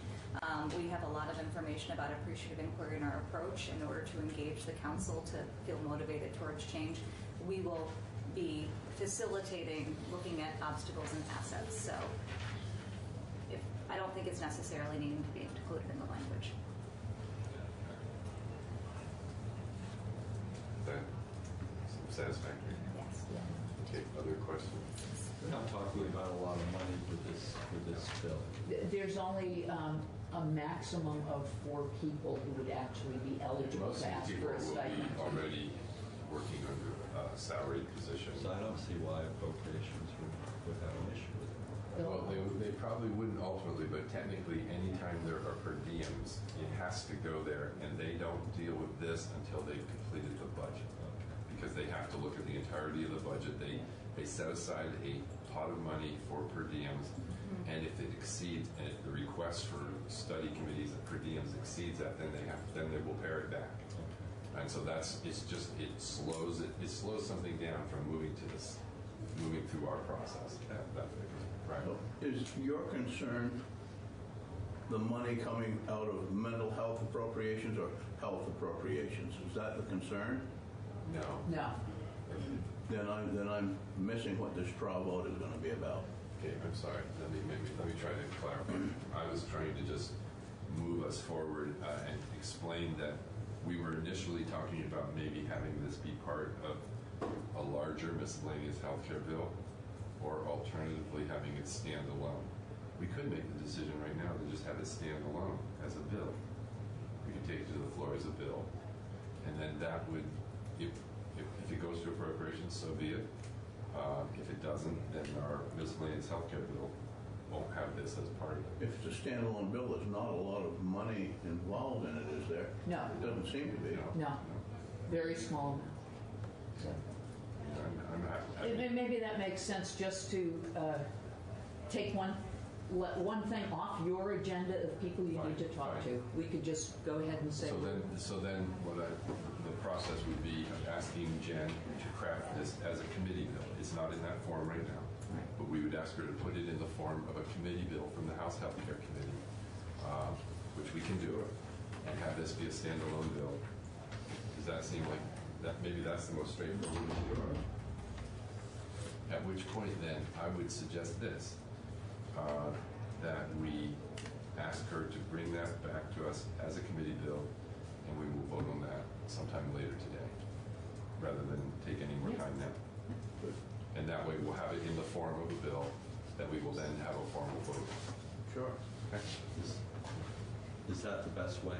There's no, if we do that, this is not going to fail. Is that correct? Well, I still will communicate with appropriations, but it avoids the possibility of complicating the House Healthcare Committee, the miscellaneous committee. To respond, would it be fair to say that it doesn't in any way increase the likelihood that this fails relative to including it? And I think that was your question. Yes. No, it actually increases the likelihood of something else we're doing, not getting encumbered in appropriations for a period of time. Okay, well, let's leave that there then. But Okay. be prepared for us to put that to a committee vote later today, assuming Jen gets a chance to craft it into a committee vote. Okay. So this next piece is not new language you haven't seen, except that it's pared way back. Because in talking with the Appropriations Committee, this is the part which is a little technical. In fact, in many ways, although it's based on key philosophy about integration, the same topic, it's a technical change in the budget process, which is at its core saying, we should not be siloing our budgets and splitting up where in the budget mental health shows up, beginning the first step being about inpatient mental health care. If you recall, when the budgets were introduced to us earlier this year, even in budget adjustments saying, well, we have this increase in rate for the retreat because of their financial situation. Part of that showed up in the DIVA budget, part of it showed up in the DMH budget. So this is really just about having them be in the DIVA budget together. The original language we looked through had this long piece about why this was important. It was language that was important to me, but we got unofficial feedback from the Becoming important to more people. But we got unofficial feedback from the Appropriations Committee that they did not have an interest in lengthy language about all the whys and the values and so forth, and they just wanted to get to the kind of the bottom line. So that's really the fundamental change from the language from before. It does still retain the core purpose language, which is pointing out that the budget's an essential structural component about integrated care, and that separating budgets is an obstacle to that reform principle of ensuring equal access. This time we have the actual quote, so that's the section that was referred to on the Integration Council just before. This is a principle that we've adopted already, ensuring equal access to appropriate mental health care in a manner equivalent to other aspects of health care. So that's A. B is just the directive. Shall integrate the public funding, in other words, Medicaid, for inpatient mental health care with the funding for other health care services within the DIVA budget. Oversight and utilization review and how the care is managed is the more policy end. That's the Department of Mental Health's role, so it's noting that that will maintain according to which department is legally overseeing that. On the request of those departments, the date for it actually to occur will be basically to be achieved in fiscal year 2023, which means proposed for the 2022 budget. In other words, not this year, but the year after. And based on that, there is the new section, Section B, which says, because we're giving you an extra year, next year you do have to come back with that kind of layout showing us exactly where the money is in each budget, so that it makes it clearer for that next step the year after to actually do it. And it outlines the existing categories of where this money gets currently split up in inpatient care. So as we scroll down, you see 1, 2, 3, 4. Those are the different categories of inpatient psychiatric care, and the different categories of which some are in DIVA's budget and some are in DMH. And folks who are in the CRT, Community Rehabilitation and Treatment Programs, as that line right before the 1, 2, 3, 4 points out, they can be in any one of those 4 subcategories, therefore determining whether they're in the DMH or the DIVA budget. So we're saying, fill us in next year on where all those pieces are following, and then the subsequent year they will all be moved into DIVA. This has absolutely no impact. This language and this directive has absolutely no impact on the budget itself or the amount of money. That's subject to the normal budget process. What it does is move it in terms of which budget it appears in, to put it in the budget with the rest of our healthcare budget. So that's the overview of the now much briefer language, and if the commissioner would like to testify. And my understanding is that the commissioner of DIVA has spoken with you, and you are representing both departments as testimony on the record about this. Yes, the Agency of Human Services as a whole has reviewed this, and we are aligned with the recommendations as proposed in the bill language. And just to echo the Vice Chair's points, that this really does provide the structural components of creating conditions that will support the integration of mental health within the broader healthcare system. Many other states have actually transitioned to integrated financing models, where managed care plans manage all the physical and mental health programs for Medicaid enrollees. So this is aligned with, I think, national practices and where other states are moving. Again, a goal of this is to enhance shared data, incentives, tools to deliver integrated services. The area that I think we just want to be careful about and thoughtful about is that the potential of this integration of the fiscal part of it is really hinged on our ability to ensure that clinical integration is also happening when we think about care coordination. So it's important that for those with complex health and social needs, that the outcome of this is that their care is better coordinated and we have better outcomes. So I just don't want to lose sight of, that is the ultimate goal of what we're trying to achieve. So broadly, the Agency of Human Services supports this as it's currently written. The timeline feels appropriate from our perspective. And I just want to note a few other points related to the custodial and legal role of the Department of Mental Health.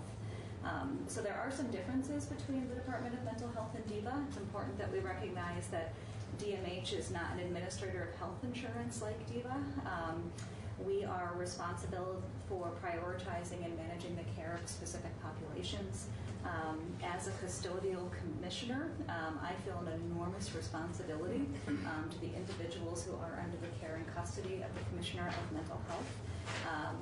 So we want to make sure that as we move towards integrated financing, and this is, I think, reflected in this bill, that for those who are under the care and custody of the Commissioner, particularly for those who are level 1, my care management team manages the care coordination of those individuals from the time that they are in the emergency department, admitted to inpatient, and then transitioning to lower levels of care. So when we think about that integration of the fiscal components and the clinical and programming components, I just really want to ensure that the Department of Mental Health is still overseeing that care coordination. That feels essential from my perspective. When we look at the current budgets between DMH and DIVA, as the Vice Chair noted, that what currently sits in the DMH budget that is separate from or carved out from the DIVA budget is level 1. So that level 1 is inclusive of the Vermont Psychiatric Care Hospital, our level 1 contracts with Rutland Regional Medical Center, and the Brattleboro Retreat. So you'll note at the very end of this, there is noted language related to that our budget presentation that the Vice Chair was noting shall also include any implementation recommendations to achieve that integrated funding. I do think there are some pieces that we'll have to work out behind the scenes because there's current statutory language of the Department of Mental Health related to level 1 and reasonable actual costs. So if those funds shift over to DIVA, then would those contracts for level 1 need to be facilitated by DIVA versus the Department of Mental Health? And there are some pieces that we will have to coordinate around there. Not insurmountable, but certainly some things that we want to think about because those level 1 contracts are essential to us actually creating some accountability so that those Rutland and the Brattleboro Retreat actually accept those individuals. So that's a little bit of an accountability and a leverage point for the Department of Mental Health. That I should reflect when the commissioner pointed those pieces to me, and that was where, in helping to craft this, I agreed that providing that extra year instead of saying this shall happen for next year's budget made sense. Yes. The other thing that I would note is that VPCH is also currently all within the Department of Mental Health's budget. The Vermont Psychiatric Care Hospital is run by the Department of Mental Health. They're by my people, they're the staff. So if that entire budget moves to DIVA, that will just be another point that we'll have to navigate in terms of the budget for the hospital will actually sit in a different department than the department that's running the hospital itself. So again, that's why I requested the additional time because we need to respectively figure out how that will work and how we operationalize that and maintain the great outcomes and quality that we're currently achieving at Vermont Psychiatric Care Hospital. So those, I think that's the summary of my points for the committee related to this proposed language. On the surface, I mean, this is, the integration seems simple, it's a short bill, but is this going to, behind the scenes, add more bureaucracy or trying to coordinate or, you're talking about we'll work these things out behind the scenes, but in the end, is there going to be another layer that we're not seeing, sort of like the unintended consequences of bureaucracy? I think that there are certainly going to be some coordination pieces that we will have to work out behind the scenes. They do not feel insurmountable from my perspective, and I think the bigger gain that we're going to make in terms of the fiscal integration of the funding outweighs some of the inconvenience of having to work out some of these things behind the scene. I think managing the VPCH budget is probably my bigger concern and what that means from an operational standpoint.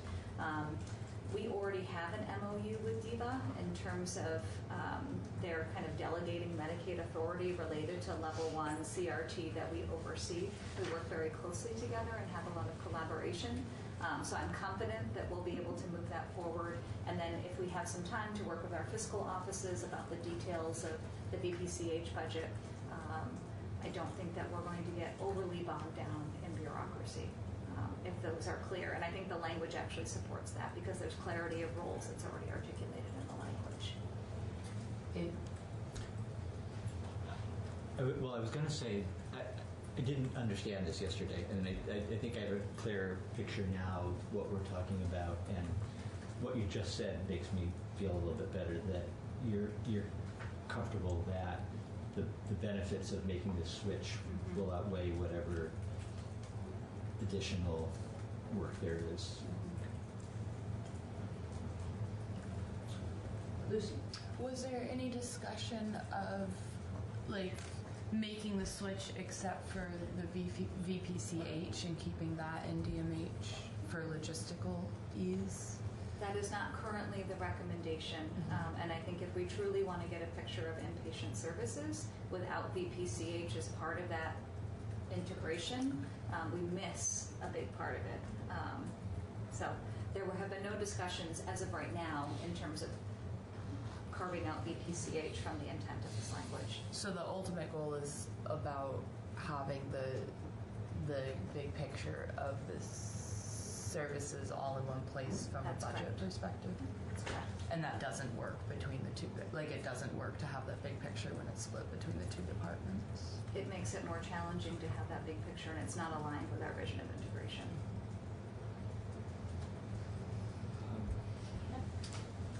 I have a couple of questions. Delicate questions, and I don't mean to criticize you or your department, but I read somewhere where there was an incident with your department and I guess the corrections department in which an ill patient, whether that patient should go to a hospital emergency room setting versus going to prison corrections department. And I think your department took the stand that that individual should go to a prison setting. And then the corrections department had an issue. They felt that there was a budgetary issue, and that's why that individual was being sent to the corrections department, a prison. Would this bill correct that situation? And do you know what I'm referring to? We have a lot of situations where the bright line between criminal justice system, criminogenic behavior, and mental health is blurred, and it's confusing. And this is, I think, one of the opportunities we have right now when we think about a true forensic system of care that we're grappling with. So I don't think that this in particular addresses that particular issue. What I can assure you is that the Department of Mental Health as a healthcare provider is managing individuals who might be involved in the criminal justice system to meet their acute mental health needs within an acute care system that is all Medicaid funded. If we are able to treat an individual and their mental illness, it is the requirement that we have to transition them to lower levels of care. That's philosophically and fundamentally what Vermont, a fundamental value of Vermont. Federally, that's what we have to do to meet those mandates.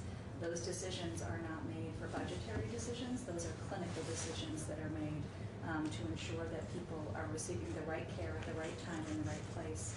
And for some individuals, they might also have criminogenic behaviors and public safety risk that we also have to manage, and so we have to work responsibly with our criminal justice partners. The other piece I would just add is that sometimes because we are a healthcare provider, we have to abide by protected health information. So what you hear publicly or in the media might not actually reflect kind of the true state of the situation. And that's just something the Department of Mental Health has to manage on a daily basis. Thank you. You're welcome. And I was going to say, well, just to finish this piece, there is a bill coming over from the Senate that will be asking the House to look a little bit more into that issue of criminal justice, forensic, mental health, which is separate from this issue of when there is mental health hospitalization, does it go into the DIVA or the DMH budget? So the Department of Corrections aspect is not in this bill. That issue is going to be coming to us. Thank you, Ann. And then one other question. If we already have an MOU, or if you already have an MOU, why do we need a bill? Because the MOU allows us, it's really just delegating Medicaid authority. So it doesn't address the integration of the funding within the DIVA budget, which is what we're trying to accomplish. Okay. Other questions?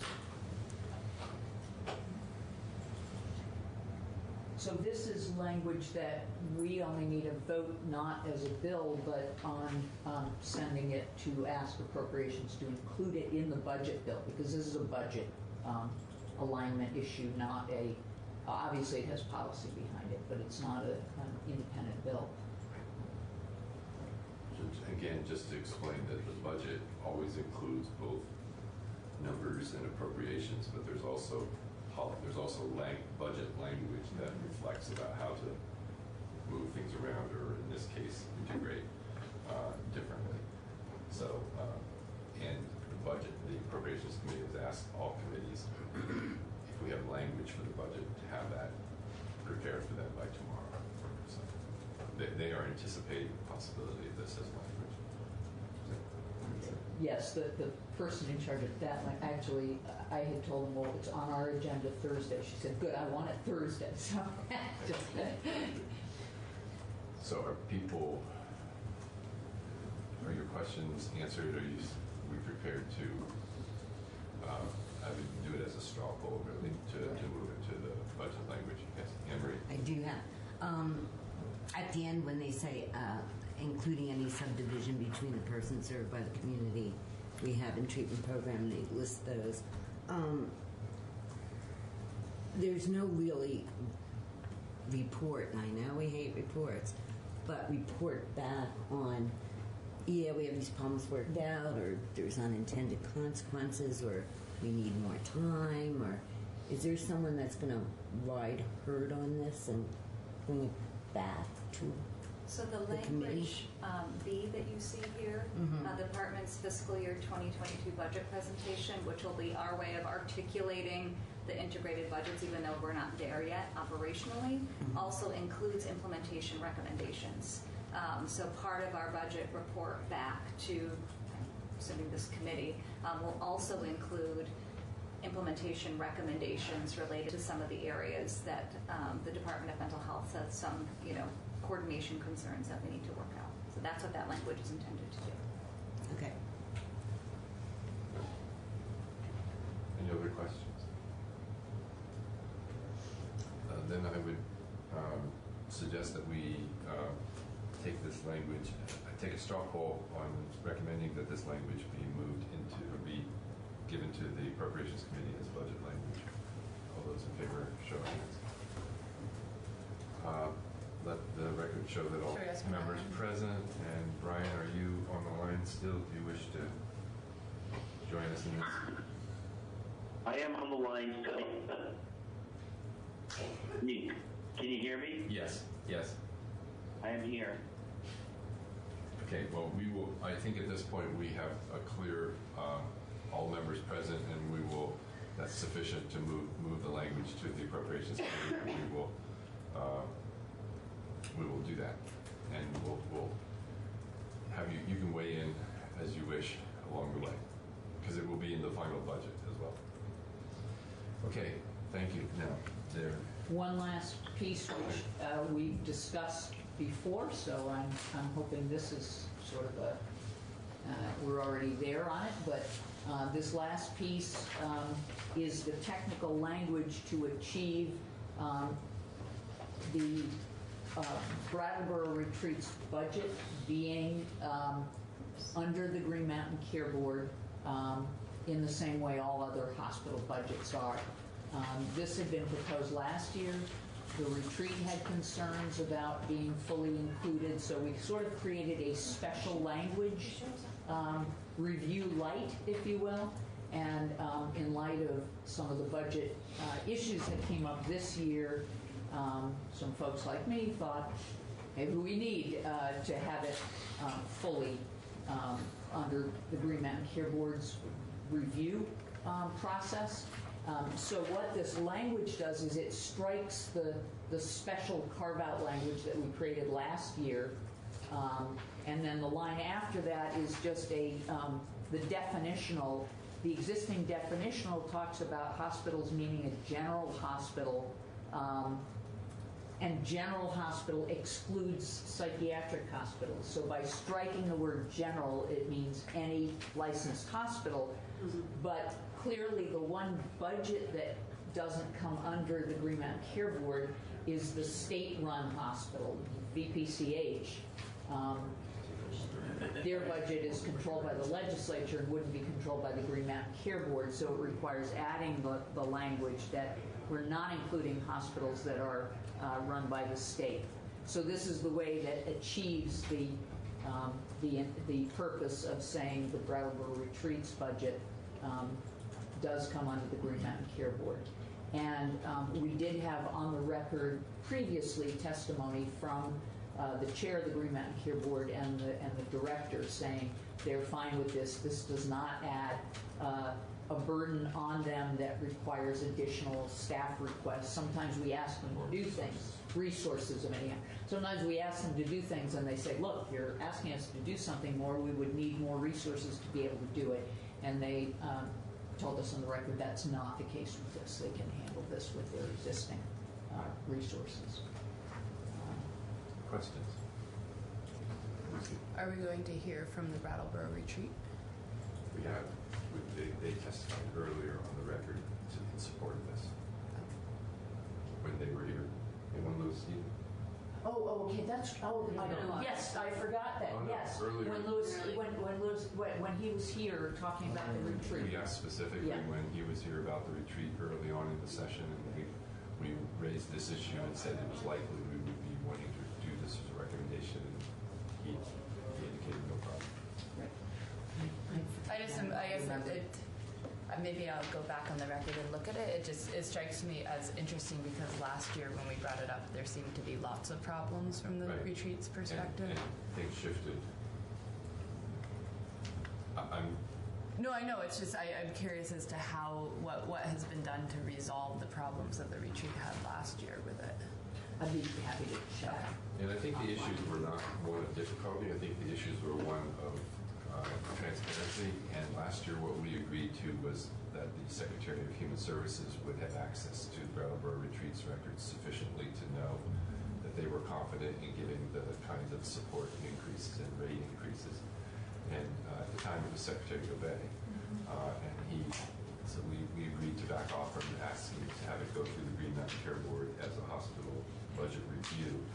And then I think in light of the, frankly, the emergent situation, which we were addressing in the very first days of the session, where the Brattleboro Retreat was here with Mike Smith from the Aegis and Human Services. It was in that context, before they had resolved how to resolve things, that we also raised the question of having the Brattleboro Retreat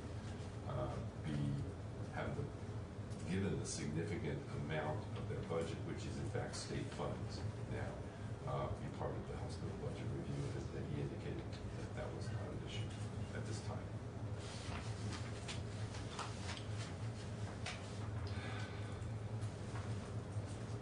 Other questions? This again, this is not a freestanding bill. This is a recommendation that approach is already anticipating that we might be proposing.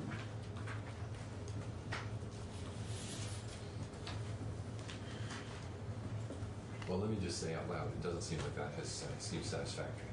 I can tell when there's a consensus in the room when there isn't. So if that's not satisfactory, I want to hear what we need to do to. There seems some uncertainty on faces. Yeah. Right. Does the committee wish to hear from the Brattleboro Retreat directly about this? In which case, we will try our best to arrange that. I remember them saying, and sort of being very. Okay. Well, I just wanted to check because this is not an issue. I had. What's that? I think it was one of the questions I had when they were here. But Lori, my response is, quite frankly, it really doesn't matter to me if they are in favor of it, that we have a situation on our hands and they need to be part of the process. So I'm for this thing. Yeah, I mean, I guess I just feel like there's clearly dynamics that I'm missing, especially, I mean, I guess that's where I feel is I maybe need to understand more of the dynamics and said earlier that we could have a conversation. So I guess in my mind it just kind of feels like maybe that needs to happen before I would feel ready to.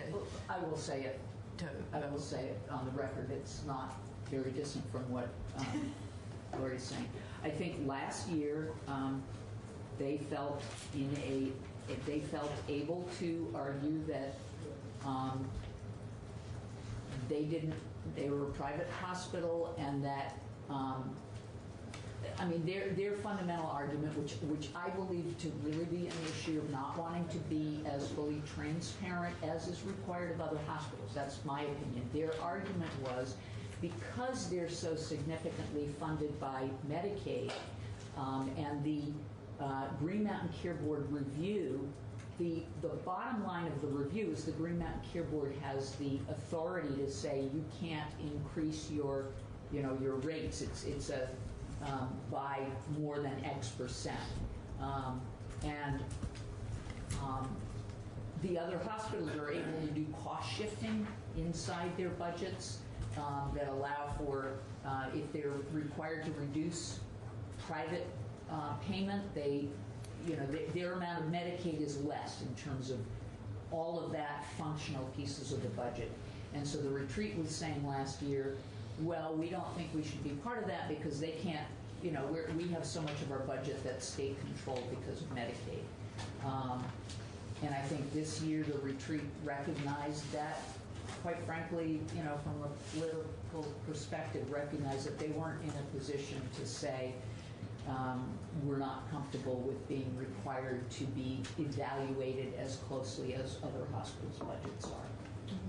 And so they were not objecting anymore. And the Green Mountain Care Board clearly will have to look at their budget, understanding the percent that's Medicaid in terms of how it reviews it.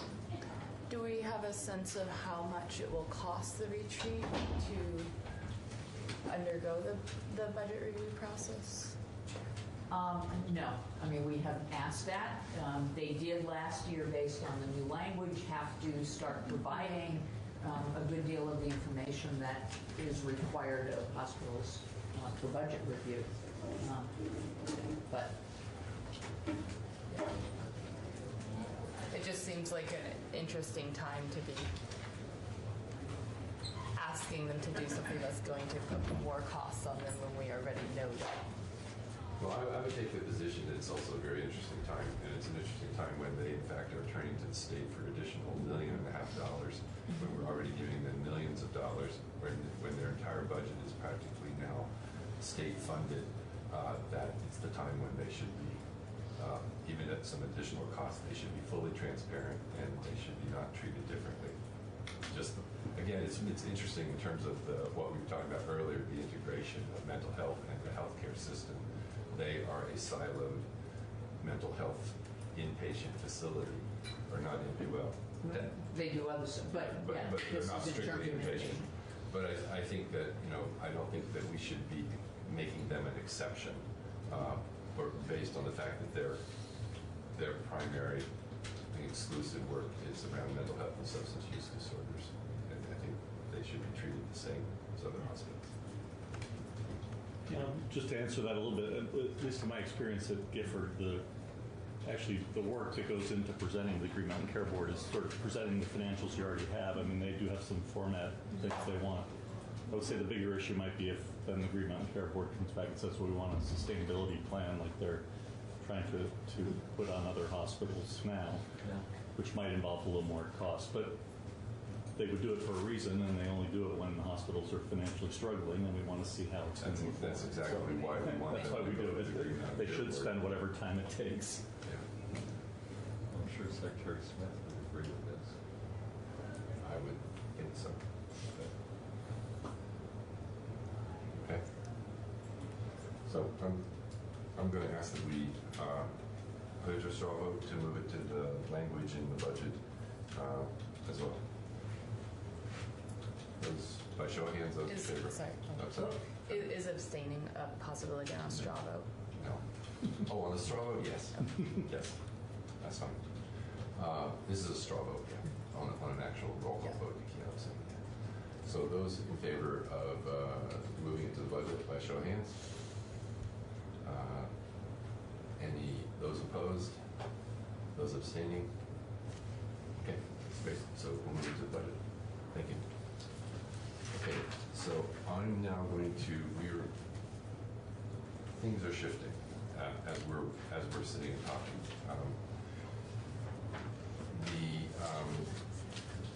Yes, Sarah.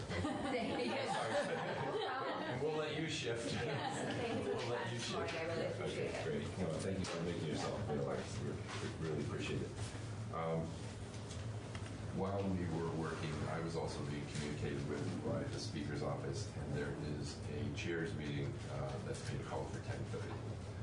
And I'm being asked, the chairs are being asked to meet with the Speaker at 10:30. One of the issues that we are being asked to talk about, so I'm going to ask us that I'm going to ask this committee to help me weigh in on the question. And then we will figure out how to get back to affordability, which is on our agenda, which just have to be flexible. Let me make sure I have the.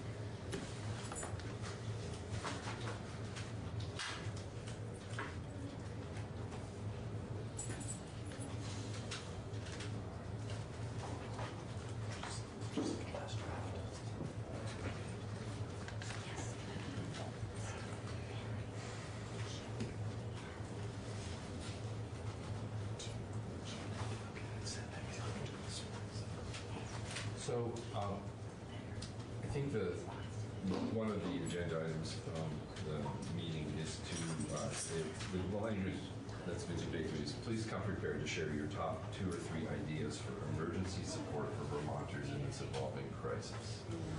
And I think that's appropriate. And rather than my just putting my brain to work, I thought, even though we only have 10 or 15 minutes, I would like to engage the committee in helping to think about that. And just as to what recommendations I might take to the chair's meeting in this meeting at 10:30. Just so you can do maybe the length. I just, wait for it. Sure. And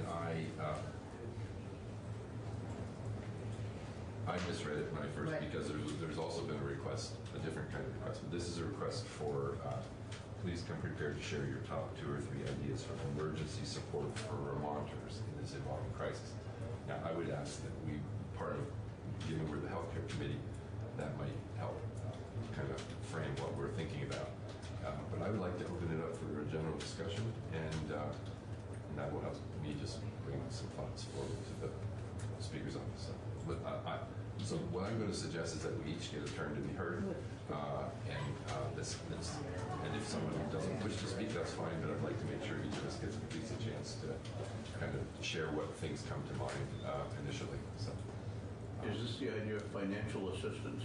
It could be. It could be. Whatever your thoughts. It could be financial assistance. It's basically what are the things that we need to be thinking about as a legislature or as because we hold unique responsibilities in terms of what actions we need to take to support Vermonters in the COVID-19 evolving situation. Hello? Yes, Brian. I've been thinking a lot about this since I'm self-quarantining right now. Can I say something?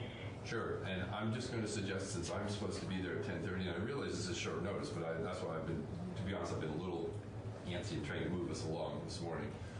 So apologies for that, but I would like to hear from you, but I want to make sure we have time to hear from everyone else as well. Yeah, I'm not going to say a lot. What I'm going to say is that I'm going to send to the committee a few documents for us to review and think about. One is, I don't know who it came from. I think it's the ACLU, but it's a long list of things, that suggestions of what government should be doing right now to take care of people. And another thing is going to be a list of demands from the Burlington Tenants Union, which is like an organization of tenants who are concerned about how it's going to affect them. These are mostly people living paycheck to paycheck.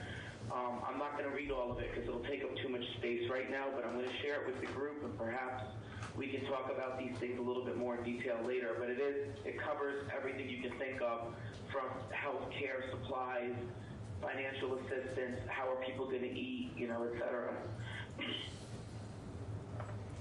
Okay, is that a document you can forward, Brian? I'll send it right now. Okay, great. Is there anything else you want to add at this point? I don't take up too much space in the conversation. I just wanted to throw that out there as a starter. I think other people will probably say a lot of the details of what I'm referring to. So. Okay, thank you. Mark? Mari. Financial concerns is what I am hearing about most, and people being able to quarantine and not, they not have to worry about mortgages, and whether that means finding a way to encourage lien holders to allow mortgage holidays for a month. The paid sick leave, paid family and medical leave. It would have been great if we had a strong program. That's a kind of a moot point, but if there's anything that can be done on the short term to help people with their incomes while they're quarantining. Let's just keep going around and hear from people. Just to follow up on that, as an employer, what I'm hearing from employees is, will you pay us if we are sick, if we're sick?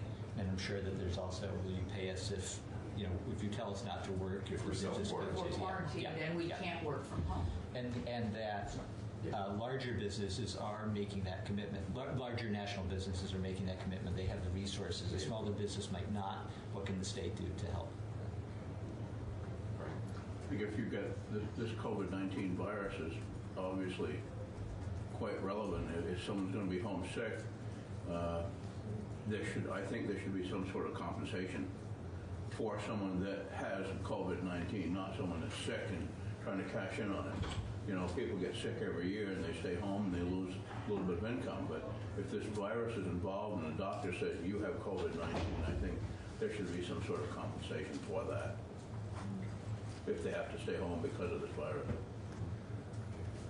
Yeah, I think pretty much echoing what's been said is my top concern. I just want to add to the conversation. I know I've raised as like a younger member of the legislature a lot kind of the biases that this position puts us in, as far as recognizing that people come to this position from all financial backgrounds, but that we as a legislature likely are biased towards people who could afford to pay for 2 weeks of ourselves needed.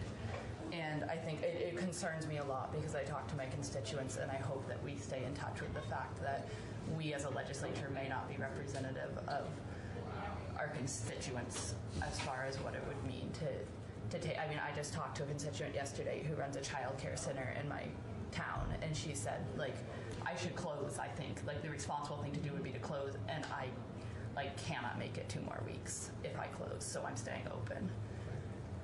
Thank you. I think the whole idea of large gatherings is something that people talk about. I mean, we've got basketball players and basketball games and all this stuff. But then you have the legislature, which doesn't seem to be following the large groups. They were keeping outsiders out, and that's a step. But still, when you look at the demographics of the people when you're sitting on the floor, those are the ones that are checking all the boxes, like over 60, pre-existing conditions. And I think we are not leading by example. However, I also realize that money is going to be a big deal going forward on budgets and keeping government running it, and I don't have an answer to that. But I think that's something that needs to go into the conversation of, and I'm sure it is, but we don't know anything about it. So that's it. And the other thing is that we are carriers. We are leaving a central point and going to all points of the state and then coming back again. So it's something. Okay, well, I don't know the nature of the meeting that I'm having, but I can tell you that is seriously being thought about and contemplated, what it means for us to be here and balancing the need for government to function, and that we in fact have a role, and how we meet that. And one last thing, paid family leave, I don't know how we can reconstitute that for another vote. That wasn't going to be in effect immediately. Yeah, but you can't just roll that out. You just can't do that. Well, I mean, they're I don't want to speak for what can be done in emergencies. I often think about that. and I agree with some of the stuff Spence said. I think the one thing that I've been thinking about and getting a bug in my ear from my home representative who's on the board of Capstone is just food. Yes. And making sure that, I mean, we have a lot of people that, especially kids that get lunch at school, and that's really the best meal they're getting. And whether we need to consider some sort of centralized food production at a school or at a community center or something that can be distributed out to people that are quarantined. I mean, anytime you're moving things around, you're exposing people, but and especially like Meals on Wheels and some of those things we need to think about. I just wonder, what's the feds doing to help our state? Are they going to provide the state's money to help keep individuals home when they're sick with this virus? You know, it's a difficult time economically. I mean, this could be a very difficult time for our state economically as well as the nation economically. And we're seeing it in the stock market currently, but it has other ripples throughout our state and local economies. And I just worry about the money issue. Yeah, my top of my mind has been the issue of employment income and quarantine, and I think framing it in terms of healthcare, I can't imagine people not thinking, I don't even want to be tested, because if I'm told I have to self-quarantine, I can't feed my family. And I think even of my hairdresser who has the hair salon in her home, and if she says, oh, I have to self-quarantine for some reason, she can't have any customers coming in. Maybe she shouldn't be, but then she has zero income. Maybe no customers will be coming in. Or no customers will be coming in. And the issue becomes, of course, the money. I don't know if the workers' comp system is a tool that can be used. I don't know what the tools are, but that's, I think, my healthcare preeminent concern. Oh, can I mention one other thing? Sure. Besides the economic issue, the medical issue. Do we have the equipment to treat, a major pandemic, particularly when it comes to respirators? How many respirators, does the average hospital have? I'm sure. Children, but seniors and those in need, and also I think the state needs to. We don't know at this point. I want to just mention a couple things. One is that medications, access to essential medications for people who, in fact, if they're being asked to self-quarantine, or if in fact there's social distancing to the degree that different things have happened in different settings as this is advanced, and the barriers to, I was approached by someone who said, my child needs insulin, my family member needs insulin.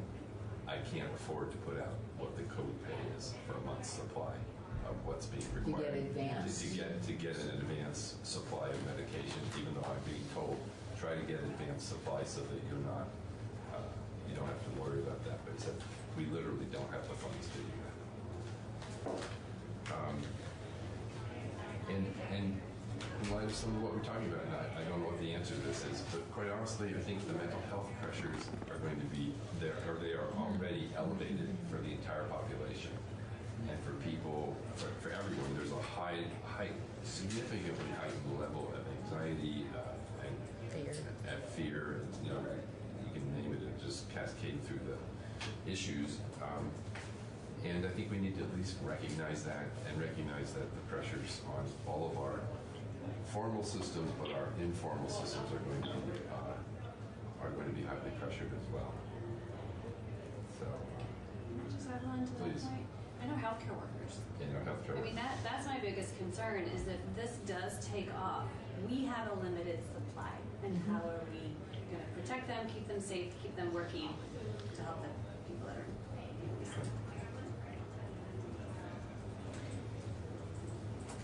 Please. Devin Green from Vermont Association of And I Hospital. need, and I need to go to an emergency I just meeting. want to do a quick public service announcement along those lines of protecting hospital resources is call your primary care provider, get advice from your primary care provider. Do not physically go to the emergency room unless you're short of breath.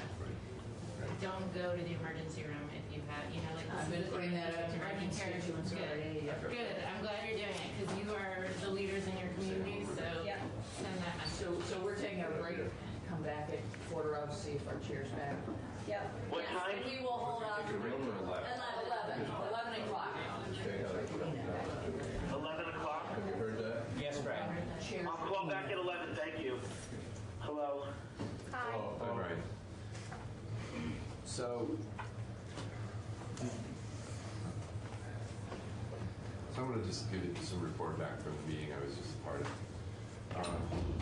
We met, the Speaker's office was an emergency meeting of the chairs, and the intent was both to hear what, as we did some go around, what were some of the top ideas to how to respond for Vermonters in this emergency situation.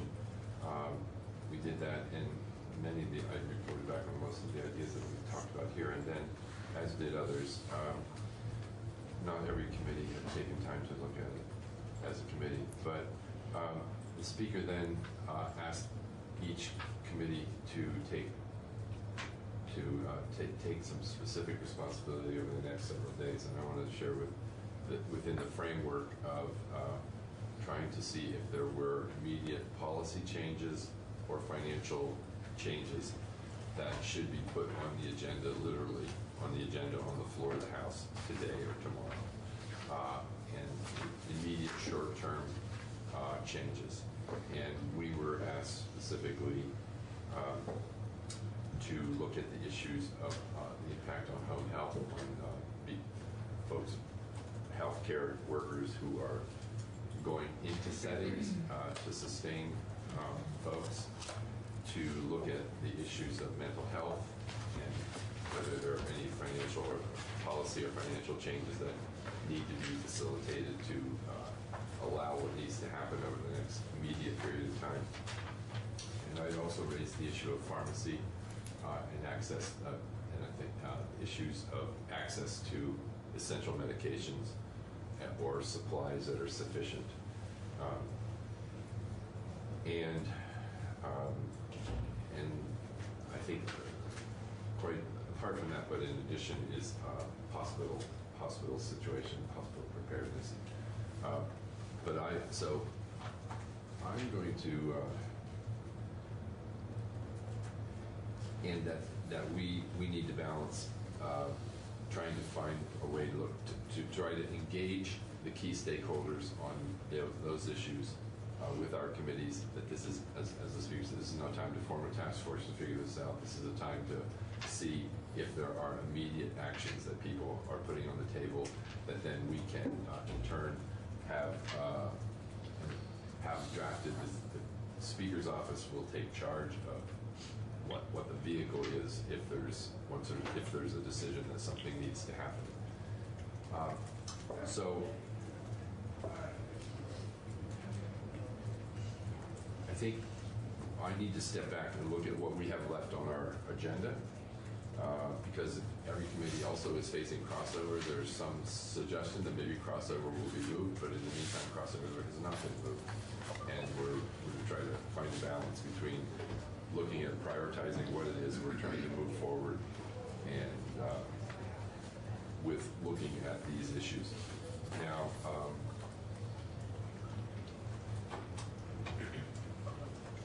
I'm just frankly trying to think out loud right now about how best to proceed. I think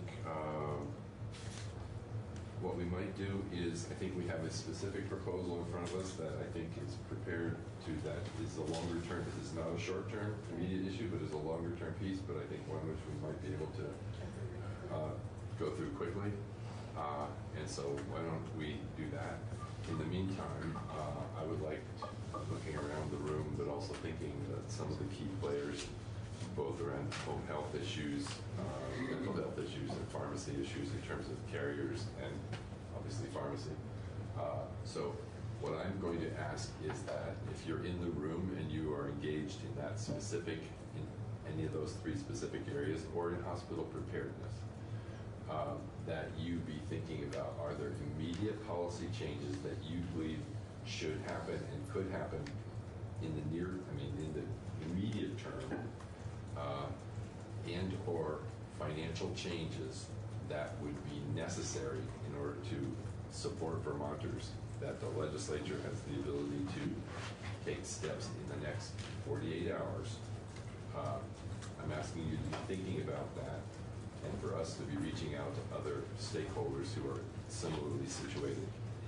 But I think in the meantime, we'll find a time, either if you, to the degree you who are can communicate with your stakeholder colleagues who would be thinking in those terms, but I also want to reach out and engage the stakeholder community as well. But I think we have something in front of us which I think we could take a look at, which is a longer term, because we also have a longer term responsibility, so we're going to try to balance all these issues. Okay. Nothing. Okay. So I think we have brought some people together around at least one of the proposals longer term, and it is definitely longer term, but nevertheless could potentially be quite important around prescription drug issues. And Gloria, are you prepared to help us walk through this? And Christina, would you mind coming up? Yeah. And Jeff's here. Okay. So we talked about this, and then there was a small group that kind of met separately and talked through how we can make this happen. So we have some language that I will walk through, or Christine, if you want to walk through it. Whatever you prefer. Okay. Why don't you walk through it since you drafted it, and then we'll answer questions, and then Jeff's here to respond as well. So Christina McLaughlin, Green Mountain Care Board. I can't take full credit for drafting it, but it was a group effort at the board. So in front of you is some, and it is posted online, some proposed language. This proposed language for the board to develop a prescription drug technical advisory group to do exactly what it says, have some transparency around prescription drugs. So just to read through it, the Green Mountain Care Board shall establish a prescription drug technical advisory group pursuant to 18 VSA section 9374 D2 to provide input and recommendations to the topics described in subsection B to the board through January 15th, 2022. The board shall appoint interested stakeholders with applicable subject matter expertise as appropriate. Part B, the prescription drug technical advisory group may provide recommendations to the board on one or more of the following topics. One, models that enhance the board's ability to analyze, monitor, or report the pricing of prescription drug products, or the relationship between prescription drug pricing and consumer prescription drug costs, the effectiveness of prescription drug initiatives on prescription drug costs, or 3, other mechanisms for increasing prescription drug price transparency at one or more levels of prescription drug supply chain. The Green Mountain Care Board shall provide a report to the General Assembly on or before January 15th, 2022, based on the recommendations from this advisory group, and we suggested that the effective date is effective upon passage. So I have a question. Why the 2022 date? So at the board and working with Jeff, Jeff Hochberg, we agreed that either we ask for money so we can contract out some of this work, or we can not ask for money and have a little more time to work on this. And we felt the no money ask was a safer bet. Okay. Questions? I don't see, we're analyzing, we're monitoring. I don't see where we're actually taking any action to decrease the cost of pharmaceuticals in Vermont. So that is somewhat of the intent of this. It is to bring in all these experts and others to develop a model or options for the board to review and analyze prescription drug costs. And see what the best mode of action is. I think with this Friday deadline and just this is pretty broad language, and we wanted it to be broad so that we had some more power to develop. But again, I just don't see the action in this at all, other than monitoring and. So, I guess if I were to be completely honest, if we were to take action, the path would have maybe a lot of resistance. So I know there is this struggle to want to have action, and maybe Jeff can speak more of this as well, because he is in this work. I want to see prescription drugs at a lower cost. I want to see insulin products at a lower cost, and I just don't see that this bill cuts it. Can I chime in, my friend Christina, because I know you know this, but you probably don't have it at the top of your mind. Susan Barrett, Executive Director of Green Mountain Care Board. We, and also this committee, has worked closely with NASHP, National Academy of State Health Policy. They're a nonpartisan group that brings together states to work on issues such as, they have a task force on prescription drug price transparency and reduction in prices of cost control for prescription drugs, and I was an initial member of that task force. So they are working right now on some additional programs that are not ready for prime time, and so we can't share the specifics with you, that we believe we would like to work on with them and could fit into this language, and and the intent of the work that they're doing is going exactly where you're going in terms of getting to the root of the matter. So I don't know if there's language we could add, like to work with NASHP on additional I don't know what else I can say. We will work with NASHP either way. We are, and we have been, and the timing's just off. Yeah. I believe Trish Riley said that within the next month. Yes, next month or two, it will be up and proposed, and as long as everything goes well, again, we just can't, it cannot be shared this time. And if I can just add one thing regarding national membrane. We worked with them on the drug importation for those who weren't here at the time. So there is a working relationship that's established with them, which is good. Are you good? I know you're not good, but are you good? Well, I guess I would just also say, if we had something that we could put on the table to take direct action on at this point in time, would we put it on the table? I don't think we have that. I know the Senate has looked at issues around insulin and capping insulin co-pays or some element of that. That will be coming over from the Senate. That's why we did not take that specific issue up in this committee. But there are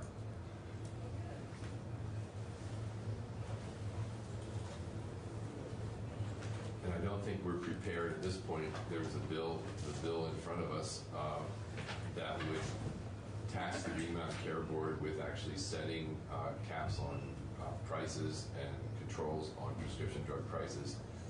I don't think we have the ability to move that. That bill that would not move anywhere at this point in time. It would simply grind into endless testimony. But I think the intent is to try to give the Green Mountain Care Board some additional ability to dig into prescription drug pricing issues in particular and position them to work with us with more specific targeted proposals that hopefully will emerge in the medium term, if not the near term. Exactly. I would just say, if I have your assurances that you're going to do something, that we're going to have some sort of action, hopefully, then I will support this bill. I think it's a frustration that we don't have some, and the issues are complex about what we can do at the state level and what can be done at the federal level. We're kind of caught in the midst of a lot of this. NASHP likes to continuously remind us that a lot of these proposals that they have is met with resistance, and that takes time and money sometimes. So we were trying to, I think everyone agrees that we need to do more. It's just we need to find out what's the best path to do more. David and then Lucy. Brian. Oh, I'm sorry, Brian. I've been listening to this. Advisory groups, suggestion groups, we're going to look into this, we're going to think about it, we're going to talk about it, and we're going to discuss it by January 15th, 2022. That's sitting in a room pedaling a bicycle and pedaling, getting absolutely nowhere. In a year or 2 years from now, you're still sitting in the same living room pedaling a bicycle. And right now, in the Green Mountain Care Board has had plenty of time to do something about this, about prescription drugs, and nothing's been done. And that's all we do in here is talk about it and listen to people talk about it. Why doesn't somebody actually do something? So our regulatory role is given to us by the legislature. So what we work on is in statute, and with our limited staff, that's what we can do. And there were various bills proposed that would have given us that more authority, but like Chair Lippert just mentioned, there. And I would say, I mean, I've only been in this committee for a couple of years, but every year we have tried to take steps, and it is frustrating and it is slow. Steps particularly around prescription drugs, I'm sorry, yes. And it's frustrating and it's slow, and in some regards we have our hands tied between, as Bill said, what we can do versus what the feds have to do. I hear your frustration. I'm there too. I mean, prescription drugs is one of the reasons we have high healthcare costs. So I think this is a good step in the right direction. I wish it was more too, but I think it's what we can do. I could remind this committee that there are other reports that the state, I mean, the board has a report relating to prescription drug costs. There's many transparency reports that are for transparency. So this is really to see what action we can take and just kind of evaluate, just like everyone has mentioned, what the state's power can And can I be blunt and just say that if we had a proposal on the table here for the Green Mountain Care Board to take specific action, we would be hearing why would the Green Mountain Care Board, why should they be taking specific action? Why should we allow them to take action? So I mean, and I'm not directing that at either of you, but just generally, this is the dilemma we are in the midst of, and this is trying to give them some additional ability to work with the appropriate people to develop the capacity for us then to identify and debate, frankly, specific actions. If we were talking about having the Green Mountain Care Board actually put price controls on prescription drugs, which is embedded in one of the bills, we would be needing to take some very extensive testimony. And if we come to that, if we ever come to that, that would be a significant step beyond which we have not given them any type of authority. So it's a frustration for all of us at a time when we know that prescription drugs. And I'll just say that for myself, we passed the first bill on price transparency in the country around prescription drugs. We were the first state to pass a bill around importation, allowing to work with the federal government about the potential of Canadian imported drugs from Canada. And my point of view is we need to keep just taking step after step and not stop. But we are not going to, but there's not a single thing that is available to us to do at the moment that I'm aware of. Except make noise. Well, this is part of that. Yeah. I agree. And I think, frankly, to be quite honest, and I'll just be really blunt about it, for us to make noise on a bipartisan, tripartisan basis, and that's what we have done successfully up to this point.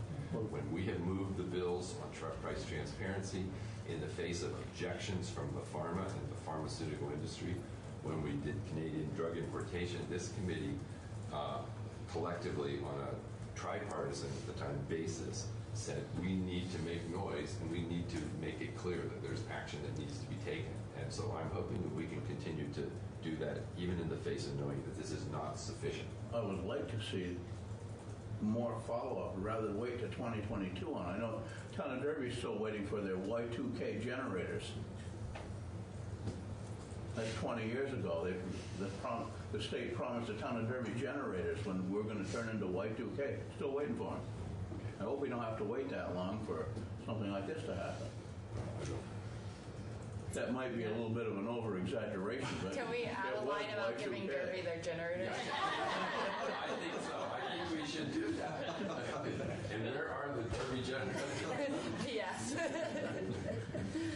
I can add here, we're happy to check in with this committee on our progress towards this. I think Christina did an excellent job describing the conundrum we're in, that we have other duties we're performing, and we are very, to your point about the task force and the technical advisory group, we have a very successful technical advisory group, the primary care advisory group, that actually, I believe, brought to light a lot of the workforce issues that you're dealing with now. So I think that this is a promising avenue.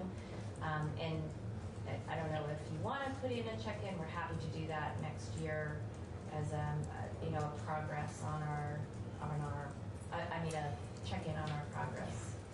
That's easy enough. And if I think that would be absolutely appropriate, because that's what our expectation is, that this is not something we're going to sit back and wait until 2022 for. If we are being honest too, this has no cost attached, but it will take a lot of staff time, and after the session ends, we are quite busy. So we are happy to do a January check-in if that's what January 2021. There be a January check-in, January 2021 check-in with the House Welfare Committees and the appropriate. That helps remind us to. Yes, absolutely. It does. As much that, as Lucy said before, we ask for stuff and then we run out of time. And we're a very transparent board, so we will most likely have a committee page on this. We will post meeting information. We will make this as transparent as possible. Okay. Given the context in which we're doing all of this, I'm going to suggest that. Thank you. Unless there are other specific questions for Christina, there are. Okay. I just was. You also did. Go ahead. I just was wondering what in this is outside of the board's current powers versus what new authority does this grant the board? So this really doesn't. We came to this realizing we can use our existing authority to create a technical advisory group.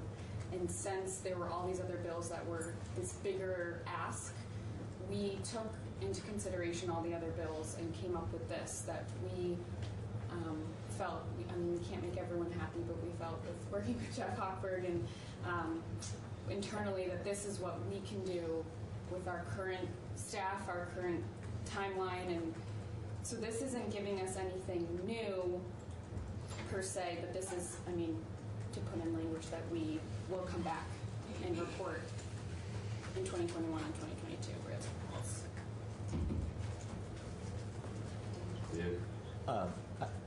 I have two questions, and they may not be best directed at you, so you can say so if you want.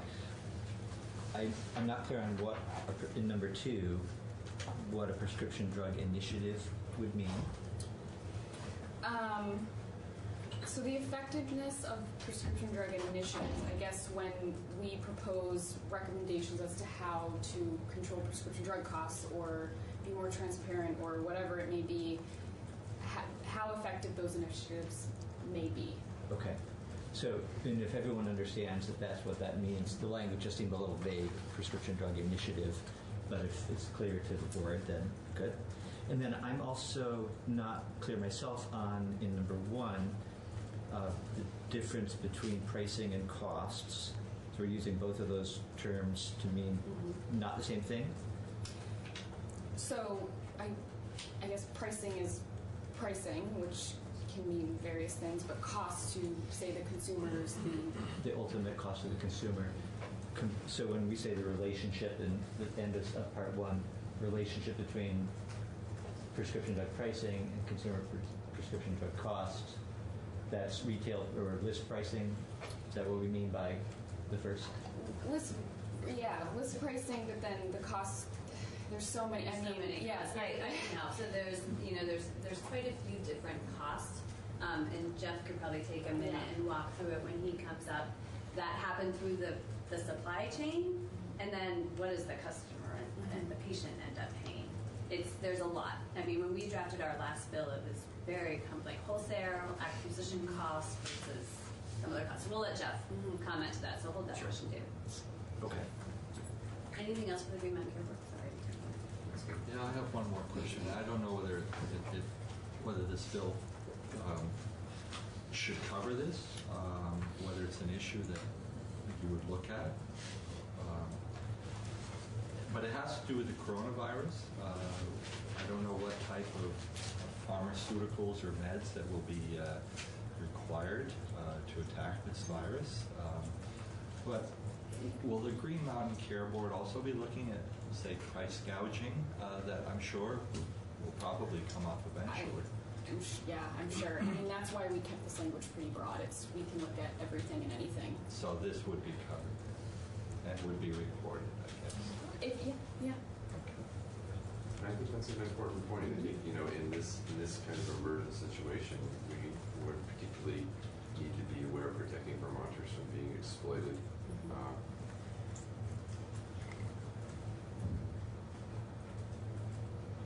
Thank you, Christina. Thank you. Jeff, would you like to comment? Absolutely. So, Jeff Hochberg, Vermont Retail Druggist and pharmacy owner in the state.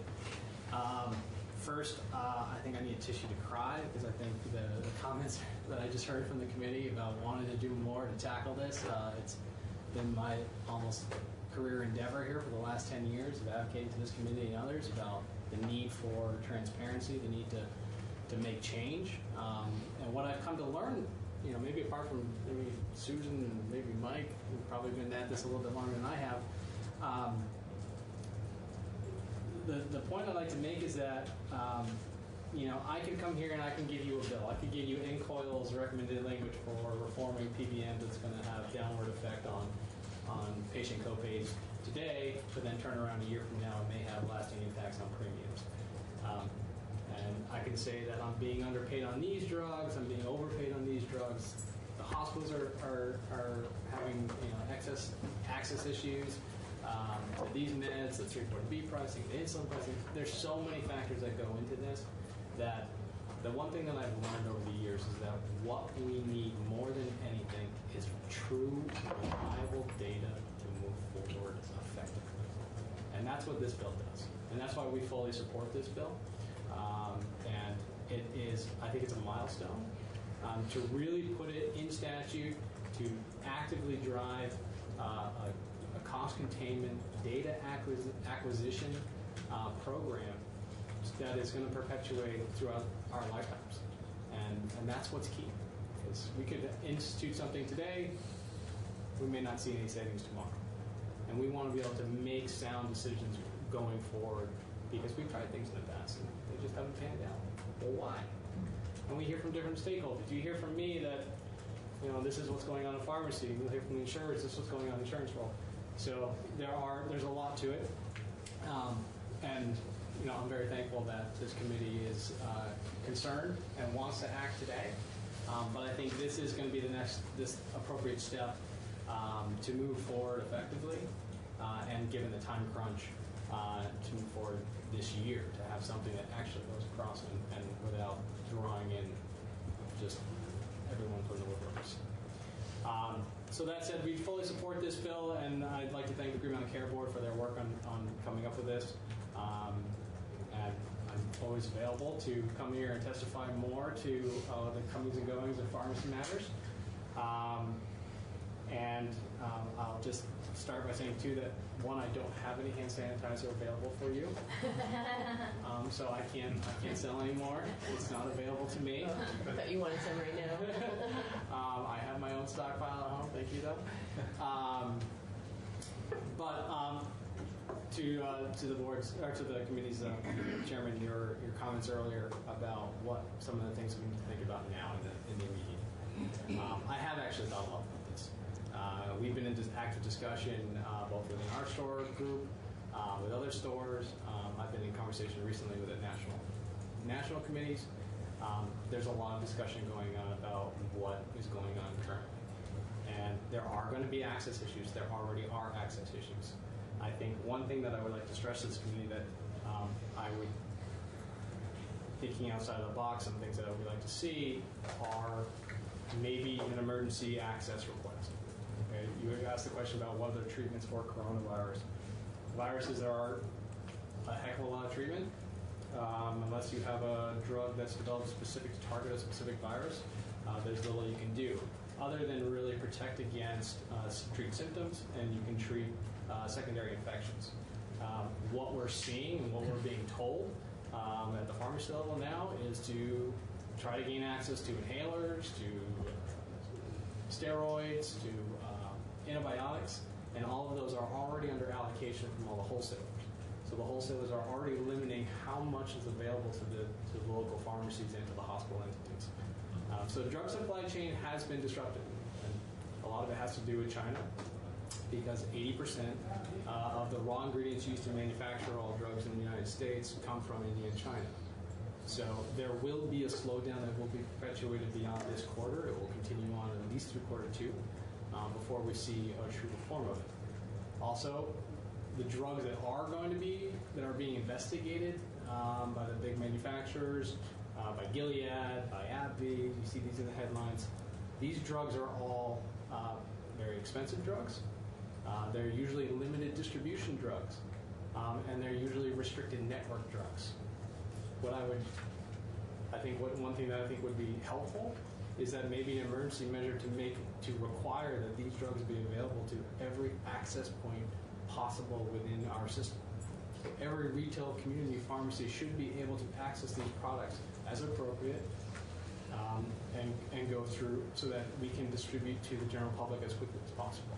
So let me ask you specifically about that, because we are looking for immediate recommendations, but that sounds to me like that's probably a federal recommendation rather than a state recommendation.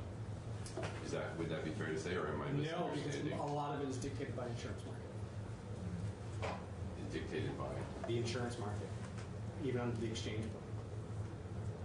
So where certain drugs are acquired by patients is dictated to a level within the insurance market, and that would need to be uplifted in addition to any federal stoppages that may exist in the platform. But there is, without question, a hard insurance market, narrow marketing of certain drug classes. You're talking about prior authorization and... Prior authorizations, certain medications, which they like to call specialty medications, have limited restricted networks. They may not be limited distribution drugs. I have full access to some of these drugs, but yet I can't dispense them to patients because I'm not in network to dispense them. So something like that may be of consideration, increasing access. One thing that I hear constantly in the news about is this massive move, which we're seeing today, about liquidation and move to capitalization for individuals and companies. So perhaps maybe a moratorium on deductibles, so that constituents are only paying copays or even bottom tier copays in the interim here, so that their own financial resources are not depleted amidst any potential fallout that may come, so that they can prepare effectively. They can buy other consumables as necessary, water, whatever it is, toilet paper, which is hard to get to. And I think the third thing that I would suggest for consideration would be something to protect the healthcare industry. Pharmacies, hospitals, physicians' offices, in order for those to work, all require significant infrastructure of staff. In the event of a massive outbreak, if our staff goes down, we cannot continue to service our population. What I think would be, and this is just an idea that popped into my head, is some assistance with small businesses to furlough positions so that we could self-isolate in staff members to keep rotating in without any certainly, so that they can be compensated for this lack of actual work hours. But we could rotate people in so that in the event that there is an outbreak, they're somewhat segregated and can effectively manage with minimal staff, so that we can continue to service throughout the outbreak. I think it kind of explains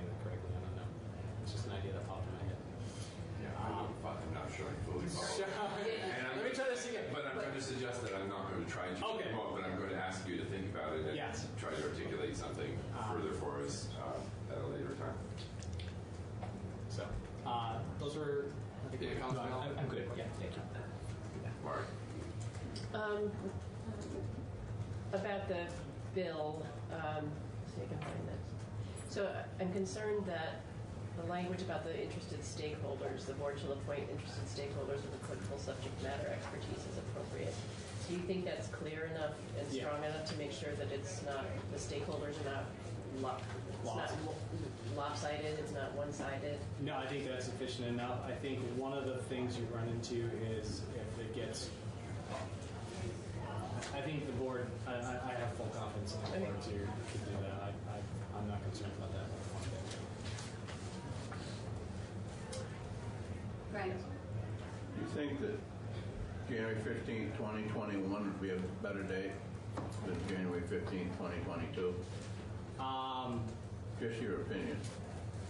My opinion would be, yeah, of course it's better. I mean, the more information that comes, I mean, it may not be the full report. I think an updated report. I do not think that a solid report that's going to give answers, meaningful answers for strong, comprehensive action is going to be ready before 2022. It's just unrealistic. Quite a year. I've spent too long trying to convince people about how pharmacy even works. I'm still doing Pharmacy 101. I think Brian Murphy and I think Susan Kowski are still doing Pharmacy 101 discussions here with various committees. It's a very complicated industry. So I think it's unreasonable for a full report to be issued by 2022 with some kind of update periodically or whatever. Okay. Thank you. Thank you. So I'm going to ask that we're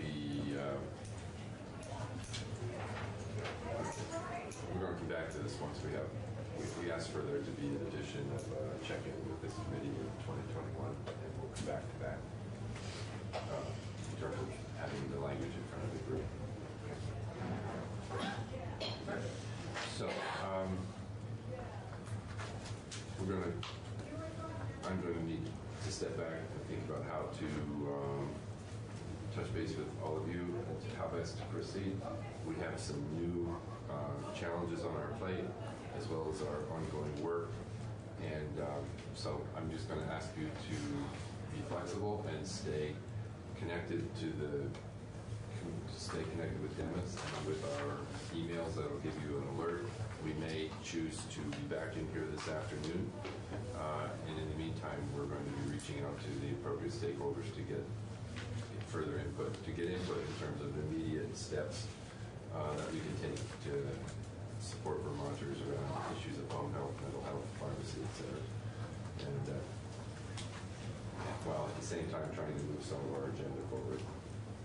Yeah, I was just going to request of members, because we couldn't get to the affordability piece this morning, that to the extent you can get the time to read the language and ask questions offline in anticipation of us being able to discuss it at some point, hopefully. But to the extent that can expedite everybody's understanding and you're able to do that, that'd be great. I think in the interest of everyone's well-being, let's stop for lunch.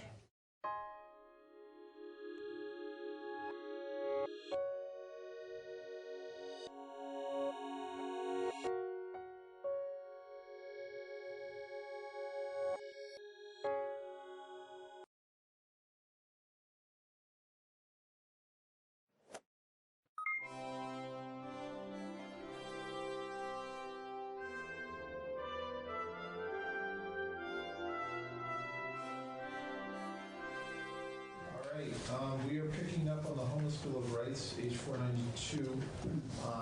Luke has provided us with a draft that incorporates many, if not all, of the requests that we made last week. Luke, could you join us? Sure. Is that the draft they gave you earlier?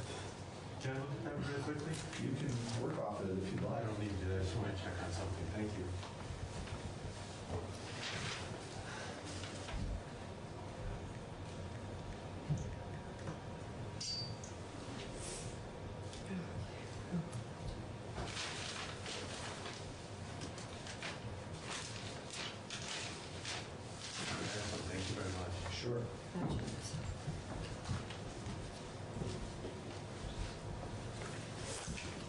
Good morning, everyone. Luke Marland, Chief Counsel and General Assembly. I'm here on 492.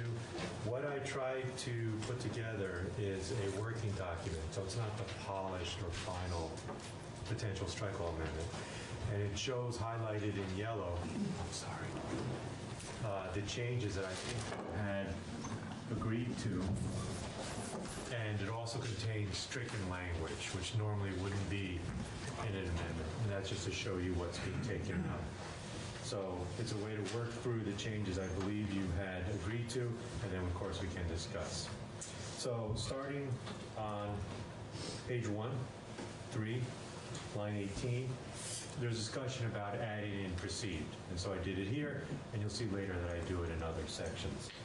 And I think it might be easier to bypass section 2 for right now, section 2 and 3, and jump to later parts of the bill. And I'll just show you the changes that were made. And this is now in the subsequent sections that are dealing with existing anti-discrimination law. So it's not talking about the Homeless Bill of Rights section, it's talking about the later sections of the bill.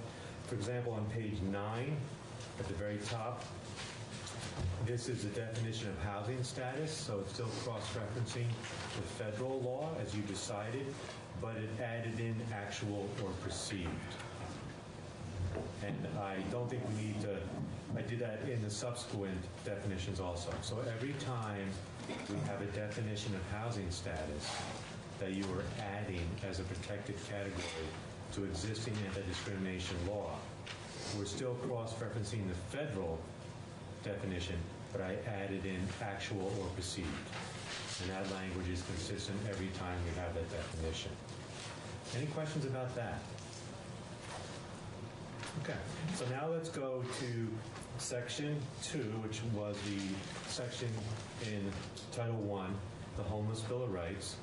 And if you go to page 4, you'll see there's a new F added. It starts on line 5. So there's discussion about a couple terms. One was housing status, and one was public place or public space, and you decided to always use the phrase public space. You'll see F, as in Frank, starting on line 5. You see 1, housing status. Now, these definitions are in this section. They're at the end. You could have put them in the beginning. There's no difference in their impact. I merely put them at the end because it might be easier to read. But this is just really a formatting issue. But housing status means the actual or perceived status of being homeless, etc., and then it cross-references the federal statute. So this is exactly word for word the same definition that would be in Title IX. The same definitions that you're now including in the existing anti-discrimination laws. So exactly the same. Did you combine the two, Luke? Is that what you're saying? No. I repeated the same definition more than once and added in the words actual or perceived each time. Okay. But so before housing, homelessness and housing status wasn't really defined in this section, the so-called Homeless Bill of Rights. Now it is defined and defined exactly the same way as it's later defined in Title IX, etc. So it's at Title IX, yes. Thank you. Is that clear? Yes. Now then there's a definition of public space. And let's walk through this because this is all new. This is meant to incorporate my understanding of your decisions from last time. This wasn't defined earlier, so now we're defining this term. And so I believe what we asked you to do was to make this definition, and then we put it back on the table side by side with the concept of public accommodation. Public accommodation is a common definition in our statutes already, so that we had asked Luke to come up with this, and then we will have that discussion, and we can change that or delete it or rely on public accommodation. We'll have that conversation. And so let's walk through this. Public space, and once again, every time it said public place, I change it to public space so there's consistency. Public space means any space or location that is customarily open to, accessible to, or used by the general public and includes, so these are examples now, but they're not exhaustive. So these are examples, but it doesn't mean it's a whole universe. Outdoor spaces, including sidewalks, streets, village greens, and public parks and beaches. And indoor spaces including shopping malls, libraries, town halls, community centers, and government buildings. So now we defined public space and given some examples of what are public spaces. And then B, this is sort of a carve-out. Does not mean restaurants, stores, schools, religious establishments, or indoor spaces that are not customarily open to the general public or that require the payment of a fee or membership to enter. This is only an attempt to put into statutory language your discussion. So of course you can change and modify, and maybe it didn't hit all the points that you want to include. But you see what I was trying to do is have a general, broad understanding of public space and then pull things out of it like the inside of a store or a restaurant. Does letter B reflect the definition of public accommodation? To some extent, because remember, public accommodation includes the restaurant and the store. And my understanding of where you were headed, or potentially headed, was to exclude those. So I was trying to pull them out. So it's narrower than public accommodation in that regard. Should we think about a term that would include access gained with a key? So a store owner possibly going into their establishment and unlocking the door in the morning, or I can't think of any other examples. What's a public restaurant that requires accommodation? Yeah. And you're thinking you want to allow that's what I'm homeless putting people or deny them access to that? Well, add to the bottom of this definition where you're carving out where require payment of the fee or membership to enter, or someone who has access to a key to whatever. So good question. And I don't think that space that's locked, nor a secure part of a building, government building, you can have rooms that are not customarily open to the general public. Okay. So you could absolutely list more examples. You could do that. But I thought things that are secure location, the general public cannot customarily enter, that's not included in the definitions. That would be a locked space. Yeah. That'd be a part of the General Assembly, the police office. You can't all walk in there. That's true. Therefore, a homeless person can walk in either. Yeah. Examples like that. Yeah. So. Representative Zoff. I thought, or at least my preference was, I don't know if it was the committees or what, I didn't think shopping malls were, I thought we had a discussion that shopping malls were not public spaces. Like the idea again of setting up some kind of food distribution in the middle of a shopping mall. I thought we had heard something. Well, that's your decision to make. The sense I got was the general areas of the shopping mall you did want to allow homeless people access to, but the individual stores or restaurants you did not. But that's a policy decision. Well, it wasn't so much about, in the context of the discussion, it wasn't so much about access for homeless people. It was about, there was, in some other section of the bill, there's a talk about being able to distribute food and it should not be prohibited. And so, again, if like Food Not Bombs, an organization that distributes food to the homeless, wanted to set up inside a shopping mall, I wouldn't support a law that said they could set up inside the shopping mall. If they wanted to set up outside the shopping mall, yeah, but inside, no. It's not a public space. It's a private space, privately owned, privately operated, the whole thing. So. Or they would ask permission. Right, of course. They would have to ask permission. Of course, yeah. I think maybe we continue this discussion at a point when you might not have been here. And that's where this might have come from. Do you want me to walk through the rest of the changes? I think there'll be more discussion about this key definitional term. But do you want me to walk through the rest of them? Or do you want to? Yeah, let's do that, and then we can. So let's now go to section 2, and let's go to page 2, please. And on page 2 and 3, there's highlighted changes. I just want to go through them with you. First one is on page 2, lines 2 and 3. Because housing status is now a defined term, you don't need to say homeless or because of their housing status. So the change you see there in lines 2 and 3 is just removing the language that's no longer necessary. And you'll see I do that repeatedly on the rest of the page. So you don't need to say homelessness, for example, each time. Now, you could condense this whole section. There's some repetitious language. I did not do that because I was only trying to make the changes you'd agree to. But if you wish, you could, there's other language you could take out that may not be necessary. I don't think it's harmful. I don't think it's negative, but you could condense it a little bit. Going over to page 3. Now this language on 4, 5, 6, 7, and 8 that I struck out. This, I didn't know if it was necessary. You did not reach an explicit decision to remove it, so this is something that you hadn't really discussed or decided, but it struck me that it may not be necessary in light of the other changes in housing status now being a defined term. That's something you should look at and decide whether you want that language in or out. And do you say that in the sense that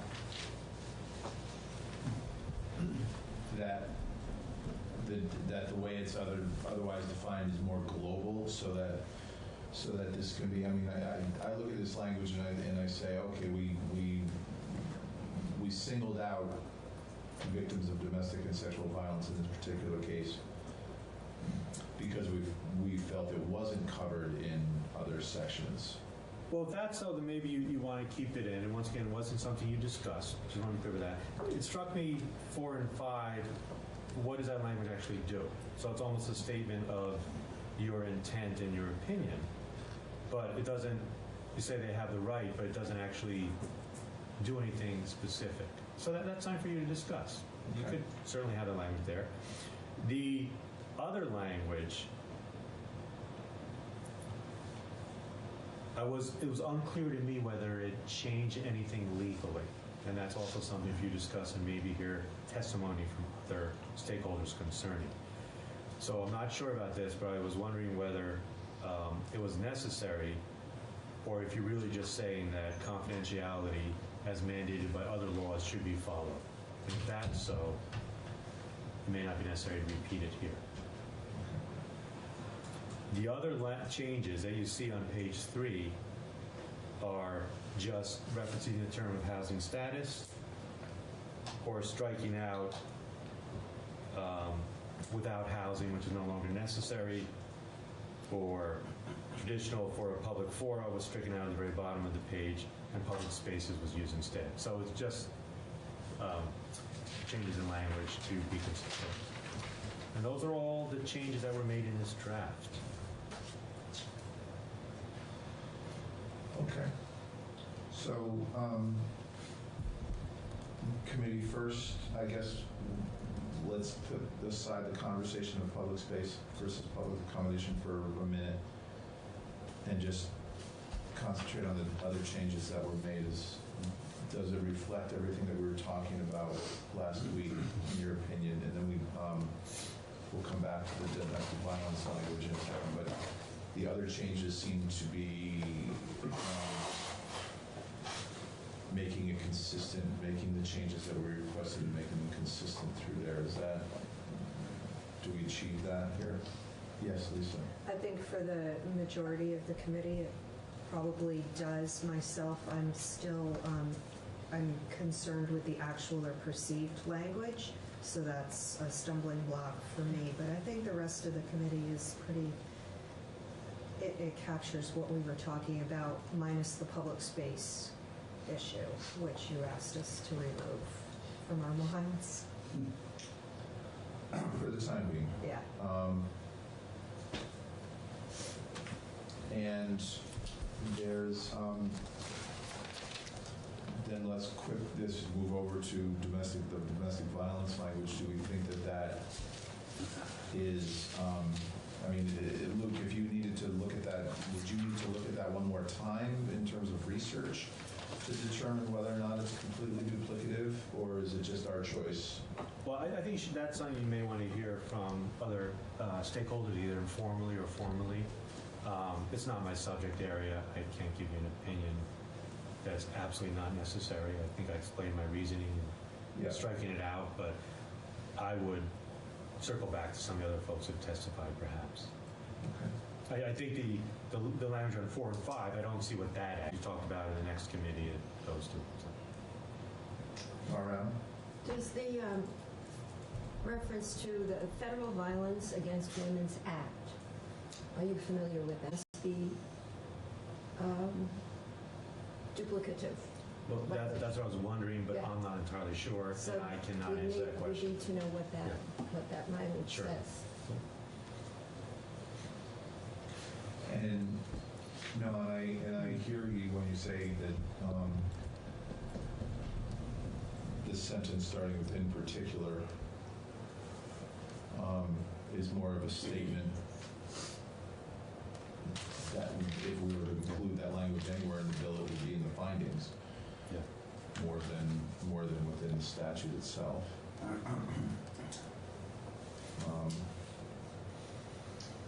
Any other thoughts on that language right now on page 3 about this no identifying information, etc.?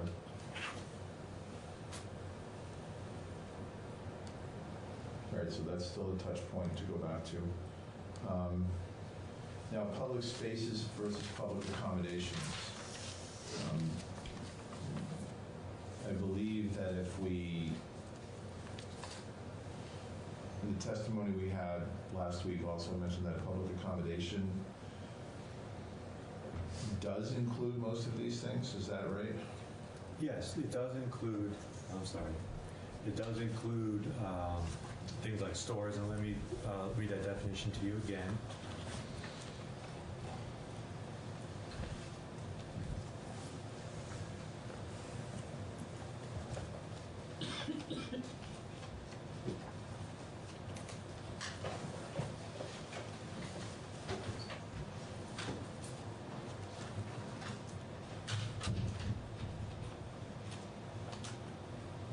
I think you might have been emailed it. I think Ron might have emailed it to you. Or was it, we went through it a few times. I think he may have posted it. Yeah. Set out.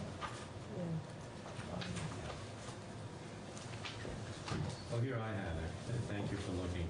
It's defined in Title IX, and it says, place of public accommodation means any school, restaurant, store, establishment, or other facility at which services, facilities, goods, privileges, advantages, benefits, or accommodations are offered to the general public.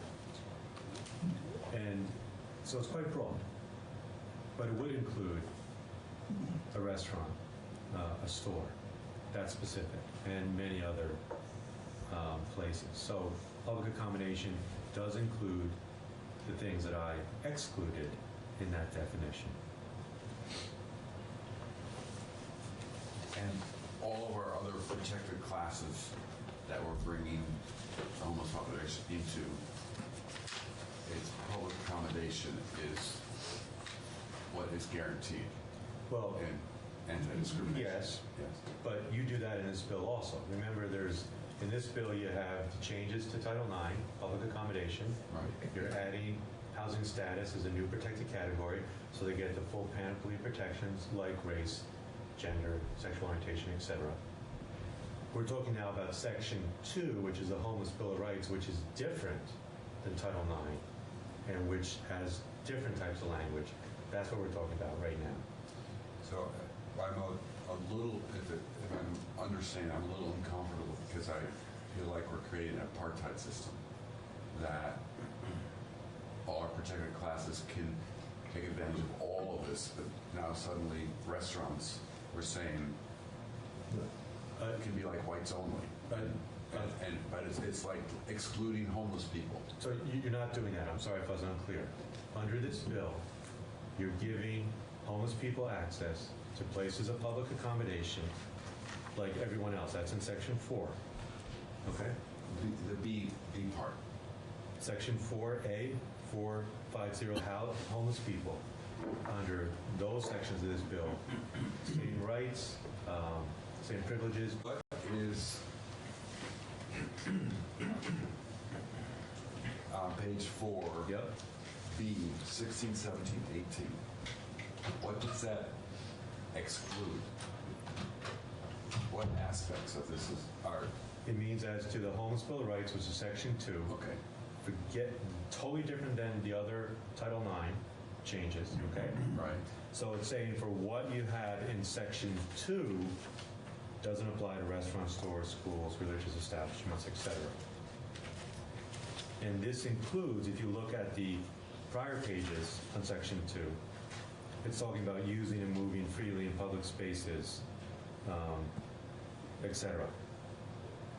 This doesn't limit what you're changing in Title IX. Some of it may be a little bit redundant, but it also goes further than what you're changing in Title IX. It's talking about use and move freely in public spaces. It has a language about you can't have sanctions or being in public spaces, etc.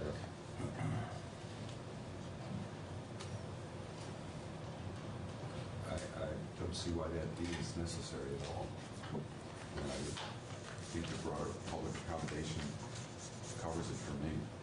Well, as I recall the discussion, there was a concern about the, on page 3, item C, the ability to offer food.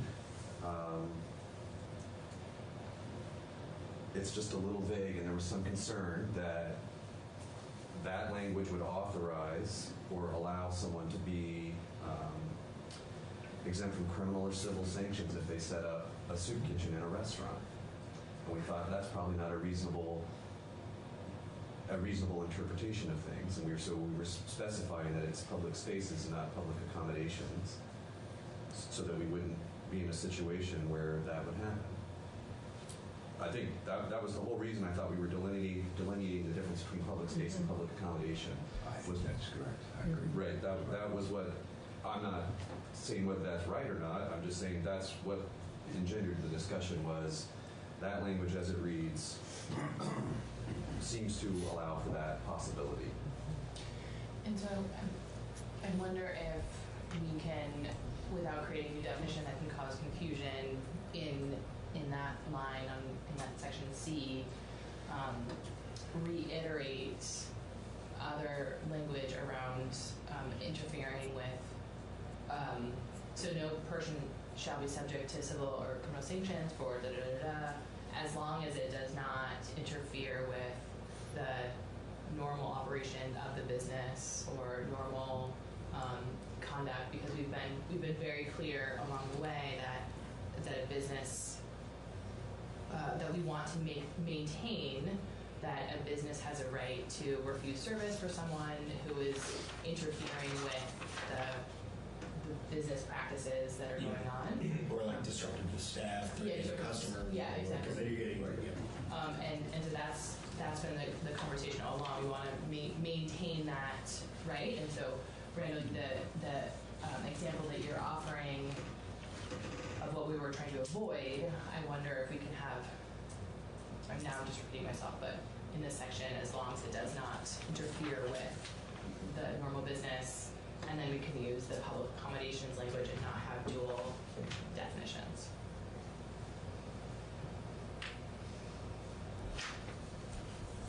I'm seeing some head nods. Yeah, I was just like walking through that. Yeah, it makes sense to me. So what you're suggesting is that, again, we have 3 different sections, right? So again, we're not talking about the discrimination sections. This is just in the Bill of Rights, right? So what you're suggesting is that we, if I heard you correctly, what you're suggesting is to not use this definition of a public space, but to allow public accommodation be the same definition in both sections. But to put a proviso in here that then says that whether it's our intent or it's our interpretation or whatever it is, that to your exclusionary language, if you will. Yeah. Well, that leads me to ask, what is in current statute, for example, in a restaurant, with other protected classes? Is there any kind of language at all? again, I think that yes, there is. There's the whole. I think that's the point that Luke was making, is that under the discrimination law that we have, we're adding housing status to this, where public accommodation is a part of the definition, and that. But again, this section of the bill, which goes into a different section of law. Right, I understand. You know, again, we may be using the proposal would be to say use the same definition with an exclusion to it. Well, that's what I'm kind of looking for. Is there existing language, for example, you know, if you refuse to serve somebody in a restaurant because of perceived religion? I think we took testimony that was part of the reason for adding perceived to the homeless, is that the legal traditions, racial discrimination can be perceived. You know, if you misperceive someone as, right. There was an example of Muslim versus Hindu versus, you know, and so. I think what you're getting to is how you prove the case. And it's always fact specific, and it's hard to control really clear lines. Well, I'm just wondering if there's not existing language we can just adapt. Not that I'm aware of, but Okay. so if you go into a restaurant and I'm not going to serve you because you're a person of color or because you're gender non-conforming, pretty easy case to prove. Yeah. But if you go into a restaurant and they just don't serve you and they don't tell you why, then you would have to establish what seems to be the reason, and that has to do with the burden of proof. So I'm not aware of any language in statute that really helps make that easier, or that we could use. You could try to develop it if you want, but it's always going to be case specific and fact dependent. Which was also testified by the Human Rights Commission. Lisa? So this is probably a very elementary question that I should have asked a long time ago, but with the clarity between the anti-discrimination and the Bill of Rights, why are we pursuing writing a Bill of Rights when presumably the housing status would be covered if we just included it in the anti-discrimination Title IX? Well, we're writing a Bill of Rights. The Bill of Rights is not about, it's different from the discrimination law. This is us making a statement that people who are experiencing homelessness are doing X. Yeah, that's what I thought. I just guess I don't really see it necessary, maybe, if a person's rights are going to be covered under Title IX if we add another protected class, which is housing status. And you don't have to answer that. I think I have my answer.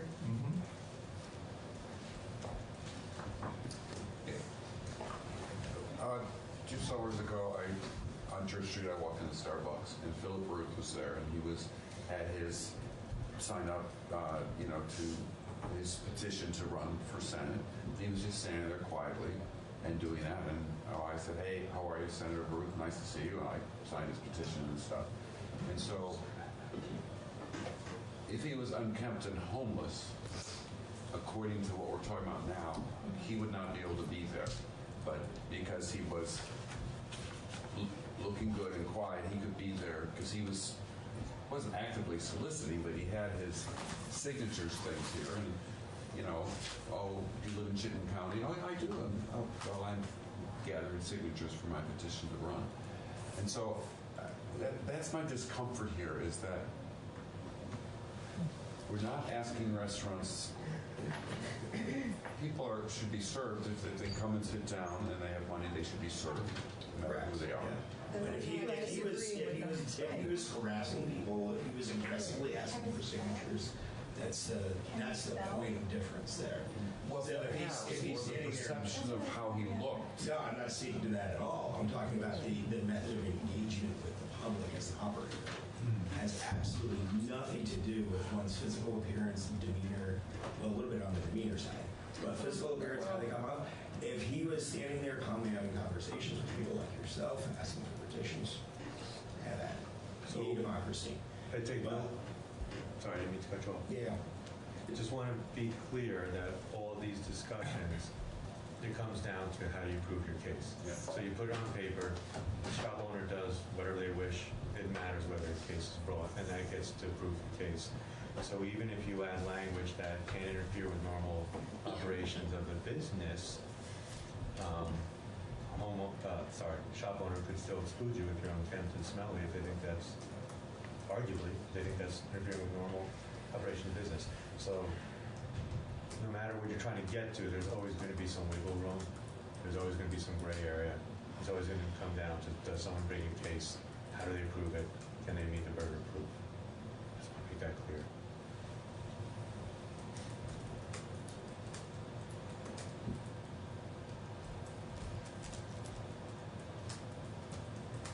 So where does that put us? Where does that put us right this second with public accommodation versus public spaces? Well, I'm the only outlier on this, and I don't really know where other people stand. I'm willing to go with the group, but I'm still uncomfortable with it. But if I'm outvoted, we're done with this. The consensus is, but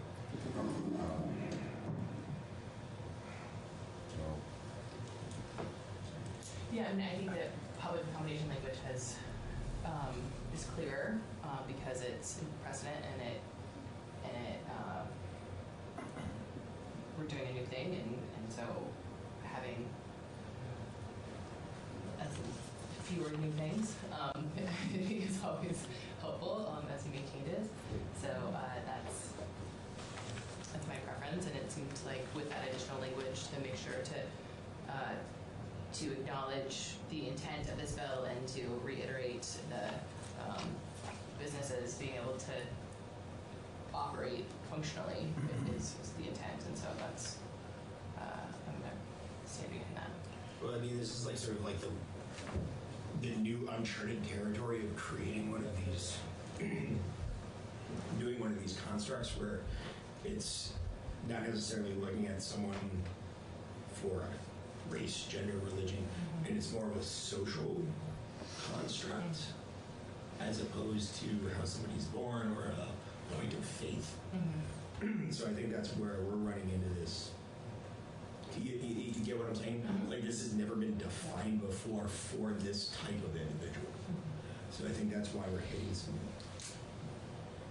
So correct me if I'm wrong, Luke, if it appears to me that we're defining public spaces and we're backing out public accommodations out of that definition. Is that safe? Some part of public accommodation. Right. Yes, you are. That's safe to say. Yes. I don't really have a problem with that. I think it's fairly clear.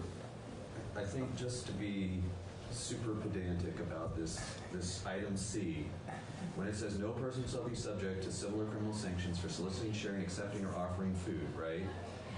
As you said, in the normal operation of business, yes, but in John's example, we're at Starbucks. I'm an upstart coffee company, and I decide to go to Starbucks and offer coffee samples to people of a competing brand. Yeah. This seems to say that I'm exempt from any consequence of that, right? I'm not subject to any criminal or civil sanction for setting up a coffee sample distribution within Starbucks. But could you be asked to leave under present law? I mean, well, I think that's the problem that we're trying to figure out here. I mean, it's just that simple. What does that have to do with homelessness? I guess is my question. Your example. I think that's the point he's trying to make. Right. It does. That's what it has nothing to do with the fact that the person's perceived homeless. I don't think that's accurate under the language in the bill now. C doesn't specifically have the words housing status, but the whole section talks about housing status as a characteristic you're trying to prevent discrimination on. So if Luke Marland's Coffee went to Starbucks and started handing out samples, I don't think I'd be within C. But we could make that clear if you want to. We could absolutely make that clear. Well, I mean, then who's offering the food in that situation? It could be Randall's Coffee Company offering coffee to homeless people. Oh, you're offering it to homeless people? I thought you were handing it out to... You could be offering it to anybody. No. I'm saying the wording in there is offering food. Yeah. If it was accepting and you left out offering, then Oh, I see what you're You see what I'm saying? The offering Yeah, I implies see. that you're the person who has I the see. resources that you're then allocating to someone else. If you just left out offering, you just said sharing or accepting. I mean, sharing's a little, but anyway, it's Okay, just now that. we understand. Right, Thank you. yeah, that's why. Yes, that's clear.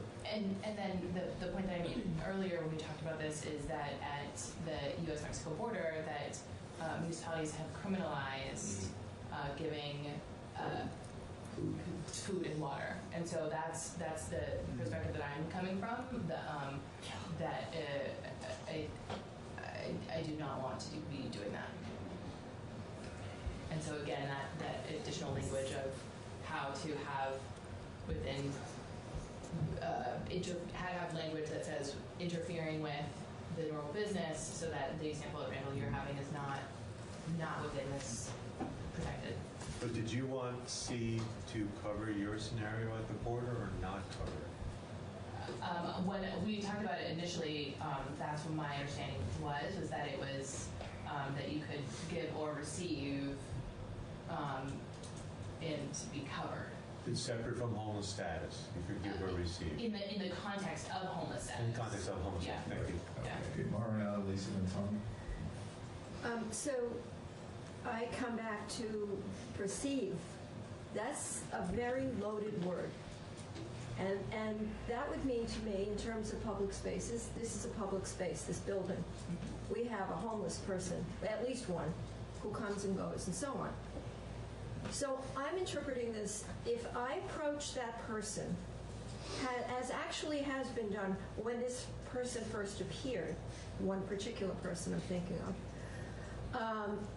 and there was an outreach of help offered because it was perceived the person was in need. Regardless of whether or not this was a homeless person, because that was not anything that was clear initially. So if I reach out to this person to offer them some sort of help, service, or what have you, under this law, I could be accused of being discriminatory. No. This happens to be a homeless person. I know, but this says no person No. shall be. Right. No. No person shall be subject to. This is in the context of a business, as I understand I have it. to go to another committee to do an amendment. That's going to be on the floor today. Can I then circle back to you after that? I'm sorry. Yes, in committee, we are going to move on to another topic at 10 o'clock. We have to, and then we at 10:30 we go on the floor. So yeah, we can check back. So we will continue our policy conversation here. I think, thank you. Thank you. I'm sorry, I have to go to the other committee. Thank you. And just as you're leaving, of course, classic, if we decide on status quo of public spaces and whatnot, these changes reflect that. If we choose to go with public accommodations, then the changes you have to make are going to be changing public spaces to public accommodations. Yeah, and pretty easy to do. And I just cross-reference the definition of public accommodation and blah, blah, blah. Very easy to do. Take out the definition of public spaces, keep the definition of homeless status, keep that in. So And you then, could easily do that, not that difficult. And then the proviso, we would get you the idea of what that proviso would be. And it could add that language in also. So Okay. sure, Thank let you. me know what you need. Okay, thank you very much. Thank you. Thank you. Lisa? So I just want to respond to Deanna that I get the Mexican border example, and when you first offered that, I came back with you're in a restaurant, you're a paying patron, there is someone there who is not a paying patron, who's sitting there, and you bring in food from outside, you don't buy it at the restaurant, and you start handing it out to people. That would seem to me that it's something that should not be allowed at that restaurant. And if the restaurant owner asked you to stop doing it and to leave, but you proved that the person that you were helping was homeless, how is that person who was offering the food or water covered under this. That person probably wouldn't be, that person could be prosecuted for handing out food because they perceive the person to be homeless. So, and I know that you missed some discussions that we've had since then, but I think that's why we're still stuck on letter C. And that's, I'm hearing that you and I are in agreement. Because, I think so. Because that I think that the restaurant is well within its rights, and we need to make clear in letter C that we want to reiterate well within its rights to say you cannot come in here and give food from outside to other people because that interrupts my normal business. And so we're in agreement on that. Yeah, so if you're buying food at that restaurant and giving it to somebody who's sitting next to you, that you consider to be folk, that's great. But I don't think section C is doing this. I don't think section C is saying what you and I want to say. And so then, do you agree with me that if we reiterate our intention of not interfering with a normal business, because in the example that you just said of I invite a stranger that I don't know to eat dinner with me, or I'm finished with my meal and there's still half a plate left, and I let somebody finish that for me, I'm giving away food, that is within an operation, a normal restaurant operation, and is giving food. It might be. I don't agree with the giving away the leftover food part. And this is all coming down to it's too specific for me. There are too many ifs, ands, and buts, and I can't get into the weeds of this Bill of Rights part. It's just too much. The proposed solution, agreeing with both of you, is that we go back to the original definitions of public places and public accommodations as defined in Title IX, and not try to redefine any of that. That we include language that addresses not interfering with the normal operation of a business, and perhaps adding one more proviso, or with the permission of. So obviously, if a restaurant says, "Hey, it's okay for you to come in and have something," totally. Fine, like, have at it. Yeah. That's like your thing. Right. Do it. Yeah. Yeah, and maybe that would just clarify a lot of this, going back to the original definitions of public places, right, and public accommodations, and adding the two provisos. Yeah, I mean, obviously we'd have to see it laid out, Yes. but nothing about that's Yeah. concerning. So Tommy, just write out some of that. Oh, good Lord. Really? Yeah, you gotta put that on. Yeah, it's really, no, right? Because you just, it's like when my wife gives me a shopping list. The first 3 items I can remember. If it's 4, please write it The down. last 10, you're out. You know, because I'll forget the first thing on the list. I only have capacity for 3 things at once. I probably already forgot. I mean, I think all you need to do is do this as a bullet point so we can share this with Luke if this is the direction we end up going in.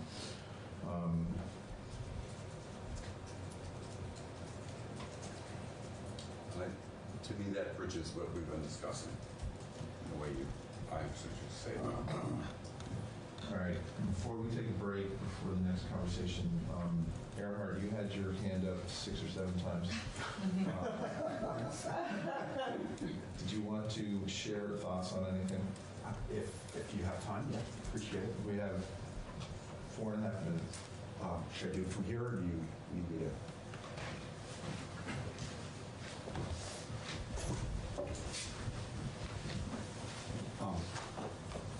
Earhart Monka, Affordable Housing Coalition. So I think you're getting to, from my perspective, a better place with Representative Waltz's suggestion. 2 things that I wanted to point out.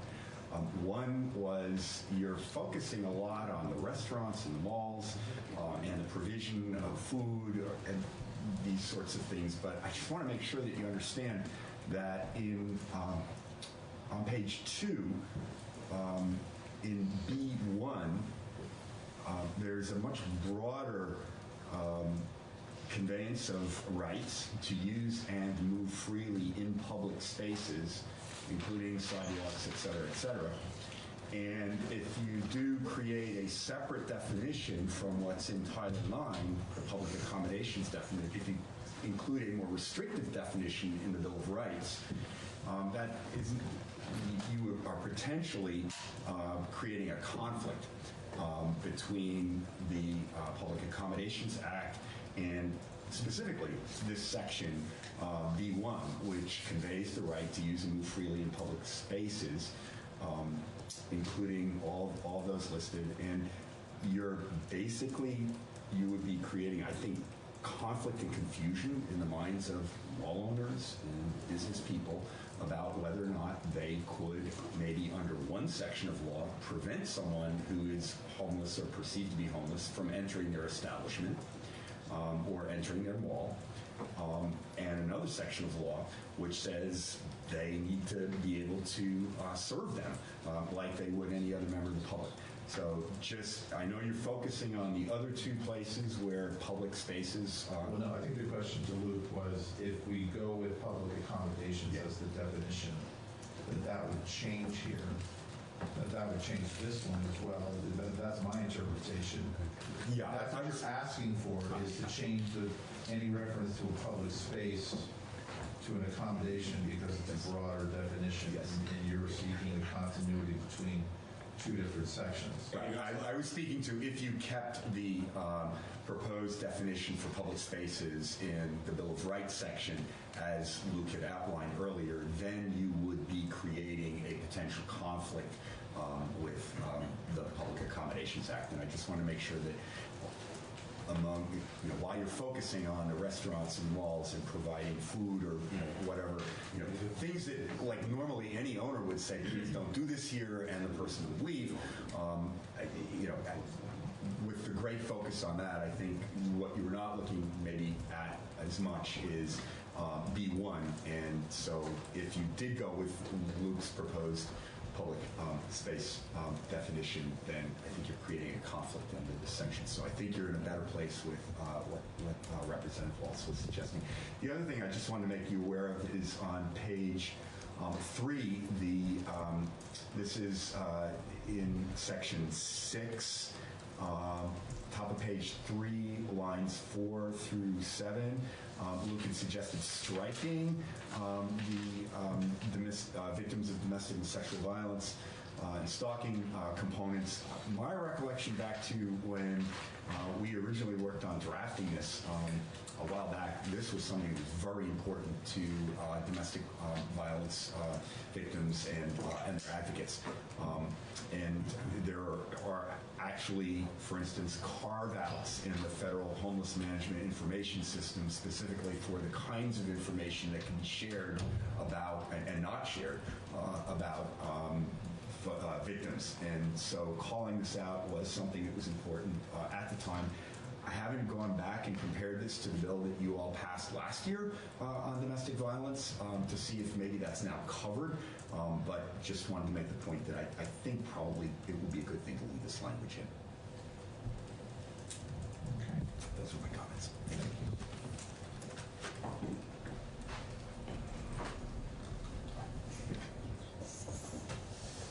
So we will ask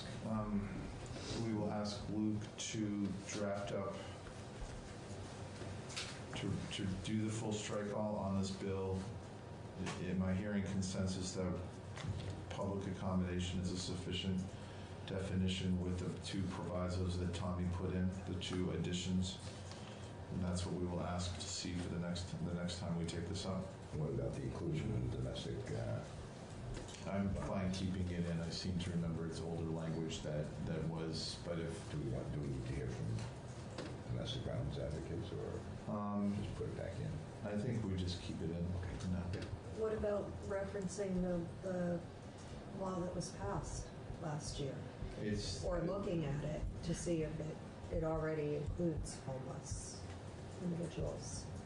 I don't believe it does. If my memory serves correctly, and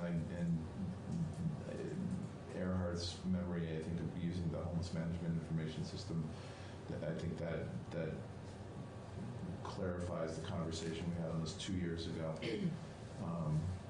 But we can, we can certainly, I believe I saw Kara Casey in the building today, where we can send it, or if you want to reach out to, if you can reach out to them, that would be fine. So getting away from definitions on how we're going to lay those out and into just more of like the totality of the picture, are we going to talk to anybody from like the mayor's organizations or the EPA or anything like that to talk about how they see this from a point of engagement? We've put this out. The League of Cities and Towns have testified on it. My concern is if they haven't heard about it already or haven't offered anything already, then do they have something to offer? I suppose, we clearly will have another session on this because we have to review the changes made. I think we're really close in terms of settling the issues now. Then it becomes just a question of whether there's support in the committee for the bill and the different changes. That said, if we don't have a time, I don't know that we have a time scheduled today or tomorrow for this, but it's so we would go over into next week, probably for final vote. If somebody wants to reach out and see, that's fine. Give people one more opportunity, but again, it's one of those. It's not finished here either. Yeah, no. If it passes here, then and people have more comments, then the Senate is more than willing to take them on too. Yeah, I'm just curious because we just didn't, other than whatever that was, 15, 20 minutes with me with Karen Horn. Nobody really from the municipality side has come in yet, so I just wasn't sure what they. I would think that if Karen Horn was aware of it, that she would have notified other people through VST, but I'm making an assumption of that case. But again, no one is. We reached out to Burlington earlier to see who was interested in talking, and the chamber spoke. The chamber spoke. We reached out to Police Association. We had at one point we thought we were going to have testimony from police officers or police chief. That's kind of what I'm curious about. That we didn't see anybody from the enforcement. They didn't want to come in. I think there was a real split between what someone may want to testify on a personal experience, personal professional experience, versus what they might have been, what their municipality may have wanted them to testify. Just who knows? Speculation. I think the opportunities have been out there, and again, it's part of.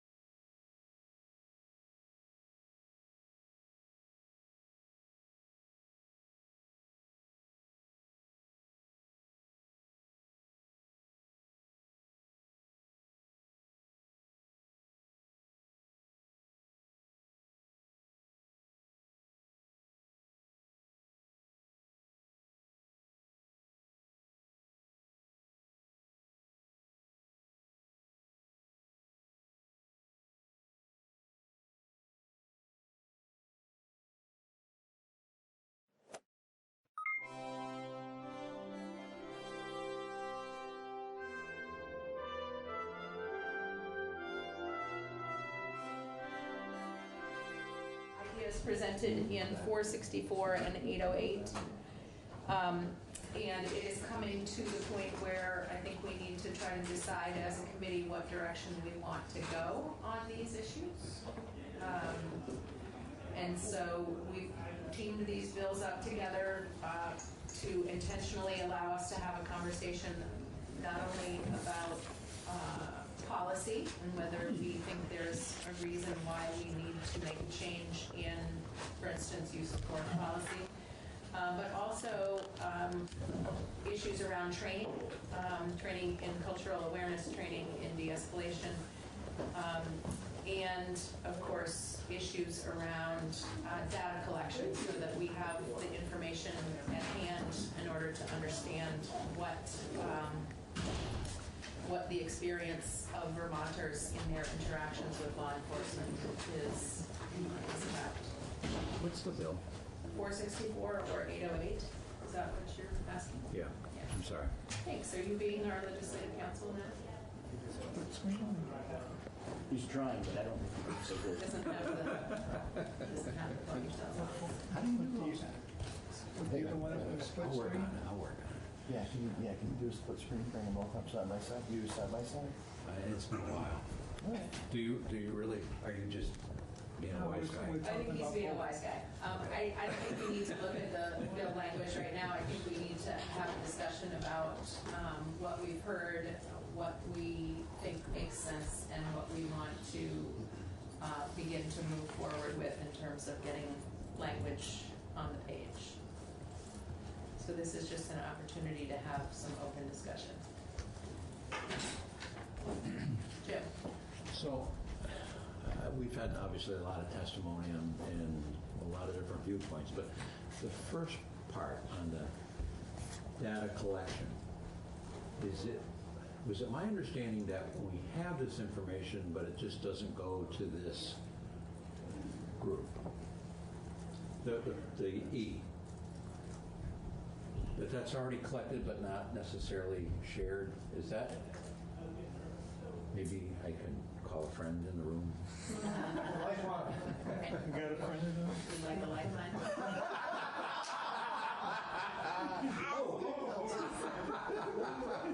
How? They think I know so much, I'm not sure.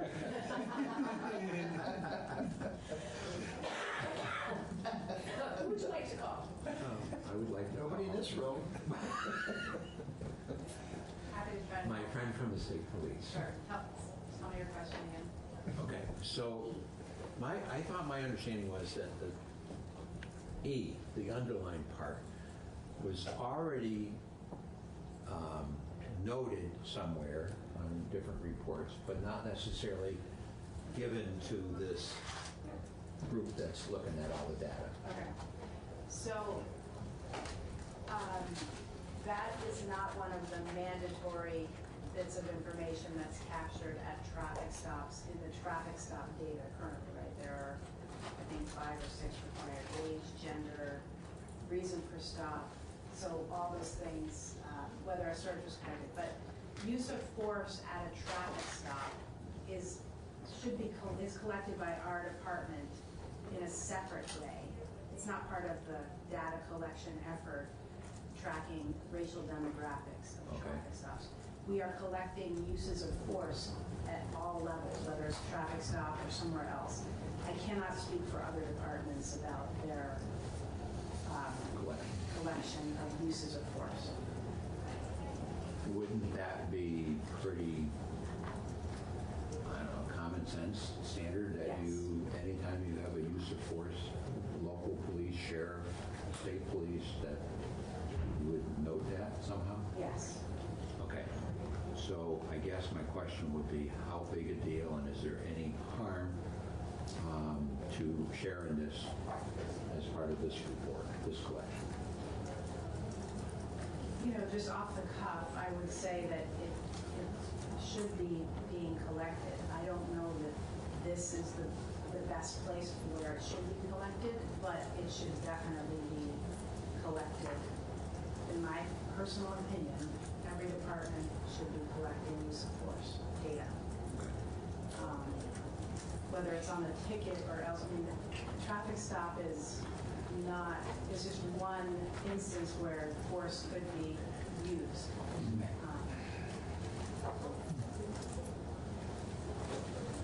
I hope you have any thoughts on data, since we're on data right now. Yes, I did meet with Representative Donahue, and we came up with some additional language in E that we were just looking at. We were concerned about the means by which the stop was achieved and whether a chase might have been involved for achieving the stop, and some other language around use of force, whether it resulted in bodily injury or deadly force. So there's some additional language we thought might be added to that section. And this pertains to just roadside stop data, but I think we are understanding in the broader context of putting both of these bills on the table that some of the issues are not around a roadside stop, but around other interactions with law enforcement that we may want to collect data on. I think we would want to broaden the data collection to be other interactions and the use of force on that. Bob? Can I shoot a lifeline question also? You sure can. If you're on foot or in a car or anywhere, if you do an attempt to evade, it comes out as a separate charge, right? If you're on foot or in a car and you attempt to elude or you don't respond to lawful orders, is that a charge? Yeah, sort of is that. It's kind of a backdoor way of asking if that data is already kind of available in a lot of situations. I mean, I would think the majority of the time if you attempt to elude, but there is some discretion there. It's not, we can't say for sure that every time there isn't a decision made to go another route. Like if you're attempting to elude and you're caught and you're DWI, maybe you're only charged with DWI. There is some discretion.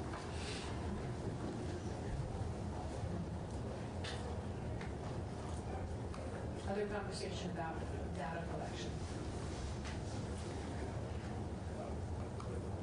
We also spoke to including language around collecting data for a person acting in a manner that created reason to believe a mental health crisis was occurring. And that's specific language from other statutes around mental health, from the Mental Health Council. But that kind of data needs to be specifically named.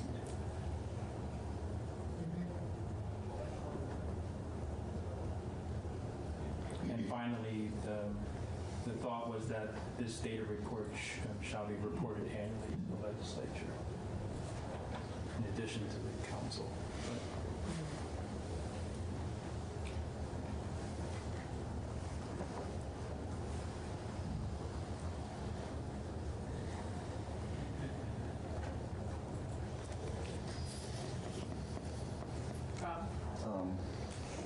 I guess I have some concerns about trying to capture more data when the data that we have, that we're getting currently, we don't have any consistency in how we capture or report it. Aren't we just going to go through an exercise that really isn't going to do what we want it to do? I don't know who I'm asking this question to, just sort of throwing it out there. Because even a local, because this isn't, we're talking local and everybody. And we don't really have a good, robust process in place even now for the data we're supposed to be capturing. I think we heard that it's an evolving process, that the first year they tried to collect, they had something certain handwritten on the back of an envelope sort of thing. So this is definitely an evolving process. And shining some light on it, and also putting into statute exactly what we want to be collecting is the opportunity that we have before us right here.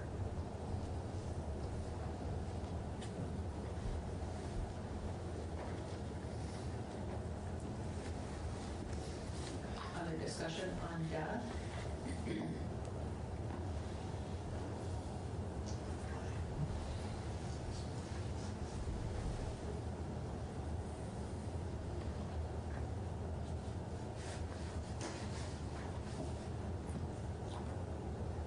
Okay, well, I'm hearing a proposal that we work in some way to incorporate some of the issues around people who are in apparent mental health crisis. And so I think probably what we should do is actually get with Ledge Council and see if we can get some bill language on in front of the committee. Take a look at this. I would have to see the language, but I'm inclined not to support that. I think that's way too broad, personally.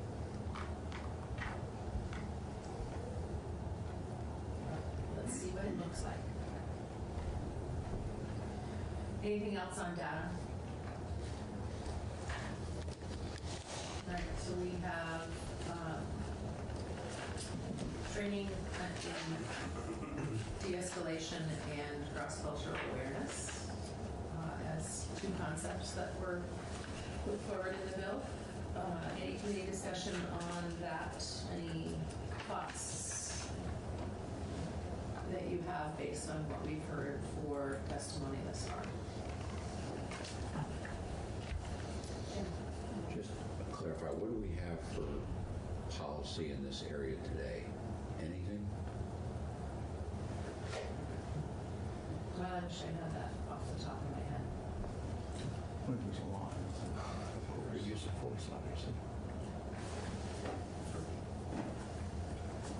I think we had some testimony that there is some training, and I forget how many hours of training off the top of my head. I think they said 4 hours. Small number.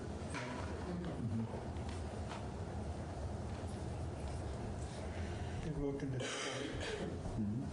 One of them was looking to double it to 8. He's done 4.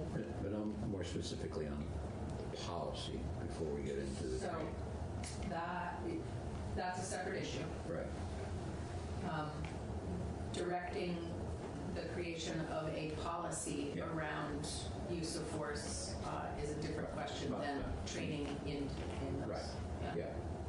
You want to talk about I think it's a two-step process. You have a policy, and then you train to the policy. But I'm trying to understand, what do we have for policy in this area today? I'm going to assume we have policy surrounding use of force and some type of de-escalation. But I maybe the major can help me again. And is it do different agencies have different policies as opposed to this legislature directing a unified policy on when it's okay? That's a good point. Yeah. Use force.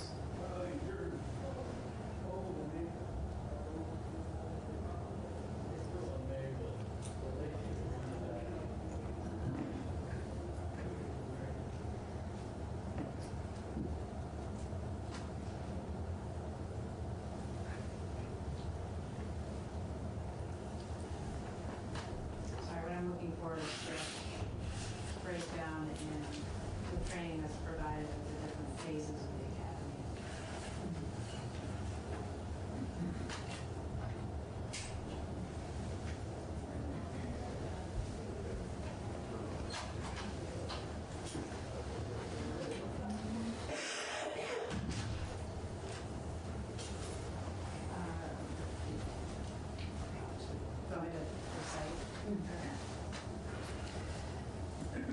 So for Vermont State Police recruits in the pre-basic phase, this is just BSP, 16 hours of less than lethal or non-lethal use of force training, 26 hours of firearms training, 2 hours of fair and impartial policing training. Basic training for all law enforcement in Vermont, 36 hours of firearms training, 46 hours of less than lethal use of force, 8 hours of communication and de-escalation, 4 hours of use of deadly force, 4 hours of capsicum spray, less than good use of force, 8 hours of working with people in mental health crisis, 4 hours of fair and impartial policing, 4 hours of community policing, 4 hours of responding to hate-motivated crimes. In the post-basic for all law enforcement, there's 16 hours of TASER certification, 2 hours of Team 2 mental health crisis and de-escalation training, 20 hours of firearms training, 28 hours of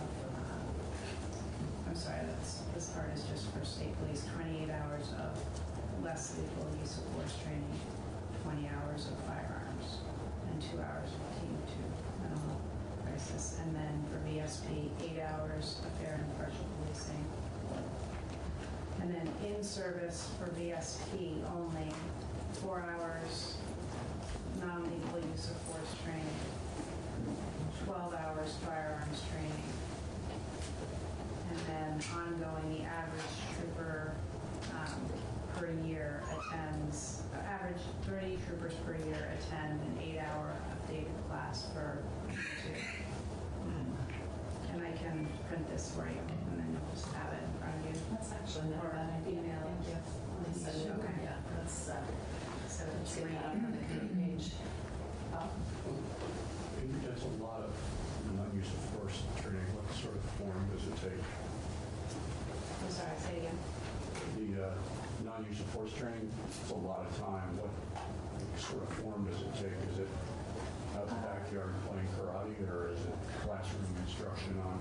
So I can't recite it exactly. I think it's a combination of practicals, so control procedures, how to make high-risk car stops, how to use de-escalation tactics, how to go hands-on if you need to with using other than your firearm. So it's a combination of classroom and in the field.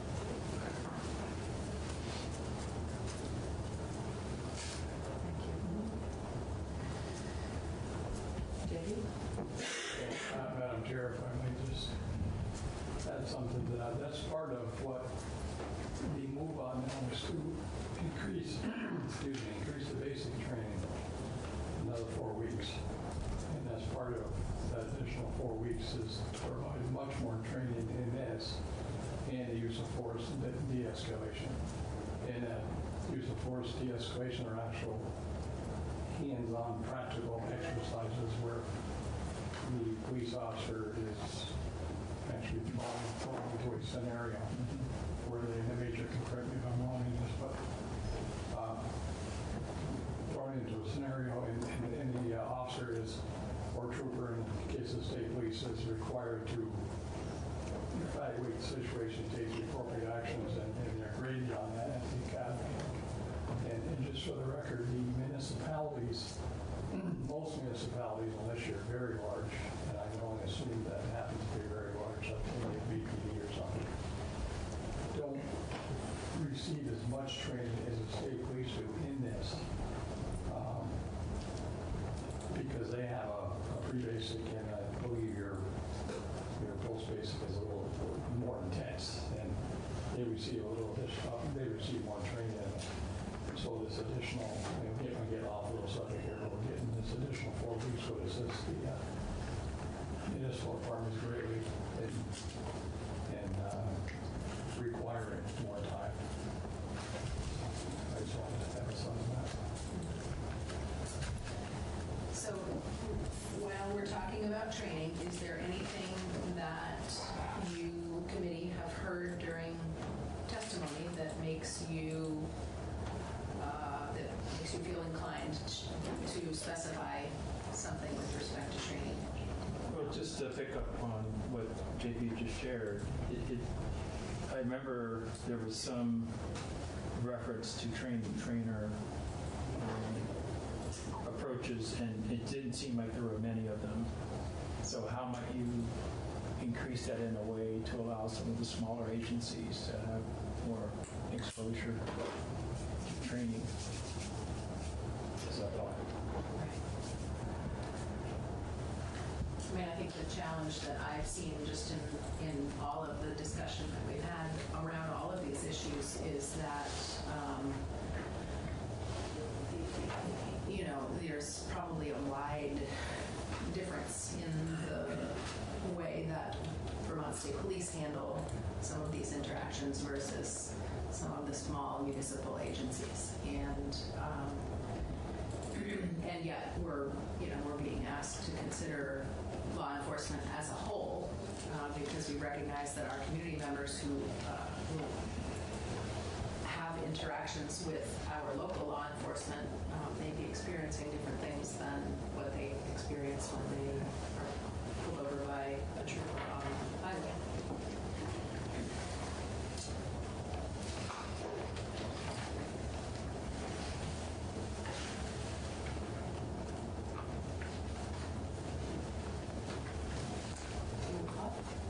Well, I mean, with respect to the training, I mean, I understand the policy part, and I'm fine with what's in the bill, but then the training component is supposed to be based on a policy that we don't know what it is now because they're going to have to draft it based on this bill. And I guess my question is there might be a cost to that, which would be unknown. So all of our municipalities. Right. I mean, should it be more that, the training council should come back to the General Assembly with a recommendation on training? I'm just, because, I mean, it's a difficult situation as they come up with this policy, a model policy, and then they're supposed to take training on that. But we don't know what the model policy is at this point.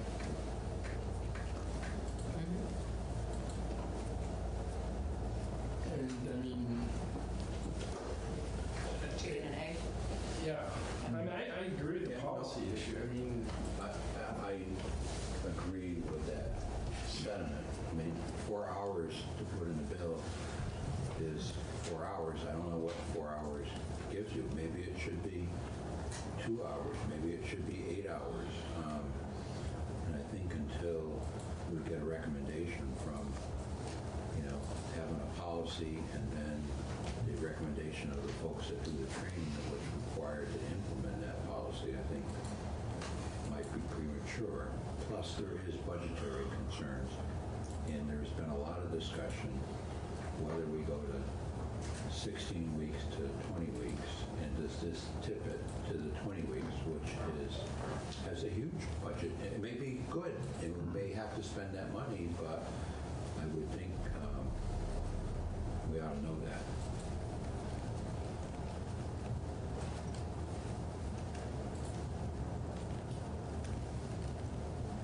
That's a model policy, but do all agencies follow that policy is the question that I have. well, you get a report back about that. Right.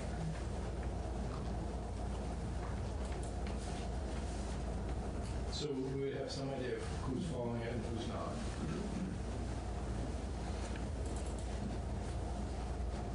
I mean, I just worry about, okay, there is all this training already. I mean, it probably, and I don't know the answer to this because this is not an area of expertise for me, that it could be tweaked to be consistent with whatever policy is come up with. And it may or may not require an additional 4 hours. I mean, I'd rather see a recommendation about training than just saying, okay, we need 4 more hours. And if I might, I agree 100% with what Shannon had said,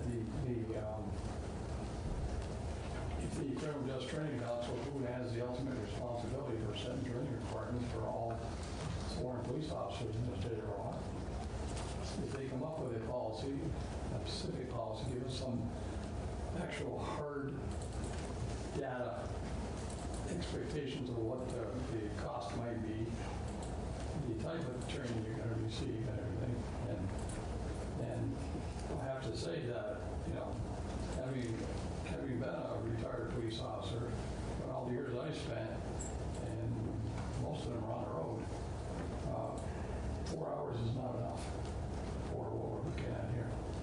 So it's going to require additional training to do the job that our citizens are asking us to do. But if the council can give that recommendation, that would be wonderful, and certainly assist us in what we need to do here as a legislature, and specifically this committee. So I agree with you 100% on that. And the director, I'm sure, would arrange that. The figures and everything would be close. Does that make sense to committee members? Just to add to that, talking with my local police force, which is small, sending their staff off for training creates a hardship on the force. So I think we should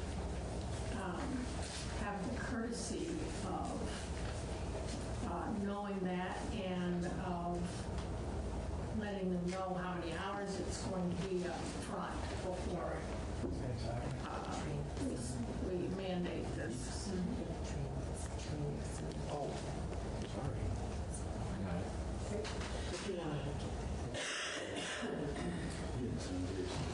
So this has an amendment to 464. Who drafted that? Was that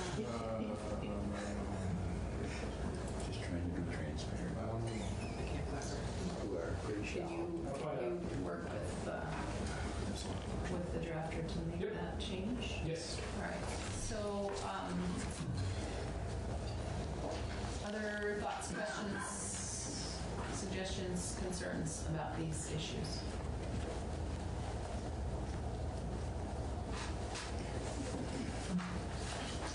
Nobody's dying to. All right. So Hal, you will work on putting together some bill language for that proposal, and John will work with Bryn to adapt to the policy language. Anything else? All right. I promised you a quick break, and so let's take a 10-minute break and come back to talk about the state